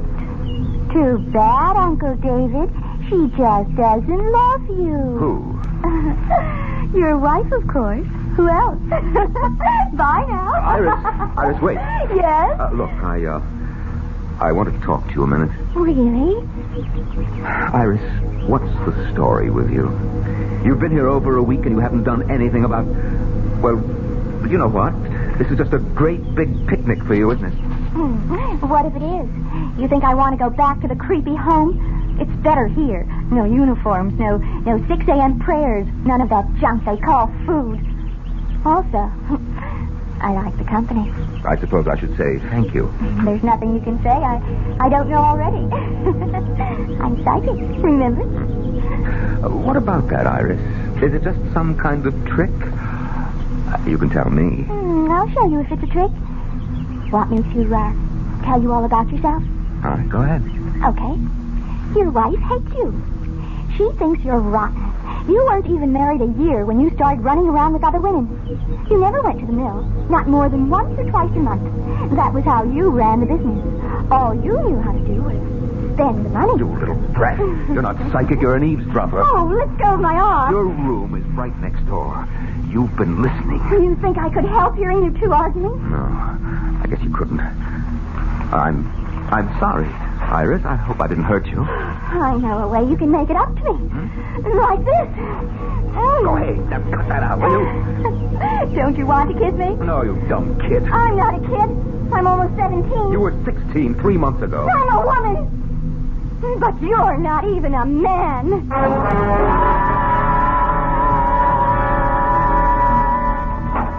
David? Yes, Auntie, it's me. Oh, did you call for a taxi? A taxi? No, why? Should I? Oh, I don't know, but Lucas's cab is in the driveway. He said he was waiting for you. Lucas? Well, I'd better go and see what he wants. Dinner will be ready around 7, David.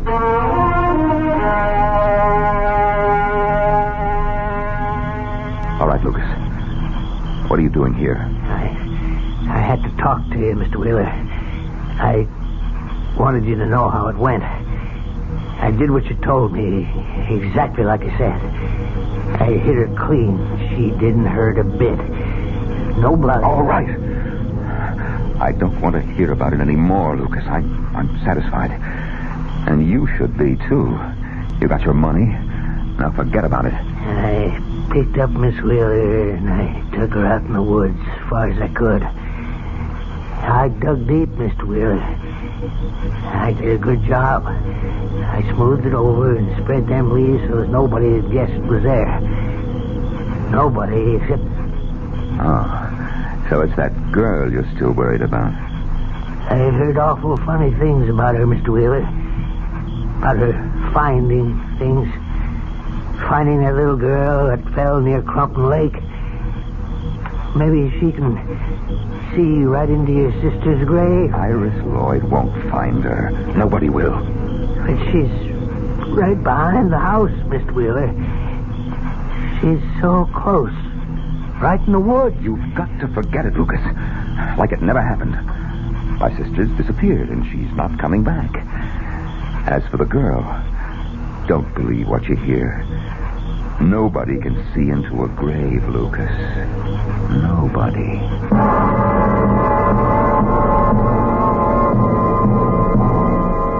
Is David Wheeler really as convinced as he sounds? Or can Lucas detect the doubt in his voice and the fear in his eyes? We'll learn more about the girl who found things when we return shortly with Act 3.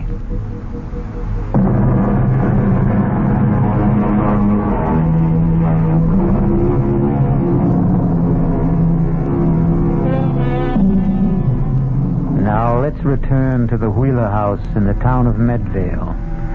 A house filled with people waiting for a psychic revelation from the girl who found things. But That revelation appears to be very slow in coming. That girl has been here for how long? 2 weeks? It seems like 2 months. She hasn't done a thing but enjoy herself. David, what's the point of our staying on? You said you had some affairs to settle. You don't seem to be conducting any business at all. I haven't been in the mood for business. That's nothing very new, is it? How long are you going to keep that light on? I'd like to get some sleep. If you think Iris Lloyd is indulging herself, what about you? Be quiet. I told you that she can hear every nasty little quarrel in this room. That's why I asked for a truce. Well, she doesn't have to eavesdrop, does she? Can't she read minds? Well, she's not the only clairvoyant around here. I can read her mind, too. Oh, she's a child, for heaven's sake. She's in love with you. Of course, there's a minor obstruction in her plans, a small matter of your wife. But then I've never been much of a hindrance to your romances, have I? I thought you agreed to that truce. You are a pacifist, David. That's part of your charm. That's why you came up here in March, wasn't it? To make peace with Geraldine. I came here on business. You came to keep Geraldine from sending you to prison. That was the business. You know nothing about it. I have eyes, David. I know you were taking money from the mill. Too much money. Geraldine knew it, too. How much time did she give you to make up the loss? All right. If you won't let me get some sleep here, I'll sleep in the library. David?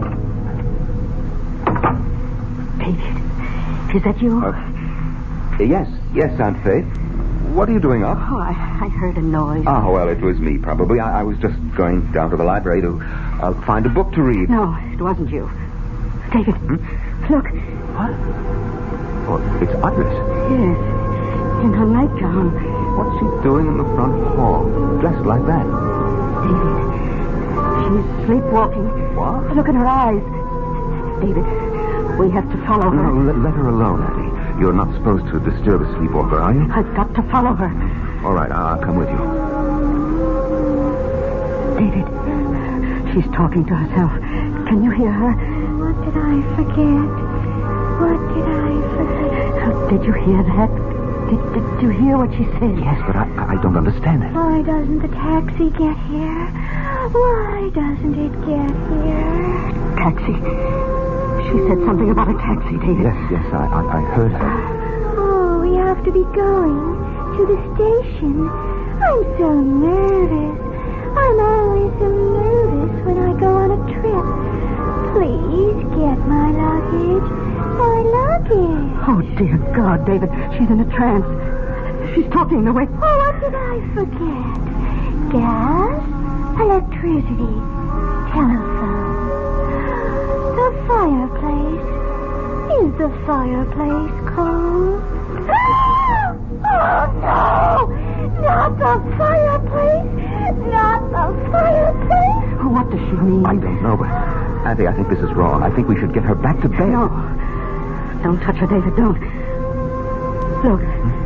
She's heading for the back of the house.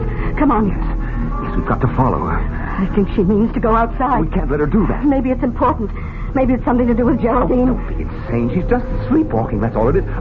Iris, wake up. David, don't. You must. You want that girl to catch pneumonia? No, Iris. Don't. Please. Iris. Please don't. Iris, Don't. wake up. Don't. Oh, David, what have you done? You're not supposed to wake a sleepwalker. Everybody knows that. Let me go. Somebody. Stop it. Help me. Iris. Help me. Iris, it's only me, Iris. He's trying to kill me. He wants to kill me. No, darling, it's all right. It's only us. Wake up, I said, wake up. Oh, you poor child, you poor baby. Oh, David, that was a cruel thing to do. Oh, and Faye, yes. I'm here. Oh, are you all right? Oh, yes. Yes, I'm all right now. Oh, I was so frightened for you, dear. Yes, but I'm all right. I think that I'm ready. Ready? Oh, what do you mean, dear? I think I can do it now. I think I might be able to tell you. You mean where Geraldine is? Yes. I think I can. Oh, David, we've got to call Lieutenant Reese. Reese? At this hour? I told him I would call him whenever Iris thought she knew something. I promised him I'd call. But it's almost midnight, Auntie. He'll come. I know he will. I'll telephone him myself. You take Iris to her room. Yes, all right. Come on, Iris. Yes, Uncle David.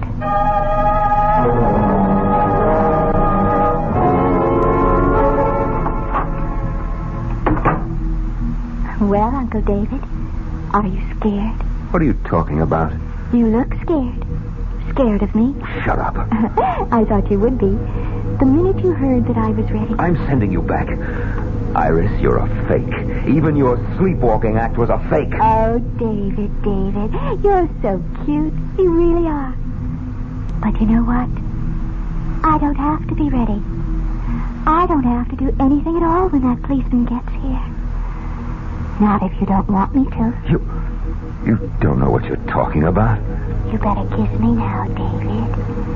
You better kiss me and make it really good. All right, if that's what you want. David! Ah! Get out of here! I don't want you in my room. Rowena. You were right about the walls between these rooms, David. You can hear every little thing. I hate you. David hates you, too. Tell her, David. Why don't you tell her? Yes. Why don't you, David? It's the only thing you haven't done so far. David! Yes, Aunt Faith? Oh, I just spoke to Lieutenant Reese. He says he's on his way. What for? Oh, you are ready, Iris, aren't you? You're ready to tell us where Geraldine is. Yes. I'm ready to tell you, Aunt Faith. More than ready.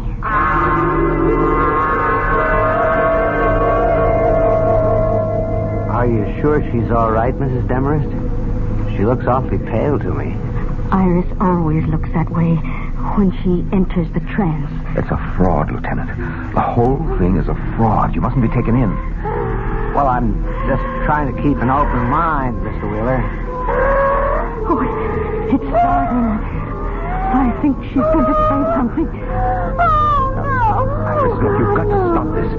That girl is working herself into some kind of fit. It's all her own doing, isn't it? Well, maybe Mr. Wheeler's right. The girl might do herself some harm. No, you must wait. Listen. Aunt Faith! Aunt Faith, I'm here. Aunt Faith. Come and find me. Oh, help me. It's so dark. Oh, won't somebody help me? Oh, it's Geraldine. Oh, dear Lord, it's her. Oh, where are you? Oh, Geraldine, my poor darling. Where are you? Help me. It's so dark. And I'm afraid. Where, Geraldine, where? Tell us where you are. Someplace far away. A place with ships. The sun is shining. I saw hills and green trees. There are bells ringing in the street. She's out of her head completely. A place with ships, bells ringing in the streets. I see water. A bridge. Trolley cars in the street. Going up and down the hill. San Francisco. I'm sure she means San Francisco. Yes, it sounds like it. Iris, do you mean San Francisco? Is that where Geraldine is? Yes. That's where she is. Well, who knows? It's as good a guess as I've heard. Has Miss Wheeler ever been in San Francisco before? Never. Why would she go there? David? I really wouldn't know. But if that's where Iris says she is, I guess the spirits know what they're talking about. She's waking up. I want to go home. Oh, please, somebody take me home. To Sister Clotilda.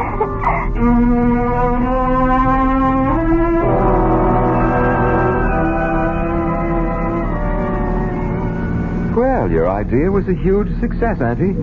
But I can't say that I'm not glad to see little Iris back where she belongs. Yes, the poor child. It's the only home she knows. Now all the police have to do is find Geraldine in San Francisco, if she hasn't taken a boat to South America by now. I just don't understand it. It's not like Geraldine to run away without a word. Well, here we are, home again. Aren't you coming in, David? Oh, not just yet. I thought I'd go into town and pick up some champagne. I thought we'd celebrate a bit tonight.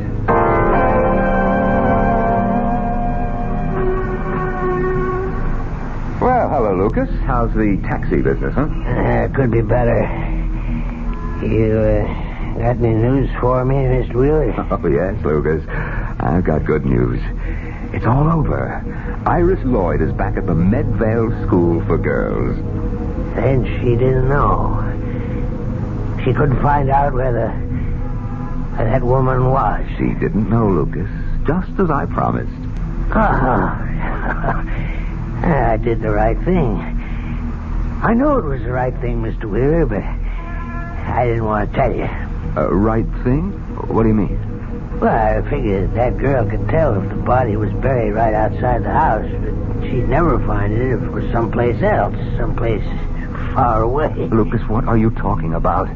I went out into the woods last week and dug up that woman's body. I put it in that trunk of hers, Mr. Wheeler, and I sent it by train far away as I could.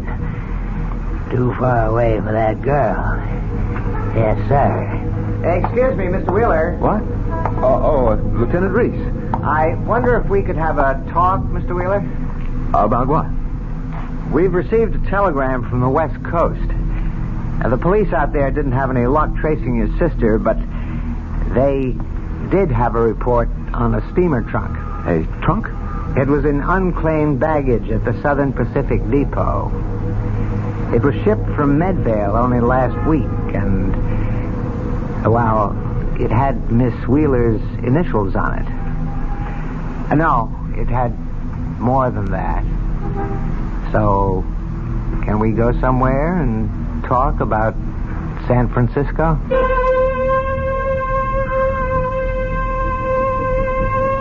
Well, Iris Lloyd is back in her own bed tonight, and her dreams will probably be peaceful. But David Wheeler is in for a nightmare that may last him for the rest of his life. I'll be back shortly.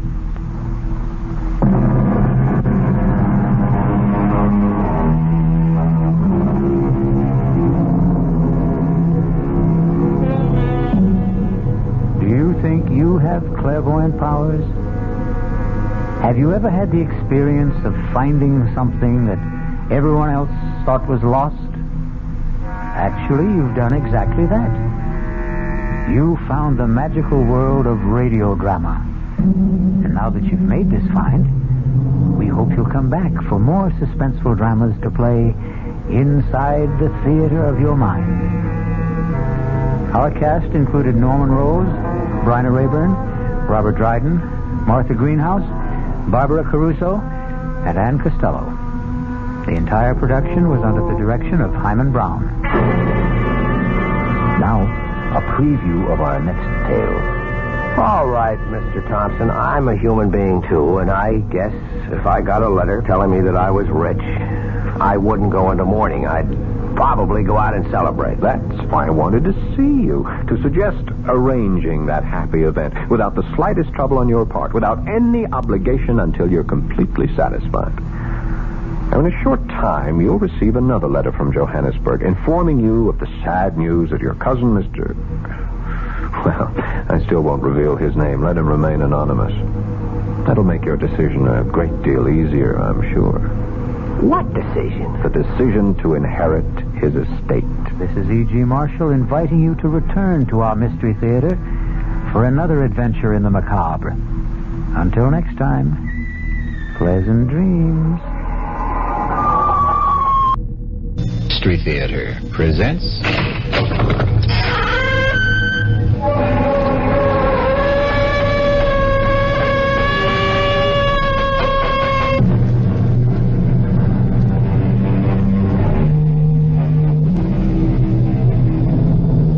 Come in. Welcome. I'm E.G. Marshall. Welcome to another hour of mystery and suspense. To a terrifying battle of wits. Our play poses a dilemma you have never faced, or are likely to face in your lifetime. Whether to commit the murder in your heart when your mind tells you to restrain yourself. Listen to what happened to one man, Thomas Drake, who did face that dilemma, and what he did about it. Professor Mallory, if you're a friend of Emery's, you've got to tell him to stay away from my wife. Really now, Drake, I don't like to interfere in the personal life of faculty. You must. You must tell him, or I won't be responsible.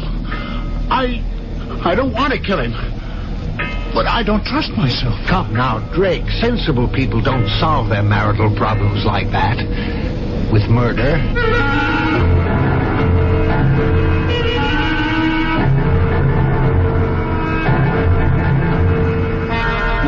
Our mystery drama, Under Grave Suspicion, was written especially for the Mystery Theater by Hank Warner and stars Ralph Bell.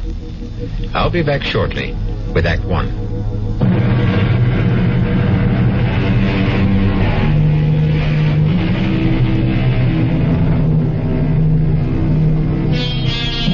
Have you ever returned home late one night and listened in the still darkness, tense and trembling, hoping and praying that you would not hear the whispered passions of your wife and a stranger, fearful that you would not control a blinding fury to kill?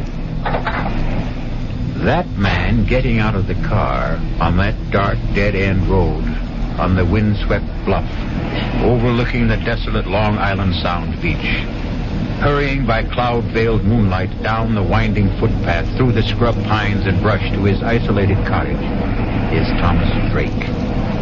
Despondent, depressed. I should have telephoned, given us some warning that I'd be home a night earlier. But deep down I had the feeling that I still couldn't trust her. And I had to find out.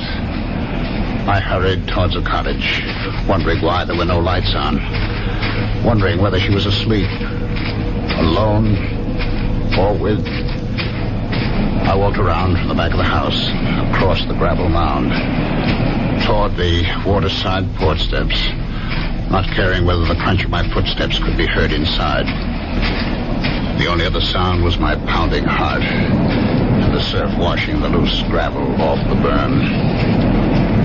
The half-moon slipped behind a bank of black clouds, and in the darkness I tripped over the shovel, left lying on the gravel. I kicked it away. I went up the porch steps to the front door. I tried it. It was not locked. I stepped inside and listened. I called out, "Marianne!" The bedroom door was closed. I opened the door. I stabbed at the light wall switch. The ceiling flooded. An empty made-up bed. I went to the kitchen. Turned on the light. It was swept and tidy. The counter, the sink, the stovetop, bare and dry. Not a trace of food particles. No lingering cooking odors. The dish mop, dish towel, bone dry. I needed a drink to calm down. I reached for the bottle of bourbon in the kitchen cabinet. Poured myself a stiff one. Wondering where she was. The drink only added fuel to my slow burn. I flushed with waves of anger. I had to get out in the air to think. I put out the house lights, carried the bottle and the glass to the porch, and settled down to wait. The cool onshore wind on my face. The moon playing hide and seek with the dark clouds. The lights of Connecticut blinking across 10 miles of black water. The old field light alternating beams of green and red. It was restful. But as I nursed the bourbon, I couldn't altogether get her out of my mind. My thoughts wandering back in time, wondering if she'd left me or would, once again like the first time, before we were married. And we're living together in my apartment on Manhattan's swinging east side. Two modern, sensible singles willing to give it a try.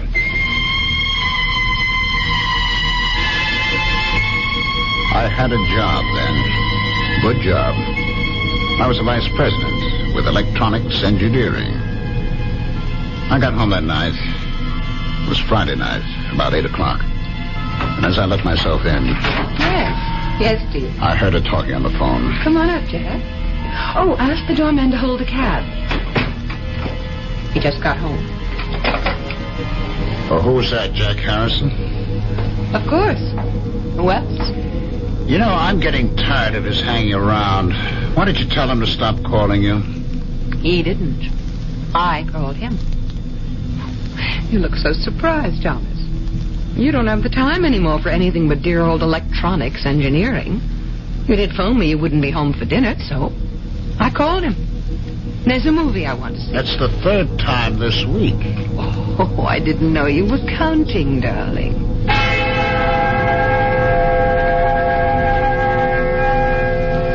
I waited that night, watching television, dozing fitfully. My mind going back to the smiles and looks they had exchanged as they left. I could see them after the movies going to the Purple Camellia, the nightcaps, and the wild rock of the panting cougars. And then senses-stimulated bodies pulsating with savage beats to spend the night with him.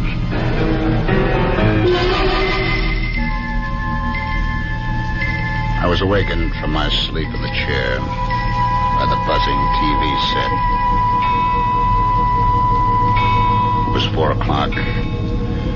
I fought off the idea of phoning her at Harrison's apartment. I had no one but myself to blame. We had agreed, like two sensible moderns, that there'd be no strings, that we'd be free to live our own lives.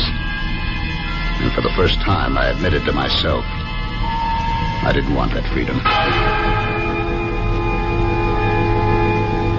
By 10 o'clock that morning, I couldn't stand it. I phoned Harrison's apartment. There was no answer. I went down to the lobby reception desk to get the mail. It hadn't arrived yet. But the clerk handed me an unstamped envelope. My name and apartment number on it, in Mary Ann's handwriting. I tore it open. Dear Tom, I'm sorry. I think it would be best for both of us to call it quits. I'm going away. There was no date on the plain white notepaper. No imprint of name and address, no forwarding address. Just signed, Mary Ann. I refused to believe it. I hurried right back up to the apartment, to her bedroom closet. Her clothes were gone. I got through the day somehow, in a daze. But the next day, when I went out to get the Sunday paper and returned to the apartment, there she was, unpacking. I changed my mind. Let's have a drink. Want to tell me? There's not much to tell. He told me he has a wife, 3 children in Connecticut, that she won't let him go. So he couldn't marry me. Marry you? You want to get married?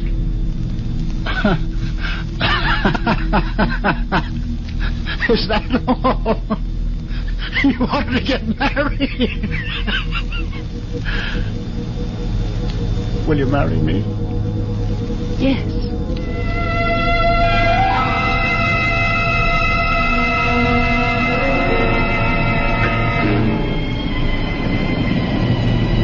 Now, here I am, waiting once again. Like two sensible moderns, we adjusted to marriage. We seemed to be making a go of it. Until I lost my job and the cutbacks of government contracts. We subleased the apartment, moved to the cottage to make the rounds of electronic firms on Long Island.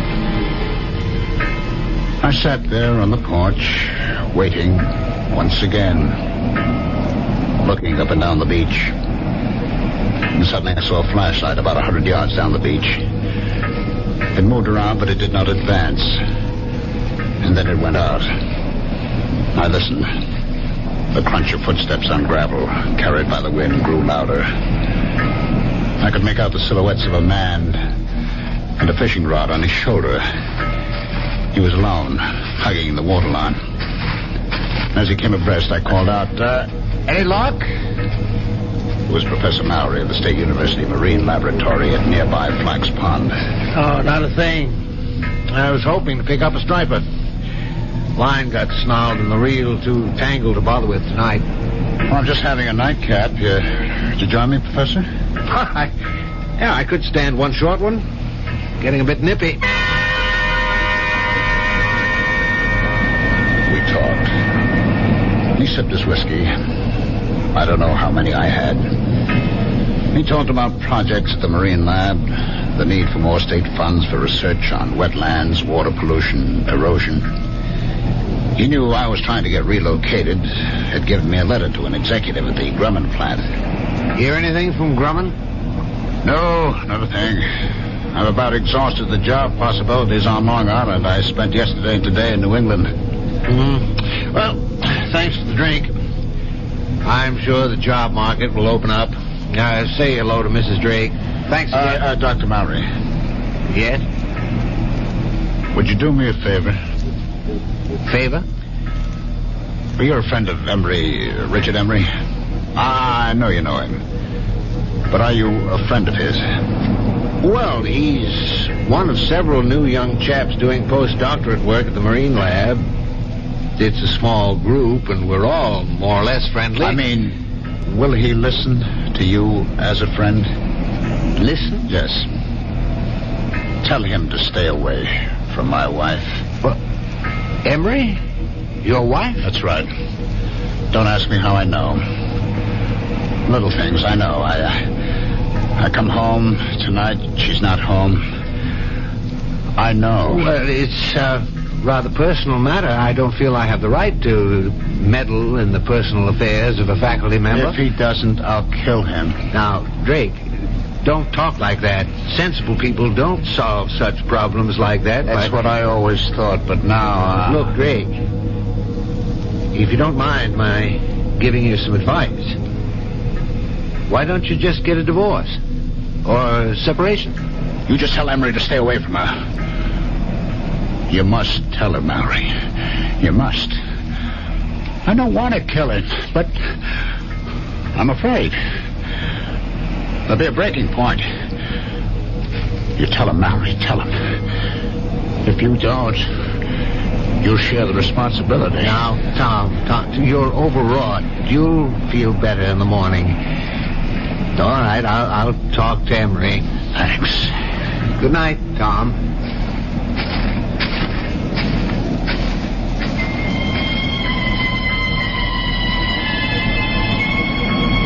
I picked up the bottle.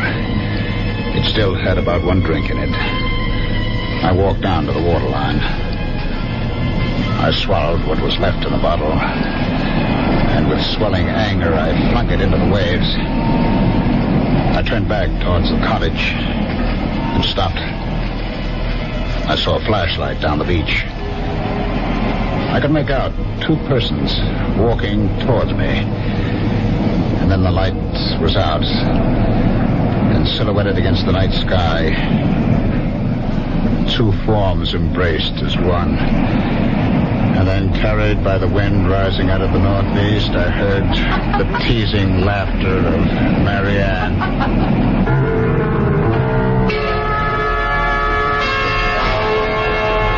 Well, there may be laughter in the wind, but for poor Tom, this is no time for levity. Wonder whether he knows that it's an ill wind and will blow him no good. I'll be back shortly with Act 2.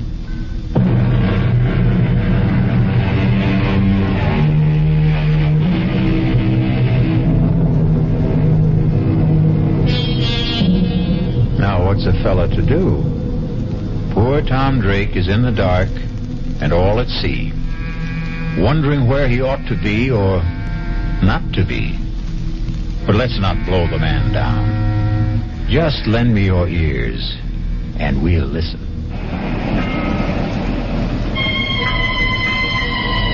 Their embrace in the dark was brief, and they started walking towards the cottage without using the flashlight. For a split second, I thought of walking towards them for a showdown. But Mallory's promise to talk to Emery made me put aside the impulse. I ducked behind a line of boulders that formed a breakwater above a high water line. They stopped in front of the cottage. From behind the boulders, I watched and listened. That was a good hike. Yeah. Let's go inside. Oh, let's sit out here for a while. It's such a beautiful night. I'd like a cigarette. Okay. He sat down beside her, struck a match, cupped it in his hands and held it to the cigarette in her lips. In the glow from the match flame, her face flushed, her eyes dreamy with desire. I knew I would never give her up. I'm going out to Montauk next week. It's a long Monday holiday weekend.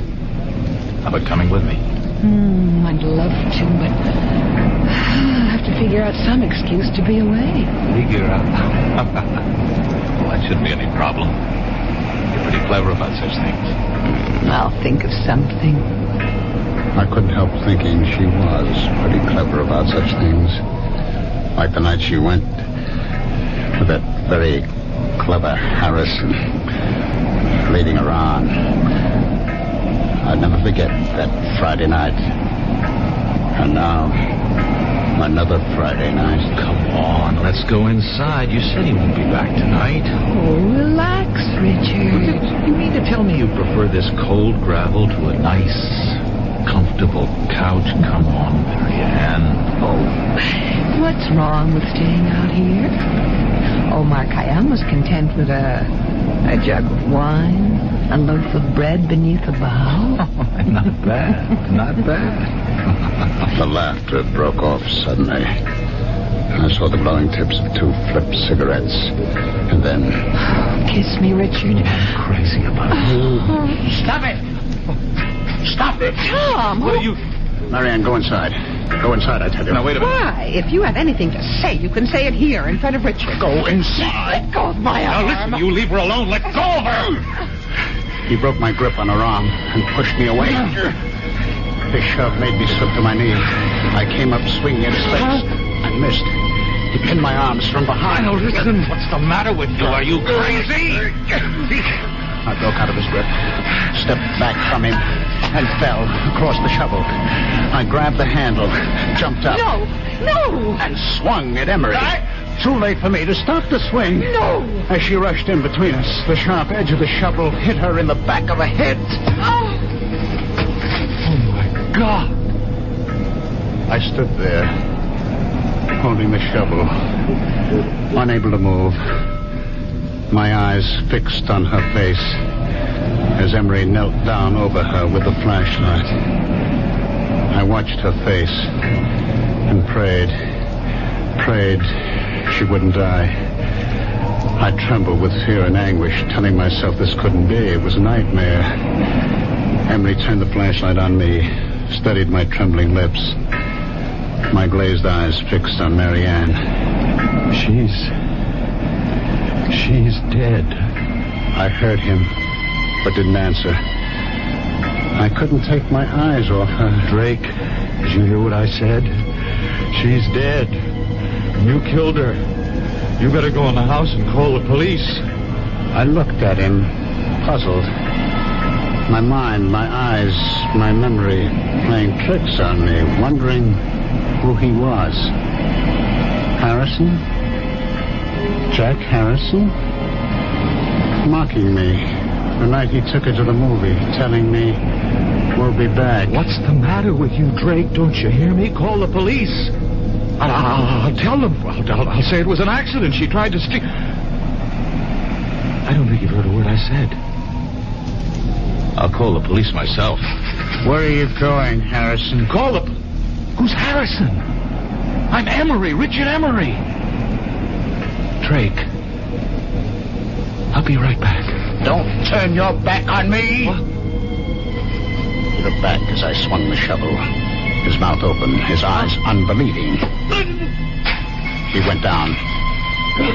I hit him again. He was still, lying on his face. I staggered, gasping for air, my head pounding, thousands of pinpoints of light exploding inside my head. I sank down on the steps of the porch, holding my head in my hands, trying to clear my head, groping to recall, understand what had happened to me, to them. Slowly, the horror of it all returned. Marianne was dead. I turned the other body face up. It was not Harrison. It was Emery.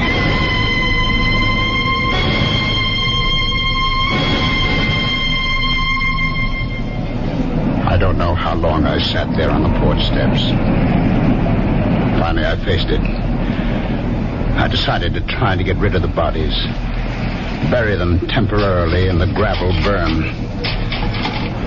I'd have to get a small boat, that rowboat, in the woods just above the flood water line stored by one of these summer residents. I'd row the bodies out to the channel, weight them, drop them overboard on an outgoing tide. The strong current on the bottom of the channel would move them out to the sea.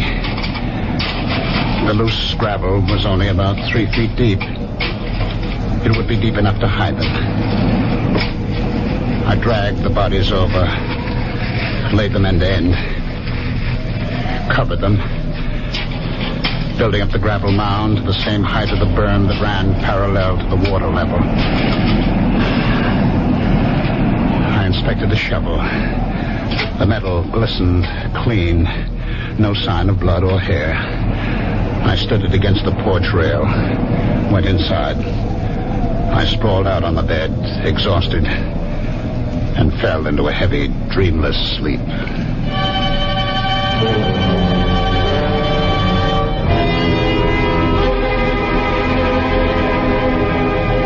I woke up the next morning about an hour after sunrise. My mind clear, instantly aware of what had happened, what I had done. I jumped off the bed, went to the porch door, looked at the gravel graves on the burn. It looked natural, peaceful, like a cemetery. I knew what I had to do. I put on the coffee, showered, changed my clothes. Became aware that her clothes were still hanging in the closet.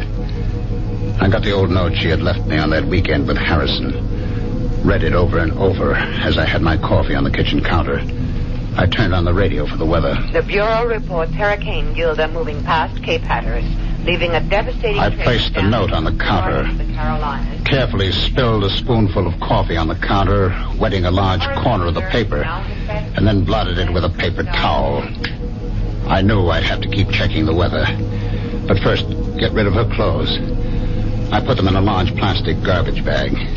I knew I'd have to stay close to the cottage until I got rid of the bodies. Lay in a supply of food, so I drove to the supermarket, put the clothes into the collection bin of the Salvation Army on the parking lot. I did my shopping and was back in less than an hour. I went up to where the rowboat was on the bank of trees. It looked all right. Aluminum, light enough to drag. The oars were in it, and burlap fish bags, strong enough to hold the rocks I'd use for weights. I'd have to wait until dark to move the bodies. In the meantime, I could move the boat. It was a couple of 100 yards. I placed the boat on top of the grave. By nightfall, the Coast Guard was sending out small craft warnings, and all through the night, I was glued to the radio for weather checks. Feeling trapped, helpless to do what I had planned, I finally fell asleep on the couch.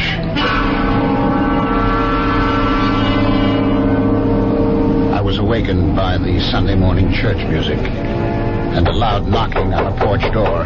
Hey! You in there? I didn't recognize the voice, and I hesitated. The knocking stopped. I heard him walk down the porch steps. I put on my shoes, went to the door. He was sitting on the edge of the transom of the boat, his back to me, smoking a cigarette, fishing pole across his knees. It was Mallory. He turned. Didn't wake you, did I? I heard the radio, and I thought I'd stop by. Feel all right? Okay now, but yesterday. What a head. All day. How about some coffee? Oh, thanks, but I've got to get back to the lab. I didn't know you had a boat. Well, it's not mine. Belongs to the Johnsons. I saw a couple of kids dragging it out of the patch of trees up there. They ran when I started towards them. Thought I'd better keep it here for them. I guess it's safe enough here. Unless we get that hurricane. I'd pull it up on higher ground if the weather gets worse and Gilda doesn't move out to sea. Well, glad to see you feeling better. Dr. Mowry, did you get a chance to talk to Emery? No. Matter of fact, I haven't seen him. I stopped by his room Friday night after I left you. He wasn't in. I left a note to call me. I didn't hear from him all day Saturday. He wasn't in Saturday night. Not in his room this morning either. It's not like him to go off without a word. I've been thinking over, Dr. Mowry. It's no use talking to Emery. I can't keep it tied to me. She's left me. Oh, did she? I'm sorry. Perhaps for the best. Well, she didn't get home Friday night and left me a note. I found it in the kitchen Saturday morning. Is she leaving you for Emery? She didn't say. I see. Well, I'm sorry, Drake. I really am.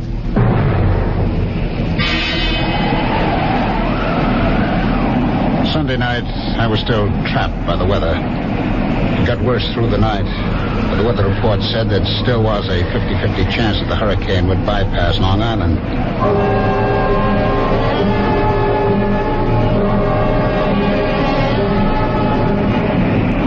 About noon the next day, the wind died down. I stood there by the rowboat, wondering whether I should take the chance in broad daylight. Long Island Sound was still, calm as a lake. I heard a helicopter coming across Crane Neck. Routine patrol of the shore. I could read Suffolk Police. And then Dr. Mowry coming down the beach towards me. I stood there waiting for him. Well, I'm glad I found you home, Drake. I've just been answering more job ads. Yeah. Have you heard from Mrs. Drake? A letter, perhaps? Phone call? Why, no, I haven't. Well, I'm getting really concerned about Emery. No one at the lab has seen him or heard from him for 3 days. This morning, I looked through his room. His clothes, his suitcases were there. But I can't understand. I was hoping if you'd heard from Mrs. Drake and knew where she was, I'd ask her if she had any idea about where Emery might be. Well, I do have her mother's phone number in Ohio and her sister's in Connecticut. If you don't mind. Do you want to call from here? Thanks, but I'm on my way to the village hall to see Police Chief Raymond. I stood there watching him make his way along the beach to the village hall at the old field lighthouse, wondering just what he'd tell Chief Raymond. Well, you know what they say. The path of gory murder leads but to the grave.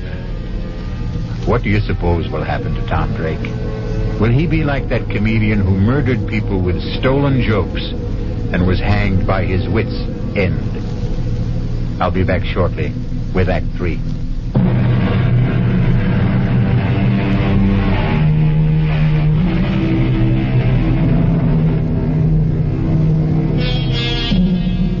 The lot of most policemen is not a happy one. Wonder how Police Chief Raymond will receive Professor Mallory. Will he use the right bait and make a haul? Or lose hook, line, and sinker? Let's follow our troubled professor and find out. What's this all about? Emma said to tell me it was urgent. Well, I mean, it's not a matter of life or death, is it? I hope not. Ooh, you sound like you're not so sure. I'm not. But I am getting worried. Somebody been stealing typewriters and lab equipment again? No, Chief. Well, this may sound odd, but a member of the lab faculty seems to be missing. Oh? That's so. What do you mean, missing? No one's seen him since Friday afternoon. Well, this is only Monday. Yes, but he was not in his room Friday night, Saturday night, Sunday night. He didn't show up in the lab today. Well, what about his weekends? Did he have them free? Well, sometimes, when scheduled. He was not scheduled to be off this weekend. Uh-huh. The chap he rooms with, Garrison, says he saw Emery Friday noon. Well, Garrison was off this past weekend. He got back Sunday night. I saw Garrison this morning. He wasn't surprised or upset over the fact that Emery hadn't spent the night in his room. Mm-hmm. It wasn't the first time. Do you know that cottage the Drakes rented? Yes, I do. It belongs to Howard. Is that the one? What about it? Well, last Friday night, I was out casting along the beach. On my way back to the lab, Drake invited me to stop for a nightcap on the porch. He'd already had quite a few. I had one drink with him, and he asked me, was I a friend of Emery's? And he asked me, the way he put it, would I do him a favor? Mm-hmm. Go on. What he wanted me to do was for me to tell Emery to stay away from his wife. Now, did he explain that? Did he mean Emery was annoying his wife, or did he mean they were having an affair? Well, my first impression was that it was more or less a dalliance. Well, that's kind of par for the course in this university town, you know. Yes, perhaps, but I told him I'd prefer not to get involved in personal affairs of faculty members. And what'd he say? He said if Emery didn't stay away, he'd kill him. His exact words. Huh? Of course, he was very drunk when he said it. I told Drake to calm him down, that I'd talked to Emery. Yes, I see. Well, now, what about Mrs. Drake? Was there anything said to indicate whether she was inside the cottage while Drake was blowing his top this way to you? No. There were no lights on inside. Matter of fact, Drake made it clear that she was not home. He implied, without mentioning Emery by name, that she was out somewhere with him. Well, in that case, she could have some idea about where he might be. That occurred to me. I went back there yesterday morning with that in mind. And did she? She wasn't there. Drake told me she'd left him. He said she didn't come home at all Friday night. He said he found a note from her in the kitchen Saturday morning. Well, that's quite a coincidence, to say the least. Did the note say she'd gone away with Emery? Well, Drake didn't show me the note, but as much as said there was no mention of Emery. Have you been to the cottage since yesterday? I stopped there on my way here. Drake says he hasn't heard a word from her. No mail, no phone call. But I asked him, would she perhaps have gone to her parents' home, to a relative? He gave me these phone numbers. Oh, yes, let me see that. Ohio and Connecticut. You think we ought to call them? No. I'll drop in on Drake. I'd rather he made the call. You see, if we can't locate Mrs. Drake and you don't hear from Emery, that leaves us with two missing persons. We'll put out an all-points teletype alarm, full descriptions and photos. I'll keep you posted, Mallory.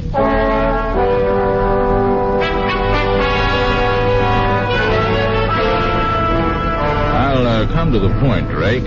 Mallory, Professor Mallory up at the Marine Lab, came to see me. And he's a bit worried about the absence of a faculty member, one Richard Emery. There's no use being delicate about this, Drake. From what he told me, it does look like Emery and your wife ran off together, doesn't it? Yes, it sure looks like it. Do you mind if I see that note she left you? Oh, no, not at all. It's on the kitchen counter where I found it. We went into the kitchen. He picked up the note, studied it carefully, looked at the back of the paper, felt the coffee stain. When did you discover this note? Saturday morning. Well, that stained some coffee spilled from my cup as I was reading it. Oh, I see. You mind if I look around? Oh, go right ahead. I followed him into the bedroom. He looked through her dresser, the closet, the night table. Well, her clothes are gone, all right. I was looking for a letter she might have received from a friend or relative, inviting her for a visit for a few days or a week. I mean, did she mention such an invitation to you? No. Well, if she did get such a letter, she could have taken it with her. I mean, have you called her parents or her sister? Well, frankly, no. I was hoping I wouldn't have to do that, when she'd come back, or write or phone. Well, if they don't turn up in a week or two, we might perhaps go on the assumption that they're dead. You see, and start a search for their bodies. You don't think... Well, look, Chief, I was drunk when I told Mallory... No. I don't think you killed them. Of course not. What would you do with the bodies? Bury them out there? Let's not get morbid about this. You don't think I'm going to call out the tractors to scrape down the gravel, do you? Oh, by the way, how long are you planning to stay on here? A couple of weeks. All right, fine. Well, now keep in touch. I'll call you if anything develops. Phone me if you get a letter or a call from your wife. I followed him out. He looked at the rowboat and studied the sky. I'd pull that little boat up higher beyond that low ground back of the house. I wouldn't be surprised if we get some of Hurricane Gilda before night's over. Better keep the radio set on the Coast Guard reports. I watched him go down the footpath across the low ground behind the cottage and then uphill to where his car was parked, top of the bluff. It was not until he was out of sight that I stopped sweating.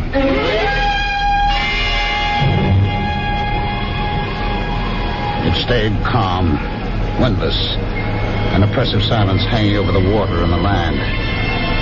The sky was sunless, gray, not a cloud in sight. I'd heard of the calm before the storm, but I'd never seen it. I filled the kerosene lanterns, got candles ready. Gale warnings, Cape May to Block Island. High tide 3 to 4 feet above normal with flooding along lowlands. By late afternoon, all up and down the sound, whitecaps galloped shoreward from as far as the eye could see. Treetops swayed and twisted in the whistling wind. The waves crashed higher on the shore. It started to rain hard. Windswept sheets of water lashed the roof, the shingle siding. The lights went off. I lit the lanterns and candles. Winds 50 to 60 knots. Residents alerted to evacuate low-lying shore areas. The door banged open, and the wind picked up the rowboat, sent it rolling side over side across the low ground behind the house. I stood with a lantern on the gravel berm, watching the waves inching closer, lapping the foot of the gravel mound, loosening gravel in the backwash. And then I heard the phone ringing. I went to it, picked it up, still watching through the open door, the waves breaking over the gravel. Hello? Hello, Drake. This is Police Chief Raymond. What the hell are you still doing out there? Didn't you hear the evacuation alert? Oh, the phone fell out of my hand. I saw waves crashing over the grave and ran out. Drake, you listen to me carefully. There's been a breach in the shore about a quarter mile down the beach. Get the hell out of there. You'll be cut off. You hear me? Are you there? Hello? Hello? I must have been that idiot. Well, better get going with the motorboat.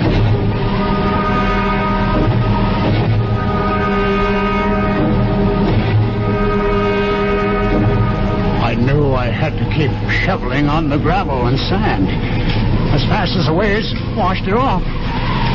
But for every shovelful I threw on the grave, the waves washed off too. I lost track of time. I knew I had to keep at it to keep the grave covered.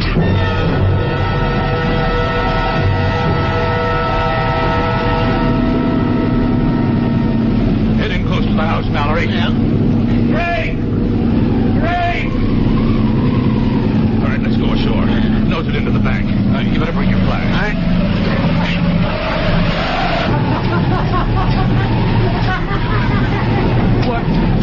What the hell is he doing? No!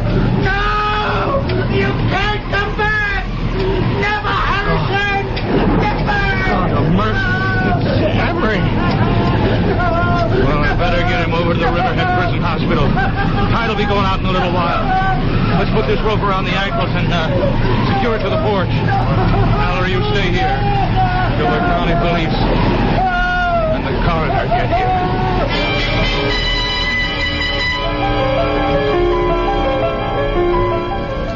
Chief, I'm at the morgue at Riverhead. Dr. Henderson of the police lab gave me an envelope to get to you. He said you wanted an analysis report in a hurry. That's right. What's it say? Read it to me. It says, the coffee stain is less than a week old. The ink is at least a year old. Thanks, Mallory. By the way, do me a favor, will you? Leave a note to Highway Superintendent Murphy in the State Office building. And tell him I said, I won't be needing those tractors.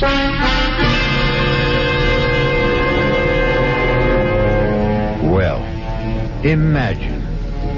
What do you think of that police chief? Isn't he the fishy character? Anyhow, we didn't have to scrape bottom. I'll be back shortly.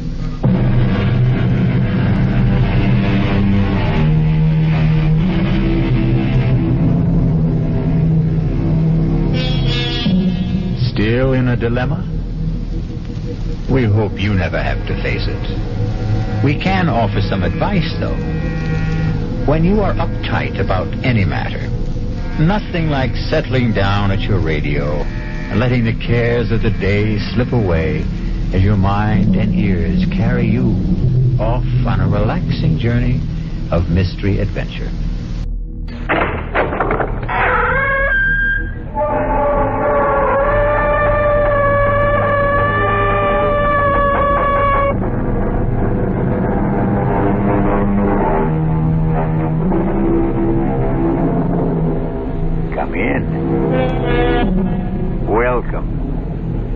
I'm E.G. Marshall.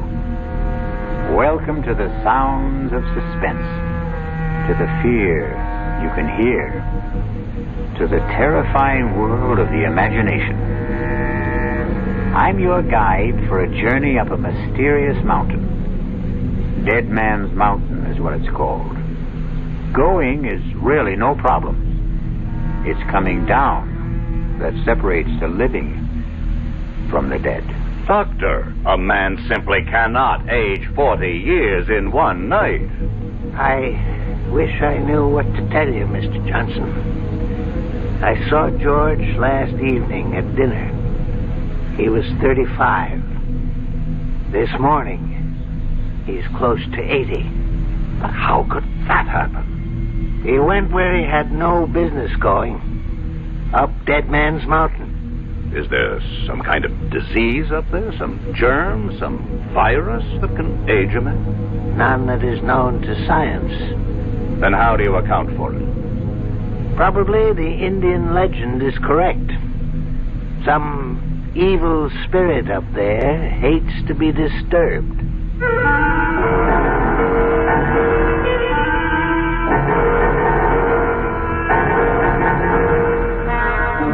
Our mystery drama, Dead Man's Mountain, was written especially for the Mystery Theater by Sam Dan and stars Alan Hewitt. It is sponsored in part by the Kellogg Company, makers of Kellogg's Special K cereal. I'll return shortly with Act 1. Hi, son. Hi, Mom. Hi, Dad. Hi, Junior. Kellogg's Special K presents Junior Gives Up. Junior, why aren't you eating your Special K? It's your favorite cereal. Oh, just 'cause. 'cause... Just 'cause why, honey? Just 'cause Darla said some evil things about it. That's just 'cause why. Hi, Mom. Hi, Dad. Hi, Darla. Hi, Sis. Hi, Junior. Darla, what did you tell Junior about his Special K? Daddy, all I told him was that Special K is good for us. Yeah, and anything that's good for me never seems to taste good. But, Junior, you already know that Special K tastes good. Who do I believe? Darla or my taste buds? What's that, son? Oh, nothing, Dad. Son, Special K is America's favorite high-protein cereal. It's got minerals, vitamins, iron, and all those good, nutritious things. But it got to be so popular over the years because it tastes good, too. You mean it's good for me and tastes good, too? Right, son. Right, Dad. Right, Junior. Right. Indeed. Start your balanced breakfast with Kellogg's Special K. It's nutritious and delicious. Right, Dad.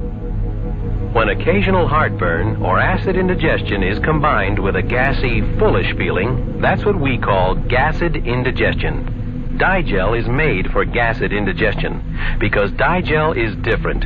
It does more than plain add acids. Digel reduces excess acid while its patented simethicone gets rid of trapped gas fast. Use only as directed. Digel for gassed indigestion. No plain add acid can do what Digel can. Was I embarrassed? Even though I used an adhesive on my dentures, they still came loose during dinner. And when I had to be... This denture wearer should change to Cushion Grip, a soft, pliable thermoplastic adhesive that even hot or cold liquids can't dissolve. That's why Cushion Grip lasts and holds dentures much longer than ordinary powder, paste, or cream adhesives you often must apply 2 or 3 times daily. For new, long-lasting security, new comfort, change to Cushion Grip.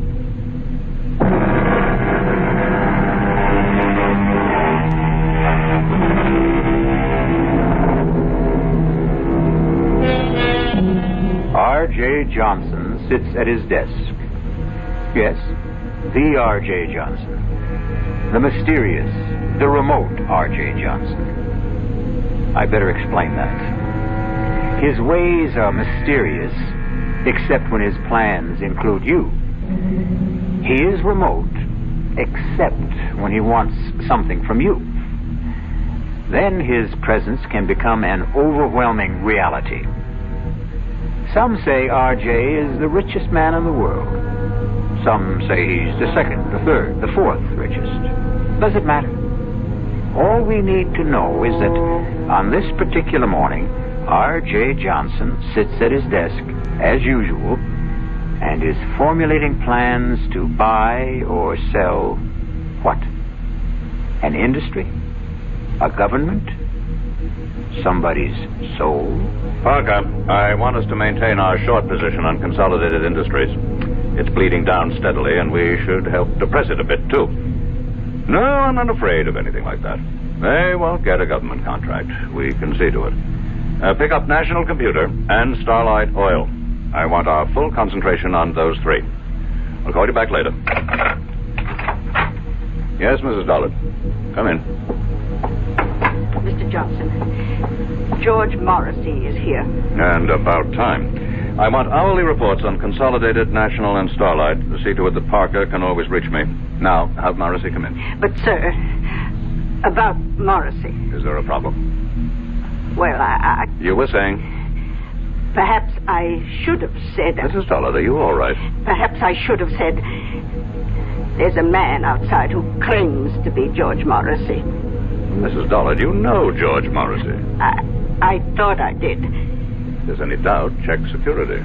I did. Then that settles it.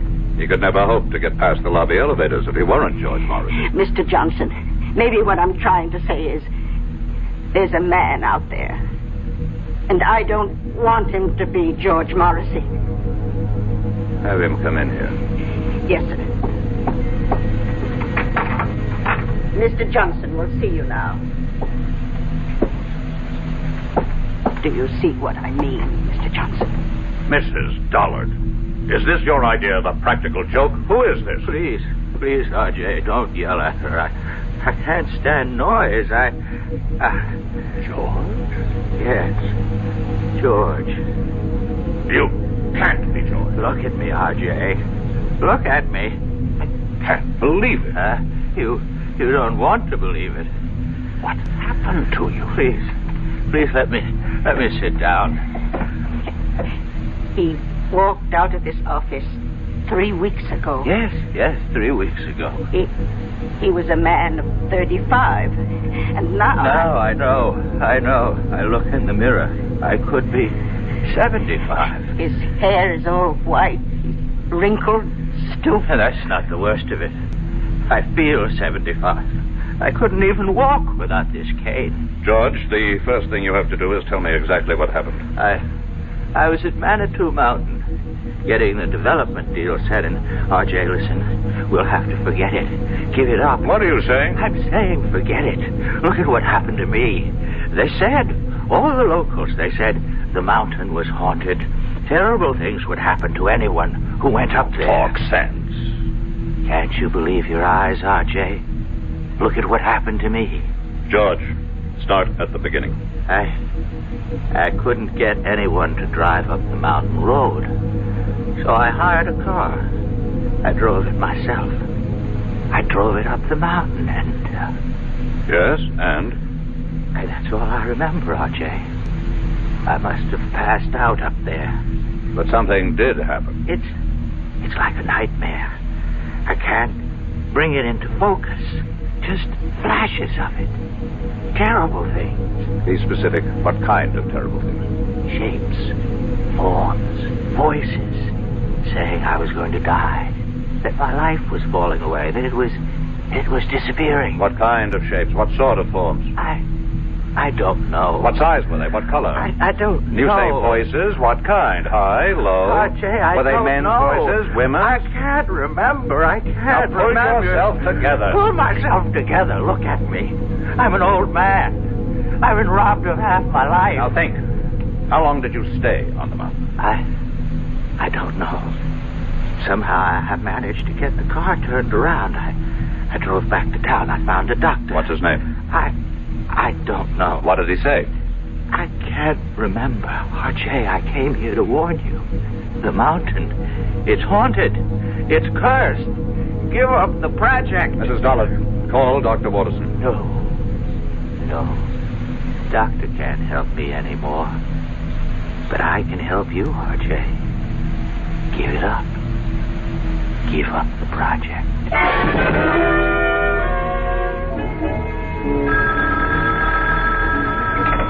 Dr. Waterson? Yes. Keep him on fluids, and whatever you do, see that he remains absolutely calm. That was the resident. About George?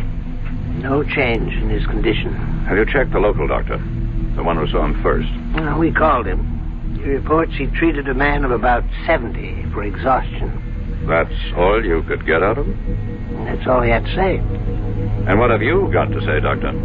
We find that George Morrissey has the physical signs of a man in his 70s. But you know very well he is not in his 70s. Chronologically, no.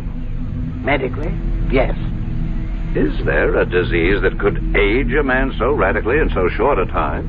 I would say a man could be ravaged by some psychic or physical attack, but here we have no signs of trauma. His tissues, organs, nervous system, circulatory system, they show the deterioration that could only be caused by aging. Let's cut through all this, Doctor. How did it happen? We don't know. You don't know. Am I supposed to buy this nonsense about a haunted mountain, curses, and all that? I don't have the answer, R.J. Watterson, over the years, I have contributed millions for medical research. I bought this whole hospital for you.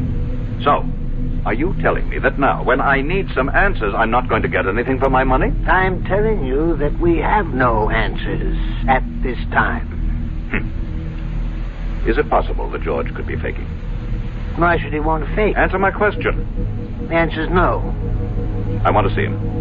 He's very weak. Is it important? I don't make unimportant requests. Well, just for a minute or two at most. And please, don't excite him.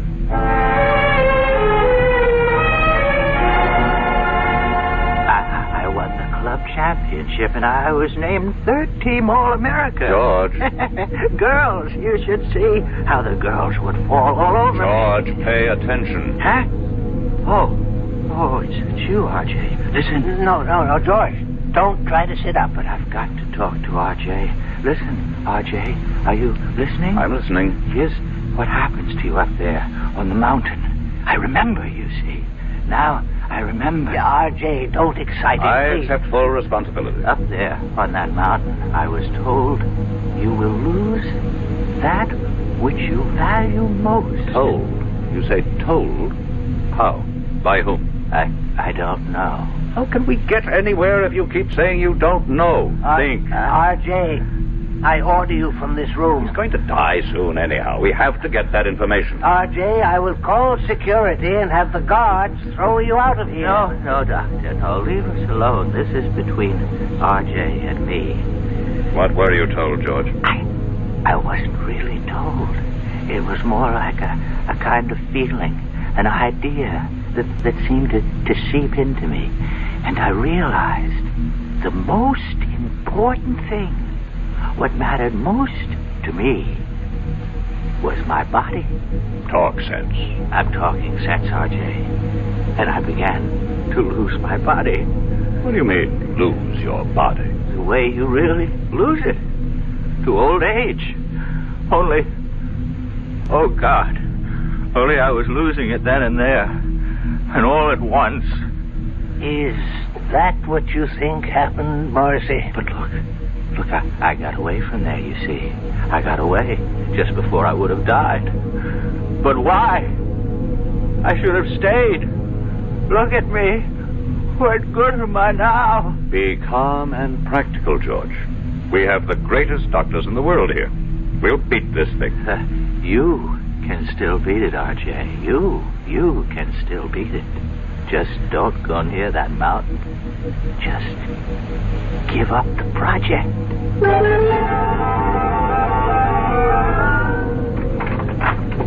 You wanted me, Mr. Johnson? Has Parker called while I was out? Yes, sir. He reported in. Consolidated stock is still falling. That's good. National Computer is rising. And Starlight Oil is doing well with the new government. Tell him to increase our holdings. Try 10%. Now, cancel the rest of today and all of tomorrow. Yes, sir. Call Chuck Daly. I want him here in 3/4 of an hour. Sir. What is it? Well, Chuck's about to leave for Florida. His daughter's getting married this afternoon. Tell him he's to fly me up to the Manitou Mountain area. But, Mr. Johnson... Now, what is it, Mrs. Dollard? You can't go up to Manitou Mountain. Why not? You saw what happened. What did happen? You saw George Morrissey. About George Morrissey. Either he caught a disease... But medical science doesn't know of such a disease. Medical science is constantly being surprised. Obviously, someone does not want me to develop the Manitou Mountain Resort Complex. And perhaps they managed to buy George Morrissey. But I would bet my life on George Morrissey. You must never bet your life on anybody, Mrs. Dollard. The nearest town to Manitou Mountain is Lafayette Center. Reserve a room for me there at the motel. But he is George Morrissey. Fingerprints, dental records. Reserve it under the name R.J. Smith. Mr. Johnson, are you going up there alone? You know perfectly well, Mrs. Dollard, that the way to get something done is to do it yourself. But isn't it dangerous for you to go? Mrs. Dollard, I have complete freedom of action because, as you know very well, practically nobody on the outside has the faintest idea of what I look like.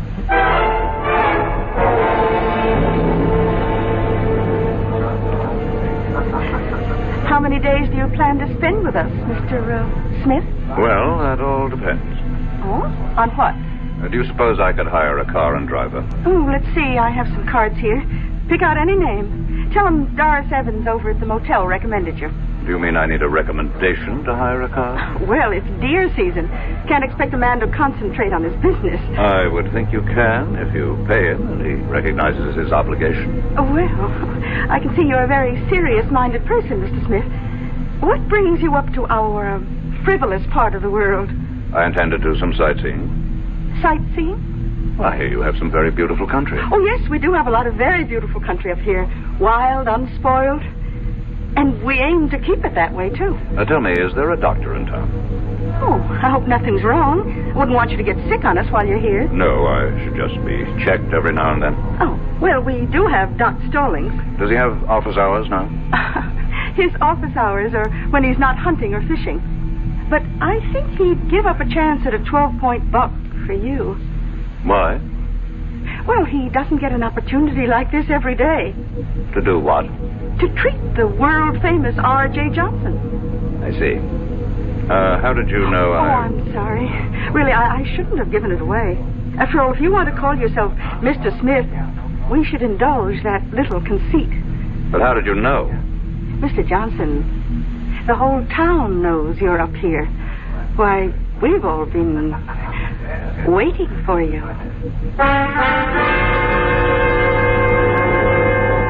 We've all been waiting. Waiting for what reason? Had they also been waiting for George Morrissey? And George was only R.J. Johnson's hired man. We'll be back shortly with Act 2. For children growing up in homes without books, there's a special emptiness. A deep-down hunger for the world beyond the street corner or playground. A world where they could grow up to become whatever they want to be. The millions of these children will never find out about that world because they'll never know what they can learn in books unless you help. RIF, Reading is Fundamental, is helping to get millions of books into the hands of these boys and girls. Books they can choose themselves for keeps. And once a child gets into books, there's no stopping him. More than 150 local RIF programs are proving it in communities like yours. Won't you help RIF? Help the children in your community. Write to RIF Incorporated. That's RIF, care of Smithsonian Institution, Washington, D.C., 20560. Give your hand to a friend. Give your heart to your heart. Give your cold. Contact, the sooner the better. Hey, I'm back. How's that cold? Rotten. Get the contact? I got everything. Contact, cold tablets, and this liquid. Oh, no. Honey, it's all cold medicine. Well, sure, but it only takes one contact for up to 12 hours continuous relief from sneezing, drips, congestion. For that, I'd need 6 of your cold tablets. 2 every 4 hours. Or 3 ounces of nighttime liquid. 1 every 4 hours. Or just one contact. The tiny time pills do it. Well, it's all cold medicine. Those others contain antipyretic analgesics. The liquid, antitussive, and alcohol. They're not in contact. 6 or 3 or 1. I'd choose the one contact. Me too. And I'm the one with the cold. Give it cold. Contact, the sooner the better. 6 or 3 or 1. When you catch a cold, take contact. Only as directed.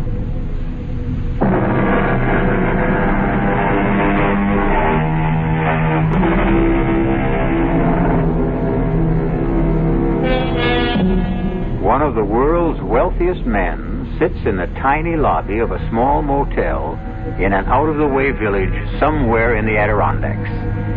And suddenly he feels that all of his money and power somehow seem to be very far away at this anxious moment. You say the whole town's been waiting for me, Mrs. Evans? Yes, we've been waiting. Why? Well, you own us now. I own you. In a manner of speaking. You own all the land that surrounds this village. I would think of myself as more of a neighbor. Well, we don't think your plans for the area will make you a good neighbor. You had your chance to protest against the project at the hearing. And we did. And after the legislature weighed all the pros and cons, they acted in the interests of the entire state, not your narrow provincial prejudices. You really believe that, don't you? I certainly do. Well, we know why certain votes went a certain way. Do you? Suppose you tell me. We know there was bribery and pressure. Really? None of this was found by the special prosecutor's office. Well, I must admit, though, I admire your courage. My courage? To come up here, all alone, without your thugs. Oh, just a minute, Mrs. Evans. Oh, they have clean fingernails, excellent manners, college degrees. But they help you to steal and cover your tracks. In that sense, they're no better than common thugs. You really believe that, don't you? Now, let me set you straight. I have never done anything illegal. Oh, you can't be serious. No court has ever found me guilty of any crime. Congratulations. But here's what I am guilty of. Success. And this has earned me the envy and the hatred of millions of people. But that's human nature. I understand that. What I don't understand is the attitude of the people in this town. I'm not taking anything from them. I'm going to make every one of you rich. Can't you believe it? Oh, yes. We believe it. Do you have any idea how property values in this town will skyrocket when the development is here? Yes, indeed. Then why is everybody so unhappy? You know, you remind me of my husband. My late husband, that is. In what way? He was an unsuccessful version of you. He also worshipped money. But he didn't know how to make it. What happened to your husband? He went up to what your investment brochure calls Manitou Mountain. Dead Man's Mountain, we call it around here, and it killed him. How could the mountain kill him? It's an old Indian legend. Unless your conscience is completely clear, that mountain will kill you. Well, it killed poor Sidney Evans, rest his soul. Killed him? How? He was discovered at the foot of it. He was completely shriveled. There must be an explanation. Doc Stallings never found it. He just wrote it up as death due to causes unknown. Stallings is, after all, only a country doctor. That's right, he is. Tell me, how do your high-powered city doctors explain Mr. Morrissey? Do you know about Mr. Morrissey? Oh, the whole town knows about Mr. Morrissey. Poor Mr. Morrissey, he went up there. Something he had no business doing. I must correct that. He had every business doing it. He was my agent inspecting my property on orders from me. But the fact is, he went up there, and the mountain got him. Have other people met with mysterious results after climbing that mountain? Oh, very few and far between. We may be just country folk up here, but we learn from experience.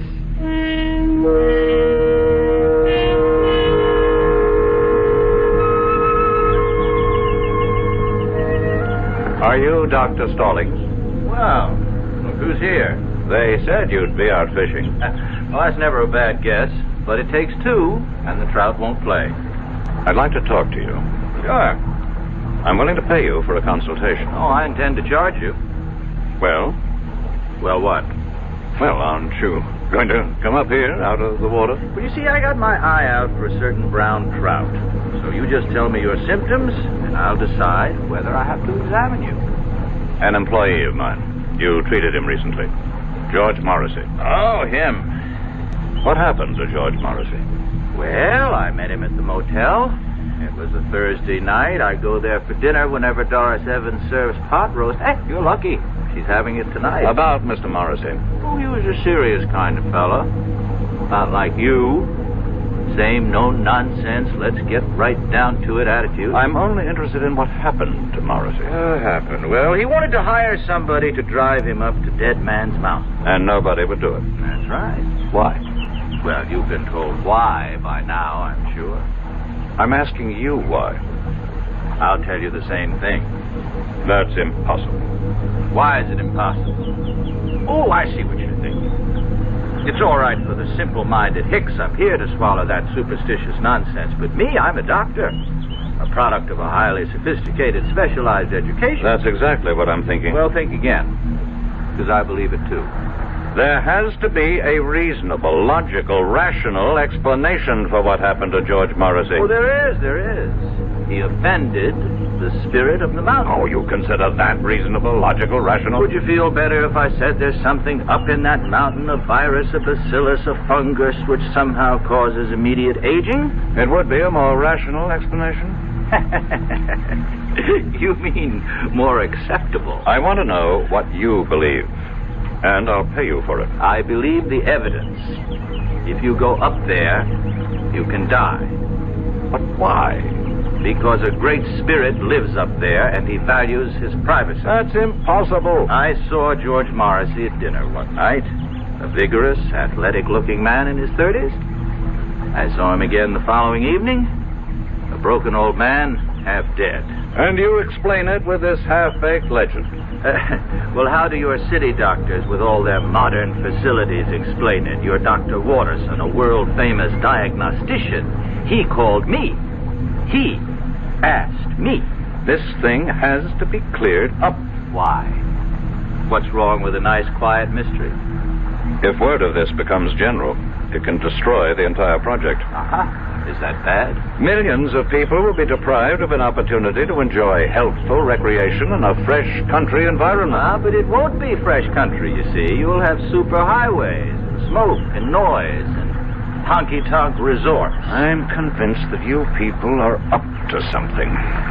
Well, you tell me what. I don't know. But I assure you, I have the resources to find out. Well, if you ever do, let me know.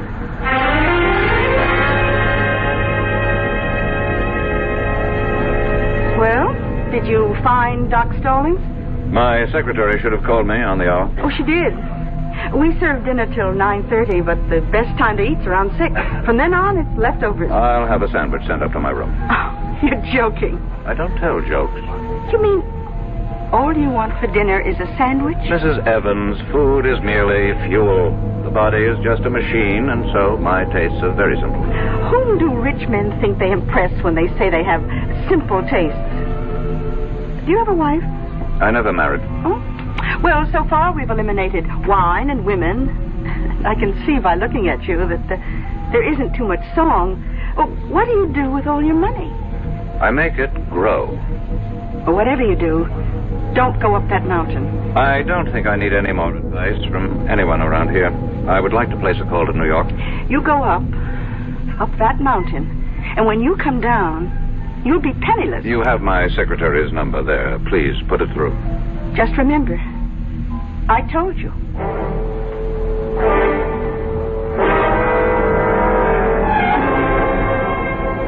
It's exactly 5 minutes past 4, Mrs. Dollard. I know that, sir. Why haven't you heard from Parker? I'm expecting a call any moment. Any moment was not his orders. I specifically directed him to report on the hour. Yes, sir. Why is there a delay? I don't know. Well, find out. Mr. Johnson, I'm only human. What did you say, Mrs. Dollard? Mrs. Dollard? Operator? Operator!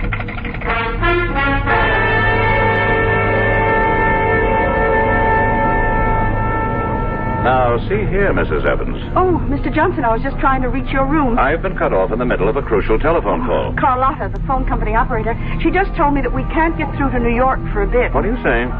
Well, you've seen those signs along the roads. Look out for falling rocks. Well, we just had a pretty good slide on Route 640. But I must talk to New York. A lot of wires are down, but Ed Bailey and his boys will have it fixed before long. Oh, hi, Doc. Hello, Doris. And why does the celebrated R.J. Johnson look so agitated? Well, he can't make a phone call. Oh, my. You know, Mr. Johnson, as a physician, I have a prescription that could keep you healthy and happy for years. Doctor, I'm in no mood for your folksy philosophy. I have to make a phone call. Don't you want to hear my prescription? How long will it take to repair the line? So, maybe an hour. An hour? Maybe less. I would prescribe the following. Chuck it all, Mr. Johnson. Give it up, settle down here, and marry Doris. Oh, I'm not sure I'd want to marry him, Doc. I'm not out to marry anybody. Oh, why not? What's going on in this town? Are you people crazy? Where's the police station? The police station? Well, we do have a sheriff. Send for him. What do you want the sheriff for? There has to be some kind of plot. Where can I find the sheriff? Oh, you don't have to find him. He's coming in the door right now. Hi, Elwood. Evening, folks. A gentleman here wants to see you, Elwood. Yes, sir. Sheriff, I need your help. That's what we're here for, sir. My name is R.J. Johnson. Pleased to meet you. Sheriff, these people are trying to... Yes, sir? These people are out to do me harm. Which people? Among others, these two. But Doc Stallings here is the greatest guy you'd ever hope to meet. Matter of fact, he takes care of me.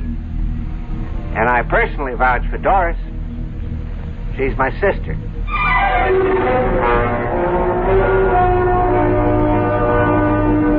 A very nice, tidy little town. And the natives are so friendly and obliging, and so concerned with your well-being. But right now, R.J. Johnson feels overwhelmed by their solicitude, as if he is being literally killed with kindness. We'll return shortly with Act 3. Ever see a beer drinker pour his beer real easy down the side of the glass? Maybe you do it yourself. If so, the Budweiser brewmaster thinks you're missing something, especially if you're a Budweiser drinker. You see, Bud is brewed, so it will kick up a healthy head of foam. Exclusive beechwood aging and natural carbonation make it a lively brew. Well, anyway, pouring Bud plunk down the middle of the glass helps bring out the best in that clean white Budweiser foam and real beer aroma. It also helps you get the full benefit of a taste, smoothness, and drinkability you'll find in no other beer at any price. Remember, brewing beer right does make a difference. Next time, pour that Budweiser right down the middle and see for yourself. Anheuser-Busch, St. Louis. I'm Art Linkletter, and I'd like to talk about something that everybody loves. Babies. Play School has introduced a group of fascinating baby toys. Play School, a Milton Bradley company, has been making toys for generations of preschool children. And their baby toys are just terrific. They're fun and safe. Babies will love the Baby Action Ball. They can grab it, roll it, shake it, or throw it. The Baby Mirror of unbreakable stainless steel introduces them to the most important person in the world when they look into the mirror, themselves. The Play School Toddler Truck is great for baby to scoot around in, and it even has a miniature telephone for baby's first phone calls. My children are grown up now, but if they were babies, I know what I'd want them to have, the Play School Baby Toys. Your children are going to love making discoveries every day with Play School's new baby toys. And every day is a good day to make a baby happy.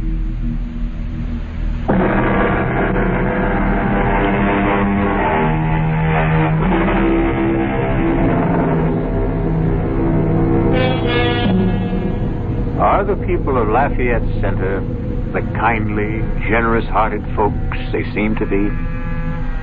Or is this a place of evil where death waits for strangers, especially a wealthy stranger like R.J. Johnson?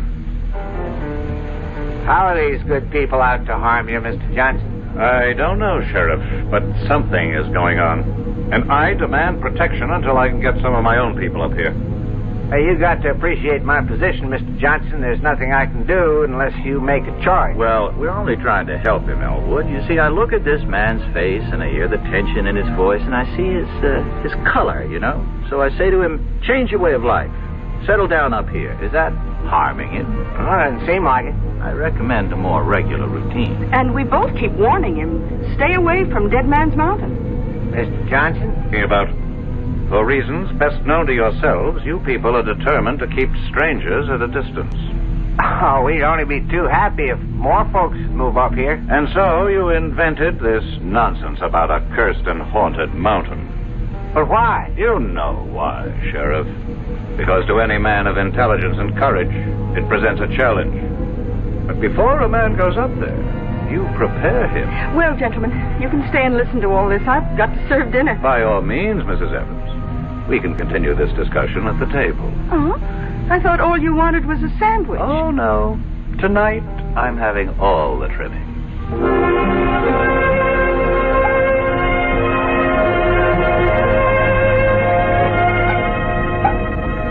Here you are, Mr. Johnson. Thank you. Hot roast, mashed potatoes, peas and carrots. Now, that's a cure for whatever ails you. Hold on. Dr. Stallings, change plates with me, please. Why? It's the same portion. Except I always give you a little bit less, Doc. Would you mind changing plates, Doctor? No, not if you tell me why. Since I'm going up to the mountain, there could be something in this food. A drug, perhaps. Oh, I like that. Very well, Mr. Johnson. Here, have it your way. You say you're going up the mountain? Yes. After all we told you? I'm going up that mountain to prove that it's just an ordinary piece of undeveloped country real estate. Can you stop him? Why would everybody want to stop me? Well, look what it did to your Mr. Morrison. Suppose, for the sake of argument, there is something dangerous up there, and it gets me. Isn't that to your interest? Without me, there can't be a development project. Well, we have a more basic interest. We have obligations as human beings. Well, Now, I will need a car. There's a road, I assume. Oh, yes, sir. Leads up to the top. But why go now? At night? Because the word should get around. R.J. Johnson drove up this dead man's mountain, as you call it, in the dead of night, and just as calmly drove down again. But, Mr. Johnson, You really... have something to learn, Mrs. Evans. You think a man becomes rich through trickery, violence, and all manner of illegal, immoral, and unethical acts. I never said that. But you believe it. Tonight, you're going to discover how I became rich. By daring to do what other people consider impossible. It's that simple. I would still advise you to keep away from that mountain. Let's end the little game, Doctor. I have humored all you people long enough. Well, very well. How do you account for George Morrissey? Very simple. George Morrissey is not R.J. Johnson. Oh, does the spirit of the mountain, going along with the legend, kill everyone whose conscience is not clear? Very well. I'm safe. My conscience is unblemished. Elwood, I still think you should stop him. The sheriff has no right to interfere. I'm merely inspecting my own property. Well, he's right, Doris. A little exercise in morality here. Who would care to accompany me? You look down on it. You are the pillars of virtue.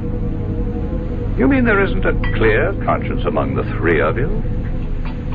I'll drive you. Doris. Doris, what do you say? He's challenged us. But, Doris, you know you can't fight the mountain. Well, we can't let somebody else get killed up there either. Well, what can you do? Well, at the first sign of anything suspicious, I can turn the car around. Mr. Johnson, you've got yourself a driver, and I suggest we leave right now. The moon goes down early around here. First I have to call New York. But the lines are still down. How do you know? Carlotta will let us know when they're fixed. Maybe I'd better wait. Oh, don't tell me you're starting to have second thoughts. I have some very important things to check out. Well, we can drive to the top of the mountain and back again in an hour. How do you know? Have you done it before? No, just a guess. And I'm ready if you are.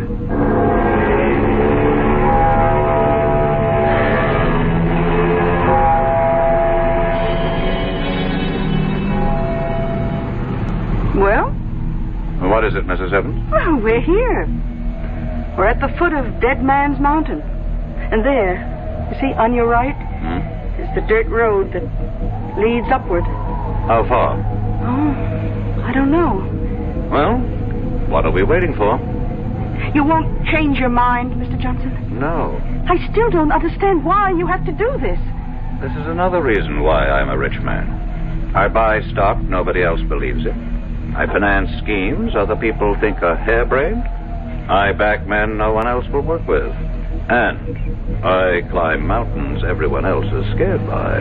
I'm climbing this mountain, too. Then you also deserve to be rich. Well, do we go ahead or do we turn back? One must always go ahead, Mrs. Evans. Then, here goes.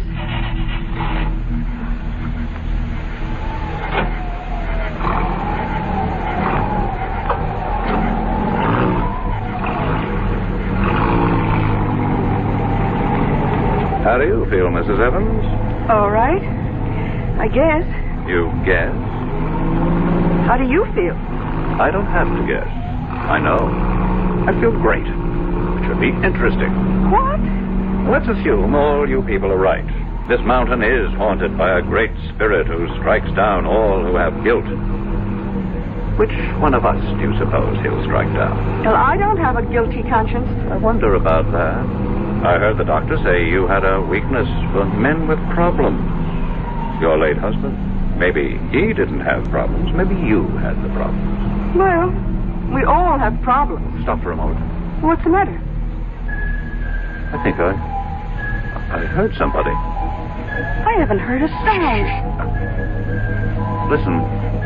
R.J., I'll have the security guards throw you out of here. It's Watterson.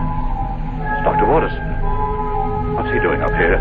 Who's Dr. Watterson? He's looking after George Morrissey. I'll throw you out of here. Did you hear him? There's no one around but you and me. Now that I think of it, that's a strange way for Watterson to talk to me.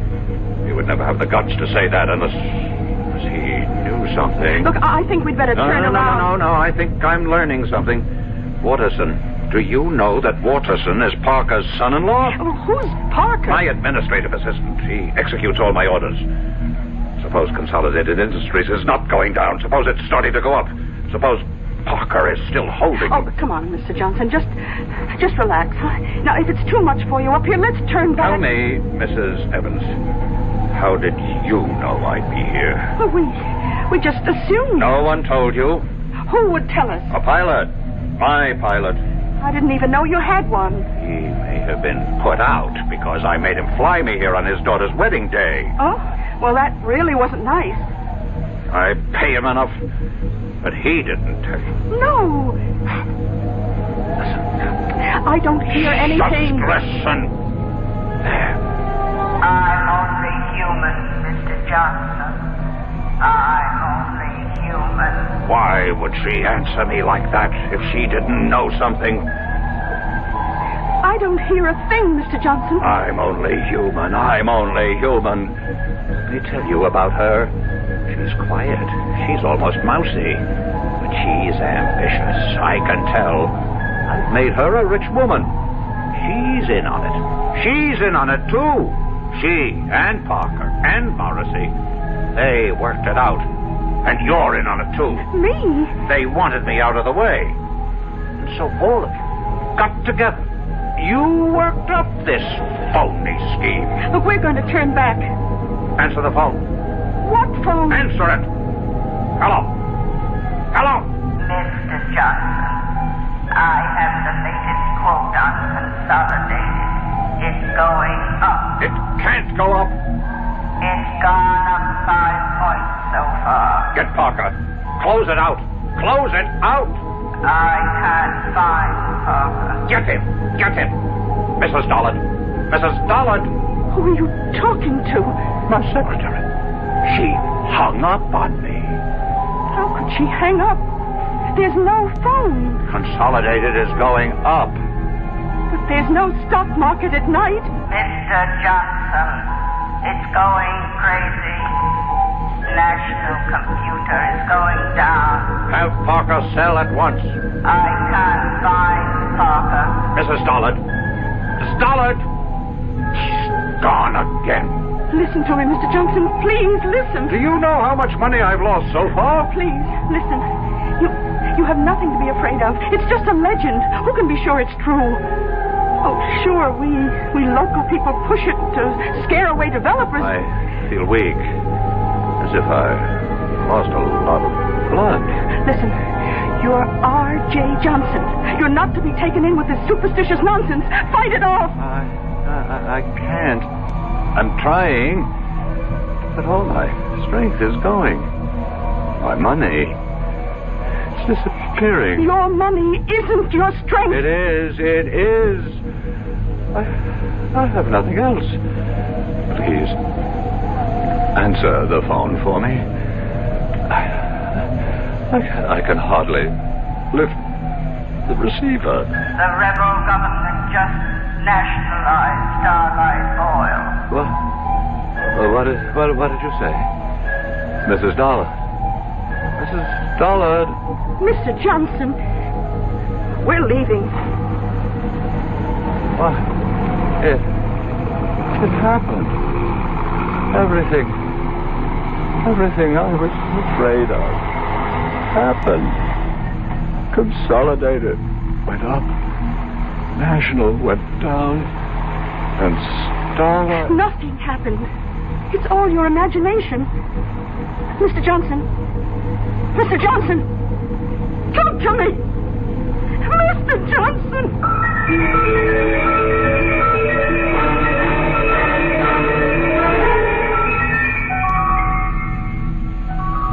Dead. How? Why? Doris, I don't know. There isn't a mark or a sign on him. It's as if all the force and vital energy just left his body. Well, maybe it's all for the best. He was in trouble. Trouble?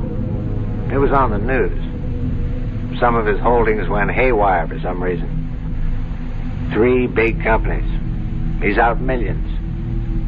He may have died just in time. The mountain. The mountain. What about the mountain? It's true.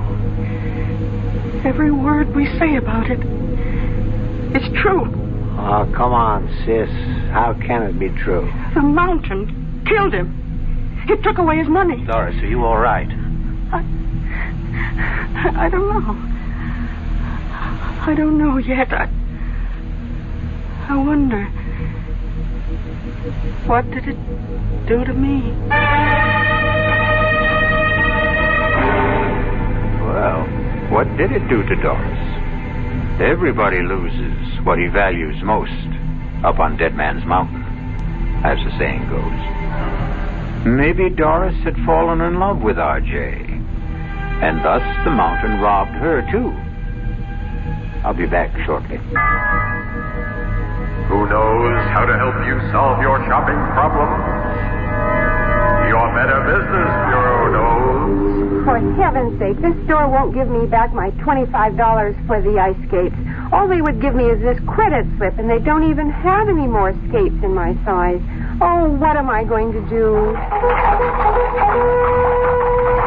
Madam, not all stores make cash refunds on returns, you know.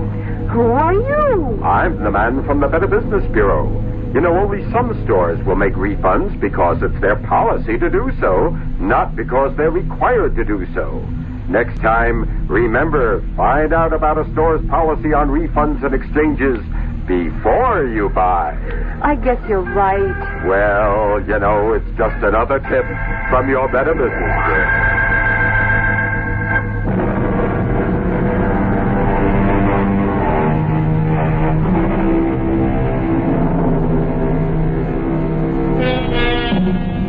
Haunted mountains.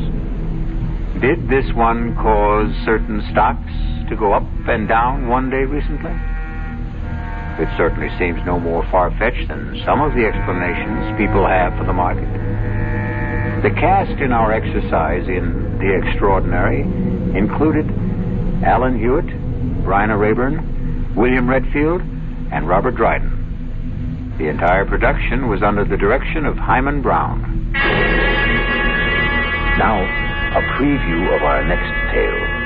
The only way to learn how to swim is to jump in the water, right? I simply can't make you understand, can I? Well, maybe I can make you understand. Forget it. You want to get that dinner ready? I'm hungry. Yes, I'm going now. Look, why don't you change first? Change? Yeah, your clothes. Get more comfortable. Yes, I think I'd like to do that, George. I won't be long.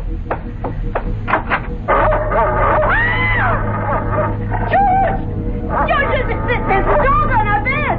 A horrible big dog. Take it easy. That's my surprise. That's it. Tell him. Get him out of here. Please, George, take him away. It's only a dog, for Pete's sake. He's not going to hurt you. Get it out, George. Please. Radio Mystery Theater was sponsored in part by Anheuser-Busch Incorporated, brewers of Budweiser. This is E.G. Marshall inviting you to return to our Mystery Theater for another adventure in the macabre. Until next time, pleasant dreams.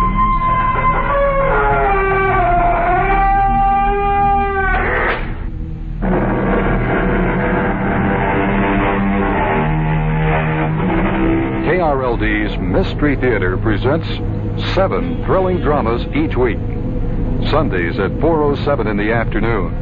Then nightly at 10:07, except on Tuesday and Saturday nights when the basketball broadcasts necessitate delaying the mysteries until midnight.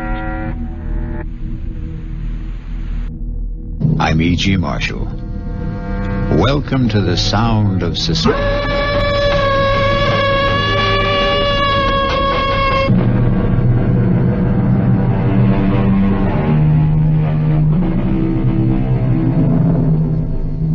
Come in. Welcome. I'm E.G. Marshall. Welcome to the sound of suspense, to the fear you can hear. Welcome to the world of terrifying imagination. Our story is about a very old man living just outside a tiny village. A very old man whose long life has been lived close to the soil and close to the people he loved. People still living and people long dead.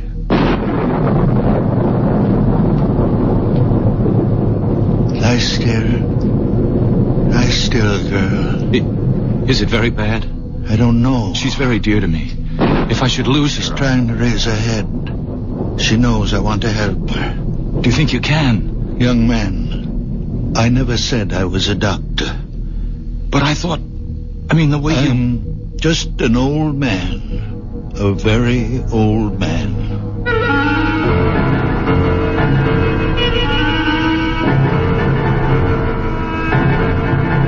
Our mystery drama, A Very Old Man, was written especially for the Mystery Theater by Elspeth Eric and stars Santos Ortega. I'll be back shortly with Act 1.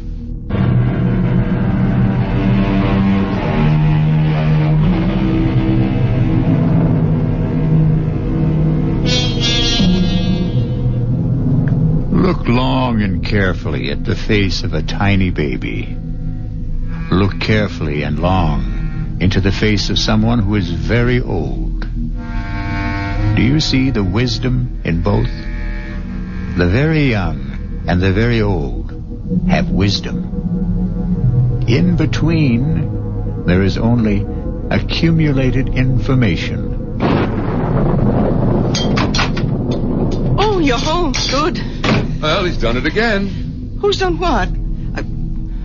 Are you talking about my father? You know I am. I warned him. I said, Stefan, if it ever gets around, you'll ruin my medical practice. People won't believe in me. They'll only... Manfred, come sit down.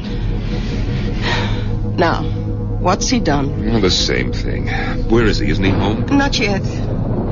He went to the cemetery as usual.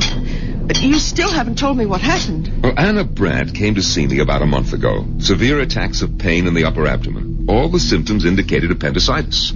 I sent her to Carlweiss for the operation. Of course, he examined her, too, and he agreed with me. No doubt about it, inflamed appendix had to come out. Well, he operated the next day, and that night, that same night, she had another attack. Well, so it wasn't... How could she have had another appendicitis attack when he'd just taken her appendix out?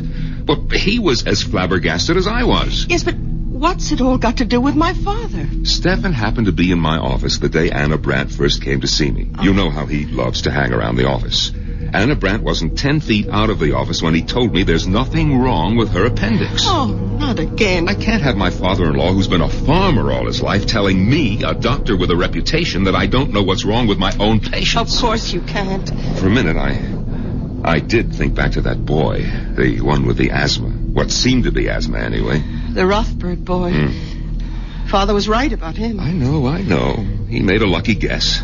Father went to see him every day. Talked to him, rubbed his chest, his throat. In 2 weeks, the boy was all right. The boy was hysterical, over-aspirated, nothing more. But this business with Anna Brandt, the day she came to see me, Stefan was asleep in the waiting room. I was explaining to Anna that I couldn't perform the operation, simple as it is, because of my hands, my arthritis. But I would send her to Carlweiss. Well, she accepted that.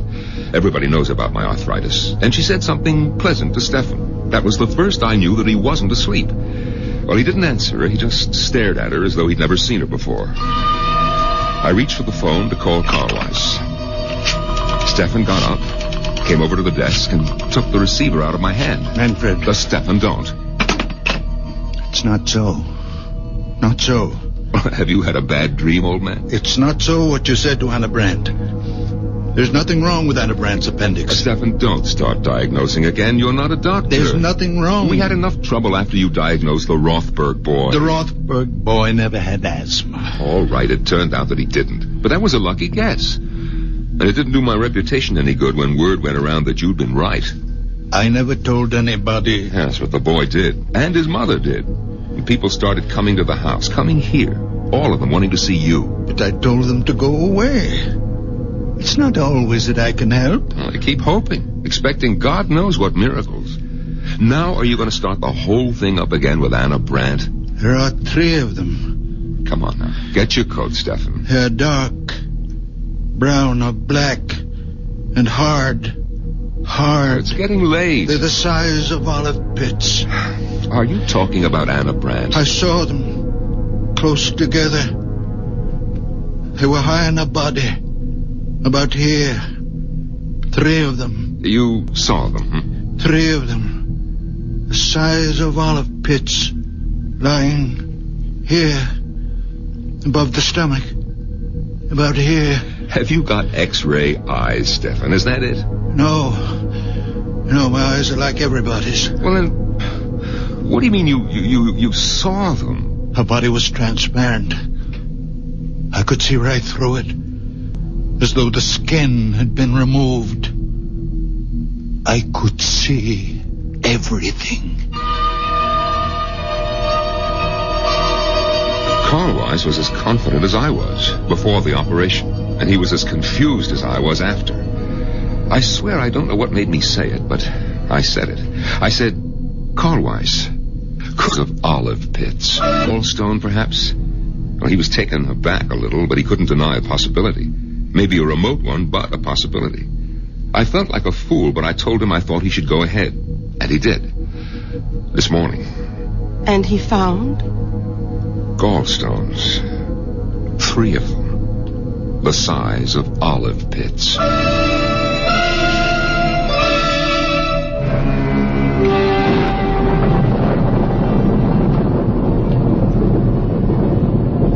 Lie still, girl. Is it very bad?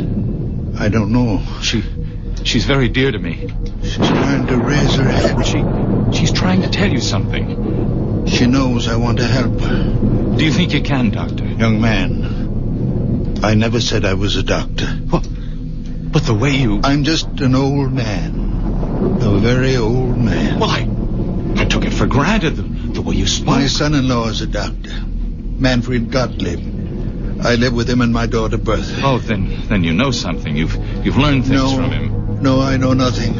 Only what I see, what I feel. When I passed you by the cemetery, what were you doing? My wife is buried there. Did I harm her? No, I even think she's a little better. Her eyes, they look brighter. Not so full of pain. You did nothing but touch her. Stroke her a little and talk to her. Let me look at your hands. No, they're just hands. What should they be? Now let me... Well, your hands are warm. On a night like this. More than warm. Hot. Very hot, as though they were burning. Burning from inside.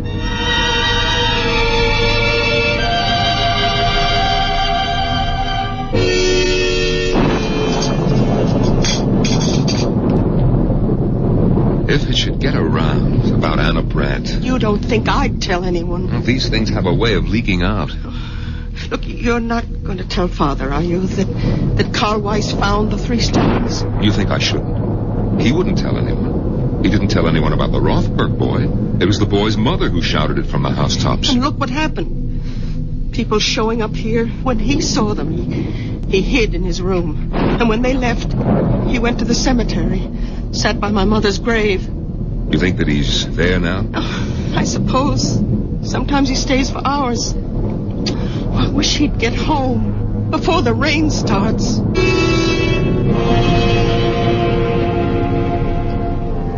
Emily, my dear. Come now, Emily, my precious. I need you. You are my strength. I can do nothing without you. Come to me, my darling. Come to me, my darling.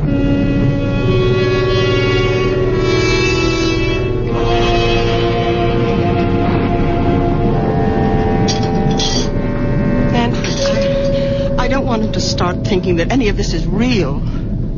He mustn't think that he has some magical power. Listen, if you treat him as though he were possessed in some way, he might begin to believe it, and then his mind... Who knows what might happen? Bertha, have you thought that perhaps it's already happened? No. That he is deranged? I won't believe that. He's my father. I love him. He's old and childish, and Sometimes I'm impatient. I am too, often. But only the way I'd be with a child. In many ways, he is my child. The only child I have. Oh, my dear. I thought you'd stop brooding about that. Oh, I have. I stopped last year when I turned 40. But that's why. Because I have no child, he's twice as precious to me. I understand. I do understand. You know that I'm fond of him. Then let's leave him as he is. Don't let him think he's different from other people. Whatever you say. You know, the Widow Holder has been asking for him. The Widow Holder? Why? They keep telling me in the village that she has this great swelling on her head, big as an egg. Yes, I've heard about it. And she's afraid of doctors. Bertha, you don't suppose... The rain, it started. It's coming down like crazy. Oh, Father! Oh, thank goodness. I made it. Just in time. Oh, you shouldn't take such chances. Why weren't you home for dinner? Where have you been? I kept something hot for you. Thank you. Now, give me your coat. That's it. Oh, where were you all this time? Didn't Bertha tell you? At the cemetery. You didn't go to see anybody? No, I didn't go to see anybody. Oh, here's a plate for you, Father. Nice pot roast and potatoes. Thank you, Bertha. I'm sorry I wasn't here for dinner. I lost track of the time. I ran into somebody. We talked a little. Oh. Manfred, let's go up to bed. Father, you'll be all right? Of course I'll be all right. Go to bed. Oh. Good night. Good night, daughter. Good night, Stan. Oh, Manfred. Yeah? How is Anna Brandt? Anna Brandt? I thought about her tonight in the cemetery. Is she all right? Yes, she's fine. I thought she was. I had a feeling... Good night. Enjoy your dinner. Good night. His asking about Anna Brandt? He hasn't even mentioned her since that day in the office. Bertha, could he have heard about Carl Weiss finding the gallstones? Oh, he'd have said so. He always says precisely what's on his mind. There are times when I wish he didn't. Listen, he's talking to himself in the kitchen. Sounds as though he's calling someone. Manfred, he's an old man. Leave him be. Oh, please close the door. Come to bed. It sounds like Amelie. What? Did you say Amelie? Wasn't that your mother's name? No, it was my sister's. Bertha, I never knew you had a sister. You never told me. It was so long ago, before I was born. Their first child. She only lived an hour. My mother told me they'd just agreed on a name. Father leaned over the crib to kiss her, and she was dead. But that was 45 years ago. All these years he's never mentioned her. What was that? The door opened downstairs. Well, he's gone out. In this rain. Where could he have gone? There's only one place. He's gone to the cemetery.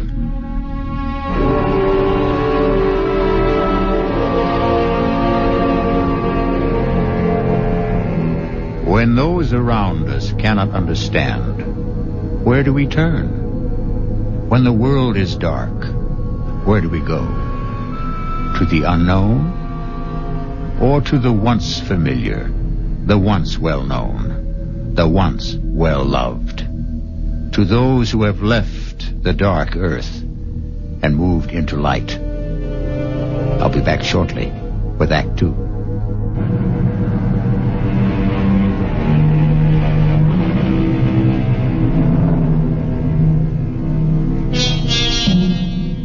Now come back with me to the story of a very old man and the people who loved him and could not comprehend him, or could not comprehend him because they loved him, or because they tried too hard.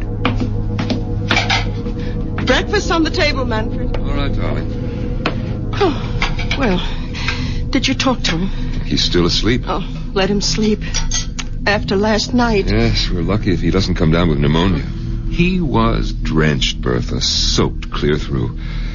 Lying across your mother's grave with the rain beating down on him, crying, Amelie, Amelie. as though his heart was broken. Amelie is buried next to Mother. Bertha, are you going to ask him about her? Oh, it's been so long. 45 years. You know, in all that time, I've never heard him say her name. Naturally, I never mentioned it. She died years before I was born. Your mother never talked about her? Oh, just that once. When she told me she wanted to be buried near her. And how she died. Manfred, she was only 1 hour old. Yes, crib deaths, they happen. We don't know why. They thought of naming me Amelie at first, my mother said. It's a pretty name. Who's that? So early in the morning. Yes. Is this the Gottlieb house? Yes, it is. And you're Manfred Gottlieb, Dr. Gottlieb? Yes, I am. But I don't see patients at home. My office is... Oh, no, I'm not a patient. The patient's outside. Well, bring the patient to my office in about an hour. No, there's no need. She's quite well.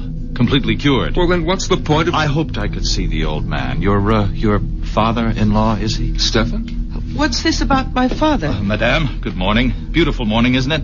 After last night, all that rain. You wanted to see my father? If I may. Well, what about?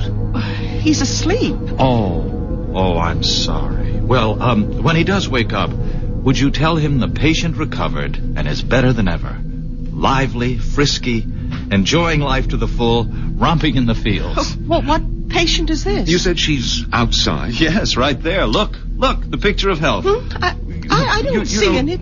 You don't mean... Well, not the horse. Yes, my prize mare, my favorite. I thought I might have to have her put away, but your father, madame. Oh, yes, it's all due to him. Well, when was this? When did you meet Stefan? Last night. Just before the rain started. Didn't he tell you? Oh, well, come inside. Huh? Have some coffee with us. Oh, thank you. Sit down. Manfred, get another cup. May I introduce myself? Otto Kraus. Well, I'm Bertha Gottlieb. This is my husband. Oh, but then my father must have told you he lives with us. Your father is quite a man. Your coffee. Oh, thank you.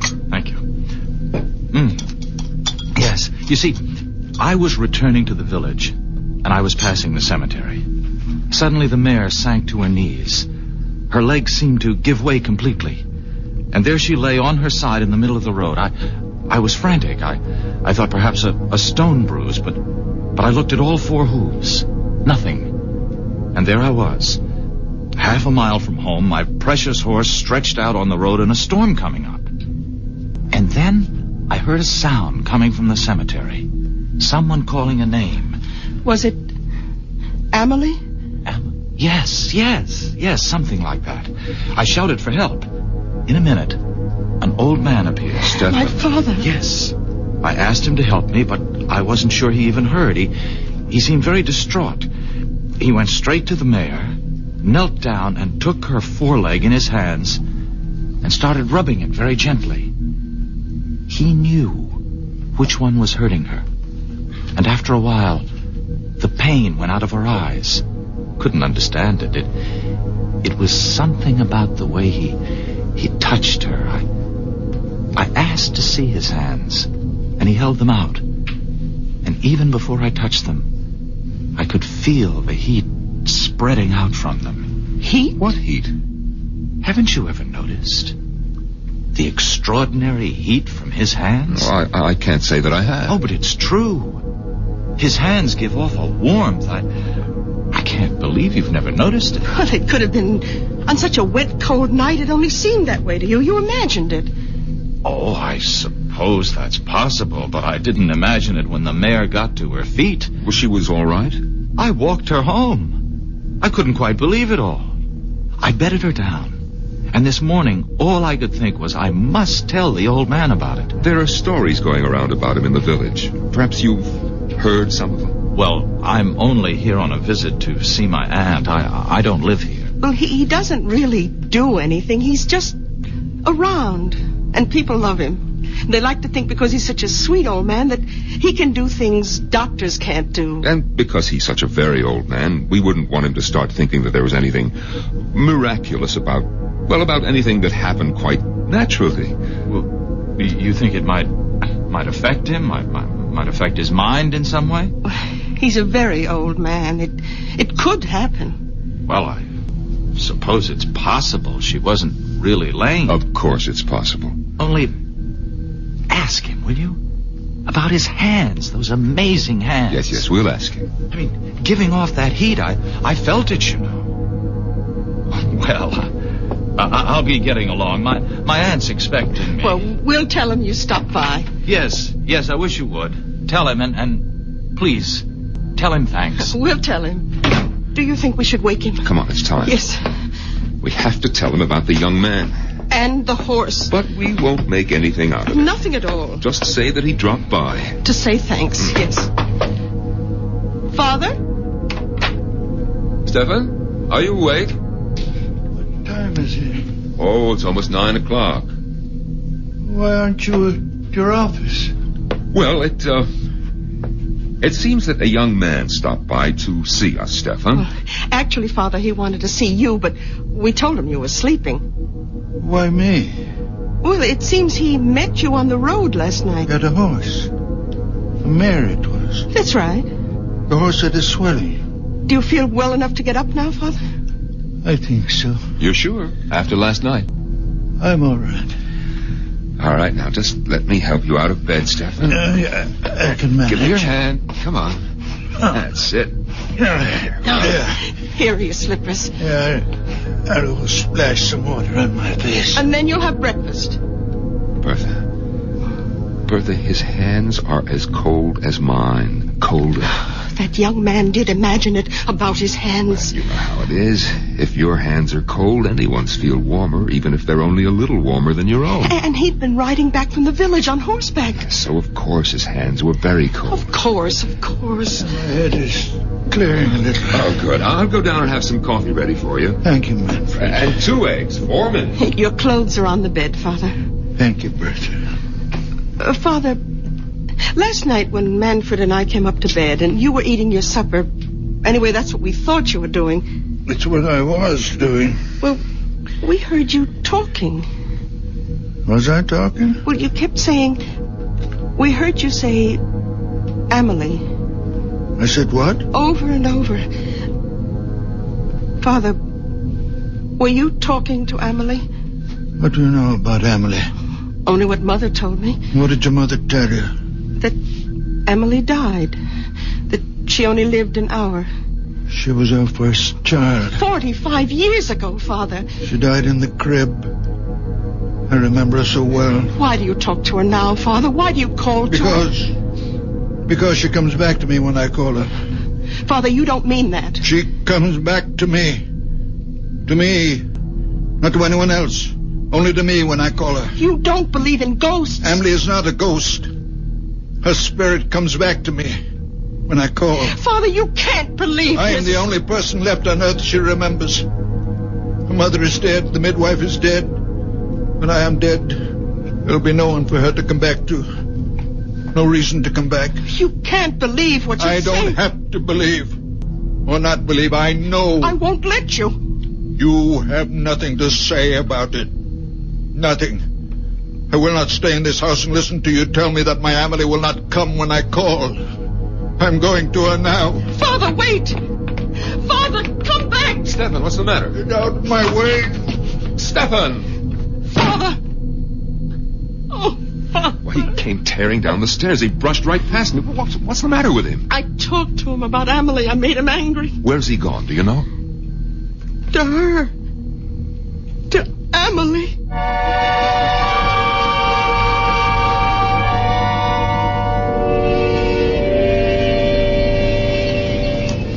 Amelie, I need you, darling.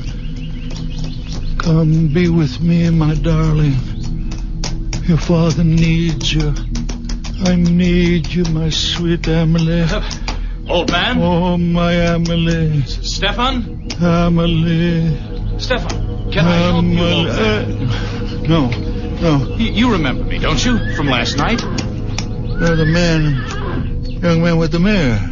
She was lame. Ah, you should see her now. They told me she's better. Better than better. Come have a look. Please come. Look there. Look at her. Oh, very much fine. Not a sign of lameness. I came to your house a little while ago. You were sleeping. Well, they told me you were there to say thanks. There was no need for that. Oh, I'd like to do more than just leave my thanks. I'd like to invite you to my aunt's place. Oh, no, I couldn't. No, I'd like you to meet my aunt, please. Your aunt won't mind? No, not a bit. Come on, we'll both ride the mare. Here, I'll give you a leg up. You're sure about your aunt now? Oh, she'll be delighted. She doesn't get out much these days.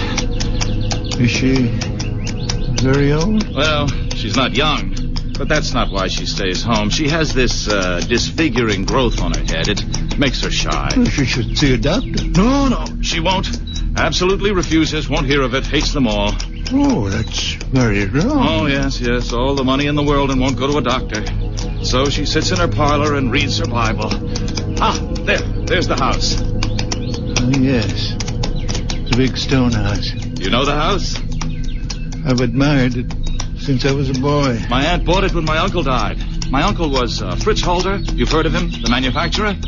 I don't think so. Around here, I understand my aunt is known as the Widow Holder.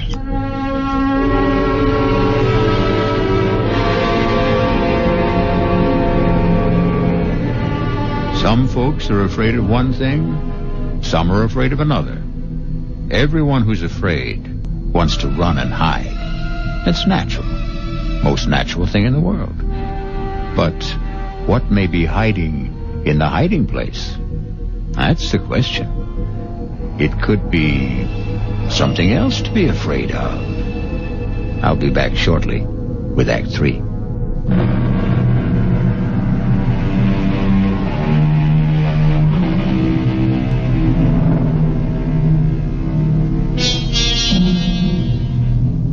A very old man is mounting the steps of a big stone house in the company of a very young man whose aunt is known to the village as the Widow Holder. Listen now. My aunt is in. Otto? Ah, there you are, just where I knew you'd be. Come in, Stefan. Where have you been all morning, Otto? I missed you at breakfast and Oh, you brought someone with you? Yes, this is the very wonderful man I met near the cemetery last night when my mare went lame. Stefan, this is my aunt, Mrs. Holder. How good of you to come by. Madam. I don't have many visitors, not anymore. And I seldom go out because of this on my head. I don't like to be seen. I hope it doesn't offend you. No. It doesn't offend me at all. Well, it offends me. Perhaps I'm too sensitive, but that's the way I am. So I sit here and read my Bible. And that Bible's too heavy for you to hold in your lap all day. But it's the family Bible. It's the one I'm used to. I love this Bible. All right. Sit down, Stefan. I'm all right. I'll stand. Both of you, sit down. And Otto, you tell me where you've been all morning and why you weren't at breakfast. Now, I told you last night how the mare went lame and how I met Stefan near the cemetery. Well, this morning, I let her out of her stall and she was dancing on her toes. I couldn't believe it. Stefan hadn't done a thing but rub her postern a bit. Is that really all you did? I did nothing. Well, he talked to her, rubbed her foreleg, and talked to her. How remarkable. You're a remarkable man. No. Oh, you're staring at me. Oh, I apologize. It's this awful growth. Otto, fetch me my shawl. I'll cover my head. No. Please. It's in my bedroom. I am not offended. I give you my word. Otto, don't go. No, it's all right. I'll be right back. Mrs. Holder, I am not offended. I am sorry I stared so. I will not stare again. Please forgive me. It's quite all right. Please, be calm. Sit down. I can't. Otto mentioned that you live with your daughter. Is that right? My daughter, Bertha. And your son-in-law? Manfred. They have children? No children. How sad. Oh, here comes Otto with my scarf. Mrs. Holder, forgive me, but I must take the Bible from you and... Oh! Stefan, have you gone mad? Forgive me. I could not help myself. Aunt, are you all right? I think so. I saw him take the Bible off your lap. He hit me with it. He brought it down on my head with all his strength. Forgive me, I didn't know what I was doing. I wouldn't hurt you, Mrs. Holder. I wouldn't hurt anybody.